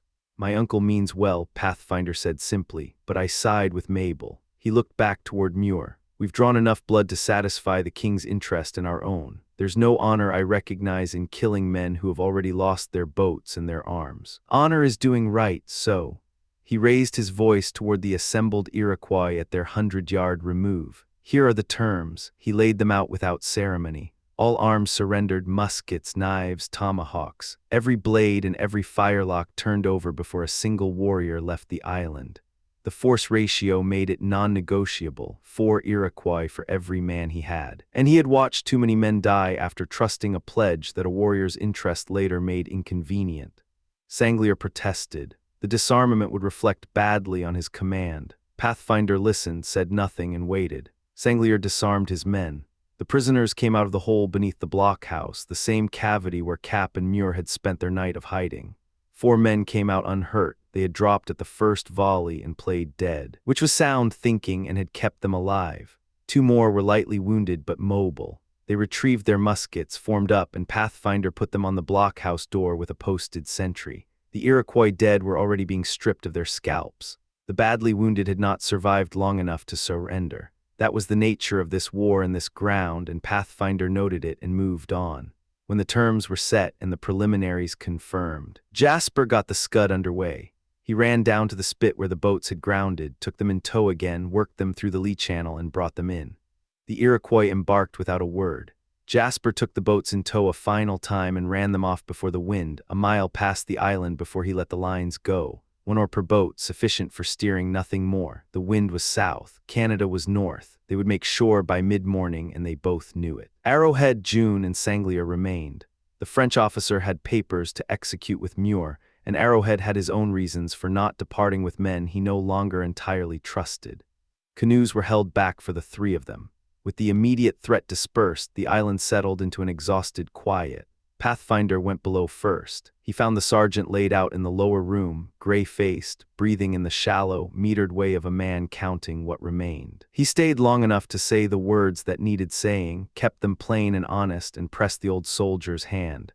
Then he found Mabel and told her to eat something. She protested. He was firm. She ate. He had the guard pulled off the blockhouse interior, cleared the impediments from the doorway, and made sure she could move freely between the room and her father without obstruction. Then he walked back out into the morning. The fire was going. The smell of food reached him across the cleared ground, and around it sat everyone who remained: Cap, Jasper, Chingachgook, the recovered soldiers. The sun was fully up now, cutting hard and clean through the trees. Pathfinder settled in and accepted what was handed to him. The island was quiet. The river ran south, cold and indifferent. The Scud rocked at her anchor in the channel, her hull dark with water, her sails still as the morning had finally become. For the moment, that was enough.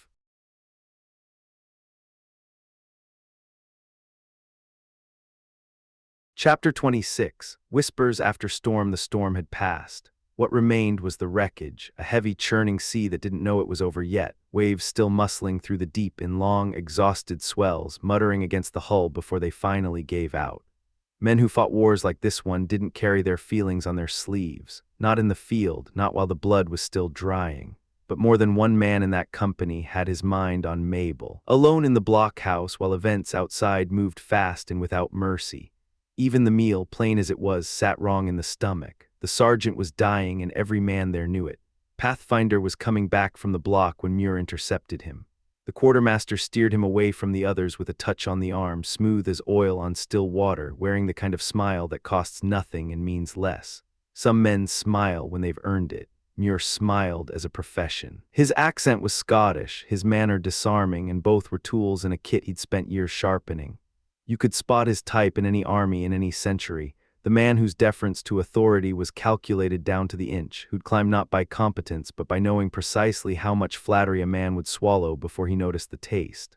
Lundy wasn't fooled. Lundy was too sharp for that. But even the sharpest men make allowances for a flatterer. And Muir had thrived in that margin for years. What stood before him now, though, was a different kind of man entirely. Pathfinder was everything Muir was not, simple where Muir was elaborate, straight where Muir was crooked, true where the quartermaster was constructed entirely of convenient half-truths. Both men were cool, both were brave, but their courage came from different places. Muir performed his bravery when there was an audience to record it. Pathfinder understood fear the way he understood weather, as information, as something to respect when it told you something useful. "My dearest friend," Muir began, "after what ye have just done, ye have made yourself a legend. Oh, they'll no be making ye a commissioned officer, that's not your ambition and never has been, but as a guide, as a scout, as a shot, your reputation is complete. I doubt the commander-in-chief himself will leave this country with as much credit as you've earned it." He paused, let the words settle. "Take Mabel Dunham to your side, man, without delay. You've earned your glory, now earn your happiness." Pathfinder studied him a moment. "Seems strange advice coming from you. I was told I had a rival in you, quartermaster, and ye did, a serious one." Muir didn't flinch from it. "A man who's courted 5 times and never once without success. Lundy thinks it's 4, and I've let him keep thinking that, but that season is over. Ye have my genuine blessing with Mabel. If the sergeant were likely to recover, ye'd have my word with him too." "I feel your friendship," Pathfinder said carefully, though his eyes said something else. "But I don't have much need of an advocate with Sergeant Dunham. He's been my friend a long while. I believe the matter is settled, far as anything in wartime can be settled. His blessing and Mabel's, that's what I need. And the poor man won't live long enough to see what his heart's been fixed on all these years. But he'll die knowing it will happen," Muir said, "and that counts for something. All my wives said as much with their final breaths, that the knowing gives comfort." Pathfinder looked at him steadily. "All your wives, quartermaster. You're a wag, Pathfinder, I'd no have guessed it." Muir laughed it off. "Look, if I cannot have Mabel for myself, ye'll no object to my holding her in high esteem, and speaking well of ye both wherever I go." He shifted slightly, the smile narrowing just a degree. "But a man who loses such a prize will naturally need something to occupy him. And the truth is, this expedition has put me in a peculiar position. Here I am, holding a lieutenant's commission, serving as a volunteer while an orderly held command. I've submitted to that arrangement. But now the sergeant is out of the fight, and it hardly befits the situation to leave a corporal in charge of a victorious force. I mean to take authority that is rightfully mine." "As far as commanding the soldiers of the 55th, Pathfinder said, "that's your right, and I expect no one here will argue it, though a man who spent part of this engagement as a prisoner, freed by the efforts of others, might want to tread lightly about making that claim too loudly. He let it sit, but no one here will fight you on it.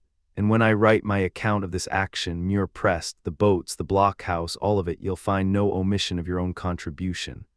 "I care nothing for that," Pathfinder said flatly. Lundy knows what I am. The general knows better than Lundy. Write your report, but do right by Mabel's father. He's still the commanding officer here, far as I see it.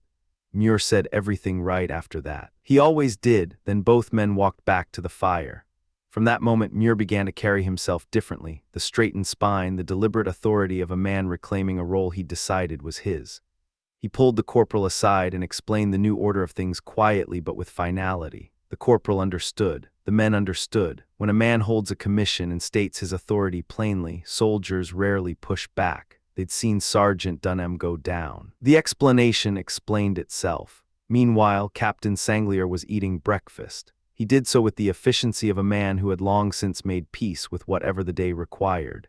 He'd been in the colony 30 years, had left France as roughly the same rank Muir now claimed in the 55th, and had traded that life for something altogether harder, an iron constitution. Nerves that registered danger the way other men registered temperature, noted and filed away. An instinct for managing warriors who did not share his language, his faith, or his civilization. All of it had made him exactly what the French commander-in-chief needed. A man to direct the Indian allies in their operations, to give their raids a strategic architecture they wouldn't have developed on their own. He'd risen to the rank of captain through it, and the rank had cost him. He'd absorbed the habits of the men he fought alongside, their patience, their silence, their brutality, while adding to that brutality the broader vision that civilization alone can provide. He'd planned larger strikes with wider consequences and then occasionally stepped in to blunt the worst of what those strikes produced. The math never fully balanced. His name was attached to the worst of it regardless. On the American frontier, women used it to frighten children. Sanglier, Flint Heart, the name he'd chosen himself, which said enough. Now he sat by the fire with his soup and said nothing. Pathfinder came to stand near him, and for a long moment neither man spoke. They simply looked at each other across the coals with the frank appraisal of professionals. Each recognized in the other something serious. Each felt the gulf between them not just in interest but in substance. One had fought for money and position. The other because the land was his and the fight had found him. Pathfinder had never wanted more than what he had until Mabel. Since then, a new unease had moved through him, quiet and persistent, the worry that what he was might not be enough for her. But his character had supplied its own answer. If Mabel would have him, she would have all of him, and that would have to be sufficient. He respected Sanglier. The man was brave. He'd seen it in a dozen engagements. And Pathfinder had enough practical experience to know that half of what was said about any man on the opposing side was legend and exaggeration. The men most likely to hate without evidence were always those who knew the least. But he could not respect the Frenchman's coldness, his self-interest, or the ease with which he had set aside whatever he'd once been and become something shaped entirely by necessity. For his part, Sanglier found Pathfinder incomprehensible, a man of no apparent ambition, no interest in gain. The Frenchman had crossed paths with his kind before, and their straightforwardness had more than once wrong-footed him, the honest man's transparency being its own kind of cover. Sanglier touched the brim of his cap, the instinct of a youth spent in French society, not entirely erased by 30 years at the edge of the world. "Monsieur le Pathfinder," he said, the accent thick but the smile genuine. "A soldier honors courage and loyalty. You speak Iroquois." "I understand it well enough when I need to," Pathfinder replied. "Though it's neither a language nor a people I have any particular warmth toward. Wherever you find Mingo blood, you find treachery. That's my experience. I've seen you in the field, Master Flinty Heart, always at the front, I'll give you that. You must know our musket balls by now." "Never yours, sir. A shot from your hand is certain death. You kill my best warrior on the island." Maybe so, though if the truth were known, he was probably no great loss to the world. "No offense to you personally, Master Flinty Heart, but the company you keep tends toward the disreputable." Sanglier processed this, decided it was a compliment, and nodded graciously. Then a commotion cracked across the camp like a branch under a boot. Jasper. 2 soldiers had seized him, arms yanked back, wrists being bound, while Muir stood over the scene with the composed authority of a man executing a plan he'd already thought through. Pathfinder moved before he spoke. He crossed the distance in 4 strides and shoved both soldiers hard enough that they stumbled back against each other and reassessed their positions immediately. "Who does this to Jasper O'Dowse?" His voice was low, which made it worse. "And who does it in front of me?" "By my orders, Pathfinder." Muir didn't flinch, "and within my authority as an officer of the king. You'll not dispute the legality of that." I'd dispute the king's own word if it said Jasper deserves this. The lad just turned the whole engagement around. He gave us victory when we had nothing. You'd bind his hands for that. Pathfinder shook his head once hard. Not while I'm standing here, Lieutenant. This sounds like insubordination, Muir said carefully, but I'll make allowances. The boy performed today, yes, but we cannot overlook what came before. Major Duncan denounced him personally before we left the post. Our own eyes gave us reason to believe we'd been betrayed from within. And what other conclusion makes any sense? Pathfinder, a man can appear honest and still be rotten. Hypocrisy is more common than any other vice, more common even than envy. Sanglier was watching all of it. His eyes moved from Jasper to Muir, back to Jasper. He said nothing, but the calculation behind his gaze was visible to anyone who knew what to look for. I don't care about hypocrisy or envy, Pathfinder said. Jasper Odaus is my friend. He is honest and he is loyal, and no man in this company lays a hand on him without Lundy's own orders while I have anything to say about it. Your authority is over your soldiers, Muir. It's not over Jasper, and it's not over me. Bon, said Sanglier, from somewhere in his chest. Ye'll listen to reason, Pathfinder. Muir reached into his coat and produced a small piece of cloth, torn bunting, a scrap of signal flag.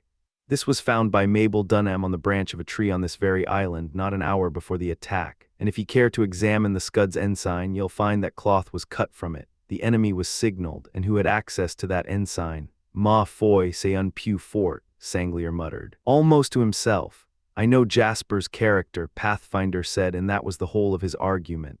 It's not a thing you fold up and hide or put on when it serves you. He has the gift of honesty, and that settles it. You want to fight, Lieutenant? Try. See how the Sarpent and Kildare and Jasper's own crew weigh against your men of the 55th. You've overestimated your position.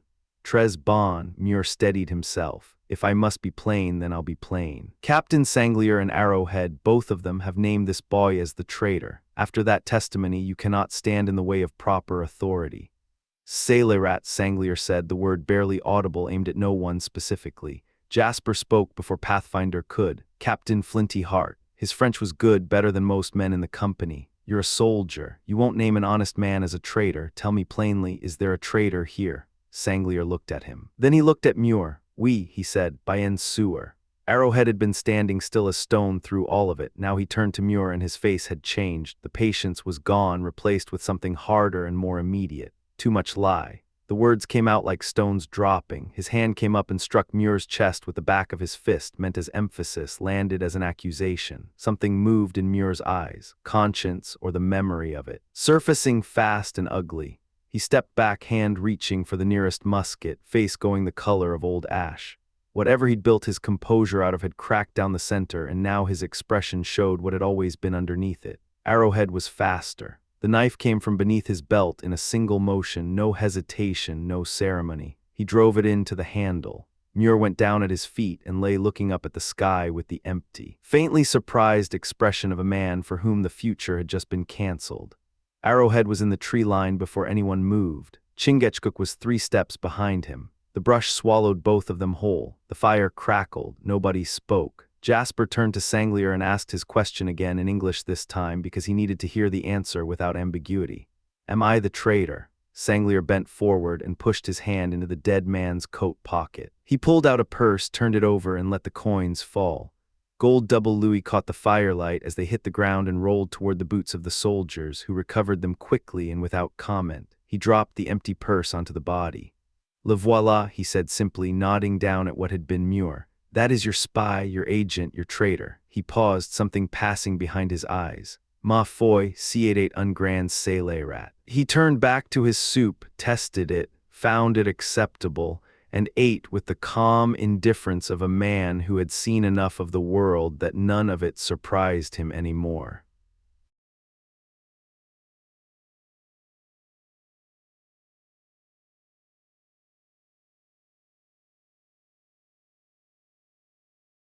Chapter 27. Scalp at the girdle. Muir was dead. His body lay where it had fallen, covered by a greatcoat pulled tight across his face by 2 of the soldiers who'd served under him without ever knowing what he was.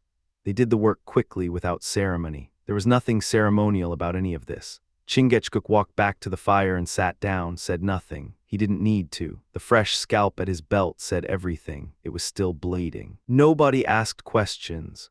Sanglier noted the scalp, noted the absence of Arrowhead, and went back to his soup. He ate slowly, methodically, a man who had learned to treat death the way a carpenter treats a splinter, an inconvenience, nothing more. There was pride in that, discipline, the kind that gets beaten into a man over years until it becomes indistinguishable from his nature. Pathfinder watched him from across the fire. He felt it differently. Though his face wouldn't have told you so, he'd never liked Muir. The man's smooth talk and practiced charm sat wrong with him, too slick, too careful, the words of someone always measuring the distance between what he said and what he meant. But watching a man die that fast, that suddenly, with his treachery still warm in the air, that left a mark. It always did, no matter how many times you'd seen it.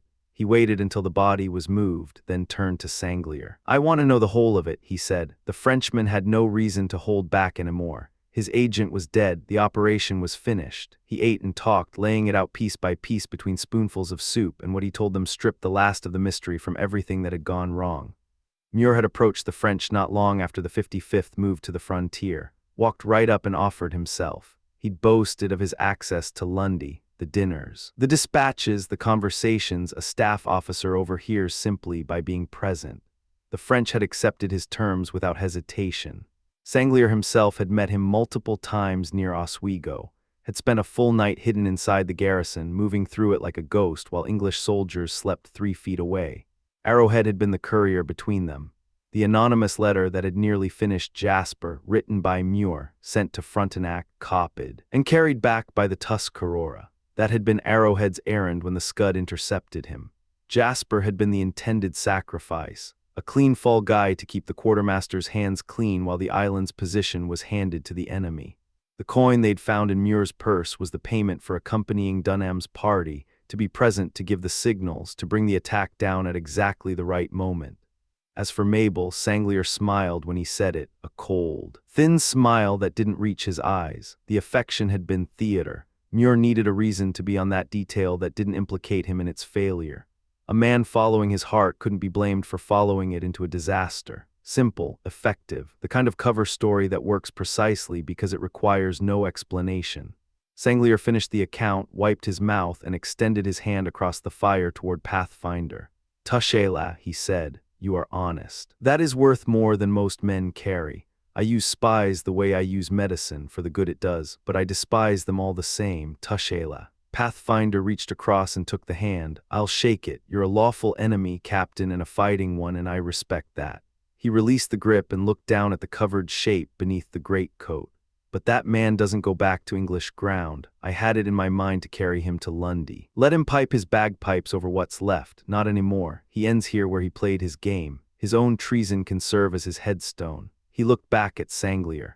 "I reckon consorting with traitors is part of the soldier's trade for a man in your position, Captain, and I won't hold that against you. But I'll tell you plain, I want no part of it, and I'm glad it sits on your conscience and not mine." He turned before Sanglier could answer, scanning the clearing until he found Jasper standing apart from the others. "Walk with me a minute." They moved away from the fire. Pathfinder gripped the young man's hand and held it. "You know me," he said, "and I know you. None of what that man said changed one thing about what I think of you. I never believed it." He paused. "I'll own there was a moment it looked serious. I won't pretend otherwise, but I never believed it, Jasper. Your nature doesn't run that direction." What surprised me was the quartermaster. He held the king's commission, Pathfinder. That's less than you think. A commission from men is one thing. Every man alive holds a commission from God to deal straight with his neighbor. Muir failed that one completely. Jasper stared at the ground. To pretend love for a woman like Mabel when he felt none, that might be worse than the rest. It's worse. A man who uses a woman that way, there's something broken in him that can't be fixed. The Lord made women to need protection and kindness, and the man who turns that into a weapon has got blood in him that doesn't run clean.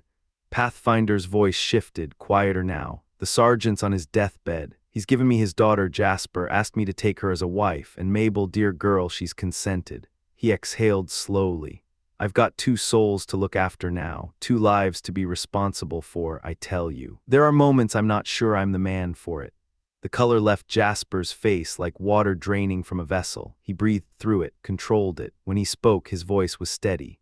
"Don't say that, Pathfinder. You're good enough for a queen. Maybe so by your measure. I can track, I can shoot, I can read the forest and the stars. Mabel will never want for venison or fish or anything the wilderness can provide. But there are other things a young woman wants, aren't there? Conversation, ease, a man closer to her own years." He looked at Jasper carefully. I've wondered sometimes why she didn't settle her mind on you instead of me. Jasper cleared his throat. What's there about me to attract a woman like Mabel? I have every fault you name in yourself, with none of the qualities that make men like Lundy take notice of you. It's all chance, Pathfinder said, half to himself. I've moved through these woods with women before, escorted them post to post, and never felt a thing. Then I met Mabel Dunham. The sergeant put the idea in my head first, I'll grant that. But after the first few days, I didn't need anyone putting ideas in my head. I thought about her morning and night. He was quiet a moment. I'm tough, Jasper, you know that, but I believe losing Mabel Dunham would break me down, truly. Then let's not talk about it anymore. Jasper squeezed his hand and turned back toward the fire, walking slowly like a man who had no particular destination. You're worthy of her, she's worthy of you. Her father chose you, that's the end of it. A beat. The quartermaster pretending to love her, that's a worse crime than selling the island. They were close enough to the fire now that the conversation had to end. Cap emerged from the blockhouse just as they reached the group, moving with a heaviness that had stripped most of the bluster from him. The man who usually carried himself like he was the only competent person in any given room looked smaller now, quieter. He stopped a few feet away from Pathfinder and stared at the ground. This business of dying, he said. It's a hard thing any way you face it. The sergeant still holding on in there, won't let go. I suppose it's Mabel that's keeping him. He rubbed the back of his neck. A man facing a long voyage, I always prefer to see him off cleanly without all the suffering. Pathfinder looked at him steadily. You're not suggesting we hurry him. Lord, no. Cap looked genuinely stung. That's not what I meant at all. He's my brother-in-law. I don't do well with deathbeds. I never have. Nobody does. The trick is to show up anyway. Cap accepted that with a nod, then looked around the clearing. Where's the quartermaster? He ought to come say something to the sergeant before he goes. He's already gone, Pathfinder said. Got there ahead of him. Cap blinked. Speak plainly. Arrowhead opened his throat while he was still working his lies. One moment he was talking, the next he wasn't. I've seen men die in battle, and I've seen them die from sickness and old age, and I've never seen a soul leave a body at a worse moment than his did. He went out mid-sentence, with the lie still on his tongue. Pathfinder paused. Whatever road he's on, it doesn't go the same direction as the sergeant's. Cap's mouth had been open for most of this. He closed it, opened it again, made a sound like a man who has just discovered the deck under his feet is not quite level. A traitor, he finally said. An actual genuine traitor, ready to sell his own men to the French. Ready to sell everything, country, men, Mabel, every last one of our scalps. No particular preference for the buyer so long as the price was right. Just like them, Cap said, looking at Sanglier, always buying what they can't take by force. Sanglier lifted his cap with a slow, precise irony that Cap didn't notice and Pathfinder did. Now, Master Cap, Pathfinder said, I'll not let that stand without comment. I've spent enough time on both sides of this war to tell you that an Englishman and a Frenchman are more alike than either one cares to admit.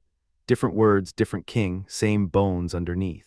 Sanglier lowered his cap again, and this time the courtesy in it was genuine. Cap grunted, unsatisfied, then seemed to remember why he'd come outside in the first place. The sergeant. I came to find the quartermaster so he could say something to the man before the end. Now there's no quartermaster. I suppose the corporal takes command of whatever's left. The corporal takes command, Pathfinder confirmed, but there isn't much to command. What needs doing is straightforward: bury the dead, burn the blockhouse and the huts. We can't hold this position and we can't leave it intact. The French know where this island sits now. Coming back here would be like stepping into a trap with both eyes open. He looked at Chingachgook across the fire. The serpent and I will see to the burning. We've covered enough retreats to manage one more. Cap was quiet for a moment, then in a voice that had lost most of its habitual authority. I suppose we ought to go into him before it's too late. We should, Pathfinder agreed. He fell into step beside the older man, and for a few minutes neither of them spoke. You know, Cap said at length, I've always found some comfort in not owning much. When I've been close to going down at sea, I've told myself, the ship goes, my life goes with it, but the cargo is somebody else's problem. A man with a chest full of gold locks his heart in the same box. I've seen it too many times. Same notion, Pathfinder said. I own a rifle, a pipe the serpent gave me, a few tokens from men I've guided through the forest. Everything I have fits in one bag, and the bag fits under my head. When the order comes, I'm ready to move inside a minute. He paused. Though I'll own there's one thing that's harder to leave than the rest. Cap glanced at him. Mabel, Mabel. The word sat there between them like something solid. And 2 pups at the upper fort that are too loud for war. And Kildare, though I figure the rifle and I are close enough in length that they can put us in the same grave without any trouble. Cap grunted again, but this time it was almost a laugh. You're a philosopher, Pathfinder, and if you pressed me, I'd say you might even be a Christian. You'd not be wrong. I didn't come to it through the Moravians or through any of the king's chaplains or the Roman priest I guided through the woods one winter. All of them had their say and I gave them all the same answer. I'm already a Christian, I told them. I don't need a new label for it. He gestured at the sky, the trees, the ground under their feet. This is my church. I've worshipped in it every day of my life. I think a word from you would mean something to the sergeant right now. He's got Mabel and she's strong, stronger than you'd expect, but he'd want to hear from you. Pathfinder stopped walking and turned to face Cap with a directness that had nothing theatrical about it. I've stood at a lot of deathbeds, seen men go angry, seen them go peaceful, seen them go confused, not understanding what was happening to them even as it happened. The mind clears at the end, I believe that completely. The past comes up sharp and close, the way a shoal comes up out of the dark water. Some men see it and are afraid, some see it and lay down their burden. He started walking again. Let's go in. The blockhouse door was close now, neither man slowed.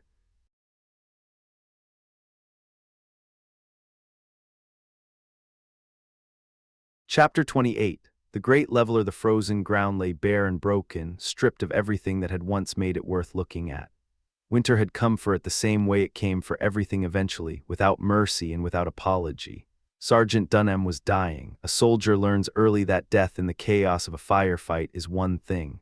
The noise, the smoke, the tunnel vision of combat, these things insulate a man from the full weight of what's happening. But death in a quiet room is different. No distractions, no noise to hide behind, just the slow arithmetic of a life being subtracted, one breath at a time. Even the most decorated veteran, the man who'd stood in the open under musket fire without flinching, found himself stripped bare in moments like this. Whatever a man believed, whether he held to the faith of his fathers or had cobbled together something personal from years of hard living, death had a way of pressing that belief until something either held or cracked. Dunham had fought his whole life, but the country he was crossing now wasn't one where fighting helped. The blockhouse smelled of tallow candles and damp wood. The sergeant lay on his pallet, his breathing shallow, the sound of it too loud in the silence. Mabel knelt at his side. She held his hand, cold and damp, the kind of cold that doesn't come back, and pressed moisture to his cracked lips. Her face was pale and rigid with the effort of holding herself together. Pathfinder stood opposite, his long rifle grounded beside him, his hand wrapped around the barrel. He'd watched men die before. Many men in the open field with their boots on and their eyes wide, and in circumstances far uglier than this. He didn't feel shock, but he felt the difference. The difference between dying in the roar of a fight and dying in the quiet of a room with the people who loved you standing over you. That difference hit him every time. Cap stood near the door, an old mariner built from salt and stubbornness, a man who had witnessed catastrophe at sea and catalogued it as weather. He'd seen men go over the side and been back eating his supper an hour later. Death, to him, had always been a logistical inconvenience more than a solemn event. He loved his brother-in-law in the rough, unsentimental way of men who never say it directly, but even that affection hadn't taught him how to behave in a room like this. He opened his mouth before anyone could stop him. Both of them went fast, Brother Dunham, Cap said, leaning forward with the satisfied air of a man delivering good news. He just finished telling the dying man how Muir and Arrowhead had met their ends. You've got the comfort of knowing other men have already gone ahead of you on the long march. Men you had no reason to love. If I was in your position, I'd find that a considerable relief. June, Arrowhead's widow, rose from the corner without a sound and slipped out through the blockhouse door. Nobody stopped her. Dunham stared at the ceiling. He'd already let go of most of it. Arrowhead, Muir, the betrayals, the blood, none of it had the weight it once did. What remained was simple. He turned his head, the effort of it visible, and asked for Jasper in a voice thin as paper. Jasper was summoned. He came quickly, took his place in the room, and felt the weight of the sergeant's gaze settle on him. There was no anger in it, only the quiet regret of a man who judged wrong and knew it and no longer had the time left to make it right. The group assembled around the pallet, Pathfinder, Cap, Mabel, Jasper, and the dying sergeant. The candles threw unsteady light against the log walls. Your time'll come for all of us, Pathfinder said, not unkindly, watching the older man's face. His voice was low and level. He wasn't performing comfort, he was simply stating what he believed. We'll meet again after this, I expect. Arrowhead's gone his way, sure enough, but it's not a path I'd call a righteous one. Muir's neither, but you've walked a straight line, Sergeant. A man who does his duty can start the longest journey without a heavy load.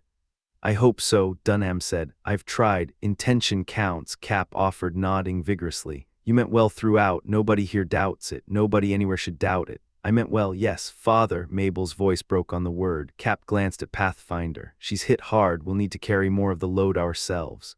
Mabel. Dunham turned his eyes toward his daughter's voice. He no longer had the strength to move his head fully. Did you speak? She looked up from the blanket she'd pressed her face against. Her eyes were red, but her voice was steady. Father, don't rely on anything you've done yourself, not for mercy, not for salvation. Trust in the Son of God, only Him. Dunham was quiet for a moment, then the chaplain said something near to that. You may well be right, child. Solid doctrine, Cap agreed, pleased with the theological clarity of the moment. He keeps the accounts and settles them at the end. You've got nothing to worry over. Uncle, Mabel's voice was sharp now, the grief compressed into something harder. That isn't what I said, Father. She turned back to Dunham, her voice urgent and raw. Our own strength is nothing, you know that. Every plan you ever made that unraveled, every moment you reached for something and found your hands weren't equal to it. How could those same hands be enough to lift you into the presence of perfect purity? There is no other way, only through Christ. She's right, Pathfinder murmured to Cap, barely audible. The Moravians said the same, she's right. I won't argue the doctrine, Cap whispered back, looking genuinely uncertain for the first time all evening. But I'm not sure this is the moment to tell a dying man he's done it all wrong. Let Mabel speak. She knows more than either of us. Dunham closed his eyes. When he opened them again, he said quietly, I've heard this before. It's strange, Mabel, a father leaning on his child at the end. Lean on God, Father, pray, ask for his strength. She squeezed his hand, her knuckles white. Can you pray, will you? Dunham looked past her. Pathfinder, Jasper, help me to words. Cap had no words to offer. Prayer wasn't a language he spoke. Pathfinder prayed constantly, daily. But he did it silently, a running conversation held entirely in the interior of a man who spent most of his life alone in the wilderness, where the cathedral was the tree line and the sermon was the wind. He had no formula to hand over. Jasper looked at the floor. He would have moved a mountain for Mabel if she'd asked him, but this was something different. This was an acknowledgement of limitation, of dependence on something larger than muscle and nerve and will. It shamed him in the way it always shames the young and strong to admit that strength has a ceiling. Mabel dried her eyes. Her face was still, the emotion brought under control through what appeared to be sheer force of character. I'll pray with you, she said, for you, for all of us. She bowed her head and began. What happened next was not a performance. There was no theater in it. It was simply a young woman, kneeling beside her dying father in a rough-hewn blockhouse at the edge of a wilderness, speaking directly to God in language that was honest and clear and entirely without pretension. She had been raised on prayer the way other children were raised on bedtime stories, not as ritual but as practice, as genuine conversation with something real. The words she used were measured and beautiful, drawn from years of liturgy, absorbed until they had become her own. But the engine driving them was something else entirely. Love, plain, unadorned, ferocious love for the man lying in front of her. The room went quiet. Dunham's breathing changed, not worse, something else. Easier, maybe. The tension in his face softened by degrees, like a man who has been carrying a weight on his back and feels, suddenly, that someone else has stepped forward to share it. Cap stood rigid near the wall, his jaw working, surprised by what was happening inside his own chest and not entirely comfortable with it. He thought briefly about whether what he was feeling was sufficiently manly, and decided not to pursue the question. Jasper had gone to his knees across the pallet from Mabel. His face was covered by his hands. Whether he was praying to God or simply unable to take his attention from the sound of her voice was a question even he might not have been able to answer honestly. Pathfinder stood erect, the rifle grounded beside him. His hand tightened on the barrel until the knuckles whitened. He watched Mabel's face, the flush that had replaced the pallor, the upward cast of her eyes in the candlelight, something almost incandescent about her in that moment, and what moved across his own face was not the detached observation of a woodsman reading terrain. It was something older and more fundamental than that, the look of a man wholly undone by the goodness of another person. when she finished. The silence held for a long beat. Dunham lifted his hand and rested it on her bowed head. The effort cost him. "Bless you," he whispered. The word barely made it out. "Bless you, child, this is real comfort." A pause. "I wish I could pray." "You can, Father." She raised her face. Her cheeks were wet, but her eyes were clear. "You taught me the Lord's Prayer yourself when I was small." Something moved across the sergeant's face. A slow smile, he remembered. Of all the things he'd done and failed to do, all the duties discharged and neglected, he remembered this one, and it mattered to him enormously, and you could see that it did. He was quiet for several minutes after that. Then, "Mabel," his voice had rallied slightly, the way it sometimes does just before the end, the way a fire flares before it goes out.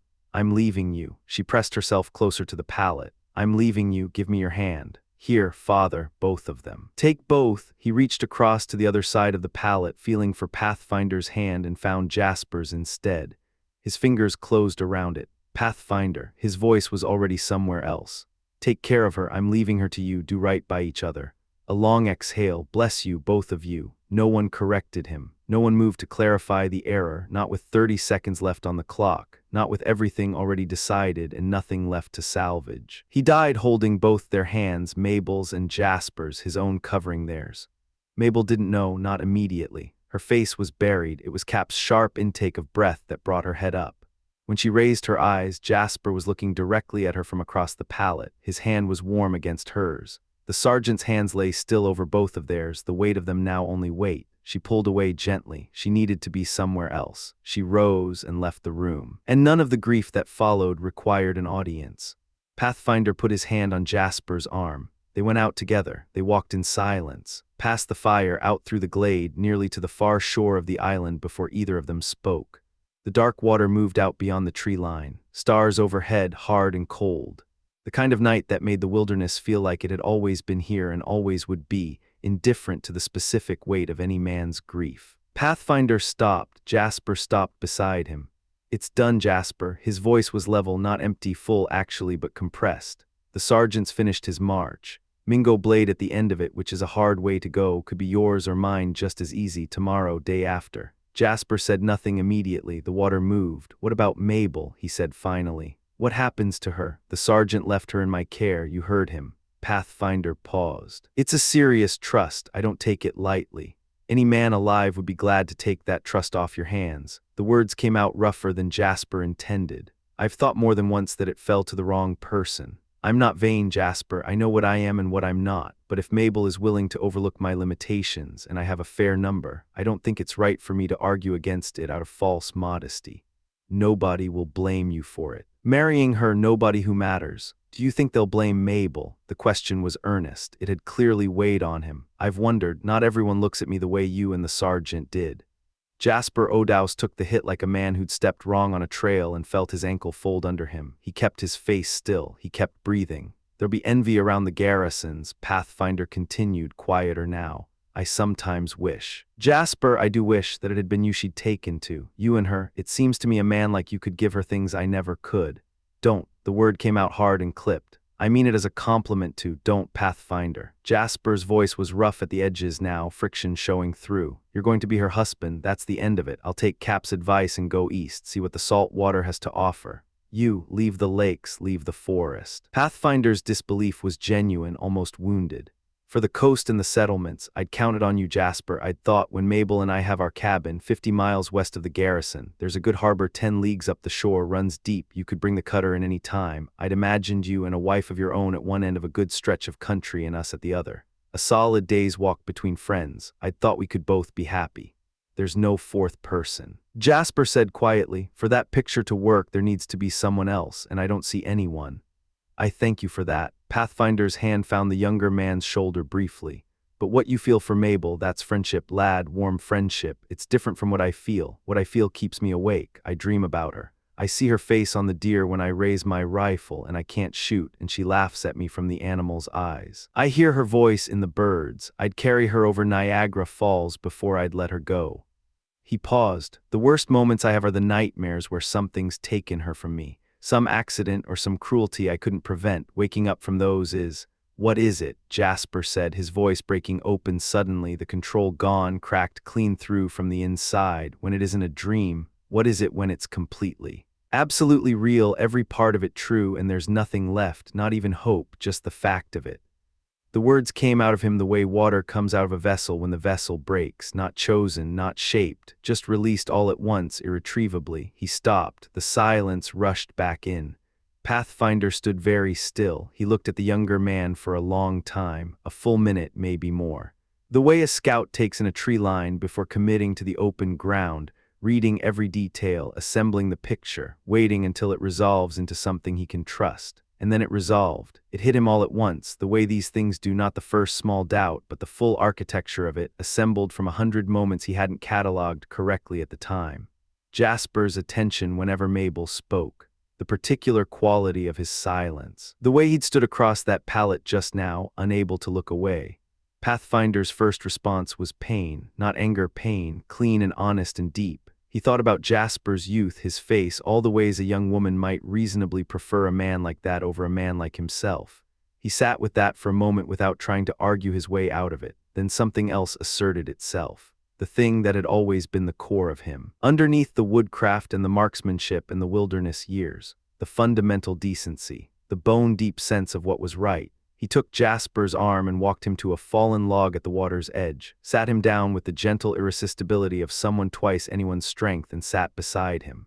Jasper was already ashamed of what had come out of him. He would have traded everything he owned to unsay the last 3 minutes, but he wouldn't lie, not to this man. Not even now. This has surprised me, Pathfinder said. His voice was quiet and very serious. I didn't see it, maybe I didn't want to. He let the admission sit there. I'm sorry for you, Jasper, from the bottom of my heart. I know something about how it feels to set your whole being on one person. I know what it costs, and I think you're in more pain right now than you're letting on. There's nothing to clear up, Jasper said, his voice controlled again but thin. I love Mabel. She doesn't love me. She's going to marry you. The wisest thing I can do is go east and stop being a problem. How do you know she doesn't love you? Because she's marrying you. She's marrying me because the sergeant pressed her and she's a dutiful daughter. Pathfinder's voice was careful now, probing the ground before each step. Has she ever told you her feelings directly? Have you told her yours? Jasper looked at the water. No. I wouldn't do that to you. I believe you. Pathfinder nodded slowly. I do believe you, now I need you to believe something. He paused. Mabel has never told me she loves me, not once, not in those words. She told me we couldn't be married, that she wasn't worthy of me, which I couldn't follow. She said she respected me. Her father told me that was just a young woman's way, that her mother did the same, and that I should be satisfied if she'd consent on any terms.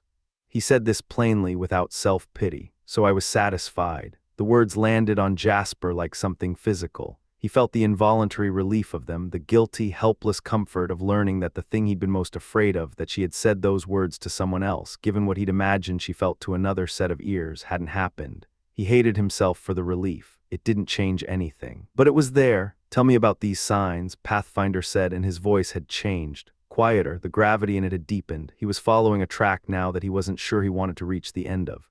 You said you knew each other's minds without speaking plainly. I don't know that language. What does it look like? It's nothing, Jasper said. A look, the way she smiled once, the way she'd when she needed to steady herself near me or reach past me. He stopped. The map of small moments he'd built and rebuilt in his memory. I read too much into it, I know that now.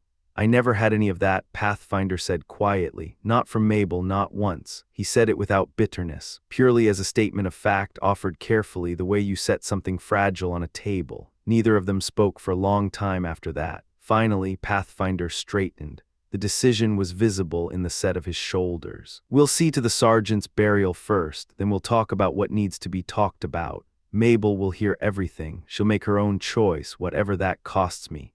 He looked at Jasper steadily. If my heart breaks over it, then it breaks, but I won't hold a person's life in my hands like it belongs to me. Jasper had nothing to say. He nodded once. They buried the sergeant the next afternoon in the center of the glade, under a large elm that spread its bare branches over the grave like something deliberate. Mabel wept openly and didn't try to stop herself, and it helped. Grief needs an exit. The gale kept them on the island for another day and a half. The lake was no place for a boat in that weather, and Jasper said so, and he was right. Captain Sanglier waited out the blow on the island and departed on the 3rd morning after Dunham's death, when the wind had shifted fair and the water had calmed enough to travel. He took his leave of Pathfinder with the formality of a man saying goodbye to someone he expects to hear stories about later, a man he didn't entirely understand but respected without reservation. They shook hands and parted, two men who had briefly occupied the same ground, each largely a mystery to the other, moving now in opposite directions. The island fell quiet behind them both.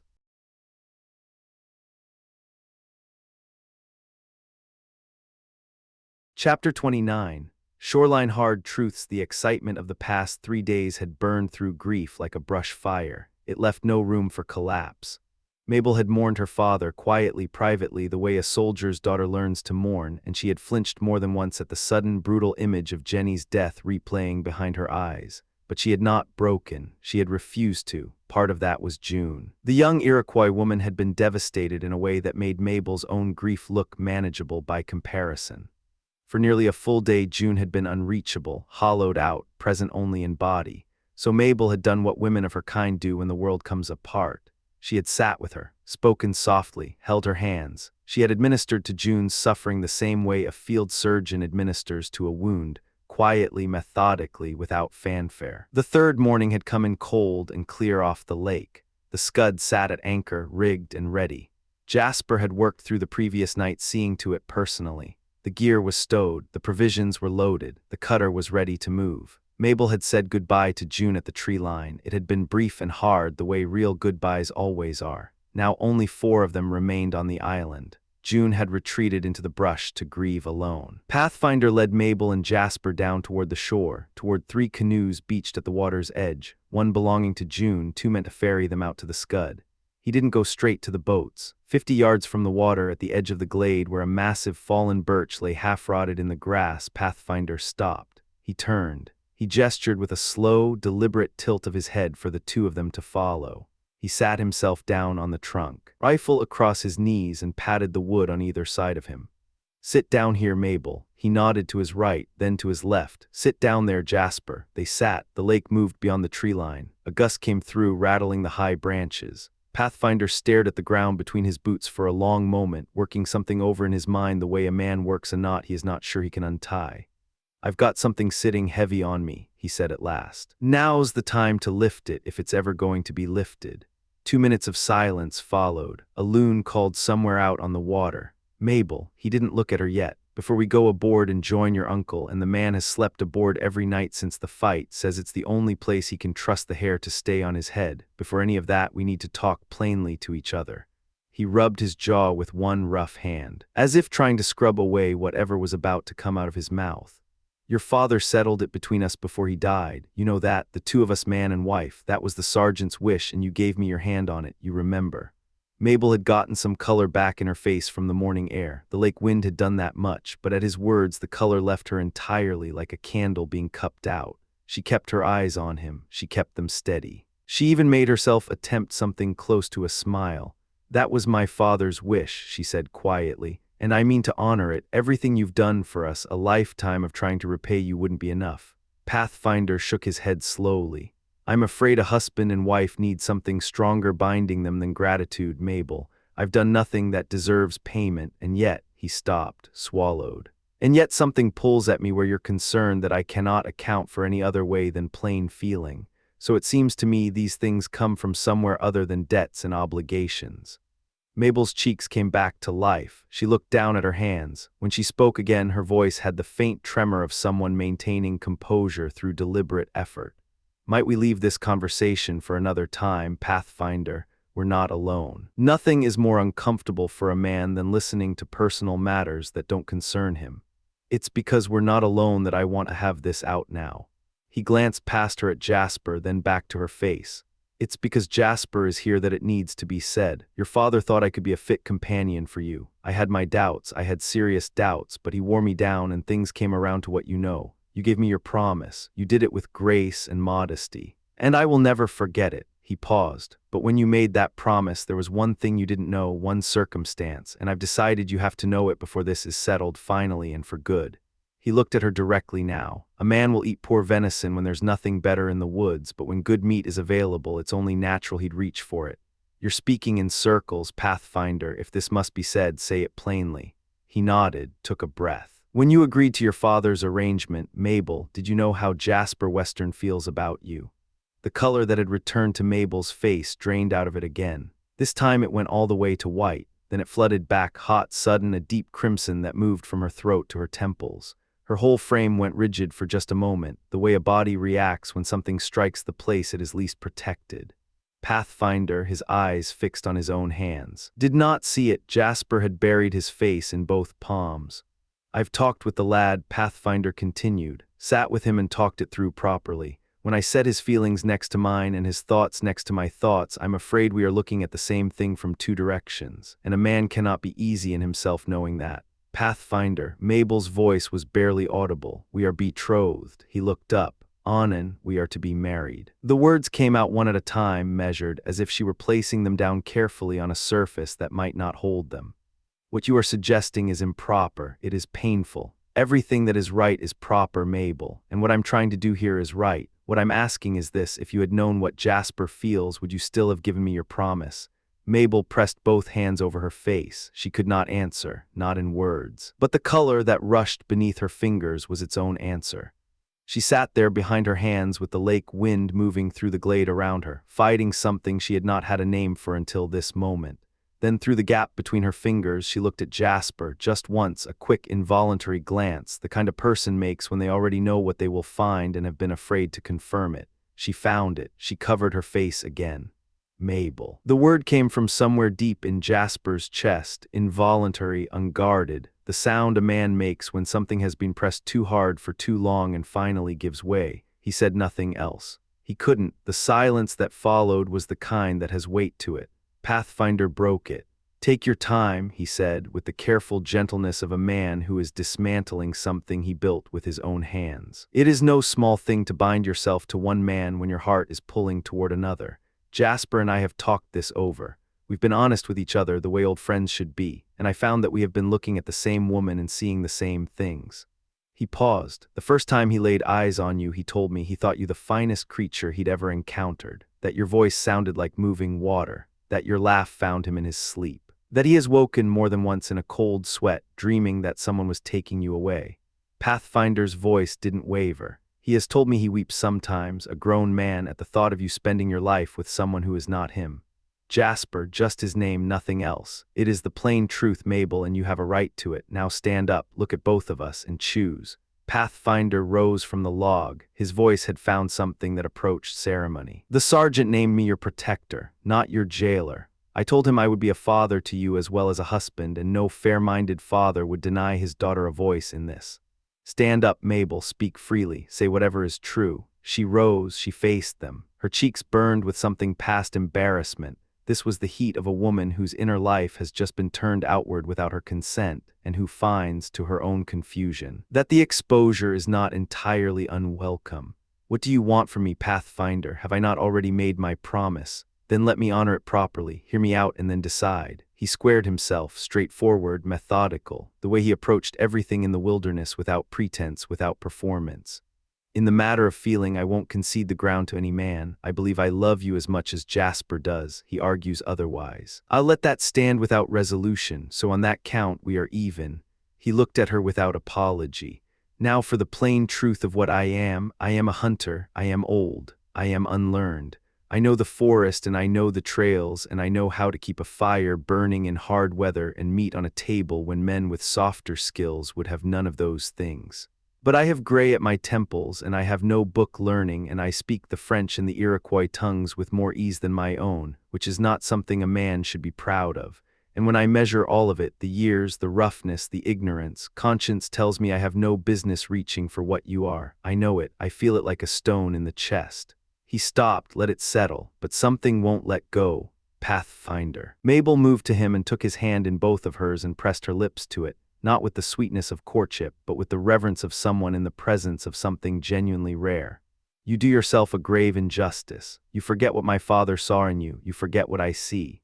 "They have a way of speaking," Pathfinder said softly, almost to himself, glancing past her at Jasper, and for just a moment a quiet, unguarded amusement moved across his weathered face. "Don't they, Jasper, like water running over clean stones?"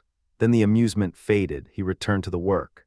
Now hear me out on Jasper. He can provide as well as I can. He is careful and industrious, and he does not waste what he earns. He can read, he speaks the French. He has read the same books you carry and can speak to them without confusion. He knows you, Mabel, knows you in the way that means something, not just admires you from a distance. He told me you were simple in the best meaning of the word, true to yourself, not dazzled by rank or position, not measuring a man by his commission or his title. He said you moved through the world the way a young doe moves through open ground, natural, unaware of itself, with a grace that comes from somewhere deeper than habit. Pathfinder's voice thickened slightly on those last words. He pushed through it. He made my blood warm talking about you, Mabel. I want you to know that. Jasper, she said his name, and whatever structure she had been maintaining around herself came apart. She did not fall, she stepped. One step toward him, and then his arms were around her and her face was against his shoulder, and she was weeping with the complete, exhausted release of a person who has been holding something enormous for a very long time. The sound she made was not elegant. Grief never is, and neither is the sudden, overwhelming arrival of relief. Jasper. She pulled back just far enough to look at his face. Why didn't you tell me? Why did you keep it? He had no coherent answer. Neither of them needed one. The better part of an hour dissolved. Somewhere offshore, Cap paced the Scud's deck and squinted at the sky and cursed the wasted wind. When Mabel finally surfaced from it, straightened herself, smoothed her coat, drew a breath, the first thing that came to her was what should have come sooner. Jasper. She pulled back. Pathfinder. Jasper was already on his feet, scanning the glade. His face had gone the color of birch bark, but Pathfinder was already coming back. He walked out of the tree line at the far edge of the clearing, moving at his usual unhurried pace, head slightly down, rifle easy in his left hand. He walked the way a man walks when he is absorbing something difficult and has decided to absorb it standing up. He came within speaking distance and stopped. I understand it now, Jasper said, what you meant about speaking without a tongue and hearing without an ear. He allowed himself a faint, fractured smile. I understand it fine. It is a good kind of conversation when you can have it with Mabel Dunham. He looked at the ground between them. I told the sergeant I wasn't fit for her, too old, too rough, too much of the woods in me. He wouldn't hear it. He shook his head slowly. He should have. Jasper sat motionless. Mabel sat motionless. They looked. In that moment, like two people who would have traded their happiness in a heartbeat to put it back inside the chest of the man standing before them. Pathfinder looked at Mabel, held the look without flinching, without apology, with the directness of a man who has decided that the only honorable thing left is to see clearly. Then he laughed. It came from somewhere genuine, rough, and sudden. A sound with real air in it, and then almost immediately the laugh ran headlong into the knowledge of what it meant, and that collision showed plainly in his face. He stood there a moment, weathering it, then he collected himself. I have always known that men have different gifts, he said. I just forgot for a time that mine did not run to pleasing the young and the beautiful and the learned. A pause. I hope that is not too great a sin. If it is, I've paid for it today. He looked at Mabel and his voice came down nearly to nothing. I've had a hard hour, Mabel, a very hard hour. An hour. Mabel pressed both hands against her sternum as if checking something. The blood had come rushing back to her face. Pathfinder, surely not an hour. Jasper looked up. It cannot have been 10 minutes since you left us. Maybe so. Pathfinder turned it over. It felt like a full day. But I expect that's how it goes. The happy count by minutes and the suffering count by months. He straightened. Something in him settled the way a structure settles after the worst of the stress has passed. But that's enough of that. More words about it will not help you and will only remind me of what I've lost and of how much I deserve to lose her. He looked at Jasper squarely. She is yours. It is hard to say, but I say it and I mean it. You will make her happier than I could have done. Your gifts run that direction. I would have worked hard at it. I would have worked my whole life at it, but working hard at something is not the same as being made for it. His jaw tightened once. I should have believed her when she told me up at the head of the lake. She told me then. I chose not to hear it, but a man hears what he hopes for until the hoping runs out. Pathfinder, Mabel started. I hold no grievance, Mabel. Not against you, not against either of you. He said it the way a man states a calibration, factual, final. I have thought about staying near, watching your life from the edge of it, but on reflection the wise thing is to quit the 55th and go back to the 60th. That is where I belong. I should not have left it as long as I did, though the service required it and I have valued the years. He looked at Jasper. I am glad I knew you, Jasper. I mean that without qualification. And me. Mabel's voice broke on the second word. Pathfinder, do you regret knowing me? He turned to her. He took her hand in both of his big, scarred, careful hands, and he held it and looked at her face with the complete, unguarded attention of a man with nothing left to protect. "How could I regret a shaft of light coming through on a dark day?" he said, "even if it only lasted the morning." He gave a slow exhale. "I will not walk as lightly as I once did, not for a while. I will not sleep as well, but I will never stop being glad it happened." He paused. "You told me plainly on that mountain. I should have believed you then. I expect women know their own hearts better than their fathers know it for them." The ghost of something that might have been a smile. "Osme." He rose. He looked at both of them. "Cap will be losing patience, and that man's patience is not a deep well to begin with. It is time, come. You can't mean to leave us here," Jasper said, standing. "You don't mean to come?" "It's best." Pathfinder said it without drama. "For all three of us it is the best thing. You'll return to Oswego. You'll marry before the month is out. Cap has already made his peace with the sea and knows what is coming. And I will go back to the forest and to the God who made it, which is where I have always been at my best." He turned to Mabel and extended his hand. "Come, there is still a farewell." She did not take his hand. She walked into his arms. She held him the way a person holds onto something they understand in the moment of releasing it that they will not find again. She kissed his face, his weathered jaw, his scarred cheek, openly, without calculation, without the reserve she had kept in place with Jasper. "God bless you," she said, and she meant it with everything she had. "You will come to us. When the years have passed, when you are old, you will come to our hearth and let me be a daughter to you. Say it." "Yes." His voice had gone rough and quiet. "That's it exactly, a daughter. That is the right way to think of it." He held the word in his mouth for a moment. "Yes." He walked them to the canoes without speaking. The water was calm and dark, the Scud swaying gently at anchor 200 yards offshore. At the waterline he stopped and turned and took Mabel's face between his hands, at arm's length, held there, his eyes moving across her features the way a surveyor moves across terrain he will carry in memory because he will never see it again. His eyes filled. He did not look away. The tears moved down through the creases of his face, unhurried, unstoppable, the way water finds its course through stone. "Bless me, Pathfinder," Mabel said, and she went to her knees on the cold gravel at the water's edge. "Before we part, bless me." He did, his voice barely held. He helped her into the canoe the way he had helped her across rivers and through contested ground, steady, careful, his whole focus on her safety. Then he took Jasper by the arm and drew him aside 6 paces from the boats and put a hand on his shoulder. "You are good-natured and gentle, Jasper, and I have always known it. But both of us are coarse alongside what she is. Remember that. Don't let the roughness of a man's nature press against something that fine. Learn her slowly. The Lord that governs the lake and the forest equally, who looks on a virtuous life with favor and on a corrupt one without it, he grant you the happiness you've earned and the wisdom to keep it." He released Jasper's shoulder. He stepped back. He raised one hand. Jasper pushed the canoe off the gravel and took up the paddle. Pathfinder stood on the shore and watched them cross the water. He did not move. He stood with his rifle at his side and his feet at the waterline, and he watched until they reached the Scud, watched Mabel climb aboard, watched the cutter's lines come taut in the morning breeze. He was still standing there when the Scud came around the headland. He was still standing there as the sail caught the full wind, and she gathered way and the island began to fall behind. Mabel watched him from the stern until the point of land closed around the island and he was gone from her sight. When she last saw him, he had not moved. He stood at the water's edge like something carved from the country itself, permanent, unmoving, already becoming part of the landscape that had made him.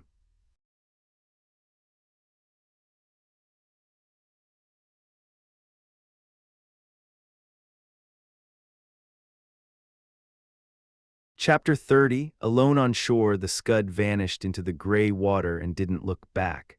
Pathfinder stood on the shore and watched until there was nothing left to watch. His rifle rested in the crook of his arm. His legs didn't move. His chest barely rose. A man who had crossed 1,000 miles of wilderness alone. Who had slept in the cold with one eye open and killed at distances that made other men shake their heads. That man stood on a muddy bank and felt the full weight of being utterly alone pressed down on him like a stone. He had not known it could feel like this. He hadn't given it the room to exist before, but somewhere between campfires and laughter and Mabel's voice, something had taken root in him that had no business being there. Now it had been ripped out, and the hole it left was raw. He stood that way for a long time, long enough that the light shifted, long enough that the birds stopped paying attention to him. Then he exhaled slow, deep from somewhere below his ribs, and his body began to move, not because his mind told it to. His mind was somewhere on that water, following the scud west. His body simply moved, the way it always had, governed by something older and more reliable than thought. His moccasins found the ground without sound. His eyes tracked without effort. His legs carried him in a straight line toward the only other living soul left on the island. June was sitting on a stone beside the mound of fresh earth that covered Arrowhead. Her hair had fallen loose around her face. She wasn't weeping. She was simply present with her dead, the way only people who understand death can be, not fighting it, not performing around it, just sitting with it. She didn't hear him approach. She had no reason to believe anyone was still on the island. Pathfinder stopped a few feet away and watched her. He didn't speak immediately. He let himself see it, the slope of her shoulders, the stillness of her hands, the particular quality of grief that comes when a woman loses the man she built her life around, however flawed that man might have been. His own pain didn't disappear, but it found its proper proportion. He had lost a hope. She had lost a life, due of June. He kept his voice low, direct. "You're not alone out here, look at me." She turned slowly. Her face was composed in that way of people who have moved past the acute stage and into something quieter and more dangerous. "June has no friend now," she said. "Arrowhead is gone. The Tuscaroras won't have her. The Iroquois," she stopped, shook her head. "Leave June here, she'll stay." "That's not happening. She has nothing. You've got breath in your lungs and ground under your feet." He lowered himself to a crouch, putting his eyes level with hers.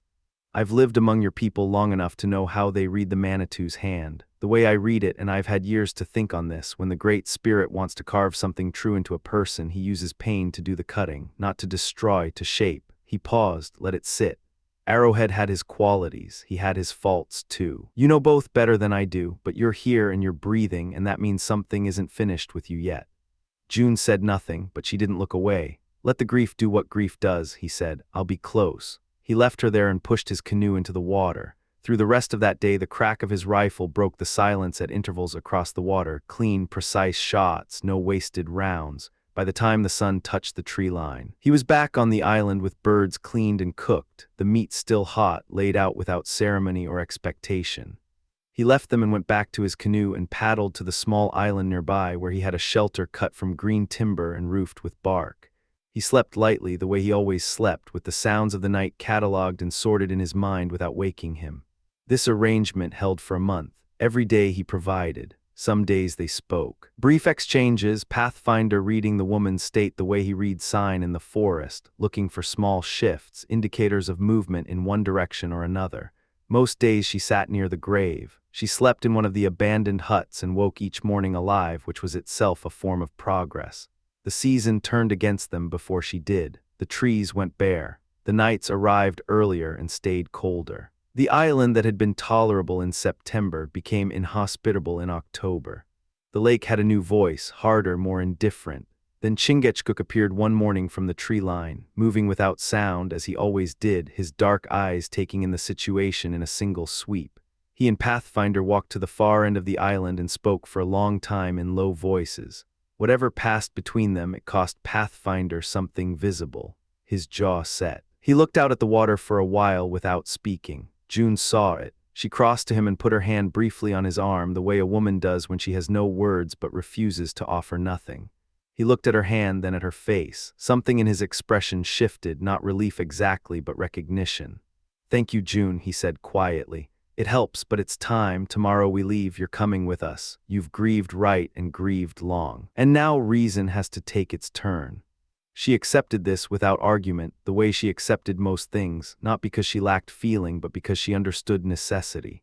That night she didn't sleep. She sat beside the mound of earth that held Arrowhead until the sky went from black to gray to the pale, reluctant color of early morning. She prayed in the manner of her people, quietly, without theater, her words addressed to the path her husband was walking somewhere beyond sight. She asked that the path be clear. She asked that he find his way. She asked, with a simplicity that required more courage than most people will ever need, that they find each other again in the country beyond this one. At first light, all three of them pushed off from the island. Chingachgook led in his canoe, paddling with that efficient, tireless stroke that covered ground without appearing to hurry. Pathfinder followed. June rowed with one of them. Her own canoe was left behind, pulled up on the bank, already beginning to belong to the island. They moved upriver west into the interior. 2 days of steady paddling. 2 nights camped on islands, fires small and low, the kind of camps that left no trace worth finding. The weather, which had been threatening, relented. The air went soft and hazy with that particular quality of late autumn that the old trappers called Indian summer. The lake, when they reached it, lay flat as hammered tin, barely a ripple to push against. On the 3rd morning they came abreast of the Oswego. The fort sat above the dark river mouth, the flag hanging limp in the still air. Men lined the ramparts watching them. Lundy himself was up there. Pathfinder could feel the man's eyes, knew he was recognized. The major gave no order to hail them. He simply watched. Whatever he understood about the situation, he understood enough to let them pass. They paddled past without breaking rhythm, without looking over. And the fort fell away behind them. By midday, Chingachgook guided his canoe into a small bay and went quiet with his paddle, letting the hull glide the last few yards. The Scud rode at anchor in the roadstead, and on the shore behind her was a log house, new, rough-built, functional, a cleared patch of ground. Firewood stacked under a lean-to, the smell of wood smoke and the sounds of habitation. Jasper Western was standing on the bank. He came forward when Pathfinder stepped ashore. And the 2 men gripped hands, no ceremony, no speech. Chingachgook had already told him what needed to be told, and neither man saw the value in filling silence that didn't need filling. Jasper looked at his friend's face and held his grip a beat longer than a casual handshake required.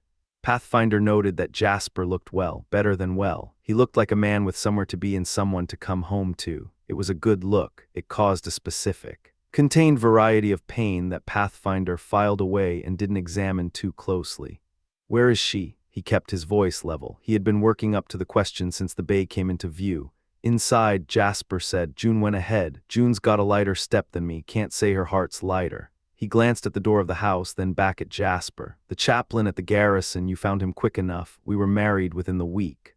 And Cap, the old sailor. "Gone the next day, you know him." "I do. Good man for open water, terrible man for stillness." Pathfinder almost smiled. Was she did Mabel weep when it was done? Jasper looked at him with the careful attention of a man who understood the precise weight of the question. She did both, wept and smiled. That's their nature. That's just exactly their nature. He nodded slowly as if confirming something he'd long suspected. "Did she?" He stopped, cleared his throat. "Did she think of me on that day?" "She thought of you," Jasper said. There was no hesitation in it. "She thinks of you most days, talks of you, we both do." Pathfinder took that in and said nothing for a moment. Then, "Well, let's not drag it out then." Jasper led him to the door and through it. Mabel was across the room when they entered, and she came toward him with the particular combination of warmth and distress that he had traveled a long way to see one more time. Her color rose the moment their eyes met. Her hands, for a moment, didn't seem to know what to do with themselves. But she came forward and took his hands in both of hers and looked up at him without looking away, and that steadiness was a mercy. The hour he spent in that house was the longest and shortest hour of his life. He watched the 2 of them together, Jasper and Mabel, the way he watched everything, with the practiced, unsentimental attention of a man whose survival had always depended on reading what was actually there rather than what he hoped to find. What he found was real. The care between them was real. The small, unconscious adjustments they made for each other, a hand on a shoulder, a glance across the room, those were the kinds of things that couldn't be performed. They were the accumulated gestures of 2 people who had already begun to build a life. He let himself see it fully. It was painful and it was necessary, and it was, underneath everything, good. When Chingachgook appeared at the tree line and took up his position with the patience of a man who understood time differently than most, Pathfinder rose from his chair. The room went quiet. He stood and looked at them both. He found the words slowly, pulling them up from somewhere he didn't visit often. "I've felt some self-pity these past weeks," he said. "I won't pretend otherwise. But this woman," he glanced toward the back of the house where June had gone, "her grief has set mine in its proper place. She's lost more and complains less." "She stays with us," Mabel said immediately, "as long as she wants. If anyone can bring her back to the living, it's you, though I won't promise it's possible." He paused. "Don't speak to me now, either of you. I've seen what I came to see. I know you're well. It'll carry me a good distance, knowing that." He looked at Mabel's face one final time and committed it to memory with the same precision he used for everything else. "I'll not kiss you again, Mabel. That's done, but I'll take your hand." She reached for it before he finished the sentence. She tried to bring it to her lips. He pulled back gently, firmly. "No, don't do that." Her eyes were bright. She held herself very still. He turned to Jasper and gripped his hand hard, the handshake of a man who means it. "No hesitation, no tremor. Squeeze it," he said quietly. "It'll hold. Pathfinder, Mabel said. Her voice was steady. She was working to keep it that way. When will we see you? He had thought about this. He had thought about it specifically and at length, the way he thought through any problem that required an honest answer. When I can look at you the way I'd look at a daughter, he said. When the sight of you sitting beside that man brings me nothing but gladness and not a drop of anything else, then I'll come back. He picked up his rifle. If that time doesn't come, he stopped. Let the silence carry what he couldn't finish. The sergeant was wrong. He meant well, but he was wrong. Those were the last words Jasper Western and Mabel Dunham ever heard him speak. He went out the door and across the clearing and didn't look back. Chingachgook fell in beside him without a word, lifted his own burden, and moved into the tree line.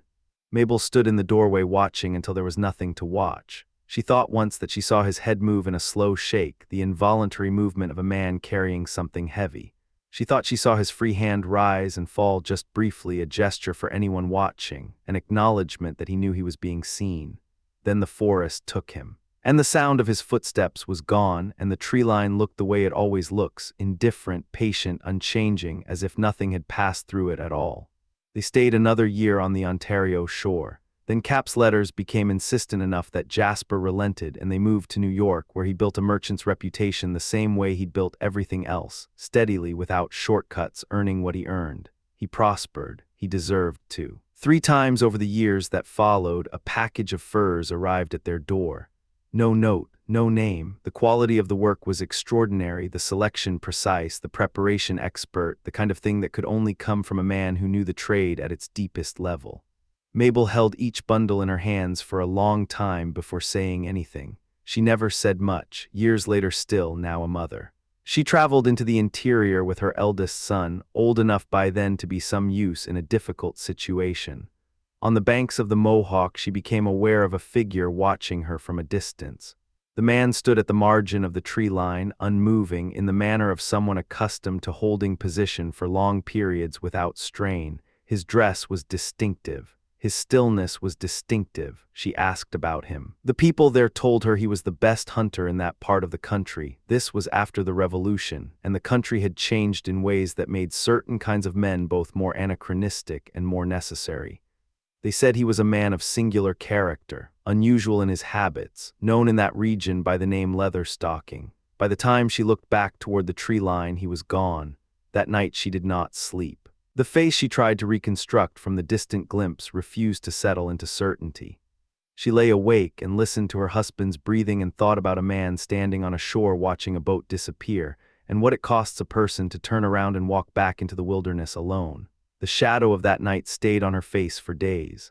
Those who knew her well enough to ask about it received no useful answer. June never fully came back from it. Pathfinder had read her correctly. The double loss, husband and tribe both, was a weight that the human frame could accommodate for only so long. She lived with Mabel in the lakeside cottage and died there quietly, in the manner of someone who had been making peace with the ending for some time. Jasper brought her across the water himself and buried her on the island beside Arrowhead. In the ground she had refused to leave for a full month, while a man in a moccasined silence brought her cooked birds and asked nothing in return. Lundy married the woman he had spent years waiting to marry, and retired from service worn through to the bone, the accumulated damage of a military career written plainly in the way he moved and held himself. His name eventually faded from account. His younger brothers did not. The younger man earned a title through what he did on the ocean, and that title superseded everything that had come before it. The frontier moved west as frontiers do. The lake acquired new purposes, new traffic, new people who had no reason to know what had happened on its shores. The island sat in the water unchanged, indifferent to history, keeping nothing and giving nothing away. And somewhere in the forest, moving without sound, leaving no mark that rain wouldn't erase, a man continued to walk.